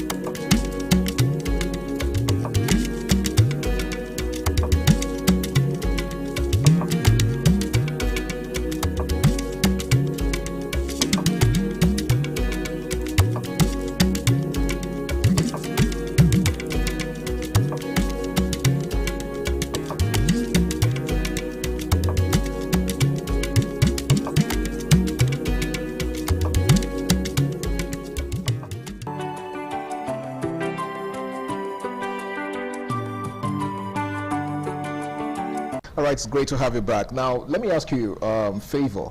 Let's examine the Nigerian political parties. Do you think they genuinely create space for young people, or these young people are just tools in their hands to win elections, and then when the elections are over, they discard them like tissue? If they come to say they genuinely create spaces or slots for people as head administrators, they will be talking with both sides of their tongue. That's because, how do you explain, first of all, you're having to buy the ticket and it's so expensive? Where would I find that kind of money? That's one. Then two, I think they are also more interested in making these people, after their work as per campaign, whatever, as SSAs. What they call senior special advisor and special advisors. That's the best we get. And then aides too. And aides. Then they give you one appointment if you are lucky. It's so bad that the youth have even accepted that they cannot be what they want to be. Just like Williams was trying to say. Yes. So we've decided to settle for what is available, the crumbs that are available. Because you even want to show interest. The governor will tell you, calm down, there's somebody that position has been reserved for, it's not your turn. When will it get to my turn? When will it get to your turn? All right, Williams, as we begin to wrap up now, because time is really not on our side, in the next 10 years, because I like to speak futuristically, right? In the next 10 years, do you think youth participation will redefine Nigerian politics or remain more myth than movement? Okay, let's make it 16. So I'm talking about election cycle. All right. Because it's all about politics. Yes, it will. It will increase. It will increase. It will be more of a phase, because. But what are the parameters? What are the pointers? There's nothing I'll do. I'll give you the pointers. As long as this country will become difficult, become suffocating, will become more tight, or whatever I will call it, I think that's enough. Is enough for you to make sure that no, we don't need to sit down. We need to get involved. Just like I said earlier, no matter what discouragement you are seeing, okay, they just use you. It is of an achievement of starting from somewhere and becoming whatsoever you are giving, and then stay there. Use that place. Show yourself. Show your capacity. Use that place to be like a stepping stone to another. Okay. No matter what it is, if you get discouraged, you will fall down. If you get encouraged, you will keep on climbing. Just like I said, go and put your lens. Look at the system critically. You will know that it does not necessarily mean that you need to be the figure man to push the change. And that's what we are trying to do now, currently. That's what we are trying to phase out currently. We are trying to make sure that, just like you said, the education is going on. Okay. Yes. We are trying to look at that. You don't need to be doing this too much eye service. Forget about it. Focus on what we are called for to do. Okay. Fix it. Because take it or leave it. It's not always the figure that is the cause that fix a lot of things. Affects the change. It's the people around that affect the change. Okay. And we've also discovered that even the figure, most times, is even interested in changing, but because the people around are majorly the problem. Okay, so you are actually positive and optimistic. Yes, it is going to increase. Okay. 16 years is going to increase, and even more better than the way it is now. I like your spirit. I actually do hope and wish that we all share the same enthusiasm. Now, let me ask you, finally, right? This is the final moment of the show. What's your advice for young people out there who have lost steam and who have lost interest in the entire process? In less than a minute, Favor. Make yourself valuable.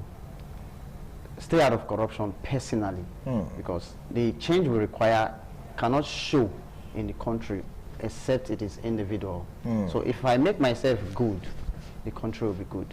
Amazing. I like the allusion to corruption, because I think that's one of the major challenges that we have. Okay.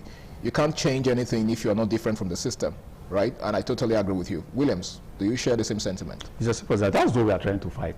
All right. And I want him to also get involved that it is not, if there are 100, it is not all the 100 that are corrupt. But I know there are corrupt youths. I know, for sure. I've been in the system actively 8 years. I know that there are corrupt youths. There are corrupt youths. But we hope, be aware that the more corrupt you are, the more difficult this country and the more into danger this country will be. All right. Well, in my own final analysis, I'm just going to summarize what both of them have said. Be the change that you want to see. because it's not just enough to sit back in your comfort zone and expect things to change. If you want meaningful changes in the society, in the system, blaze the trail. Be that person that you want every other person to be.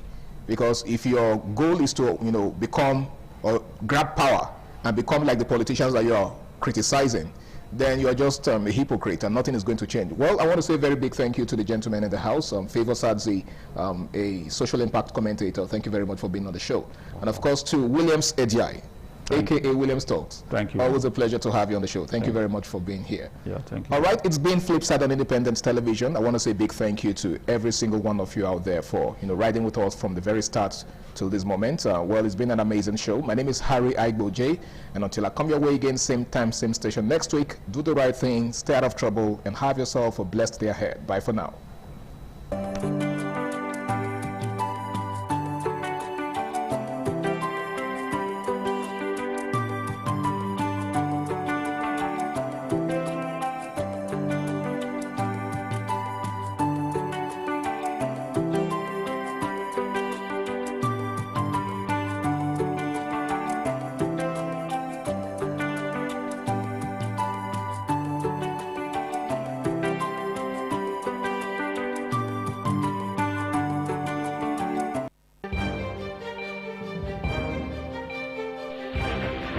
This is ITV.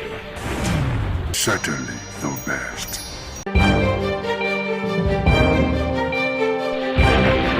This is ITV. Certainly the best.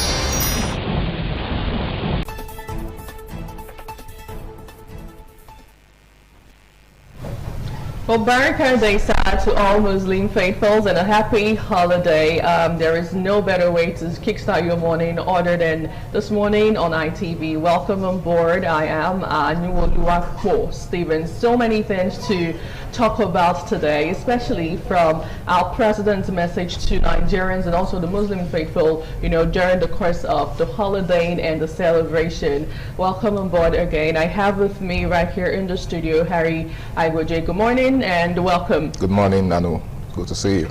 Good to see you too. So now, yesterday, or precisely on Tuesday, President Bola Tinubu has said the sacrifices by average Nigerians arising from his tough economic policies are yielding positive results. Now, he made the declaration on Tuesday in a Salah message to State House correspondents while acknowledging challenges on the security front. President Tinubu made reference to a recent spate of killings and kidnapping by terror gangs, and of course he reaffirmed his administration's determinations to fish out the terrorists, and he also urged Nigerians to pray that those who commit crimes among us may rethink and abandon their evil ways or face the full weight of the law. And there's got a lot of Nigerians talking, and we are still talking about it. But what do you make out of the statement coming out from our president?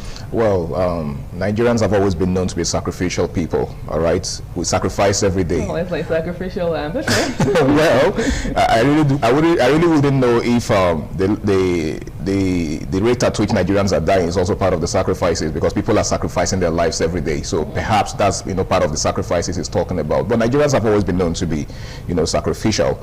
I mean, how else do you explain a situation where that you are amongst, or you live in a country with the highest or the biggest endowments, among the biggest endowments in the world, and yet you're living in lack, you're living in penury, you can barely survive, you don't have basic amenities such as light and water. That's sacrifice in itself. Okay, so for him to be saying that, well, for me, I can only hope that the sacrifices are actually yielding results, yielding fruits, like he said, because if at the end of the day we have nothing to show for all the sacrifices that we make on a daily, then it's really not worth it at the end.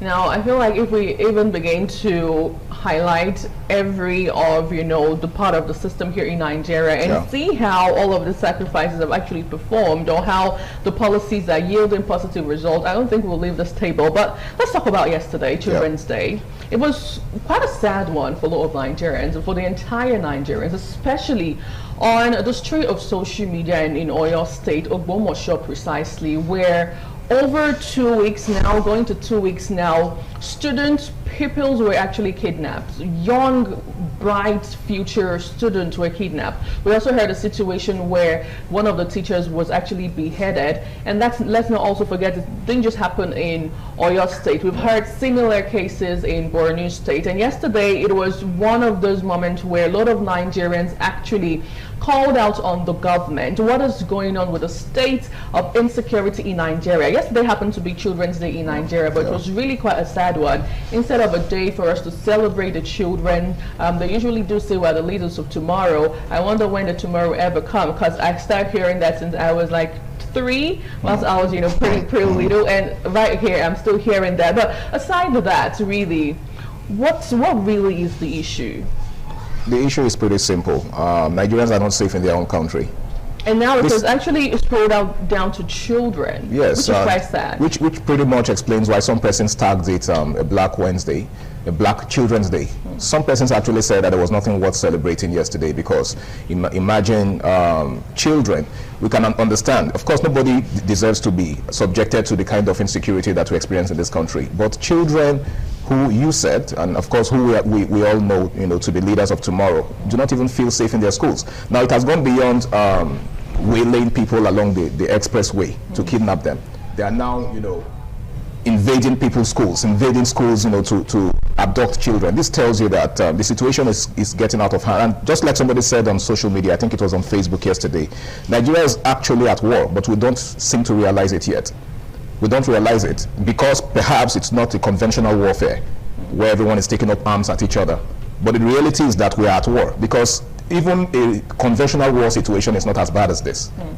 Was there a case of Nigerians now being used to bad news, and the issue of empathy has died completely? Because every single day you wake up and then you hear bad news and you're like, oh, okay, yes. 50 people died, and you just go about your day like nothing even happened. I think it's a natural phenomenon, for humans to adapt to circumstances, and Nigerians seem to have a very high level of adaptability, and that's pretty much I can attribute that to the fact that we don't have solutions, like practical solutions to our problems. These problems are really not new. They are just getting worse. Okay, insecurity is not a new it's not a new trend. It's something that has been there, for years. The sad reality is that nothing is being done about it, so it's getting worse, and Nigerians are getting numb. They are getting used to it. When you are subjected to pain, like real pain, it will get to a point where you probably wouldn't be feeling it anymore. So I guess that's where Nigerians are right now. Nigerians are getting used to, the terrible situation of the country, and we're just hoping, just like the president said, we should pray that God touches the hearts of the kidnappers, so that they can refrain from their acts. But you see, that tells you where we've got into as a people. Where I think the president himself, that sounds like throwing in the towel for me. I feel like he has nothing, no idea. Nothing, like needed, like he has exhausted his methods of dealing with the situation, and at this point, God save us. Oh my goodness. Well, one time, I don't know if I should say one time, Big Brother of Nigeria or Big Brother of Africa. Big Brother of Africa. I remember during the apartheid when Nigeria went to South Africa to do amazing stuff, and now we are actually bedeviled with a similar situation with insecurity in Nigeria, touching every nook and cranny of the nation. And this is where we are. Our president saying Nigerians should pray. So are you saying indirectly that the militaries are now prayer warriors that should pray? What is going on, Nigerians? Well, let me bring in my colleagues from Abuja and Lagos. Good morning, Abuja. Good morning, Lagos. Let's get your feel on everything that we've been talking about so far and what we'll be getting from your end today. Good morning, Joseph Kadiri. Happy holiday.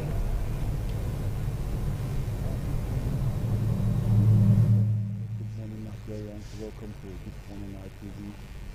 Of course, as usual with PMI, so much to talk about. During the celebration of Children's Day yesterday, it was one activity that ITV actually organized. Really, of course, Nigerians have to talk about it when it comes to the issue of the welfare of children, their education, and of course their security. We cannot divorce the spirit of insecurity and the issue of education of Nigerian children. We have seen series of attacks, series of abduction, right from the one that happened in 2014, 14th of April, where the Chibok schoolgirls were kidnapped, and then that followed with Dapchi, and then with the Yauri children, of course the one in Niger, the Kwara, the recent in Oyo, and you just wonder, despite the program of the federal government, of course the Safe School Initiative, what's happening with it, and of course there are discussions around posting some paramilitary agencies to watch over schools, especially the civil defense, and then there are times that even the Peace Corps, volunteer to do that. What's happening? It appears for a child to go to school now, that child must come from a parent that they are well-to-do and can actually afford some schools in high-brow areas where the owners of the school, on their own take care of their security. But what it is in that section of the Constitution that says the welfare and security of every Nigerian, has to be taken care of by the federal government. It appears that aspect has been jettisoned. But we hope that all that is said, not just on just vocabulary, but it should addressed by the relevant authority. And then, of course, the issue of election is really on the top burner now.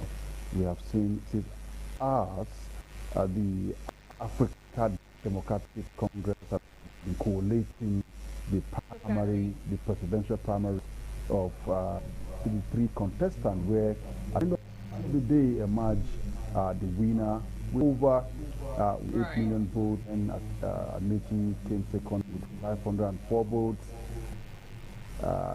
504,107 votes to be accurate, and then Hayatuddin followed Amechi with 177,120 votes.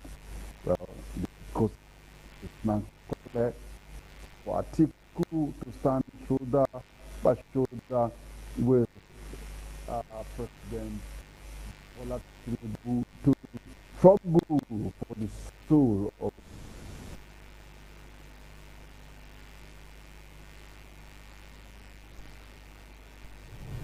Okay, Joseph Kadri, a lot of things have been said from your end, which is quite remarkable. We'd love to also get what we'll be feeling and getting from your end this morning at TMI or in Abuja studio.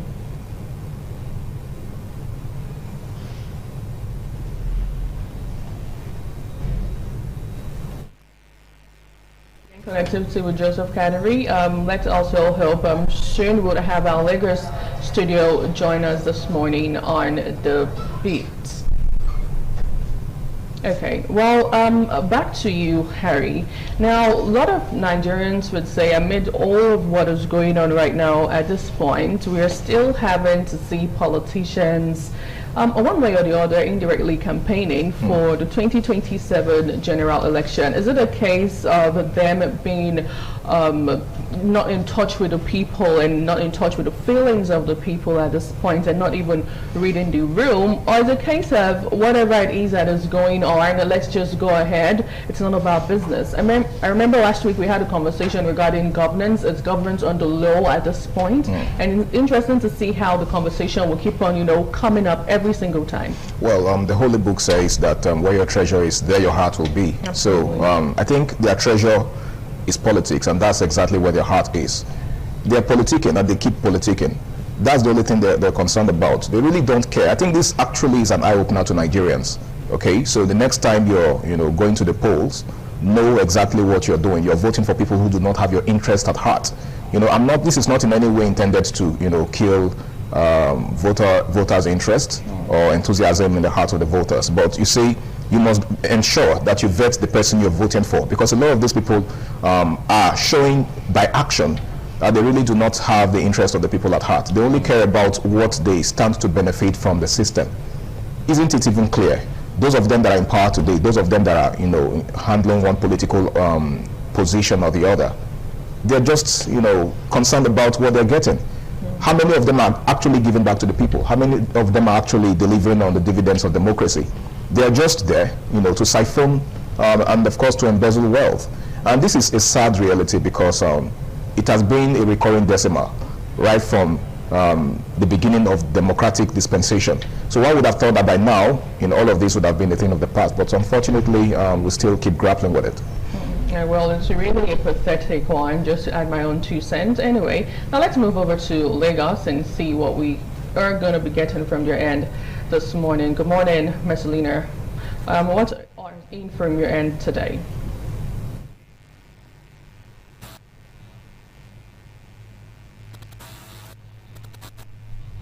Messalina, can you hear me?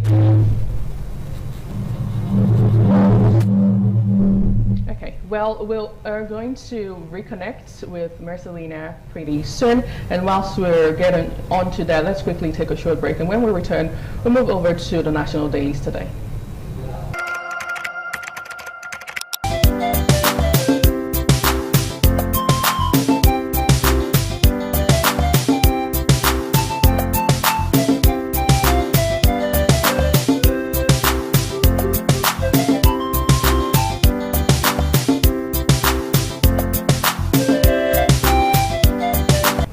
Welcome back. Thank you so much for staying with us. If you're just joining, you're on to This Morning on ITV. Now let's look at a couple of national dailies today.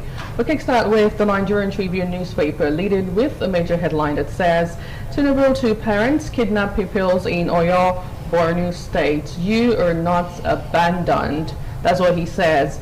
Abductees will be back soon. Second day, the governor of Oyo State assurance on page 4.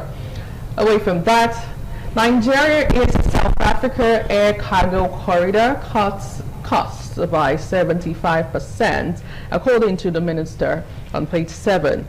Well, still on the front page of Nigerian Tribune today, in politics, Atiku emerges ADC presidential candidate. In page 15, on page 15, well, pretty much not a shocking news to a lot of Nigerians, as some would say we expected this scenario to play out. Omar Agege quits APC amid Delta crisis, on page 29 of the Nigerian Tribune. Lagos unveils new tenancy bill to regulate rent hikes, estate agency fees, on page 5. External shocks, domestic factors pushing Nigeria's inflation higher, according to experts, on page 6. Governors Mark, PK, and others lament insecurity, preach tolerance, coexistence at Salah. Well, you get details of the story on page 3 and 20 of the Nigerian Tribune. Federal government revives 417 grazing reserves to enhance food security. Well, subreddit says Malls plan to modernize livestock farming, on page 4. Well, finally on the Nigerian Tribune this morning, health. Heavy marijuana use may increase lung cancer risk, according to researchers. Researchers warn on page 4. Well, I feel like that's all right now on the Nigerian Tribune newspaper. Harry, I'd love you to actually react just a little bit before we go on a break as regards Atiku emerging. It's going to form our major conversation this morning, one of our conversation. Atiku emerging as the ADC presidential candidate. What do you make out of it? I think I saw that coming. I actually wasn't surprised when I saw the news, and the part that actually got my attention was Amaechi's reaction to the whole thing. And of course, as expected, he rejected the result and flawed it on every level. So the truth of the matter is, yes, Atiku has been in the game for a long time, and as a matter of fact, I think he's a way more experienced politician than Amaechi and a couple of other presidents. But Amaechi has also been there for quite a long time too. Yes, he has. But you see, when we're talking experience now, we're actually talking we're talking levels. Okay, the level at which Atiku has operated as far as the political sphere is concerned, Right. I think there's no basis for comparison between him and Amechi. Just my opinion, though. Okay, well, politicians politicking at this point. Of course, it's expected that Rotimi Chibuike Amechi would reject it. Interestingly, yesterday was his birthday, and guess what? Atiku Abubakar posted him on socials, wishing him a happy birthday, and that really got to me. I said, Nigerians, politicians doing the Lord's work. But anyway, we'll quickly take a short break, and when we return, we'll move over to all the national dailies right here. Do stay with us.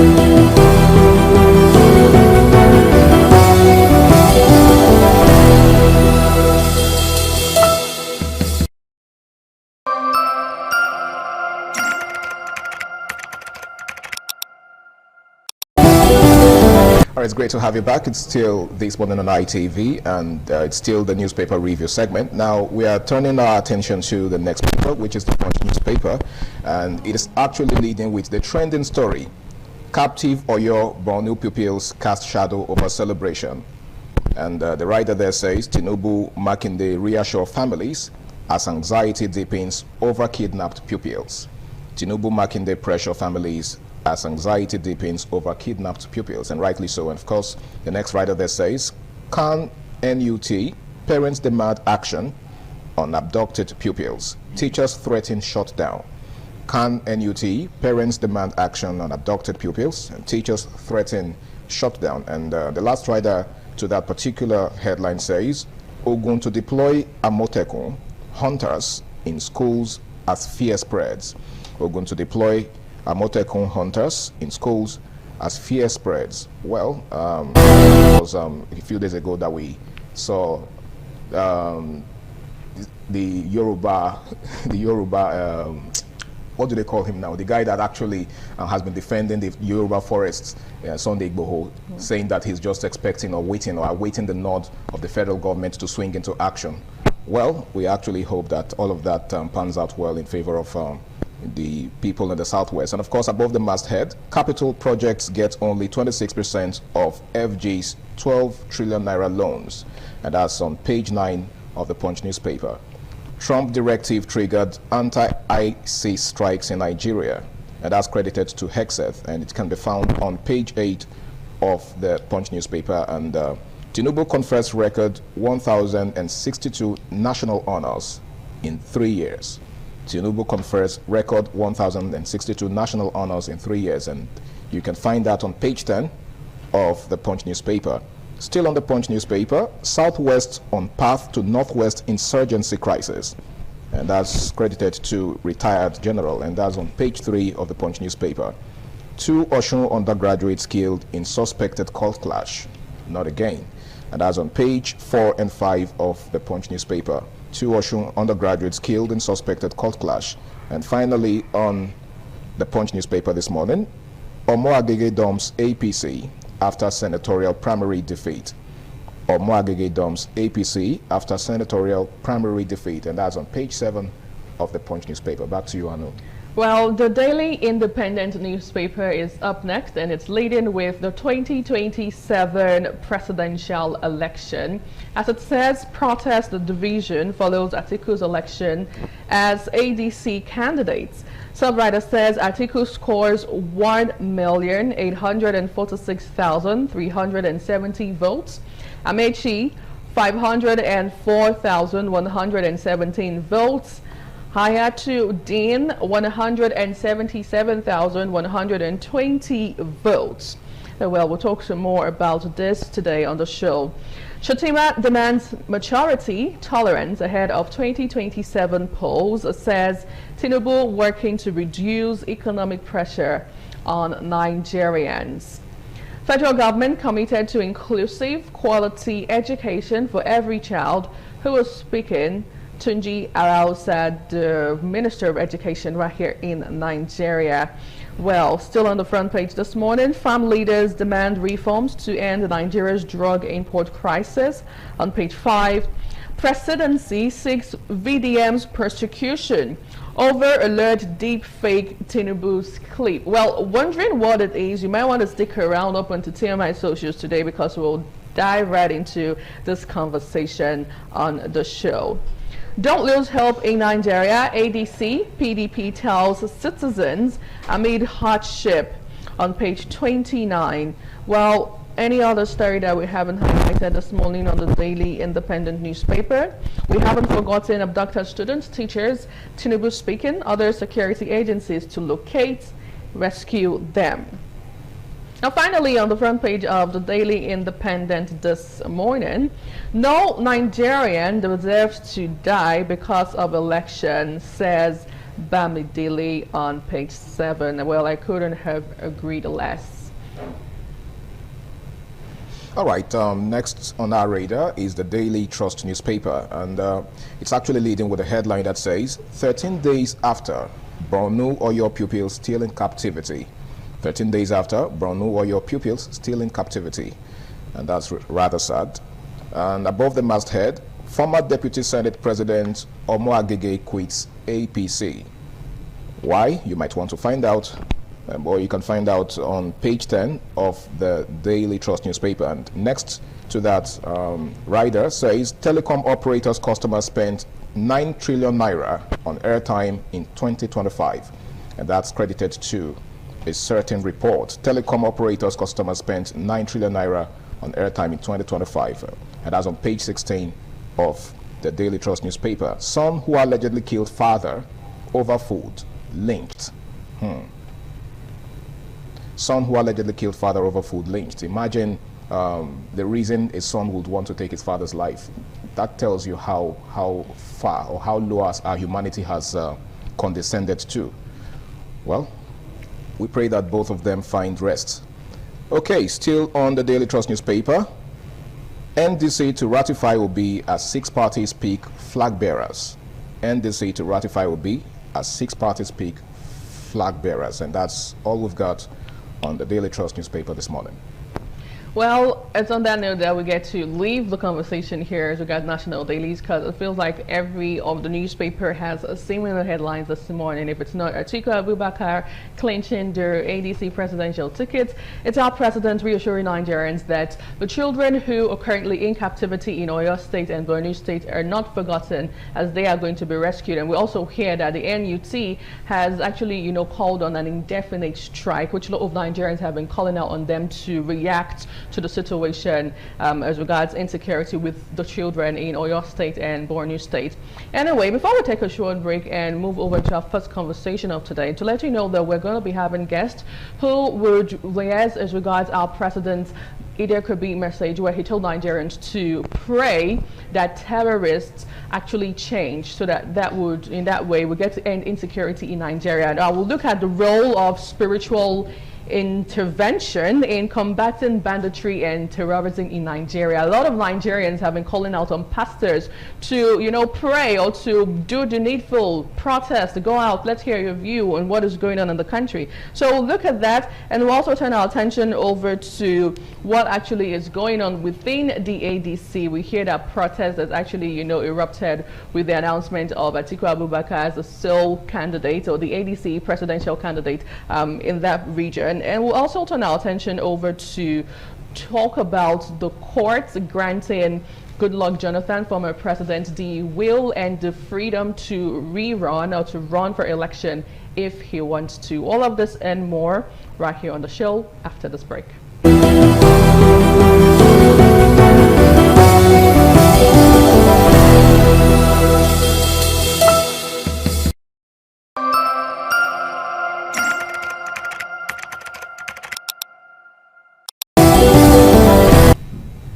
Welcome back. Thank you so much for staying with us. Now, President Bola Tinubu has called on Nigerians to pray for bandits, terrorists to abandon violence, expressing a hope that those involved in criminal activities may still rethink and abandon their evil ways. So in his Ida Kobi message released on Tuesday, the president said that the Islamic festival serves as a reminder of faith, sacrifice, obedience, and national unity, urging citizens to embrace compassion, tolerance, and selflessness in the collective effort to rebuild the country. Now, We are, within the next couple of minutes, going to look at the role of spiritual intervention in combating banditry, terrorism in Nigeria. And to do justice to this conversation right now, I have my guest joining live from Ekpoma online. I have Ibrahim Momo. Thank you so much for joining and coming on the show this morning. Good morning. Good morning. Thanks for having me. Now, make it make sense. What do you deduce out of the president's message as regards praying for bandits and terrorists to change their evil ways for us to have a better security situation in the country? Well, it's a bit funny, I should say, in the first instance, and then worrying at another level, and that what the president, the commander-in-chief of the armed forces of the Federal Republic of Nigeria, is putting forward as a solution is prayer. If Nigerians needed prayer or advice on praying, they know where to go to. Nigerians are religious people. They know the road to the mosque, to the churches, and all.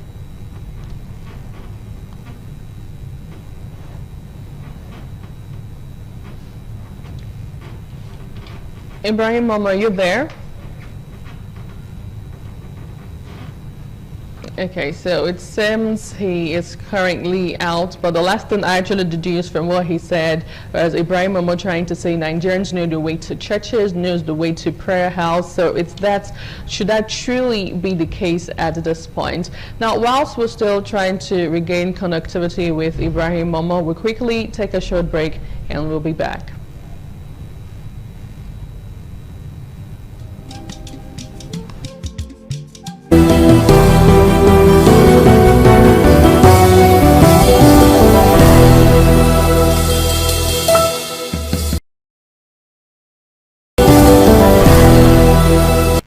Thank you so much for staying with us. You're on to This Morning on ITV, and our main conversation at this point is combating insecurity, banditry, and terrorism in Nigeria. Is spiritual intervention the way forward? That's the big question. Well, I have joining me right now in the studio, I have Comrade Solomon Idiobe. Thank you so much for coming on board today. Yeah, thank you. Good morning.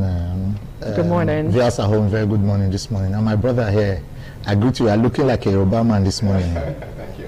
I hope there's this nepotic thing not there with you. Oh my word! I'm actually Yoruba here. Hello. No, I'm not. I wasn't talking to you. I was just asking. That he looks like a Yoruba man. I didn't say Yoruba woman. And I asked if there's this nepotic thing with this. But ironically, she's a Yoruba person here, so yeah. Okay. Then I wasn't talking to a Yoruba woman. Well, we still have our guest joining virtually, Ibrahim Momo. Hopefully, we reconnect with him shortly. But let me kickstart with you here in the studio. What's your take really on insecurity generally in Nigeria? And now with the president advising Nigerians in his Idekabi message to pray for bandits to change so that we have a better outcome with security situation in the country. What do you make out of it? Does the country pray against what the country can handle? Is prayer part of the laws? It's just like saying that you are bringing to the courts voodooism, or you want to bring witchcraft as evidence before the courts. What happened in Witchcraft Coven? Can you explain it? Why don't we have military? Why do we have police? Why do we have Air Force? Why do we have Navy? Each of these arms, whether military or civil arms, have their respective functions constitutionally provided for. So it doesn't make sense. Is this a Bola Ahmed Tinubu of pre-2014 or 2015 elections that saw President Jonathan leaving office? The same Bola Ahmed Tinubu we are having today? Is this the same Bola Ahmed Tinubu, of course, that we had as a governor of Lagos State that we are having today as the president of the Federal Republic of Nigeria? Or is it the speculative U.S. Bola Ahmed Tinubu that we are having? The question, because to hear a president with Donald Trump say to Americans to pray that criminality, banditry, or terrorism leaves America, America is launching and helping other countries that are in such problems. They don't pray it, they act it. That's part of the problem. Nigeria over time have been, immersed in this religious, ethno-religious political issue. If it's not ethnicism, it is religiosity or religious issues. When you hear there is a killing in Kaduna, they either put it as religious Christian Muslim. Then when you hear that there is killing in Oyo, it is either farmers' headers. Those farmers carry their food, their crops out of the farmland to go fight headers. Is it not the headers that comes into their farmland? I stood up one morning, I woke up to Anu, I gave her a slap, and I said it's Anu Solomon's quarrel. Is it not Solomon that attacked Anu? Was it Anu that attacked Solomon?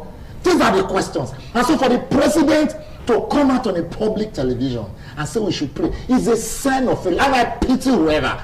In fact, normally people like us do not want to start making comments about who's the next person you should vote or not. But it's a pity that Nigeria has missed it. If you go back on the ballot and say that's a man who promised you electricity and says if he fails, he should not be re-elected. And then people, I wonder how people sleep after coming to make lies. Okay, so I remember when this administration came on board, it was tagged Renewed Hope Agenda. Hopeless hope now, agenda. It's in a case of hopelessness with our security outfits and even the president himself at this point for him to appeal to Nigerians to resort to prayer. I know it's clear that what you see is a reaffirmation of the renewed hopelessness. President Tinubu did not come with a renewed hope. If he came with a renewed hope, how would fear have left less than 200 naira to 1,000 naira? And as of today, we buy between 1,350 to 1,450, depending on where you buy. And most often when you buy, you don't get the actual quantity that you are paying for. And then, is there a renewed hope where, geisha you used to buy for less than 500 naira is now almost 2,000 naira? Is that renewed hope? That bread you used to buy for less than 500 naira is now between 1,008 to 2,200 naira? Is that renewed hope? That transport fare that you could pay 200-300 naira from Oluku to Ring Road, at most 400 naira. Now you pay over 1,000 naira. God help you, it doesn't rain. Is that renewed hope or renewed hopelessness? And so the comment of Mr. President is just renewing the hopelessness. Because if the president has not lost hope, he will say pray. He will say, I have directed the army and the air force to take charge. You can see there's bombardment in so and so place. There is, there are possible fates, we have recovered. We're not even talking about Sambisa anymore.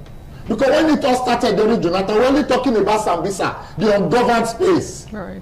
Today, the Nigerian state itself has become almost a governed state. I saw on social media a few days ago, I don't know how true, because in this era of AI, a lot of things can happen. One of the criminal elements came to say they are in Edo, that whoever federal government is looking for them should come and look for them in Edo. And that's how sad it has become. That they will tell you this is our location. If you get power, come. And then the president is standing to say, there is renewed hopelessness, because Nigerians have become so helplessly hopeless.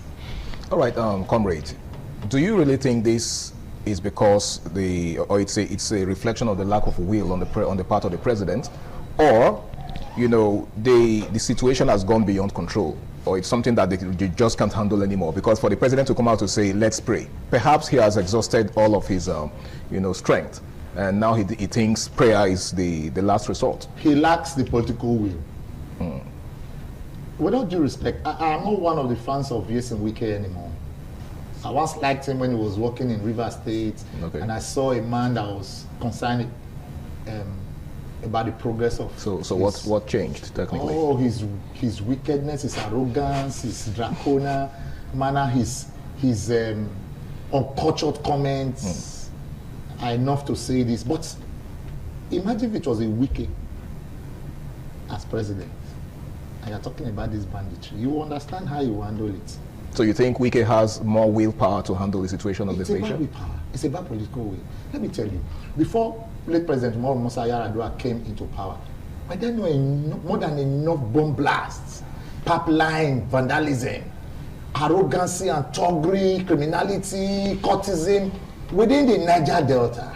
Where you had the Niger Delta militant, the Niger Delta force, Niger Delta this, different groups were springing up on a daily basis. But when late President Umaru Musa Yar'Adua came, he took in the political will. He didn't talk about fighting. He provided a platform. He called it reconciliation. He called it amnesty. Amnesty. Yeah. And the people embraced it. But that's do you think that worked in the long run? It worked until his successor, who didn't have the political will, sabotaged it. They came with a 7-point agenda, and the man came as a vice president that had the same platform. Because when people, I don't want to talk about President Goodluck Jonathan, but when he came, one would have expected that he continued with the 7-point agenda. What did he do? He turned it around and said it was transformation agenda. Whereas the 7-point agenda was working. The man looked at 7 areas, 7 goals, and said, I would address this. If I address the 7 goals, it will address the Nigerian problem. And they were working. For instance, one of the problems, Umaru Musa Yar'Adua was not from the South, but he decided to build an international airport before Yenagoa Junction. And that project was almost 60% completed, if not more, before he passed. What happened? When his successor, who is a Niger Delta, who is from Bayelsa, whose province of the international airport was, very close. And you know what that international airport would have done for the South Southerners? He moved it into Yenagoa, wanted to claim land for inside water, to want to build airport. Where the project today? So how did I get here? I'm talking about political will. Okay. It's a sign of failure. It's a sign of weakness. Okay. You see, it goes to, when we hear things on social media now, we begin to want to look at it. I saw one video trending on social media from VDM. Okay. Saying voiced. The embattled video, the controversial video trending on social now, media. when he said there's a leaked audio of Mr. President, some of us were saying, I was looking at the speech, trying to understand, is this real, is this true? Well, the presidency has called it a deep fake, in fact AI. No. And they're going to persecute VDM. No, it's okay. This government, leave them. These people, they turn black to white, turn white to black. Leave them. The comment of Mr. President has vindicated VDM.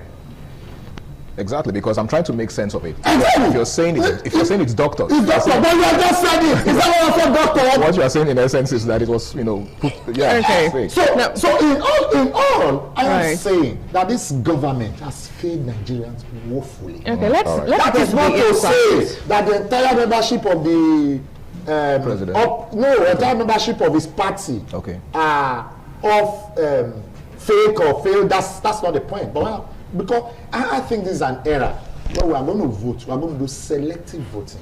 Hopefully. Yeah, there can be a better person coming out from that party. All right. There can be a better person coming out from another party.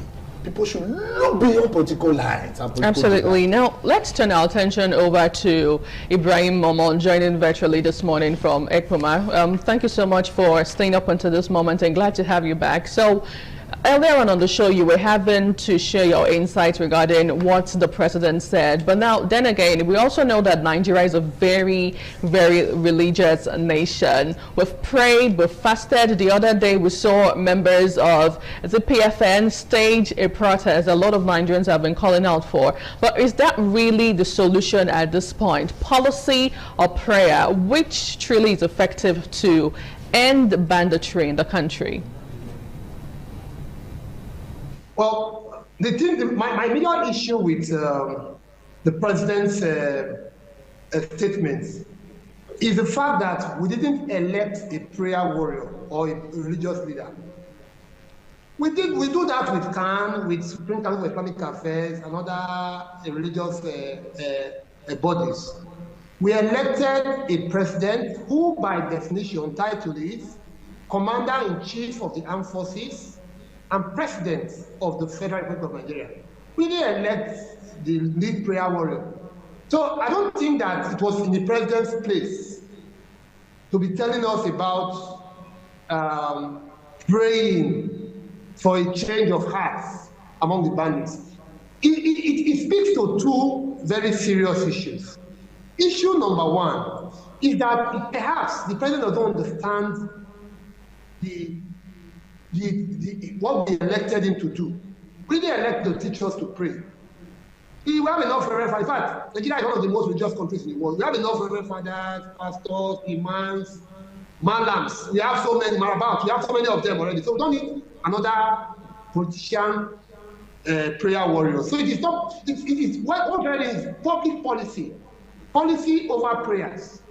Yes, I can understand the idea of wanting to draw on religious sentiment because it is a religious season, the Eid al-Adha, the Big Salah.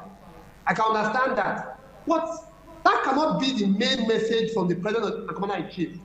Ordinarily, what one would have expected is that use the opportunity to call on those, because, you know, when you look at some of these criminals, they draw on religious connotation. Some of them will claim that when they are doing their evil, you hear them shout Allah Akbar, as if it is a religious thing, a religious duty. When they are killing Muslims, Christians, religious people who profess faith, Muslims and Christians, you are killing them and you are drawing on religion. So I get the point, you know, is trying to merge the feeding with the message. But that cannot be the core message. The Commander-in-Chief ought to command the armed forces that this is the time, as we celebrate religion, to decimate and go after these criminals who are stealing religious identity of faithful Nigerians. That, I think, would have been a better message, not the idea that the president's message at this critical time is about praying for the. If the band is going to change their mind, they will change their mind a long time ago. In fact, what weapons cannot do, is it prayer that will do it? It speaks to the fact that, for me, it speaks to the fact that the president is failing in his responsibility to protect, secure the lives and properties of Nigerians. That is my take on this. All right, Ibrahim, you are currently in one of the places that have been considered the theater of modern-day insecurity, EPOMA. Of course, we've seen certain things that have played out in that part of the country in recent time, how kidnapping seems to have become the order of the day. Now, from a first person's perspective, what would you say you've observed? Would you say you felt the president's presence in any form so far? Well, I think to be fair to the man, he has kind of, you know, rejigged the armed forces. Every time there have been failings.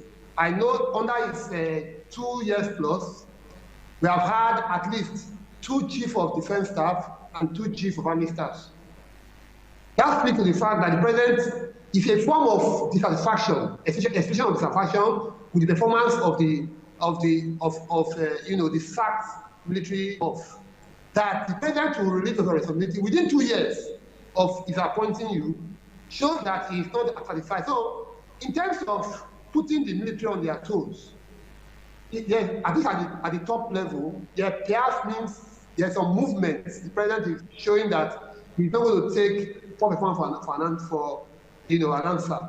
But what one can say is that up till this moment, all the actions, all the policies of this government have not yielded the desired result. There's a difference between motion and movement. There's a difference between policy statements and the end of the policy process, which is what? A change in direction or new public policy. If government is doing X, Y, Z, what is the result of that action? It's not enough to take an action. to sack a military chief of defense staff or chief of army staff. It's not enough to allocate resources in through budget to the military. The question is, has the military been able to decimate or nip in the bud the multifarious security challenges we are facing? Has Boko Haram been decimated in the northeast? Has the headers, the killer headers, which people call Fulani headmen, some people call the killer headers, have they stopped their operation across the north central? Have the bandits and those who are stealing our mineral resources in the northeast, have they been decimated? The result, this game, this politics or security, architecture, the result, the outcome, the game is about results. It's not only about motion or action or statement. It's about the results. And so far, the results are nothing to write home about. That's my opinion. Right. Okay. Ibrahim Momo, thank you so much for that amazing analysis. Now, speaking about results and solutions, let me move back to you, Comrade Solomon. What do you think is that long-term standing solution that Nigerians need at this point to eradicate insecurity in the country? The other time we heard police, state police conversation come up. Is that the solution we need? Communal policing. Right. Not state policing. If you listen to, I shared a video a few days ago, about a week plus now, of a program heard by the DGSSS, where he was talking about communal policing.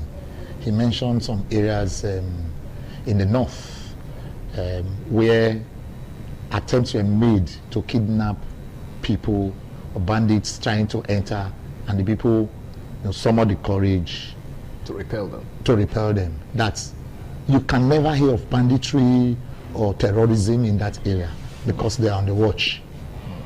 He mentions two specific, I'm not able to remember exactly the names now. One of the names were a name that rings a bell. Okay, in the northern region? Yeah, one of the political leaders. I'm trying to remember so I don't miss it. Then his analysis cleared something or pointed to one fact, that community policing, I'm not talking of state policing, that's communal efforts, will go a long way in eradicating banditry, kidnapping, or whatever. Let me tell you, there's hardly any community that you see the killer headsmen. I watched a video yesterday, I was disgusted, where one header was in the heart of Abuja, was carrying cattle. I don't know if you saw the video. He was carrying cattle along central area, and then the man was recording that this in the heart of Abuja, and the header stopped him and said, "Don't ever try it. Don't ever. Why are you videoing my cow?" Was challenging him and telling him that he had a right to carry it, that they should go and remove the bandits inside the bush before he can go to the bush, that they all own Nigeria. That's how bad it has become. Now, I'm trying to say that there's hardly a community where you see these headers go without first reaching out to the leadership of the community, whether you call it Ojowe or Kayele, Enogie. So I implying that the leadership of these communities might be complicit in this? There's hardly a community where you see criminality thrive that the community people are not a part of it. They know their community more than you. But another sad reality is that most of these communities have been abandoned by these young folks going out for greener pastures. The few negligible ones left, some of them have weak minds and poverty of the mind, if you like. And so they're selling. Have you not seen cases where people are arrested? They arrest people who go give them water, help them buy food. Are they people of their tribe? No, they are usually community people. They are the ones who run the errands for them. So the best way to go, like the DG said, is that they should look at the regulations to create people to guide their area. He talked about armament, disarmament, and rearmament. You understand how people can be trained to. I listened to a radio last week where a community was being praised on this your radio morning program, where they were praising the community, that when they drove past, the community people came and they were sure that these people were not a part of this community. I think it was anchored Dauroro. Manaransam. Now, that's the point I'm making. That the community people, because there's only a community where you don't have community leaders. Right. They're always there. Even if the entire youths, as it were, had gone for program, there are still people there regulating, collecting produce money, development levies and all. They can create a local vigilante system. I'm not talking of this, though the state security vigilante is doing their best. Yes, are doing their best. I'm talking of the real local vigilante that could be affiliated to other security outfits, but so that when they need extra manpower, they can easily get. That is the way to go. Because like the DSS director said, DG said, you cannot depend on the army and the police at all times. They also have their limitations. In fact, I went to division a few weeks ago, and I got to know that they did not have vehicle, not a single vehicle. And the DPO was working hard to see how he can get well many individuals to at least donate a vehicle to them. Really, really a sad one, but we really need to leave the conversation here. It's an unending war, the issue of insecurity in Nigeria is a conversation that's come to stay. But let's just hope that things will eventually get better. And just as the president said, in the spirit of the season, we pray that things will get better and that insecurity will truly end in the nation. Now we'll take a short break, and when we return our attention over to politics right here in Nigeria.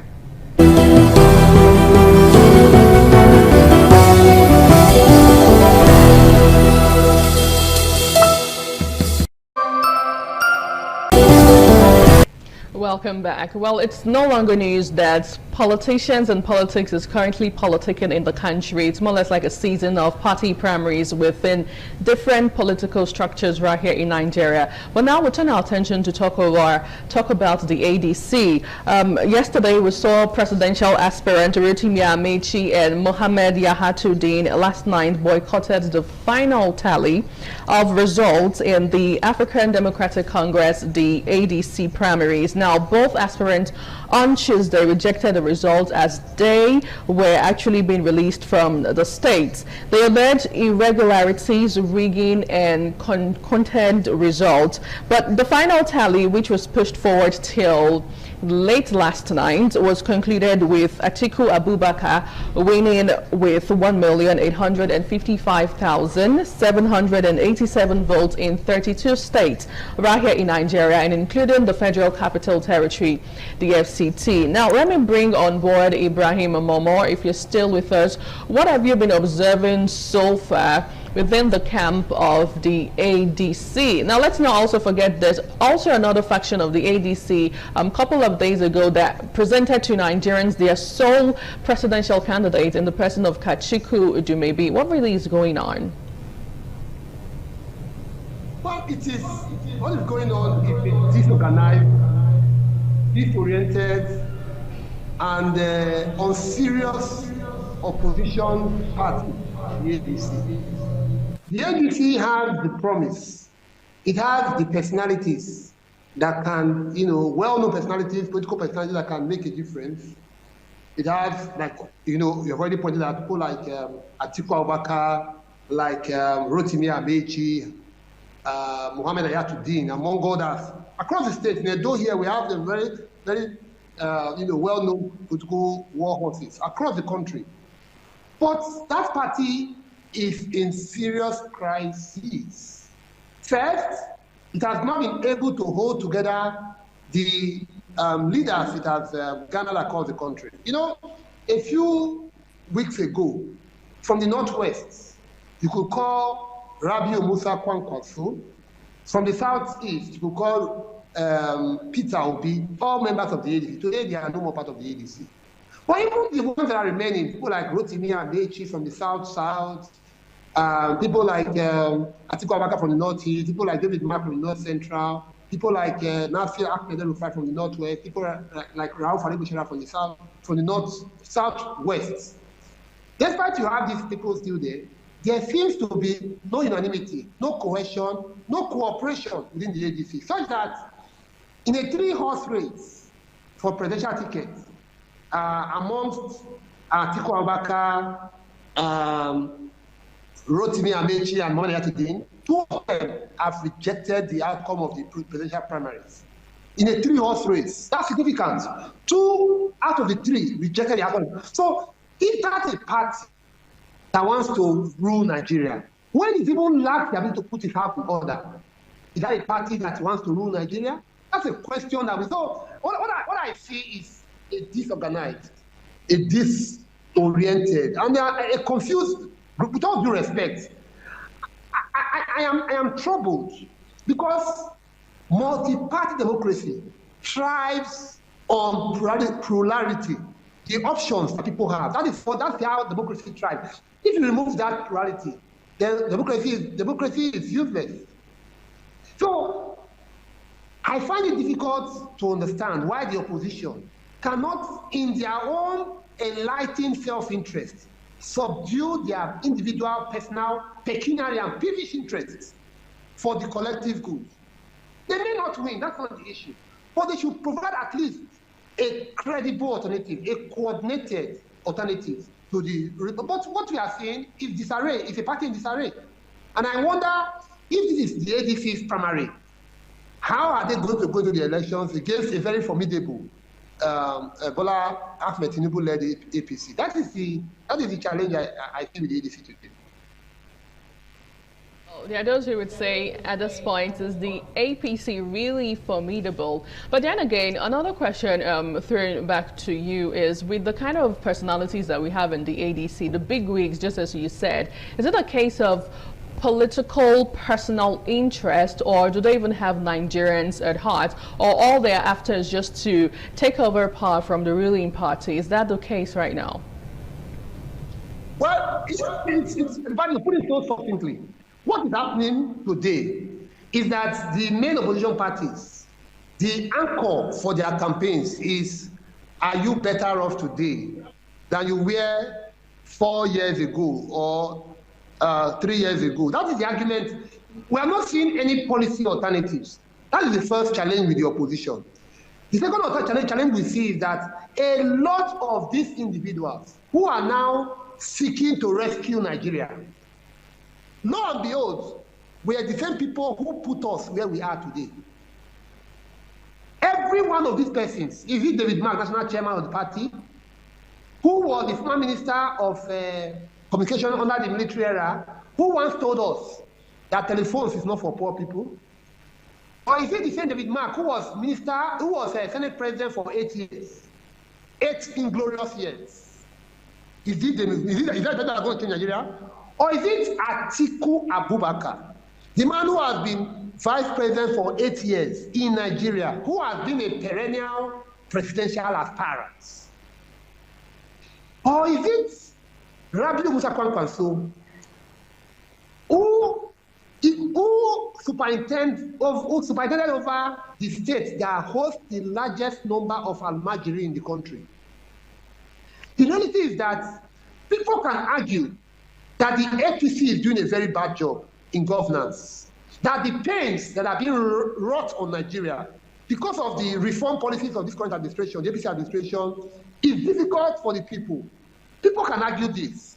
But the question is, do we have an alternative, a credible alternative? Do we have a people in the opposition that can make a difference? That is where the challenge is. And people cannot even put their house in order. We are seeing that today now, presumptively, we have 2 presidential candidates for the same political party, the ADC. We have a Dumebi Fachiku from one faction, and presumptively, we have Atiku Abubakar who has now won the primaries in the other faction, the same political party.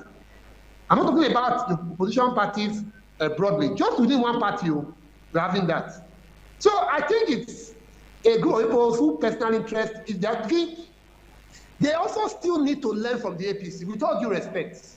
APC has done, people can criticize the APC, but you see the APC, when they wanted to seize power, take power away from the PDP, they had a primary. They had 4 people in that primaries. You had the former president, Muhammadu Buhari, Atiku Abubakar, Sam Unda Azaya, I believe it's also late now, former leadership, and then of course, Kwankwaso. They contested in 2014, 2015 for the APC ticket. Buhari won. They all subsumed their interest, the other three. Again, we have in that same party, the APT, Bola Ahmed Tinubu, who was generally regarded within the party as the national leader of that party, who subsumed his personal interests. He didn't contest, just so that they can oust the PDP. But what have they learned? What has the opposition learned from that? When they did that, when they subsumed their personal interests, what happened was that they were able to, they were successful in the primary, in the elections. But what do we have today? It's something that is disturbing. What have they learned? Have they learned anything? At the end of the day now, tomorrow they will blame the APC for their own failures to unite and come together for the collective interest. This is my position. Yeah, now, let me get back to you, comrade. It is a popular adage that a house divided against itself cannot stand. I think it's even scriptural. Now, do you think this is going to spell doom for the ADC going forward? Was ADC ever ready for this election? That's the question you should ask. I said it's I've been issued that I don't see. I started with the fact that I'm not comfortable. I'm not comfortable with the characters in ADC. I call them retired, expired politicians. But now it's another divided Congress, or if you like, dissolved Congress. You see, I've been issue. I knew that it was going to, ADC is all about Atiku, and Atiku. So you think the outcome of the primaries is in favor of Atiku? Is that what you're insinuating?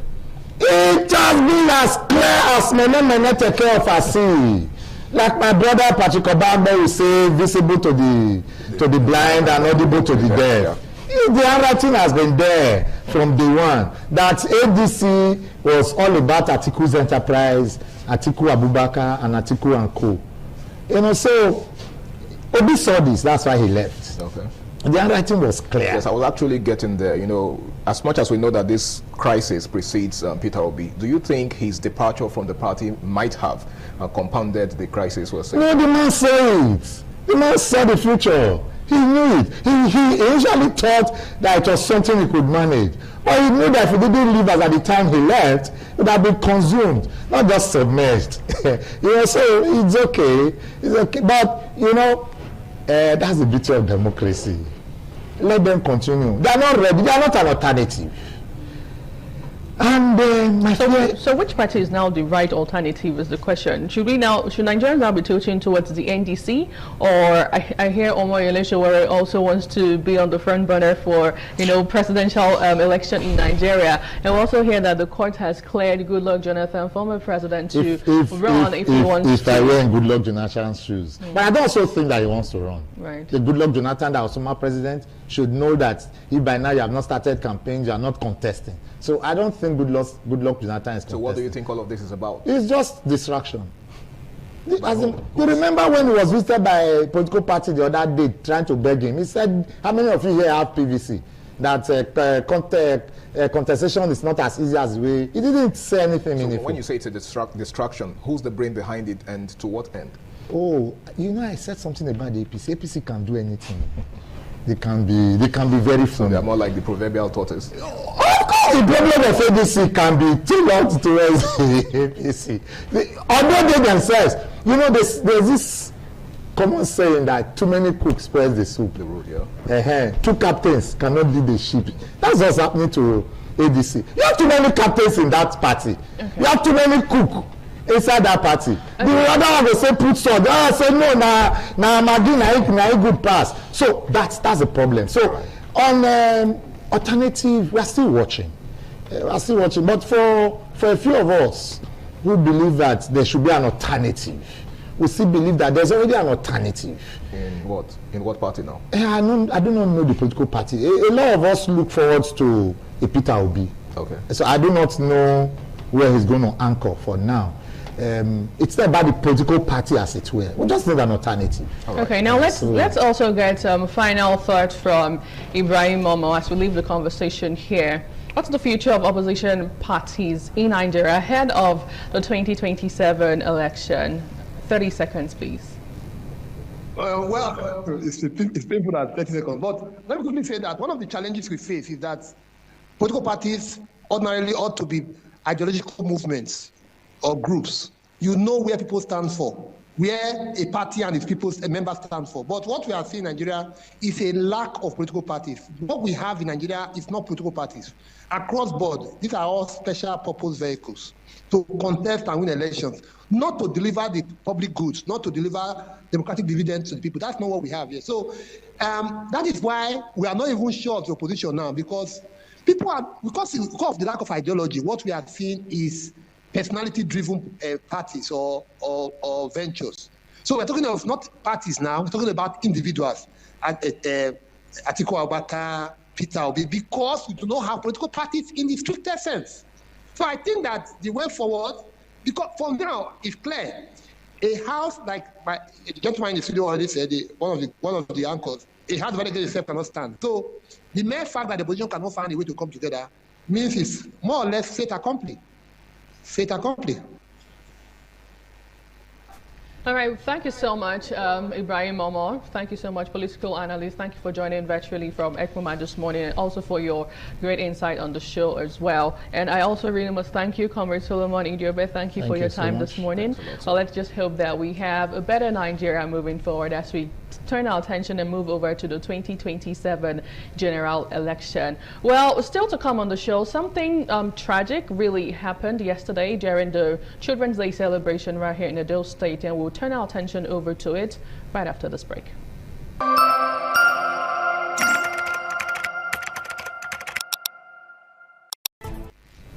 In case you're just joining us, you're into This Morning on ITV. Now, as you are aware, yesterday was marked as Children's Day right here in Nigeria.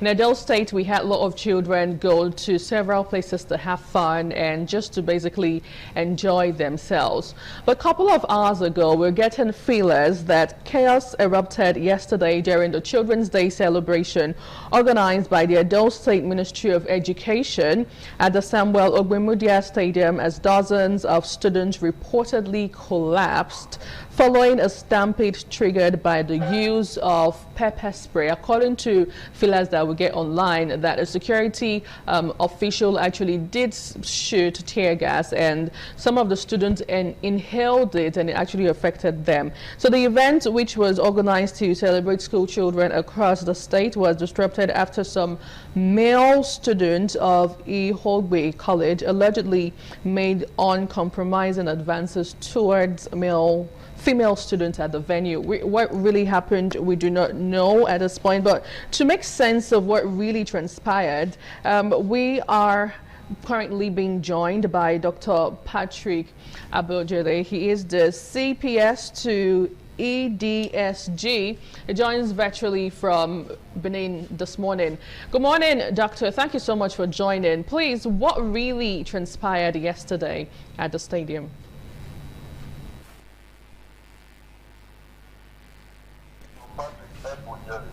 Right. What yesterday, as you are rightly put it, and all two children were all at the stadium to have fun. And we had that fun to the maximum.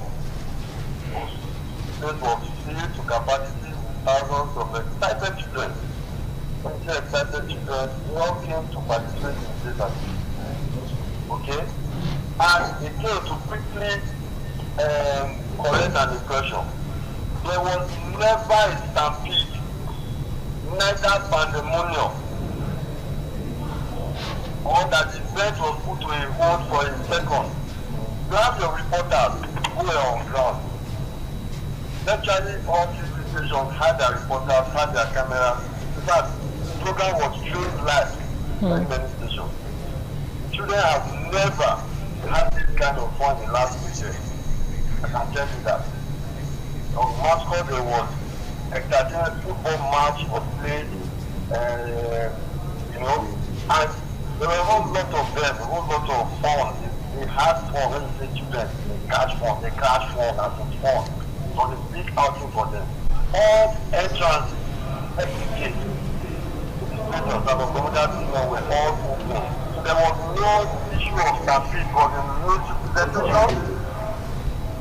Are you there? Right, we can hear you. Please go ahead. Go ahead, please. Yes. So I don't want that aspect to be clear. That there was never stampede, there was no pandemonium, there was no crisis at some. Okay, so basically, what then happened? Yeah, yes, exactly. That is the point now.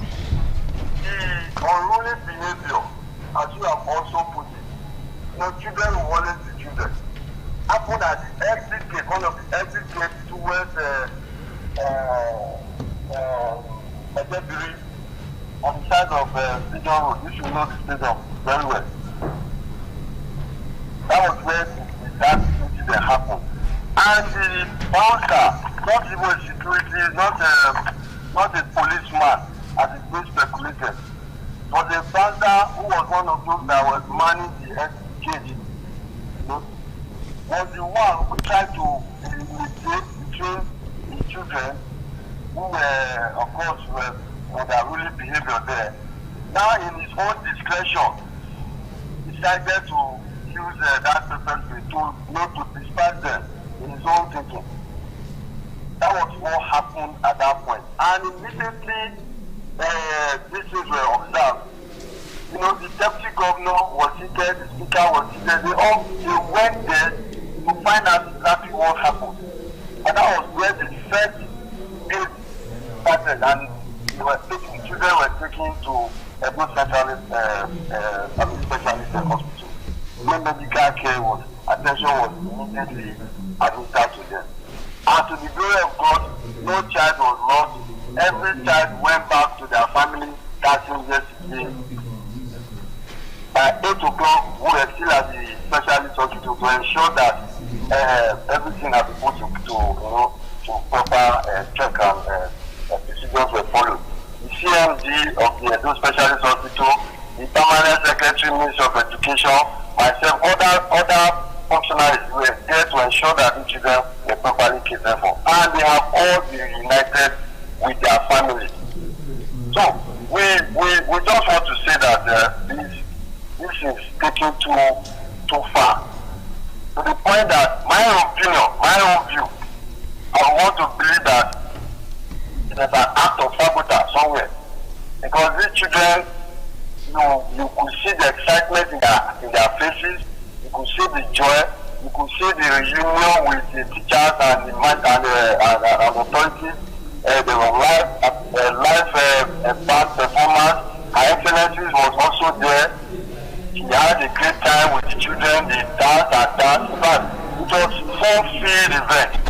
Only for this chemistry thing and people are now beginning to think to bend the government in that light.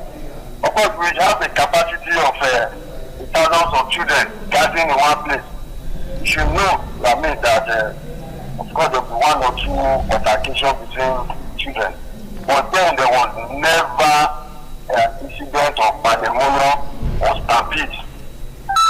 All right, Dr. Patrick. I don't want to put that. Okay, right. All right, Dr. Patrick. Thank you very much. Now, for an event of that magnitude, one would have expected that modalities were put in place to ensure that, or to forestall any possible situation of that nature. Can you hear me? I can't hear you, please. Okay, so I'm asking that given the nature of the event, considering the fact that there was a huge population of children in attendance, one would have expected that, the right modalities would have been put in place, because you made mention of the fact that the police were not on ground. Hence, the intervention of the bouncers who had to use pepper spray to disperse the unruly crowd. So my question is, where was the police at that moment? If I get you correctly, they were security personnel on ground. I think the organizers only needed to beef up of other areas. There were security personnel, uniform our conventional police security outfit. They were on ground. We also had vigilantes, we had medical staff, several volunteers. The proper arrangement was made to cover and to make proper crowd management. If not even for ordinarily, if not for proper crowd management, we have been talking about food, campaign, or whatever. But there was proper crowd management, and I also want to refer you back now to get these things correct from your own correspondents who were on ground. This one is not on videotape. I mean, a popular program. Also, I saw them at the stadium. They all had okay. They were on ground, and there was nothing to show that there was no proper crowd management. There was a proper crowd management, and only for this little. Okay, sir. Okay, Dr. Patrick. Okay, Dr. Patrick, we hear you loud and clear, and we really must thank you so much for finding out time to, make clarity of what happened yesterday at Samuel Ogbemudia Stadium. Thank you so much for your time. Thank you. Thank you so much. All right, appreciate you. Now, we take a short break and move over to Abuja for more on the show. Please stay with us.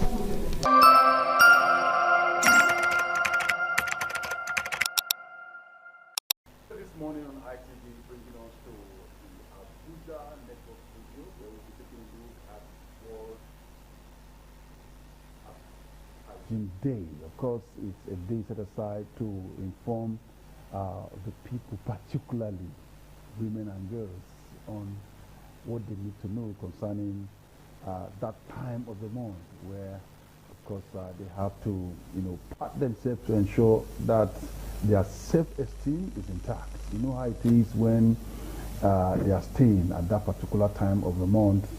Students may not be able to go to school. Workers may not be as productive as they should be, because at times they have to take, a day or two off, and that affects productivity. To do this, I have with me two able ladies in the house. They are so neck deep when it comes to the issue of menstrual health and women's issue. I have with me very close, she's a women's wellness advocate, Lois Tofumi. Very good morning. Good morning. Thank you for having me. And then we have the lady in blue. She's a menstrual health expert, Jennifer Obehi. Very good morning. Good morning to you too. Thank you for having me here. So let me start with you. Okay. Yeah, tell us about what we need to create awareness on this. Okay. Talking about menstrual health, it's a very important topic that affects women globally. You understand? And it's an important topic that's not being spoken about enough, due to the fact that so many women are suffering from a lot of diseases, infections, and negligence when it comes to menstrual health and hygiene. Now, it's a problem that some people be like, oh, we always talk about menstrual hygiene. Of course, we have to talk about it because we have millions of girls, young girls and women in rural areas and low-income communities that are not able to get the care and information that they need. And due to that, it's causing lots of chaos in homes, whereby some children, some young girls, find it difficult to even communicate how they feel with their parents. Even when they are feeling uncomfortable, discomfort, or even irritation, some people make it feel like it's a stigma. Like, you can't talk about your period, you have to hide it each time you're on your period. You're not free to talk about it. You don't create a safe environment for us to talk about it. So now we're here to create awareness that it's a natural occurrence. You understand? It's a biological process that every woman of a reproductive age have to go through. So it's important for us to talk about these things, create awareness, and then make them understand that it's a safe word. Please talk about it. Share what you're going through, how you feel, and then if there's anything that is not usual, we'll find a way to resolve it. So what should they be talking about? The circle itself, some 21, 25, 28, 30, 35, depending on the category you fall into, which is, of course, biological, or the cramps, the low self-esteem, the inadequate resources to afford the gym packs. What should they be talking about? Okay. For example, for a start, rather, they should talk about how they feel. That's the first thing, because period poverty, it's really a problem, it's an issue, a global issue. Now you talk about the problem that you are not able to afford sanitary products during your menstrual cycle. Now, for the fact that you cannot afford those things, it affects your whole life at that time. For some people, they are unable to go to school. For some people, they're unable to go to gatherings where other people stay and they are comfortable. They shy away from these things. So now talking about it like, oh, to even afford is like a luxury, and it's not supposed to be that way. It's supposed to be affordable. So they have to talk about this. I cannot afford this. We have to have measures. It's okay for people that are in low-income communities that cannot afford it. Things like reusable menstrual pad. Like we need to find a way to teach girls how to make reusable menstrual pad rather. So it helps them to prevent any form of infection and poor hygiene. And also about like parents, talking to parents to encourage their girls' children. It's not just about telling them that, oh, if you are seeing your menstrual cycle, you have to be careful with opposite gender. There are so many other things that have to do with it right now. Because if you don't tackle some of these minor issues like hygiene during menstrual period, it can affect other things that can become a problem in the future. So let's get to Louis now. Okay. And let's hear from you. On the issue of awareness, because we should some parents are enlightened to talk about it with their children, particularly girls. Yeah. Some, well, but they may not have, they don't see it as a big deal. You will dress it yourself. So let's hear from you. Okay, so World Menstrual Hygiene Day is a date that is symbolically chosen. The 28th now, because it's late in the now, reflects on the average cycle, and then month that is still it's some flow, right? And that's why it's then. And I'm starting from this before going into your question. The theme is together for a period-friendly world, right? Where each and every one of us can understand, what menstrual hygiene is, what menstruation is, what menstrual health is, what period dignity is, right? And with the understanding of some of these things, we're now able to act on it. Now going back to parents, majority of the time it's always the mothers that do all of the talk, or the teachers, or NGOs that take part to school and say, okay, let's exercise. And that's because of that the world is evolving. Before, we don't have some of this information. Everybody you just have your period and you're like, oh, I'm seeing blood, everybody has their story if you're not in Gen Z, because I think the Gen Z has had, information. Everybody had their of that.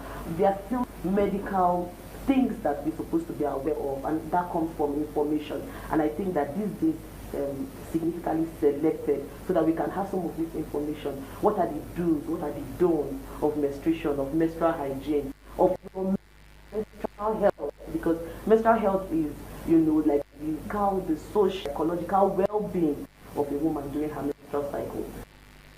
Right? Of menstrual,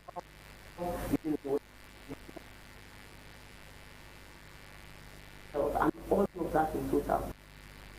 And with all this information as an adult, you are able to convey this information to each other and make them understand that menstruation is not a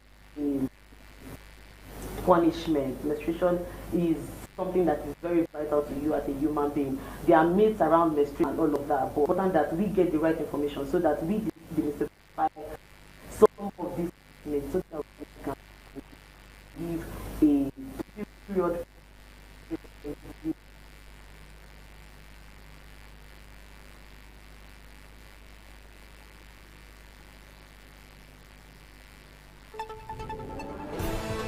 Okay, so now for what we are saying, we have that more information. Yes, sir. Yeah. But it should not be passed. Should it be passed when they started, before they start?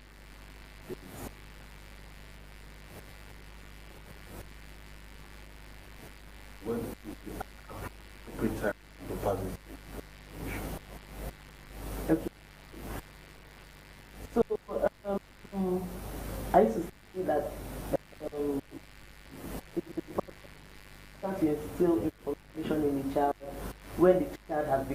start understanding things, right? Before the child goes into poverty, that's when you can start instilling this information. When they so understand, right? And to gradually start all this, education that when after this stage of body grows from this to this, you begin to notice this and this, so that when the child gets to that particular thing, the child is that, oh, something is happening. I have hair here, I have hair here, could be all of that. So when the child starts understanding this, starting keeping the child, so from there the child goes into puberty. Before the child even goes into menstruation, the child already that, oh, before this particular thing, I will start going into this particular thing. And then menstruation is not just physical.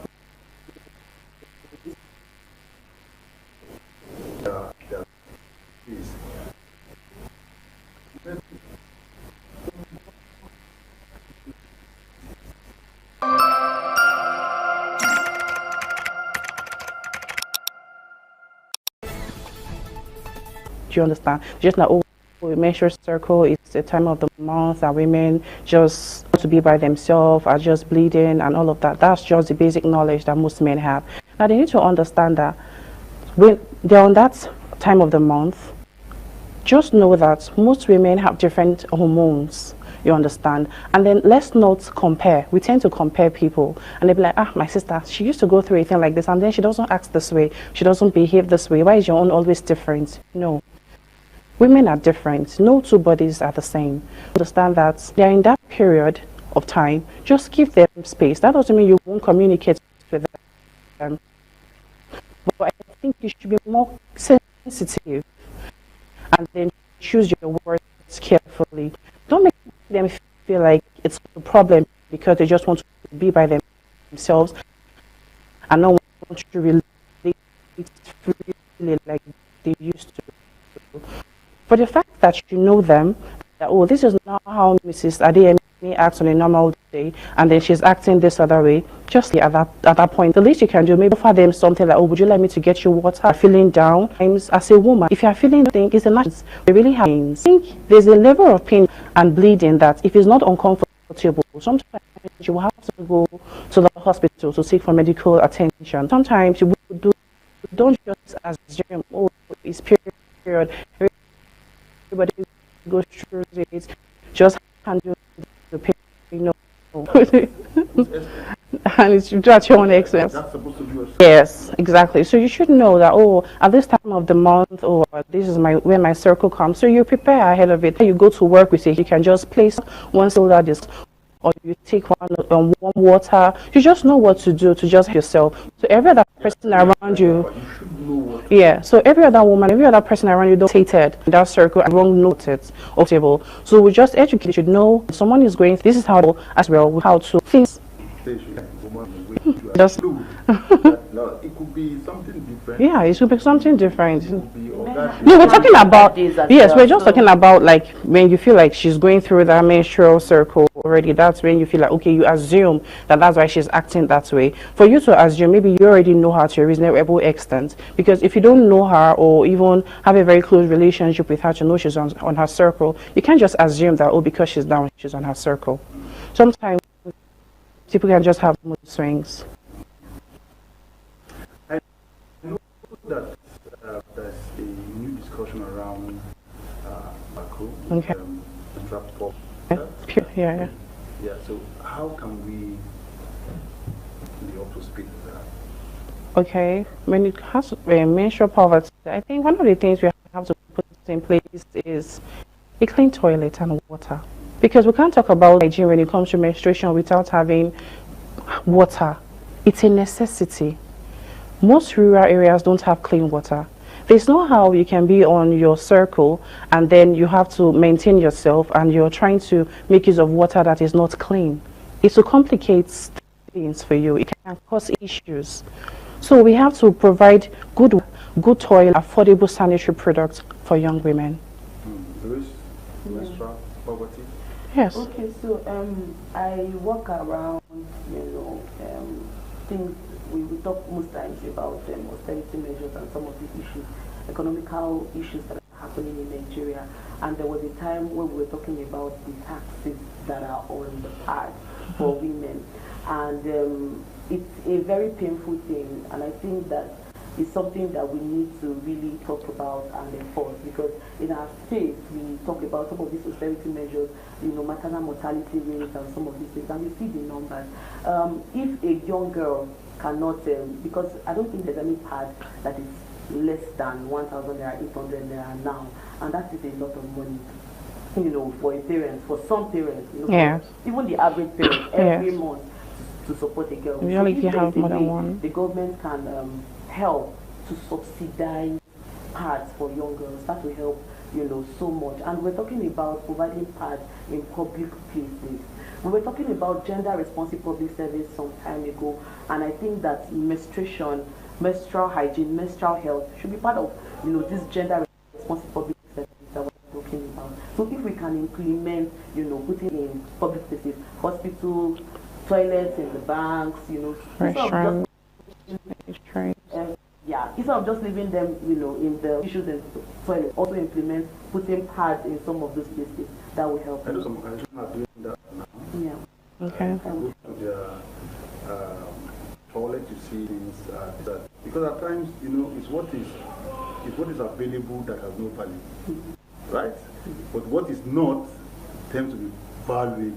If you go to the if you are able to make it to the deep blue sea, you can be able to pick some diamonds there. But how do you go there? You must go with oxygen. So the oxygen makes it very expensive for you to dive. Get there. But there are places where you see stones. There's no value, right? But there are some areas that are in need of those that are in your domain. So when a woman, no matter how rich she is financially, and it happens to her in a place where she cannot get access, it becomes very valuable. So can we say that organizations, government agencies should begin to allocate resources to have these things purchased and displayed in the toilets? Very important. It's a call for help, right? I was telling somebody yesterday that menstrual hygiene day, we should this year we should do it as a call for help. Everybody should be hands on deck, right? Each and every one of us, what are your responsibilities to help a girl child? As a teacher in the school, as a community leader, as a woman leader, as the head of MD of an organization, bank, or wherever it is. It's our responsibility, whether a man or a woman, right? Doesn't matter whatever the gender is, because it's important that both the men are also sensitized on this particular issue. So let's start effecting some of these things. Let's not keep talking about it, but action. Okay, thank you. Let's get you in 30 seconds. Okay. Same about how the government. How we can have, the sanitary pads available. Okay, just like she had mentioned, one of the ways we can do this is by coming together as a community, irrespective of who you are, either a male or a female, because you can be a male, you have sisters, you have wives, you have friends that are females, and then they need this product as well. So we should come together, try to make it available. Just a few days ago, I was part of the Pad Up campaign we did, and they provided pads for young schoolgirls available. We gave them pads. So we should all come together and make it like a movement, not just a movement. We need to create confidence and dignity for a period-friendly world. Thank you so much, Jennifer Obehi, for the time with us on the program. And then Louis Tofumi, thank you so much. You're welcome, This is where we wrap up this discussion. We now move to Lagos studio for continuation of the program. Many thanks to you, Joseph Kadri, and we're still on TMI this beautiful morning on ITV. I am Marcelina Unko, and our guest this morning is Apostle Jeratin Oshudin. He is a political analyst. He would be helping us. He would help us analyze to this topic. Hello, good morning. Good morning, Marcelina. How are you doing today? I'm very well, thank you. Thank you so much for coming. All right. While schools celebrated Children's Day, some children and teachers are still kidnapped or they're still trapped in insecurity. Families of the victims, yesterday they could not celebrate because their loved ones are still missing and are still in danger. It has raises question about how safe are Nigerian children. This is really, really sad. I mean, it breaks my heart yesterday to know that, some children are still trapped, in the hands of this kidnapper insecurity. And we celebrated Children's Day yesterday, and also the Muslims celebrated Salah.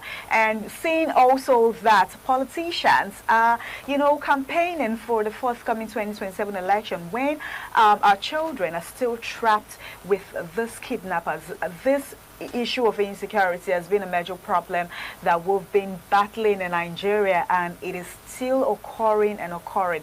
And what the people want is just a lasting solution. I mean, school used to be safe spaces, but now many parents fear even sending their children to school. Kidnapping of students and teachers have become a repeated issue in some parts of the country. Today, make it the 13 days these children from Borno State, from Oyo State, people are still in captivities. Even the teachers also, the teacher that was beheaded, some teacher, the 2-year-old boy is still there. I mean, this really breaks my heart. What is the president doing about it? What are the people, I mean, the government, federal government, state governments, what are they doing to help curb insecurity in the country? When will insecurity end? So that is what we'll be talking about today on TMI from our Lagos Network studio.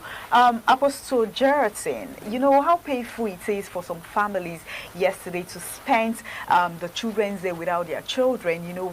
They are worried instead of celebrating the children, but they are worried because those children are still in the hands of kidnappers. What would you have to say? Let's get your take. Oh, well, my dear, it's so sad. I think I was expecting the government even to declare that yesterday, Children's Mourning Day, not celebrating day. But meanwhile, before I go deep, let's actually understand what is Children's Day for. Why was it dedicated? What was the initiative?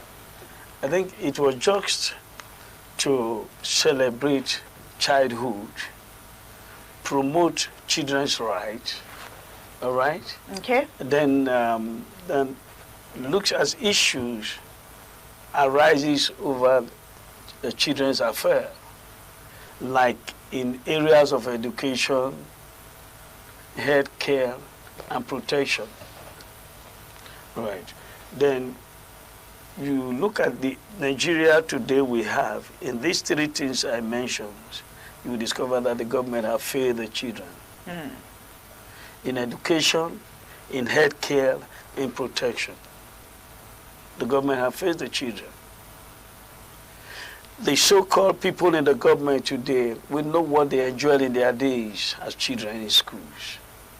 In terms of education, how the then government encouraged them to be educated because they knew they were the future of the nation.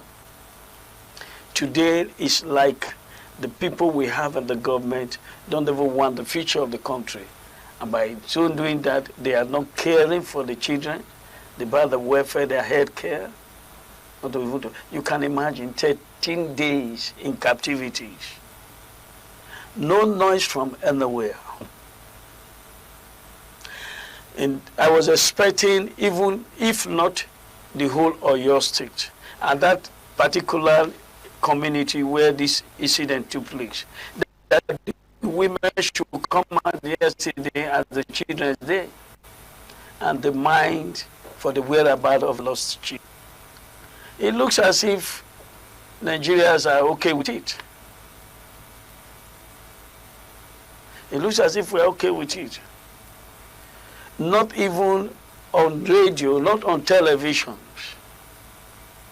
And people were still busy carrying their children to civic center, to this and this, to celebrate where their mates are in captivities. No, I don't think they even know their whereabouts. Their whereabouts is not known up to now. The federal government is silent about it. No, so my dear, it's a concern. Interesting, it's a concern. Tinubu has said something, the president has said, he has assured that the children are not abandoned. That means that they would, even the governor of Oyo State Makinde, Shea Makinde has also said that, he has given his assurance that this, they would find the children. But it breaks my heart so much to go to the fact that, yesterday was Children's Day. I saw couples of celebration, lots of celebration. I even a few days ago, I saw some persons posting on the internet, this period, it's cold.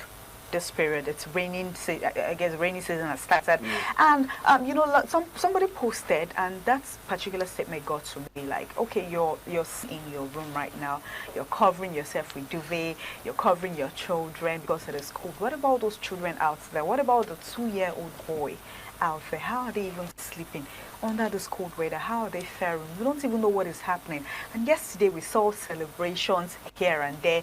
I mean, it is really, really heartbreaking to see that the issue of insecurity keeps, we wake up to different story by the day. And the people are not asking for much. What they're asking for is just a lasting solution. Do you really think we can get a lasting solution to insecurity in this country? Because it's looking like the governments are prioritizing, the forthcoming election.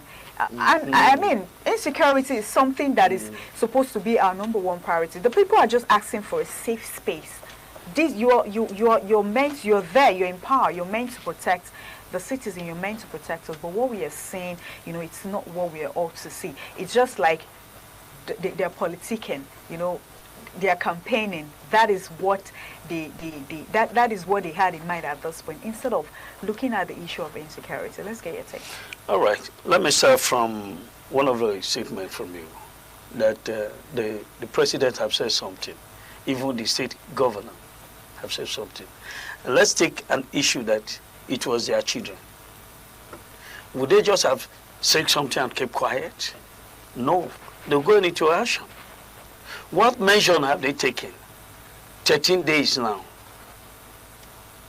What measure? The whereabouts about the children is not known yet. And the president have just said something. It looks funny. Should it have been his side? Would their children have been involved?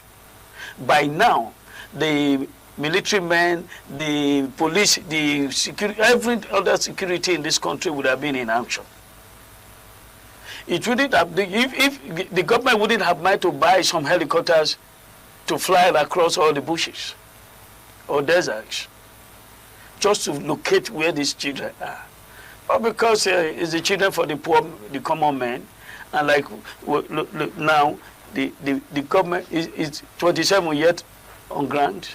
No, but you can see the preparation for this next election, 2027. They are busy digging out money just for them to come back to power. But 2027, we see a little bit. This is an issue on ground. It's not a affair with them. So I believe that this security issue is part of the government, this insecurity. I think they use it to gain an interest on the common man. What do I mean by this? That with these levels of things now, they keep us at base. You understand? For them to do whatever they want to do on us. For them to remain in power, servitimizing us. They know too well that if the security is tight and everybody is free, they may not have their way this way. So I believe it's for their benefit. No, you believe that the government is benefiting from yes, of course. If not, they would have done something. Let them prove us wrong, that they are not benefiting anything from this security by making sure that they fight it out. So I'm throwing to them as a challenge that they are benefiting from it. If not, let them come out and tell Nigeria that they are fighting insecurity. You understand? So it still sounds funny on my ears that the president, somebody also said it, just as you mentioned, one of these days we were doing some arguments, but the president have just said something concerning that he condemns it. Then I asked the person, would it have been the president that kidnapped? Did you think Nigeria would sleep in 24 hours? Would it have been any of these ministers' child they kidnapped? Do you think Nigeria will be at peace? The police will rest? Neither the army? Well, because it's the children of the common man, and if they allow us to have our freedom, they won't get to where they are. So let them use this as a tool to cage us, to enslave us. So I'm telling you that the government knows about it. I throw it to them. Let them come out and tell us they don't know. Yes, Wike made a statement few months back where he said, I don't know if you saw the video, if you came across the video, where he said, oh, I don't believe in banditry. And under that particular post that he made, a lot of persons were saying, I mean, you walk around with securities. Your children walk around with security, so you do not know. I mean, you should know that these things are happening. But he came on the internet to say, oh, I don't believe in banditry. And a lot of persons attacked him on that post, saying, why would you believe in banditry when you walk around with securities? I mean, you should just go out without securities and see what's happening out there. Yeah. You see, if I've just happened to be the president of this country, number one thing I would have just done, first of all, if we really want to fight this insecurity, you understand? All these ministers, all these political elite and others, stop them traveling by air. Let everybody go by road, the same way the common man goes. You understand?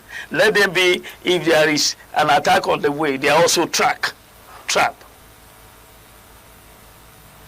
They fly, I will agree with him. He may not know. Why? Because you just measured it. You go around with security men. You understand? Anytime he's traveling to his village, he fly by air. So a minister or a senator that goes on air from Lagos to Benin, or from Benin to Calabar, or from there to, you tell him there is boundary within Ore and Benin. How will he know? You understand? So during the election, in the next few months, you see the politician coming down to the root level to align with the common man. Immediately after the election, they claim vacuums. They don't go by road anymore. None of them live in their village. They stay in the city. Is the senator supposed to live in Abuja? No. I mean, anybody can live wherever they choose. Well, that is not how it's supposed to be. They're supposed to be in their district. And any time there is a meeting in Abuja, they go there. So they will be what is sanity. They win their community or their district straight to Abuja. The money they would have been using in paying for their offices, paying their what they call secretaries and others, they use it to lodge in hotels. So now it is not just the fault of the federal government, the state government and the local government. All down to the councillor. Even councillor in my area, the moment they want to leave his village, and go to so they create a vacuum that don't even make them to feel for the same time. I keep asking, why are schools keep being the attacks? Because for some kidnappings, I mean, some persons kidnap. Majority, their focus is on kidnapping children. And I said, why? I want you to believe with me that the government know what they are doing. This again is a profit to them. By doing that, they put more pains to parents and fears. They send fear to the they send fear to the common man. They don't even want to. Now you find it difficult to send your child to school, while their own children are in school and abroad, well protected. Even the ones here, they go with security. So they want to raise early, want to live to their children. Why we poverty to our children? They don't want us to see the light.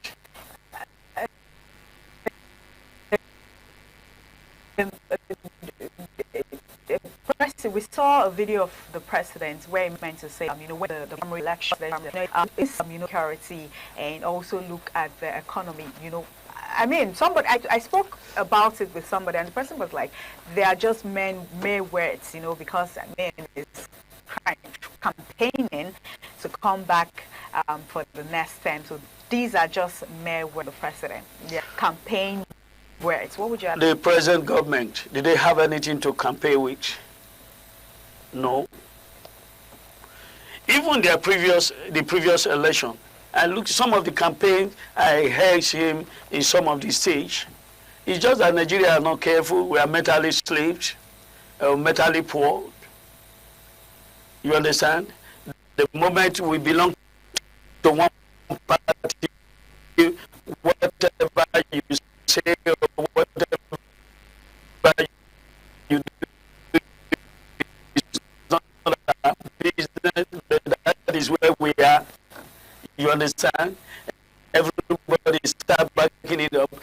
This present government never promised us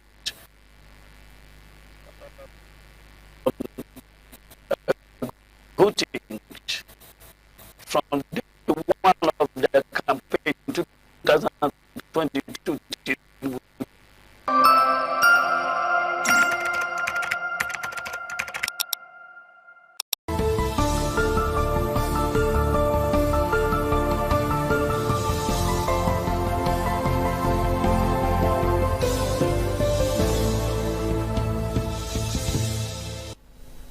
A very beautiful morning to you, and thanks for joining us on ITV News for this time. I am Harry Igboje. We begin with NTA Benin Network Center on Wednesday organized Children's Day party with several dignitaries in attendance, including the former governor of Edo State, Chief Lucky Igbenedion. Joe Baisamo reports that the celebration themed Young Voices Big Impacts took place at the NTA Pavilion on TV Road, Benin City. The NTA Benin Children's Day celebration came alive with excitement as pupils from various schools across Edo State gathered alongside management and staff of the Network Center to mark the special occasion. The event featured a variety of entertaining and educational activities, including cultural dance performances, march past, essay competition, spelling bee, and dance contest, all aimed at showcasing the creativity and talents of children. Chairman on the occasion and former governor of Edo State, Chief Lucky Igbenedion, represented by the managing director of Independent Television and Radio, Engineer Elvis Obaseki, commended NTA for organizing Children's Day party, which created a platform for children to exhibit their talents. This is your day.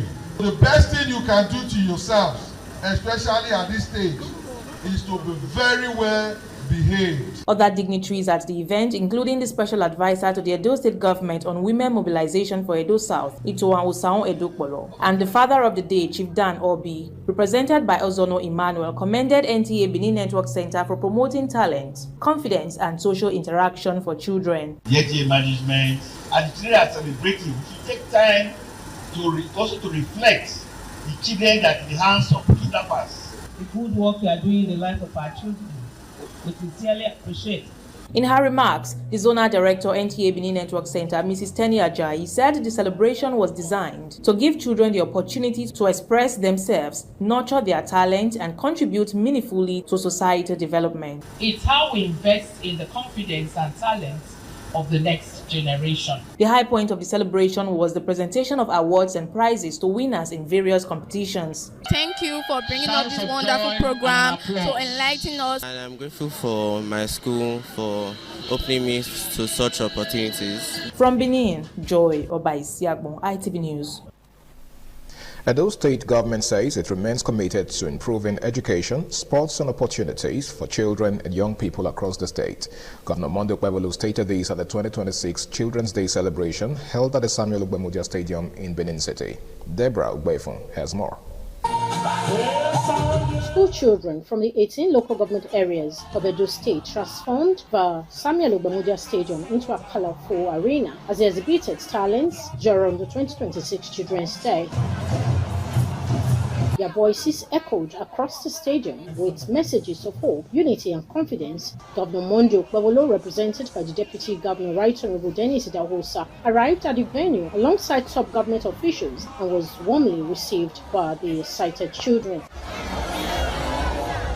The celebration featured march past and other entertaining presentations. Governor Monday Okpebholo, through his deputy, reassured Edo children of his administration's commitment to their future. We remain fully committed to protecting the rights and dignity of every child. We shall continue to strengthen policies and programs that will promote child protection. In their goodwill messages on this year's theme, Choose Kindness, Reject Bullying, the coordinator, Office of the First Lady, Mrs. Edesili Okpewolu Anani, Permanent Secretary, Ministry of Education, Edith Ebomoyi, and Nollywood actress Nasi Sime urged children to embrace love, tolerance, and respect for one another. Let us continue to create a peaceful, safe, and supportive environment where our children can learn. High point of the celebration was the cutting of the Children's Day cake alongside the presentation of medals and trophies to winners of the Governor's Football Competition. From the excitement, the laughter, and of course the spectacular performances of these children here at the main bowl of the Samuel Okpabuja Stadium here in Benin City, there is no doubt that the 2026 Children's Day celebration organized by the state government will remain a memorable day in the lives of these future leaders. In Benin, Deborah Obefo.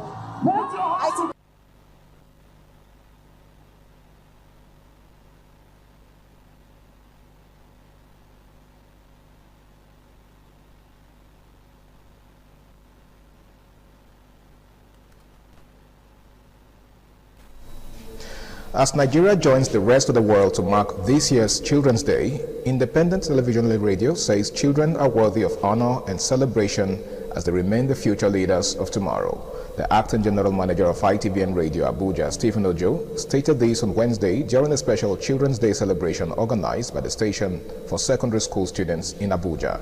Augustine Innocent reports that ITV and Radio also called on parents to always allow their children to interact freely with their peers to boost their intellectual and social development. The Independent Television and Radio's Children's Day celebration brought together students from Emory's College, Newton National College, Reed Grace Cosmopolitan Academy, Golden Concept College, and Confidence High School to the station's premises in Abuja to mark the occasion. The event featured debates, fashion parade, march past, and cultural dance presentation by the participating students. One after the other, winners of the various competitions were announced. Speaking at the event, the General Manager of ITV and Radio, Stephen Ojo, alongside the head of Independent Radio, Ene Okon, said children deserve to be celebrated and encouraged. They also urged parents to always allow their children mingle and interact with other children during celebrations such as Children's Day to enhance their learning and exposure. Today has been a great day, celebrating our children.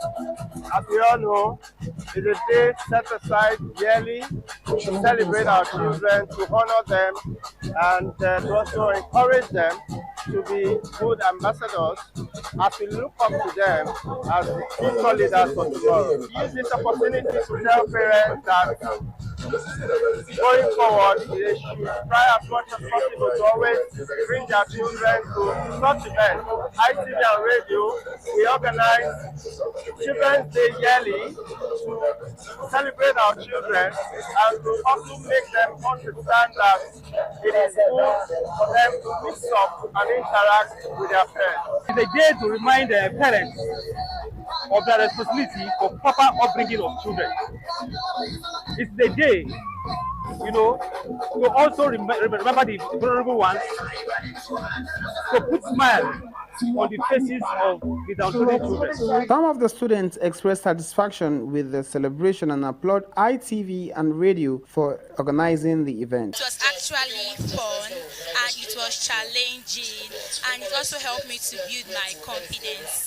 I feel very happy, very nice, very lucky, and I give all gratitude to ITV for inviting my school to participate in this wonderful Children's Day event. Also speaking, some of the teachers expressed joy and gratitude over the array of activities lined up for the celebration. High point of the event was the presentation of gifts to winners of the various competitions. From Abuja, Augustine Innocent, ITV News.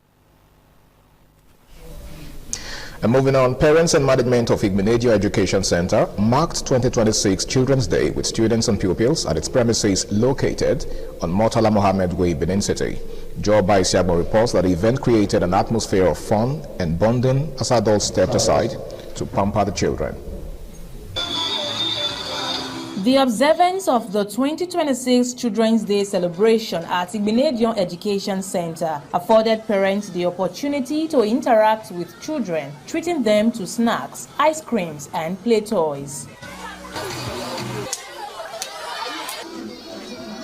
The relaxed setting allowed for in-school informal interactions between parents, pupils, and staff, highlighting the school's focus on family engagement in education. Some parents and students expressed gratitude to the management of Igbenedion Education Center for organizing the outing, describing it as memorable and impactful. Children's Day is a celebration where in the world we regard children not only as people who go for messages and stuff, but children also a gift to the world, and they make everywhere brighter. Thank you very much to the academic board for organizing this thing. They are the future of every nation, so I want to thank them so much for this opportunity for us parents to just come and shower our children, lavish them with love, and it's a privilege. So for the school to take this initiative to set out a day such as this for us to just come and show them some more love, because we do love them already. It just shows that the school, they are very thoughtful, they are very considerate, they are very sensitive.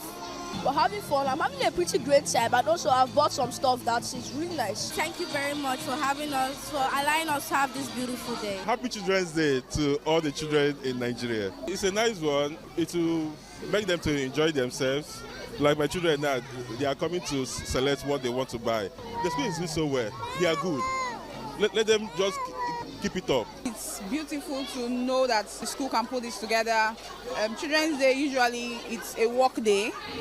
But we as parents have to create time to try to come, to make sure we spend time together. You can see all the kids, they're all having fun. There are things to buy, so it's beautiful. Director of Administration, Pastor Mrs. Angela Igbenedion, commended parents for making time to attend despite their busy schedules, pointing out that their presence made the celebration more meaningful for the children. On behalf of Igbenedion Education Center, we really do want to appreciate our chairman, Chief Gabriel Igbenedion, our deputy chairman, Lady Cherry Igbenedion, all management and staff that were on duty today to ensure that our Children's Day was well celebrated with our children.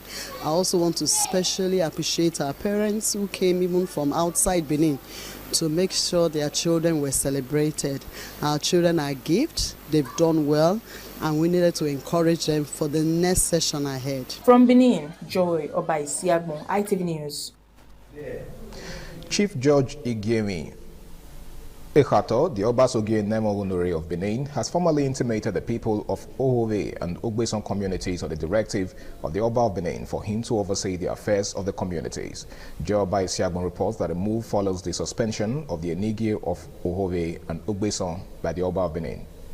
Addressing the gathering of elders, community leaders, and stakeholders in Ohove and Ogbeson at his residence, Chief George Igemi Ehato, the Obasogie Negawonoye, said the palace priority is peace, serenity, and happiness of the people, and assured them that atrocities linked to the former Enige, including allegations of sales of lands to multiple buyers, would be addressed.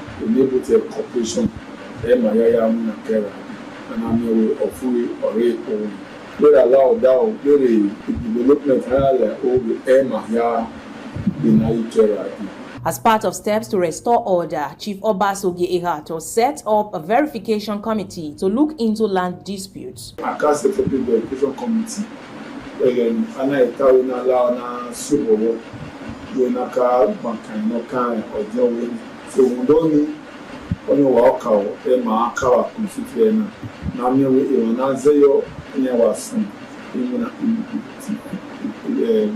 immediate effect.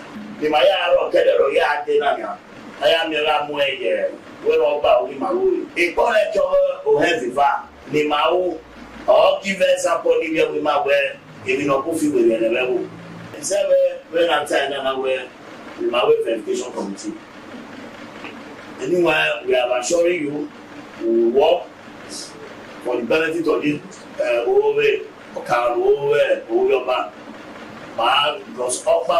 I'm very happy for this special committee they have constituted, and I want to thank every one of them, especially the chief that hosts them, and I thank the Oba of Benin. With this committee, I believe I will be able to get justice because I'm one of them that have been victimized by taking my land from me in Ohio.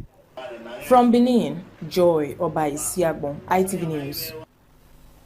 And still on the news, there was excitement and jubilation at the palace of the Oba of Benin as children from different parts of the kingdom gathered to celebrate this year's Children's Day with His Royal Majesty Obaewari II. Usemudiame Osagi reports that a colorful event featured music, dancing and games as children, accompanied by their parents and guardians, turned out in large numbers for the annual celebration. As part of activities marking the 2026 Children's Day celebration, the Oba of Benin hosted a special party for children at the palace in Benin City.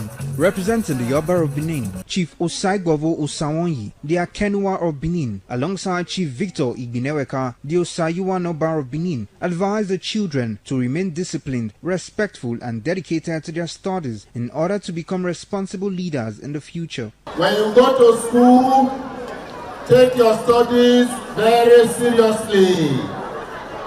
Omonoba wants you to do your assignments. Obey school rules. Omonoba wants you to respect your parents. In the morning, you will wake up, go and kneel down and greet your father. Good morning in your language. The event featured various entertainment activities, including dancing, games and refreshments for the children, while palace chiefs, parents and other guests joined in the celebration.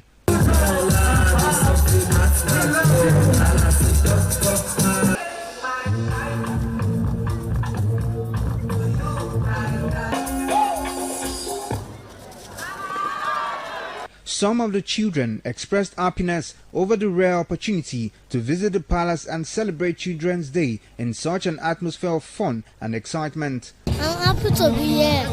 I am so happy I came here. This is the first time I am coming to the Oba Palace. I am so grateful. I thank the Oba for organizing this party. I am here to say how happy I am to be in Oba Palace on Children's Day. I am happy the first time for me to enter Palace. From Benin, Osemdame Osagi, ITV News. And that's it on ITV News for this time. Thanks so much for watching. I am Harry Igbo J. TMI Socials is up next. Please stay tuned.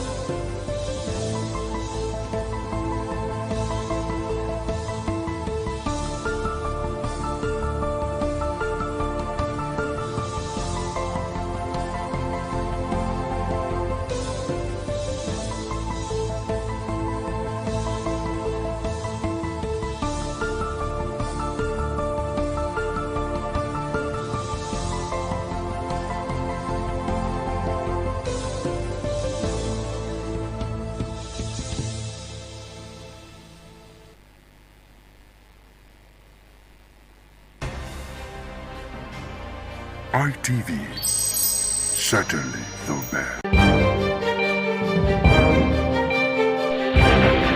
This is ITV, certainly the best.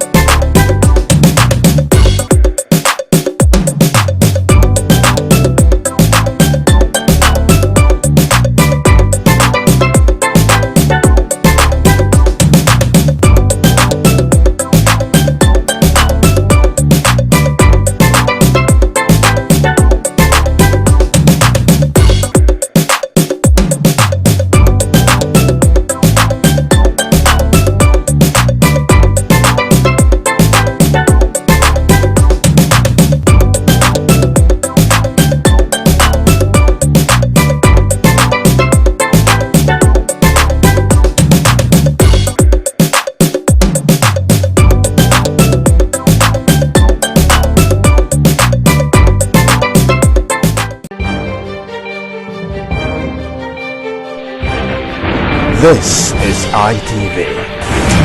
Certainly the best.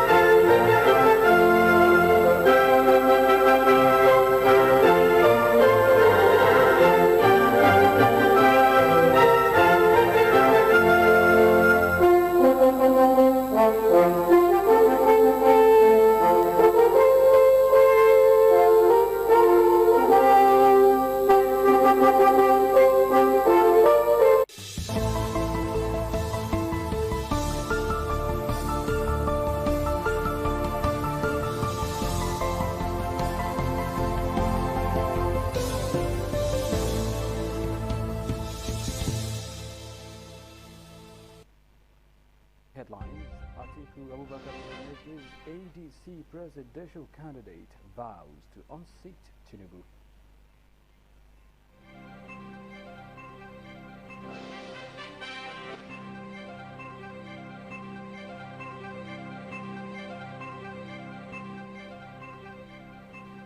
FCT fund seekers flood Millennium Park amid tight security at Sunday.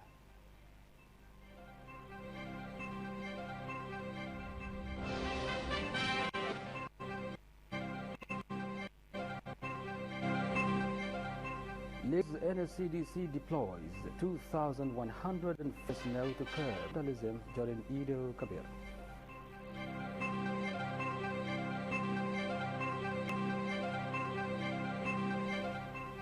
Edo Specialist Hospital denies deaths in Children's Day Stadium incident.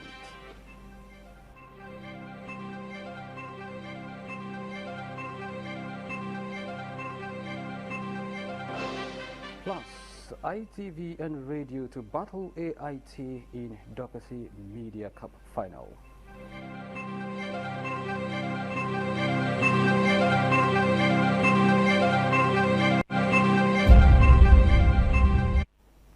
Good evening and much thanks indeed for joining us on the news broadcast on Independent Television. I've been joined on the broadcast tonight by Olahiju Eagle High, presenting from the Shepherd Studio. Hi. Good evening, Victor. Olahiju, and thank you for joining me. Good evening, Victor. And how is Abuja this evening? Abuja is cool, calm, and collected. You know, this is Salah celebration going on. The mood is just everywhere. And also at Lagos, we have Messelina Unko, who will be presenting.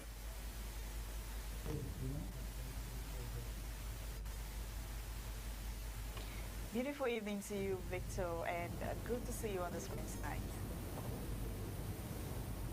Good to see you too.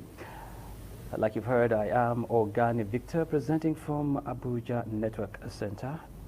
Studios, I beg your pardon. Don't forget to watch ITV live online at www.itvradio.ng.com/live.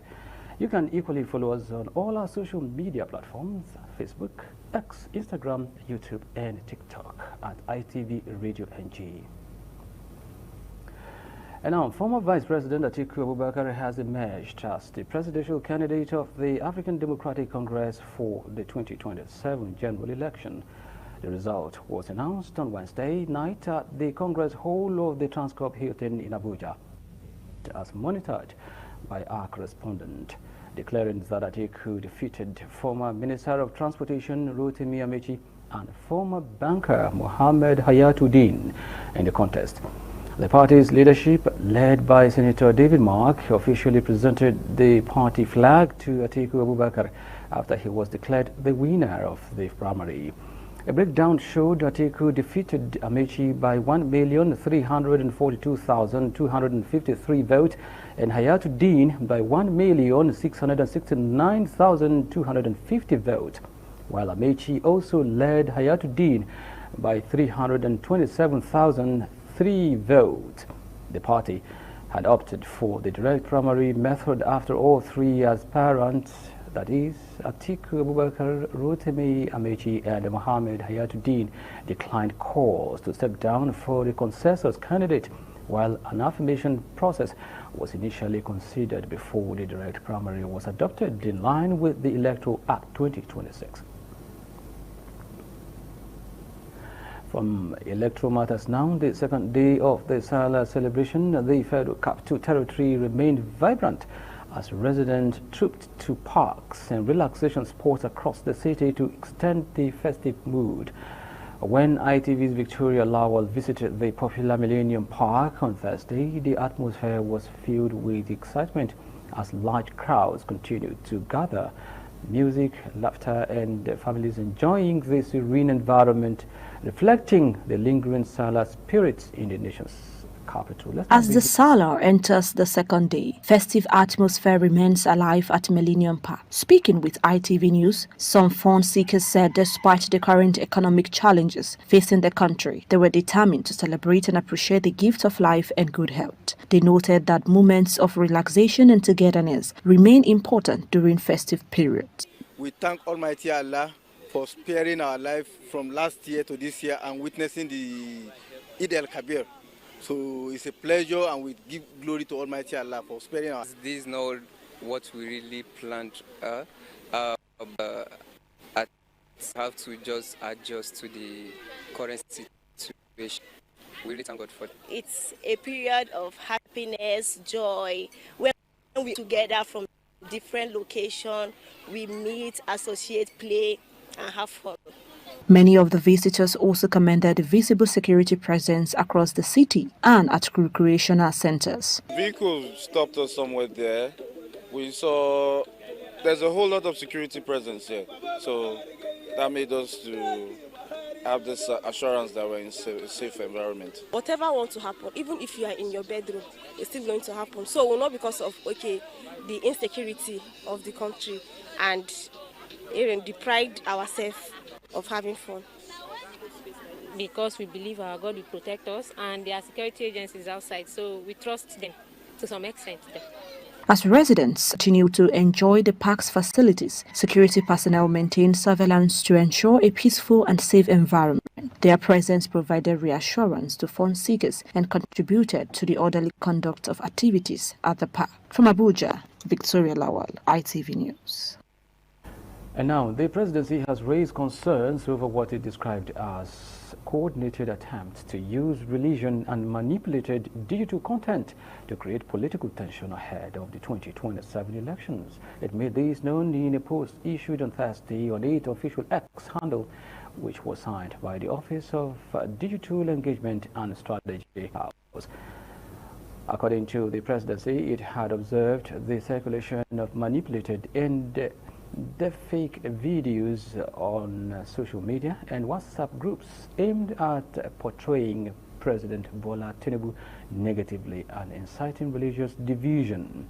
The presidency stressed that Tinubu had always maintained a position of religious tolerance and national unity.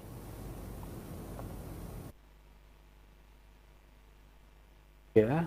I'll take you back to Benin Network Studios, where Olahije is waiting to continue the story from there. Many thanks, Victor. And a warm welcome to our Benin Network studio.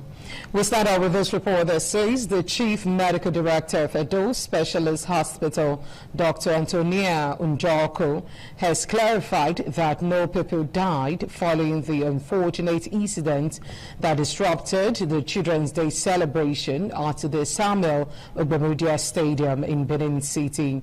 Dr. Njako made the clarification on Thursday while addressing journalists at the hospital. The report is presented by Jolade Ojo.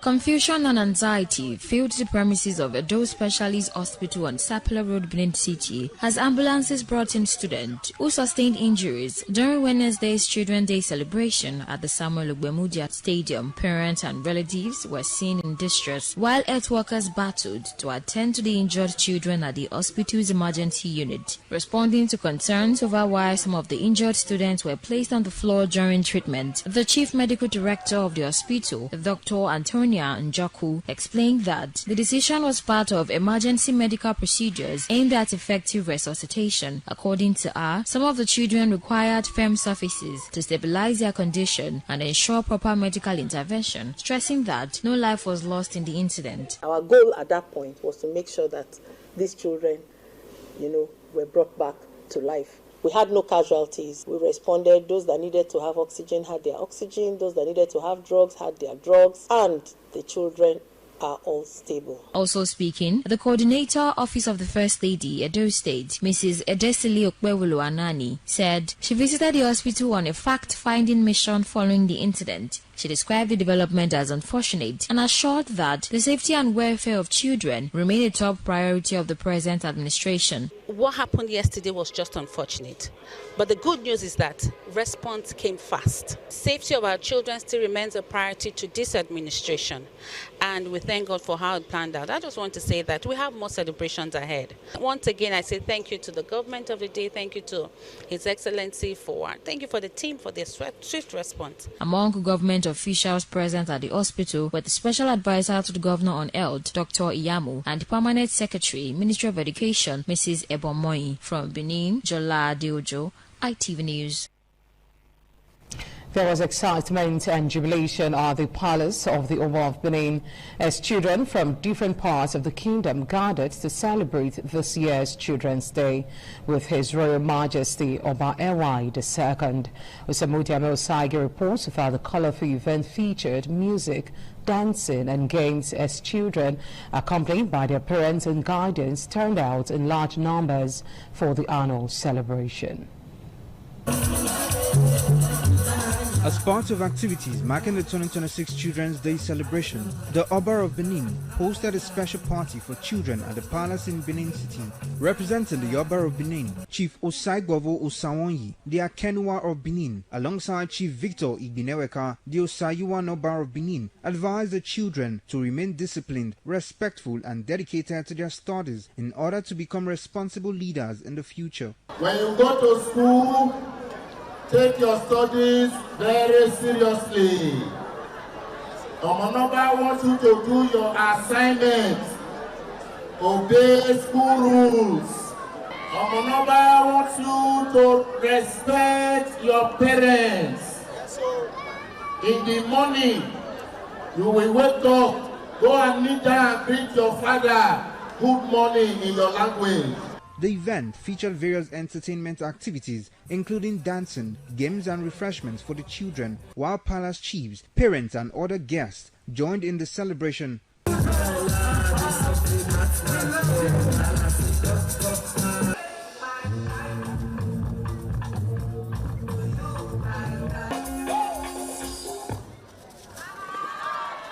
Some of the children expressed happiness over the rare opportunity to visit the palace and celebrate Children's Day in such an atmosphere of fun and excitement. I'm happy to be here.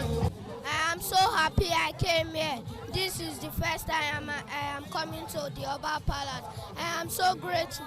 I thank the Oba for organizing this party. I am here to say how happy I am to be in Oba Palace on Children's Day.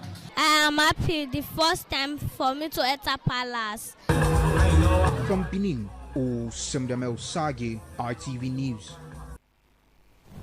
The much anticipated 2026 ITV and Radio Children's Day Party, popularly known as Peperepe, has been celebrated in grand style at the corporate headquarters of ITV and Radio on Airport Road, Benin City. The colorful event brought together pupils from various schools and featured exciting games, cultural display, free eye screening, dance competitions, and several other entertaining activities. Jaladi Ojo reports that the winners in different competitions went home with exciting prizes. The Managing Director of ITV and Radio, Engineer Elvis Obaseki, who declared open the 2026 ITV and Radio Children's Day Party, popularly known as Children's Peperepe, noted that the annual Children's Party is part of the station's initiatives aimed at promoting the well-being and development of children. Darling Station, Independent Television and Radio have kept faith with this day and we have dedicated this day to celebrating every Nigerian child. Excitement, fun and celebration filled the atmosphere as children from different schools showcased their talent at the event. The Executive Director of Operations, Chief Elder Ogbede Uwonwose, in company with the Director Independent Radio, Pastor Dan Omozusi, took the ceremonial salute during the march past by competing schools. Fame Preparatory Christ Academy won the march past competition. Marching forward. This is what we're talking about. Energy. Very preparatory. Remember, you have 3. The event featured a variety of activities including free eye checkups, cultural dance presentations, energetic dance contests, nursery rhyme performances, and word formation competitions.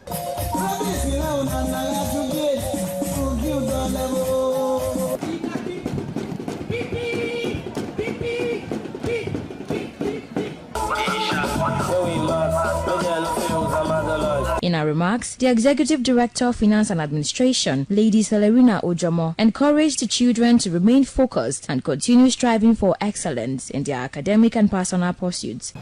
On behalf of the management staff of Independent Television and Radio, I truly and sincerely appreciate you all for honoring the invitation to celebrate another Children's Day with us. The father of the day, Bishop Charles Okundige, represented by Mrs. Oamere Adiza, alongside sponsors of the event, commended ITV and Radio for sustaining the yearly initiative.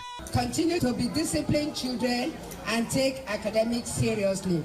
In order to fulfill our corporate social responsibility, we decided to partner with Independent Television and Radio on this platform to delight you. On behalf of Jonasco Technical Enterprise, I'm honored to share this Children's Day with all our special children.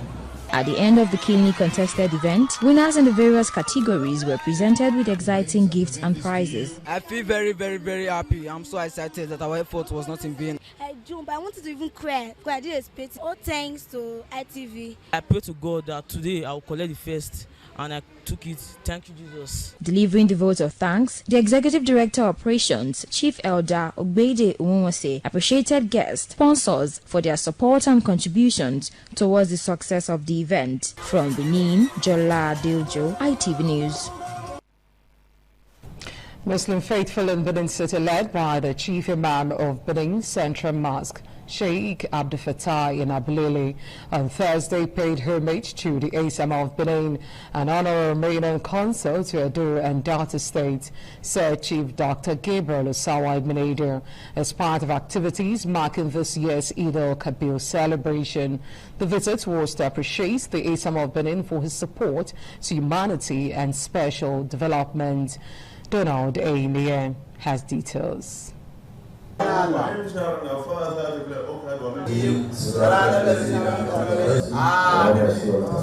atmosphere at the residence of the Asama of Benin, number 1 to 13 Okada Avenue GRA, was filled with warmth, prayers, and powerful recitation of verses of the Holy Quran as Muslim faithful, led by the Chief Imam of the Benin Central Mosque, Sheikh Abdul Fattah in Abulele, paid homage to the elder statesman in commemoration of Eid al-Kabir. Sheikh in Abulele and other members of the delegation offer prayers for longevity, peace, and greater prosperity for the Asama and his household.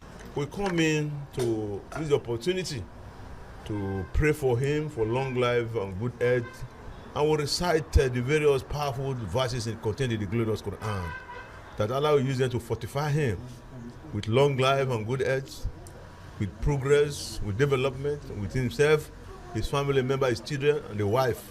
We are not going to stop because we know the role he's playing in society. We are always happy to come to this place to pray for him and his family. Asama being a very special father, he surprised us with so many wonderful packages, and to the extent that very many of us we are surprised. So we have come to visit him on this day of Eid al-Adha, which is the festival of sacrifice. And the greatest Asama of Benin is also a man of sacrifice. He has sacrificed a lot to ensure that he imparts the life of people in Edo State. In a remark, Sir Chief Dr. Gabriel Osawa Ibn appreciated the visit and called for sustained unity, love, tolerance among Nigerians. I am so happy This is the first time you have ever stayed long. You have stayed longer than before. And God bless you. Amen. The visit ended with Esama of Benin entertaining his guests in his usual philanthropic disposition with choice meals, drinks, and showers or gifts. From Benin, Donald Ehiminyeng, ITV News.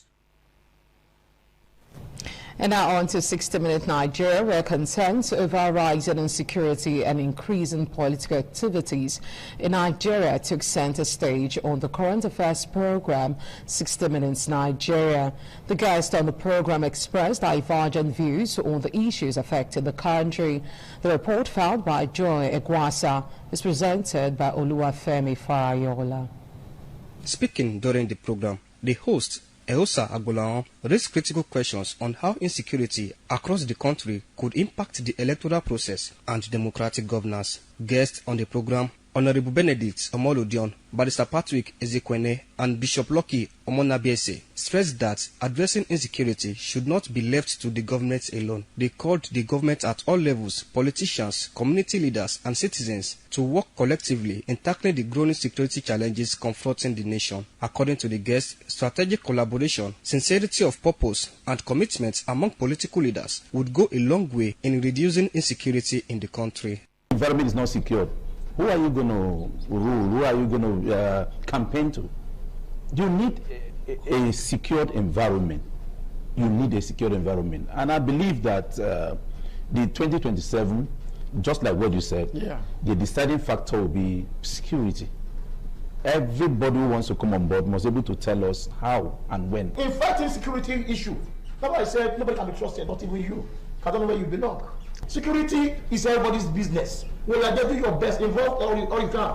We have told our point that no more rice or anything for anybody. we are ready to make sure what is paining or what is biting or deal with it.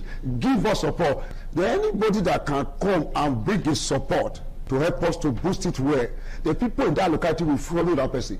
On the nation's political landscape, the guests observed that many politicians place personal interest above political ideology. They noted that party defections have become a recurring feature of Nigeria's multi-party democracy. The guests also urged the government and relevant stakeholders to intensify voter education and encourage citizens to vote based on competence, credibility, and conscience rather than financial endorsements.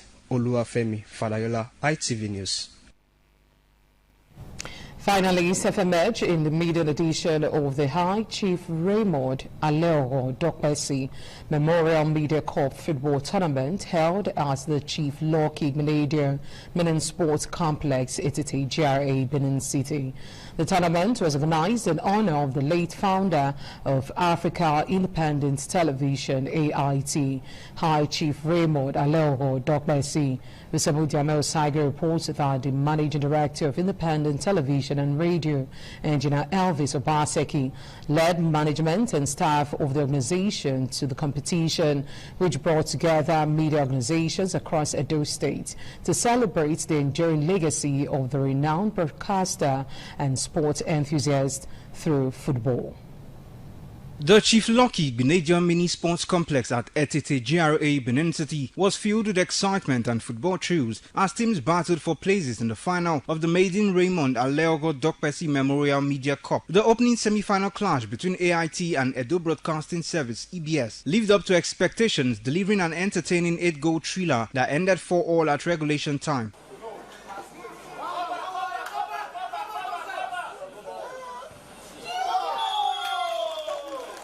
AIT, however, held their nerves to triumph 7-6 on penalties and secure a place in the final. In the second semi-final fixture, Independent Television and Radio advanced to the final through a walkover after their opponent, Media United, failed to appear for the encounter. Speaking at the event, the Managing Director of ITV and Radio, Engineer Elvis Obaseki, alongside the Chairman of Edo State Football Association, Fred Newton Erunse, paid glowing tributes to late High Chief Raymond Dokpesi. They described him as a visionary media entrepreneur and sports lover whose contributions revolutionized broadcasting in Nigeria and inspired generations within and beyond the media industry. Chief Raymond Aleoro Dokpesi has been a pencil in God's hands in writing stories in the media and entertainment content provisioning in Nigeria. So coming out is not just about those playing it, but it awakens a sweet memory of a great man. This tournament is for bonding, actually, for us to come together in honor of this great media icon. This is a beginning of a good thing to happen in among the media personnel in Edo State and the media teams. The final match between ITV and Radio and AIT is scheduled to hold on May 29th at the Chief Lucky Igbenedion Mini Sports Complex at Tete GRA, Benin City. Late High Chief Raymond Aleogo Dokbesi is widely remembered for his immense contributions to media, politics, sports and entertainment in Nigeria. From Benin, Osemdeme Osage, ITV News. Well, if you ask me, I would say that was another way to immortalize a great man in the media space right there. Now, for more stories, we link you to Lagos Network Studios, and then we have Ms. Lina Unko standing by. Many thanks, Victor, and welcome to our Lagos Network studio. The flag officer commanding Western Navy Command, Rear Admiral Abubakar Mustafa, says 1,500 civilians in Lagos State joined the Western Navy on a sea trip to commemorate the Nigerian Navy's 70th anniversary. Rear Admiral Mustafa said the sea trip would also provide an opportunity for the Navy to interact with civilians and show love and solidarity with the Nigerian. The FOC says that the sea trip would be arrival channels so that civilians could view Lagos from sea and see all the high-rise buildings, ports, Takwa bays and beaches. To show love to the Navy, to show camaraderie, also solidarity with the Nigerian Navy. You know, over the past 70 years, the Nigerian Navy has evolved to a more formidable naval force capable of safeguarding our Nigerian maritime space and protecting critical national infrastructure in collaboration with the Nigerian Army, the Nigerian Air Force, and security. In another report, Lagos State Commandant of the Nigerian Security and Civil Defense Corps, Mr. Adedotun Kashiru, has disclosed that 2,150 personnel were built critical infrastructure in the state during and after the Eid al-Kabir celebration. The state commandant and SCDC said it is important to ensure speedy deployment of security personnel before and after the celebration because of the enormous importance attached to it, as the period will also witness movement of large population of citizens, travelers and visitors from various states and also country into Lagos.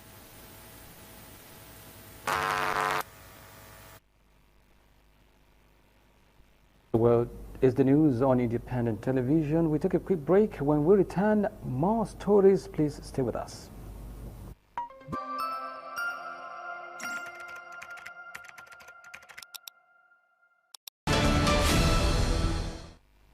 Many thanks for staying tuned. Moving on, as part of activities marking the 2025 Children's Day celebration in Benin City, the management of Benin Electricity Distribution Company organized an educational and fun-filled event for children.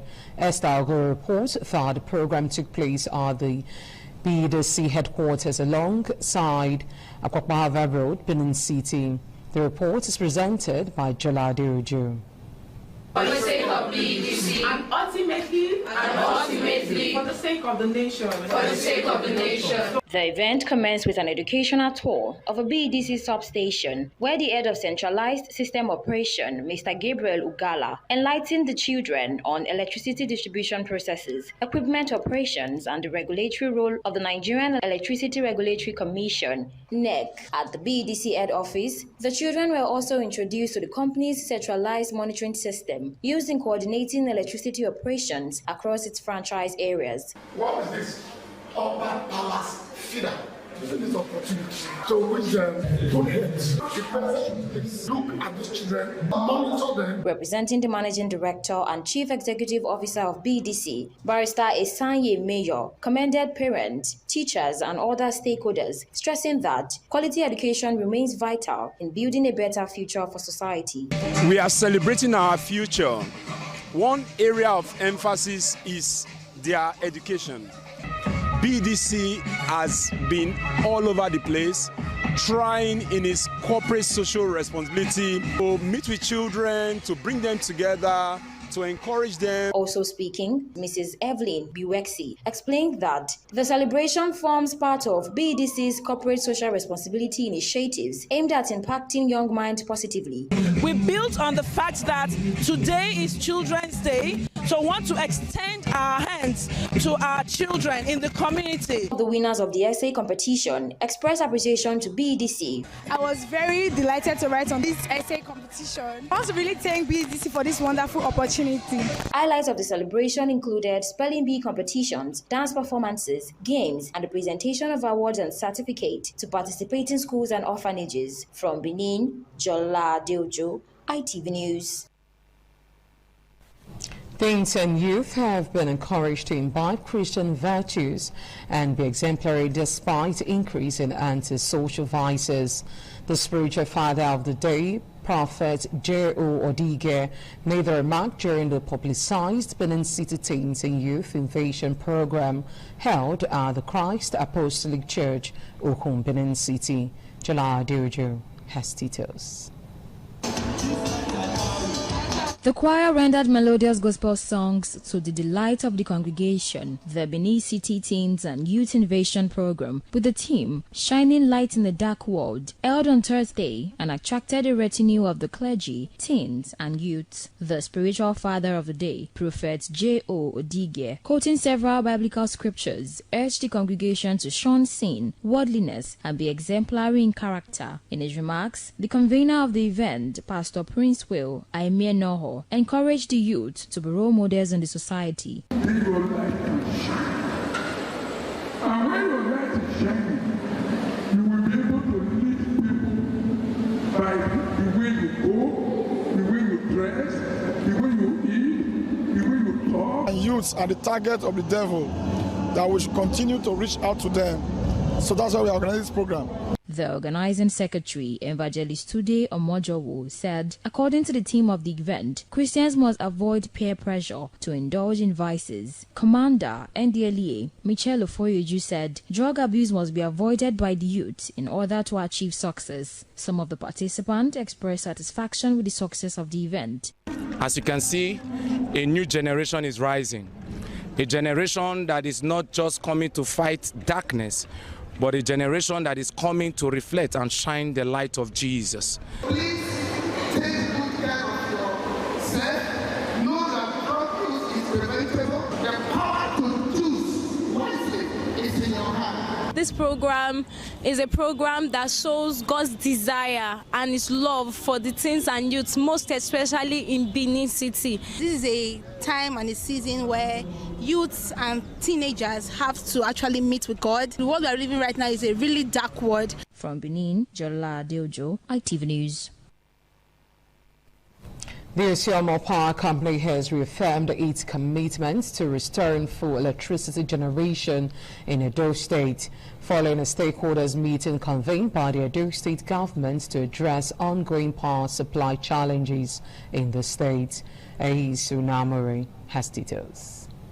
According to Osyomo Power Company, the meeting held on Thursday, April 30th, 2026, brought together key stakeholders in the power sector, including representatives of Azura Power, the Niger Delta Holding Company, the Benin Electricity Distribution Company, the Transmission Company of Nigeria, CCETC, and civil society organizations. In a statement issued after the meeting, Osyomo Power commended the Edo State government for creating a platform to dialogue among stakeholders aimed at finding lasting solutions to the electricity situation in Edo State. The company stated that Edo State requires an estimated 1,000 megawatts of electricity to meet growing demand, noting that such capacity would require investments running into billions of dollars. The company also expressed concern over what it described as repeated distributions affecting its operations and infrastructure, which it says have impacted its ability to resume full power generation. Osyomo alleged that incidents involving the disconnection of parts of its transmission infrastructure, damage to facilities, and security breaches at its gas plant have distributed significantly to the current situation. The company said some of these matters are already before relevant authorities and the courts. It further stressed the importance of protecting investment in the Edo State Park sector, warning that prolonged disputes and operational disruptions could negatively affect investor confidence in the state. Despite the challenges, Osyomo Power maintained that it remains ready to resume power generation and reiterated its commitment to supporting electricity supply and economic development in Edo State. From Benin, Ehis Onamure, ITV News.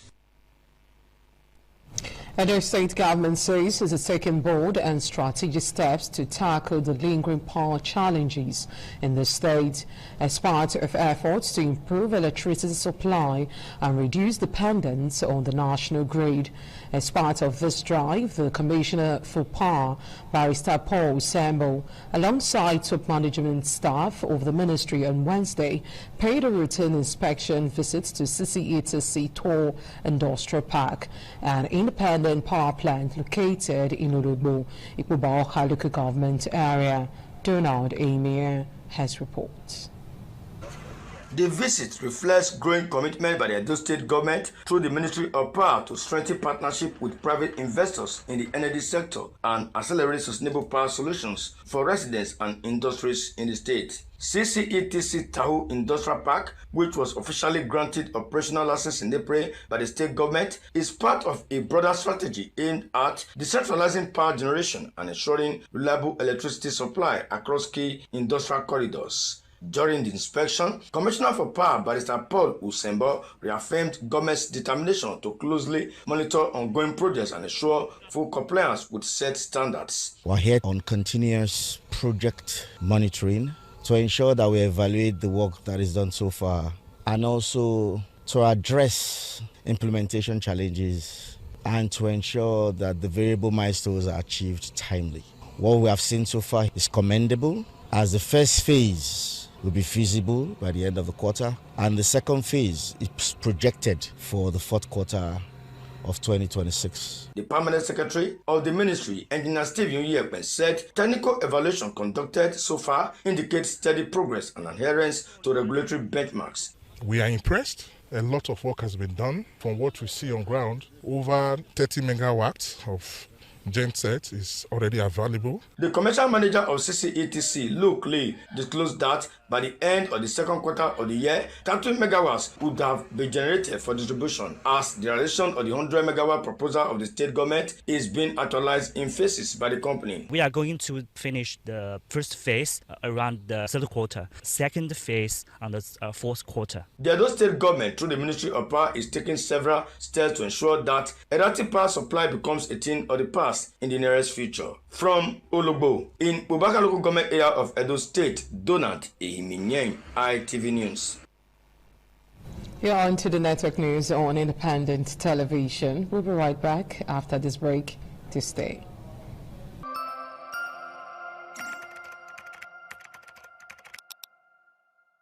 Many thanks for staying tuned. Moving on, the police have arraigned 3 persons before an Edo State High Court over alleged conspiracy, perjury, and making false statements. The defendants Samuel Obasuyi, Gordon Obasuyi, and A.O. Obasuyi and Sons Sombil Limited were arraigned on a 4-count charge bordering on conspiracy, defamation, and making false information. According to the charge, the defendant allegedly conspired, among others, between August 2015 and 2018 to commit acts of defamation and make false accusation. The prosecution further alleged that the accused person conspired to have a senior lawyer, Barrister Dele Edokbai, charged with offense relating to conspiracy and forgery of documents, despite alleging knowing that he was innocent of the claim. However, the consequence of the false information led to his being arrested by the police and investigated. The charge also stated that the defendant allegedly conspired to forge title documents linked to the matter. According to the prosecution, the offense are punishable under Section 412, 375, 11, 102B and 93 of the Criminal Code of Edo State. When the charge was read, the defendant pleaded not guilty. Counsel to the defendant, G.E. Oihena, alongside 3 other lawyers, urged the court to grant the accused person's bail. Barrister Oihena told the court that 2 of the defendants are legal practitioners and had previously been granted police bail. According to the court, they would not be available for trial. The prosecuting counsel, R.F. Demeka Esquire, did not oppose the bail application but asked the court to exercise its discretion. The presiding judge, Justice Aro Irefe Ifeje, granted the defendant bail in the sum of 1 million naira each, with 2 sureties in like sum. The judge ruled that each sureties must be grateful and carefully employed, provide an affidavit of means, and submit 2 recent passport photographs to the court. The matter was adjourned to 1st of July 2026 for hearing.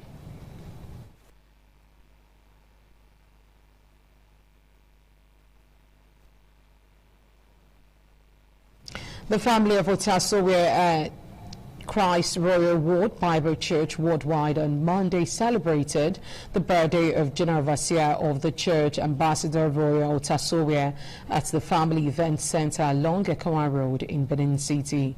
Joy Obaisiagbon has details. Family members, friends, associates, and church faithfuls gathered to celebrate the cleric and community leader in recognition of his contributions to spiritual growth and humanitarian service. Ambassador Royal Otasowe was described by guests as a living icon, devoted man of God, and philanthropist whose impact on humanity and the Christian faith continues to inspire many. Speaking at the event, the Deputy General Manager of Independent Television and Radio, Dr. Sonny Duko Kosun, said the celebration was an opportunity to appreciate God for the life and accomplishment of the celebrant as it marks another year. Happy birthday to you. This birthday is the beginning of bigger, better, greater things for you. I know you are a successful person, but you see, birthdays are opportunities for us to reflect in the past, look at where we are in the present, and then make projections into the future.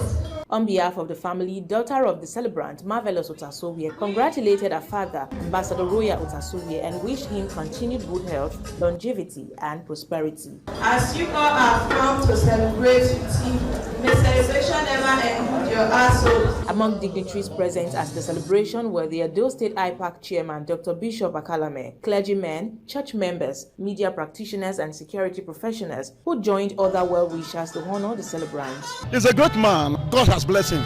Through him, the state will be blessed because he's just a good man. He's a perfect gentleman, a man of God, someone who has impacted life. It's a great day for him, an additional 1 year. We wish him the best of luck and God protection. It's quite excellent in behavior, and you can trust him at every point in time. I never knew people love me like this. I want to thank God because a word is not enough to thank God because I call few persons. A lot of people came. The event featured cultural performances, goodwill messages, and cutting of the birthday cake amid cheers from guests. From Benin, Joy Obaisiagbon, ITV News. Let's now take a pause for some commercials.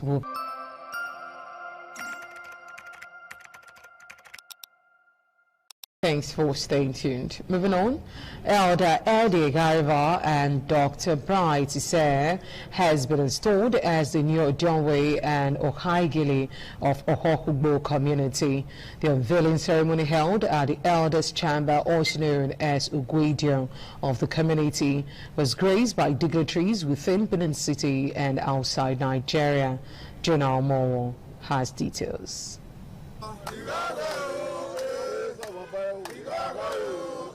It was celebration at the Ogwedion, also known as the Elders' Chambers of Ohokugbo community in a local government area, Ward 2, as Elder Eddie Irarewa and Dr. Bright Seren were installed as the new Odionwe and Okagile of the community by the emissaries of the Oba of Benin after fulfilling all necessary traditional rites. Women and youth groups were not left out of the celebration as they sang melodious songs to the delights of the community people and guests who came from within and outside Nigeria to grace the ceremony.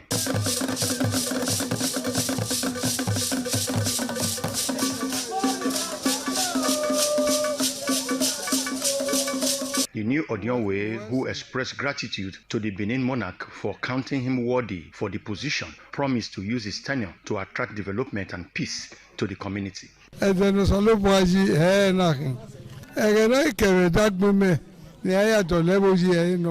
is a very happy day to me. The new elected Odionwe also Hogbo community for appointing me as Okagile for Hogbo community. I'm so grateful. I will still join Odionwe to prepare this community to put things in order.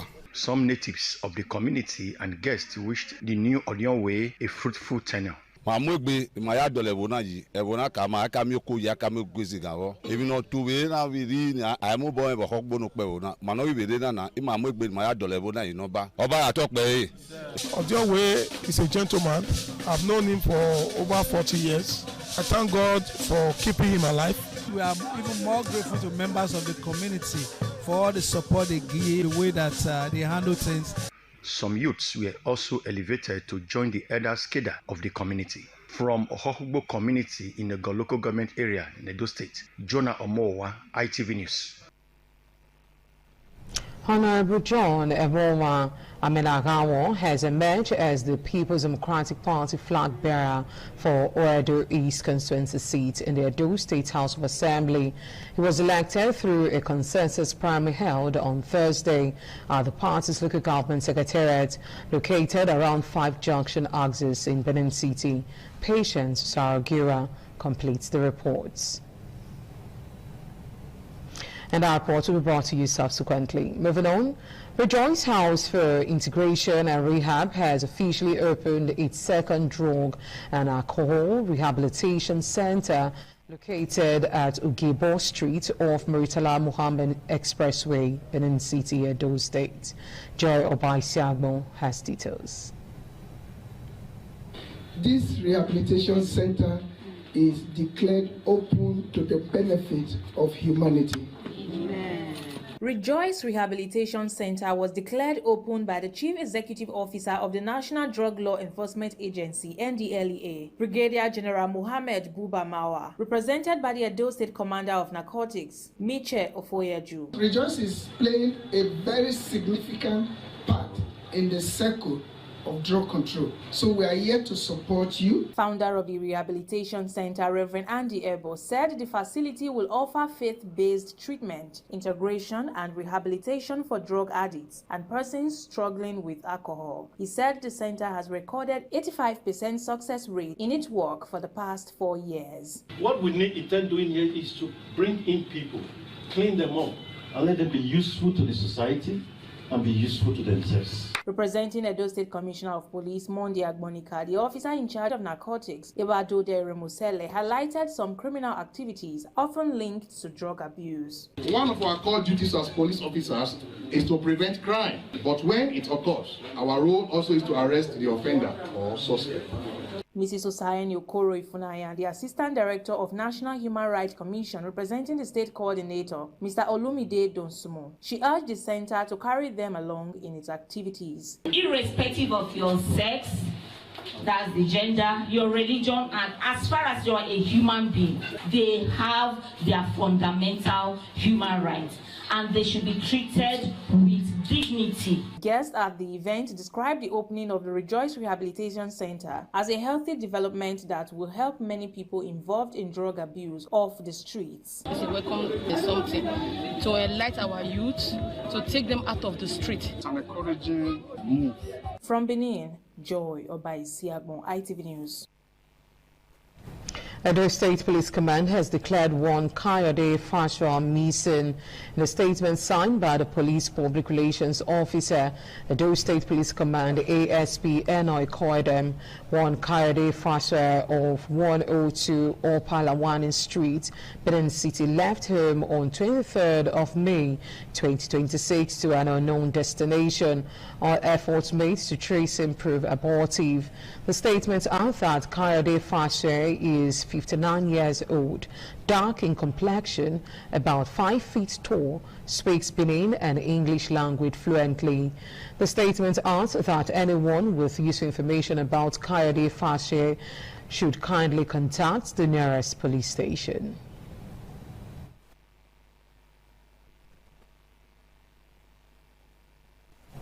And as the size of a package on the Network News, to have yourself a blessed night's rest. I'm Oluije Oyikokai. Bye for now.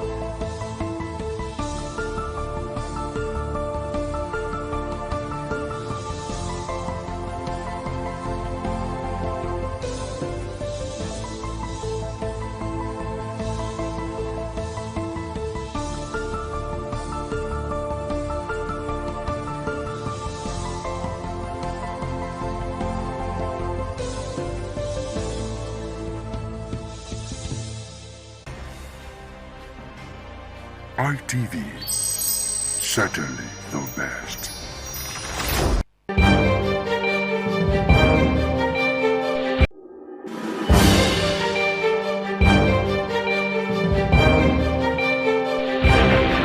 This is ITV, certainly the best.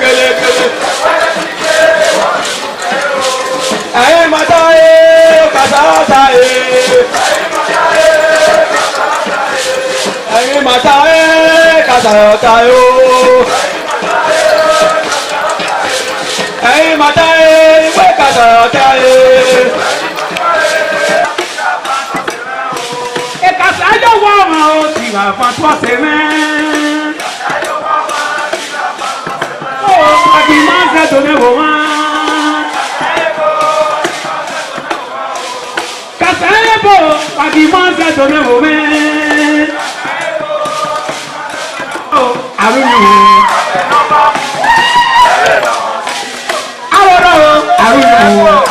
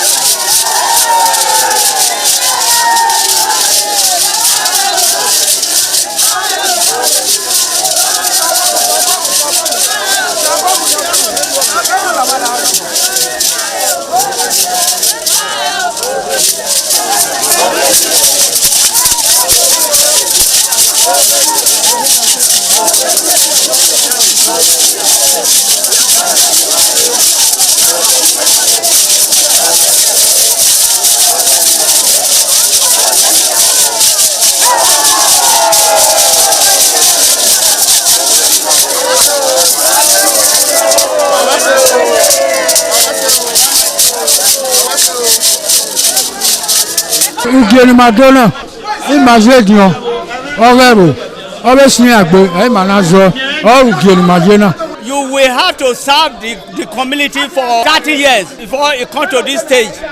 They will ordain you of your title. Then by then you are one of the elder. This year now, we don't read the year, so that's why we can do this year.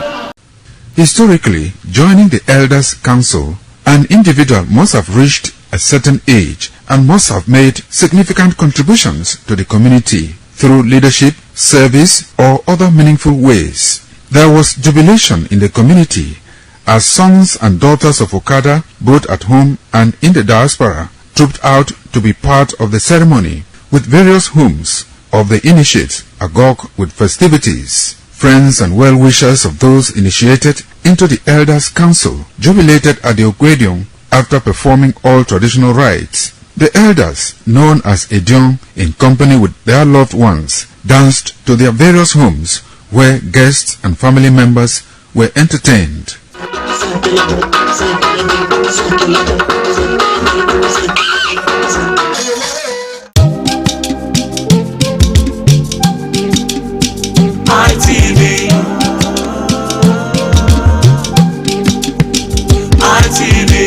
ITV, certainly the best. This is ITV. Certainly the best.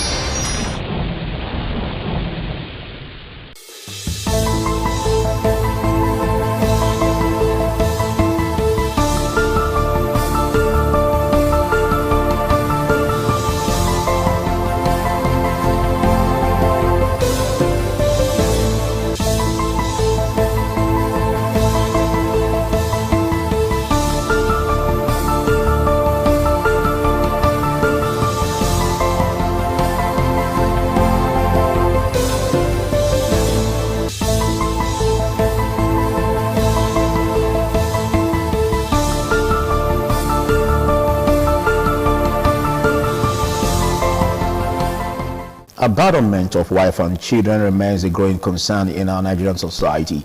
We're looking at the social, legal concerns, and outside the emotional trauma it comes with, the financial burden, the other challenges that could be associated with it. How can we resolve this, tackling it headlong? We started with a part 1 series last week, and we promised that we're going to be bringing you a part 2 of wife abandonment alongside the children. And basically we look at this and how we can tackle this headlong. And all of this has been an issue that many homes are suffering today. What is the responsibility of the husband, father in a home? And if the husband or father leaves the home, abandoning the responsibilities, what could be the consequence? Well, looking at the part 2 series, I still have the legal luminary with me, Emmanuel Obapolo. Big thanks for still being here. It's a pleasure being here. My name is Philip Omogupo.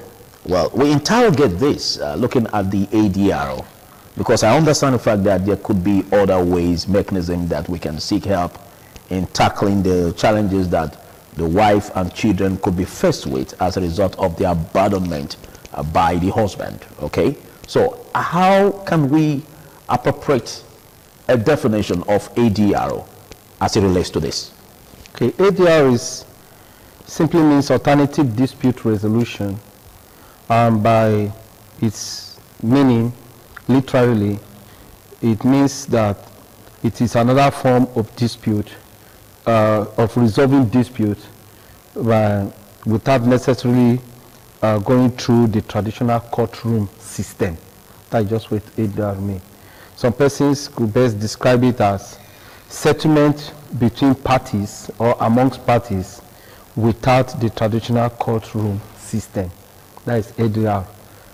Okay, and the court does encourage ADR. Okay, we understand that basically for us to kickstart resolution, it's not really always a common practice for sufferers or victims to head to the court. But again, how effective is this ADR? ADR is very effective, and it helps or assists to lessen the burden on the courts. ADR, just now, like I did say from the outset, that the court does encourage alternative dispute resolution to matters that are even pending in courts, where the court encourage the parties to go and resolve themselves or resolve whatever is the issue or issues between them or amongst them. And by so doing, most times the matter is resolved, they come back to court for court to give it a consent judgment in most times. So the ADR is very necessary just now, particularly in the 21st century that we find ourselves or that we are living in just now. I think ADR is a better means of resolving matter, because by the time the party themselves and whoever is the middleman that resolve the matter come to an amicable settlement or amicable resolution of whatever has been the issue or issues between or amongst them, I think it is better for them, and it promotes unity, it promotes friendship, and it promotes goodness amongst the persons. What institutions constitute ADRO channels? Well, ADR, we have types of ADR. One, we have what is called negotiation. Negotiation is a process where the parties themselves, without necessarily involving a third party, like the husband and the wife, a mediator, as the case may be, they resolve themselves in an amicable manner, and where they think they want to make it a binding document with respect to the negotiation that they've arrived at, they can now seek for an expert, and that by so doing will lead to another type of alternative dispute resolution, which is known as expert determination. The expert is a person who is a professional in a particular field or profession or career, and that expert will guide the parties to an amicable resolution, wherein upon the resolution of whatever is the issue between them, it will now reduce it to writing, and it will have a binding force between or amongst the parties. Okay, but I understand the fact that if we look at it, the ADRO channel, in resolving disputes that has to do with abandonment of wife and children, we may be having some constraints. Some have already critiqued it, that if the judgment or if the decisions taken at that level could be binding enough that one can also use for litigation, peradventure that channel fails. So how binding is such decisions? Most times, ADR is binding between or amongst the parties when it is reduced into writing, and the parties themselves agree to whatever resolution they have arrived at is binding on them. But where a party violates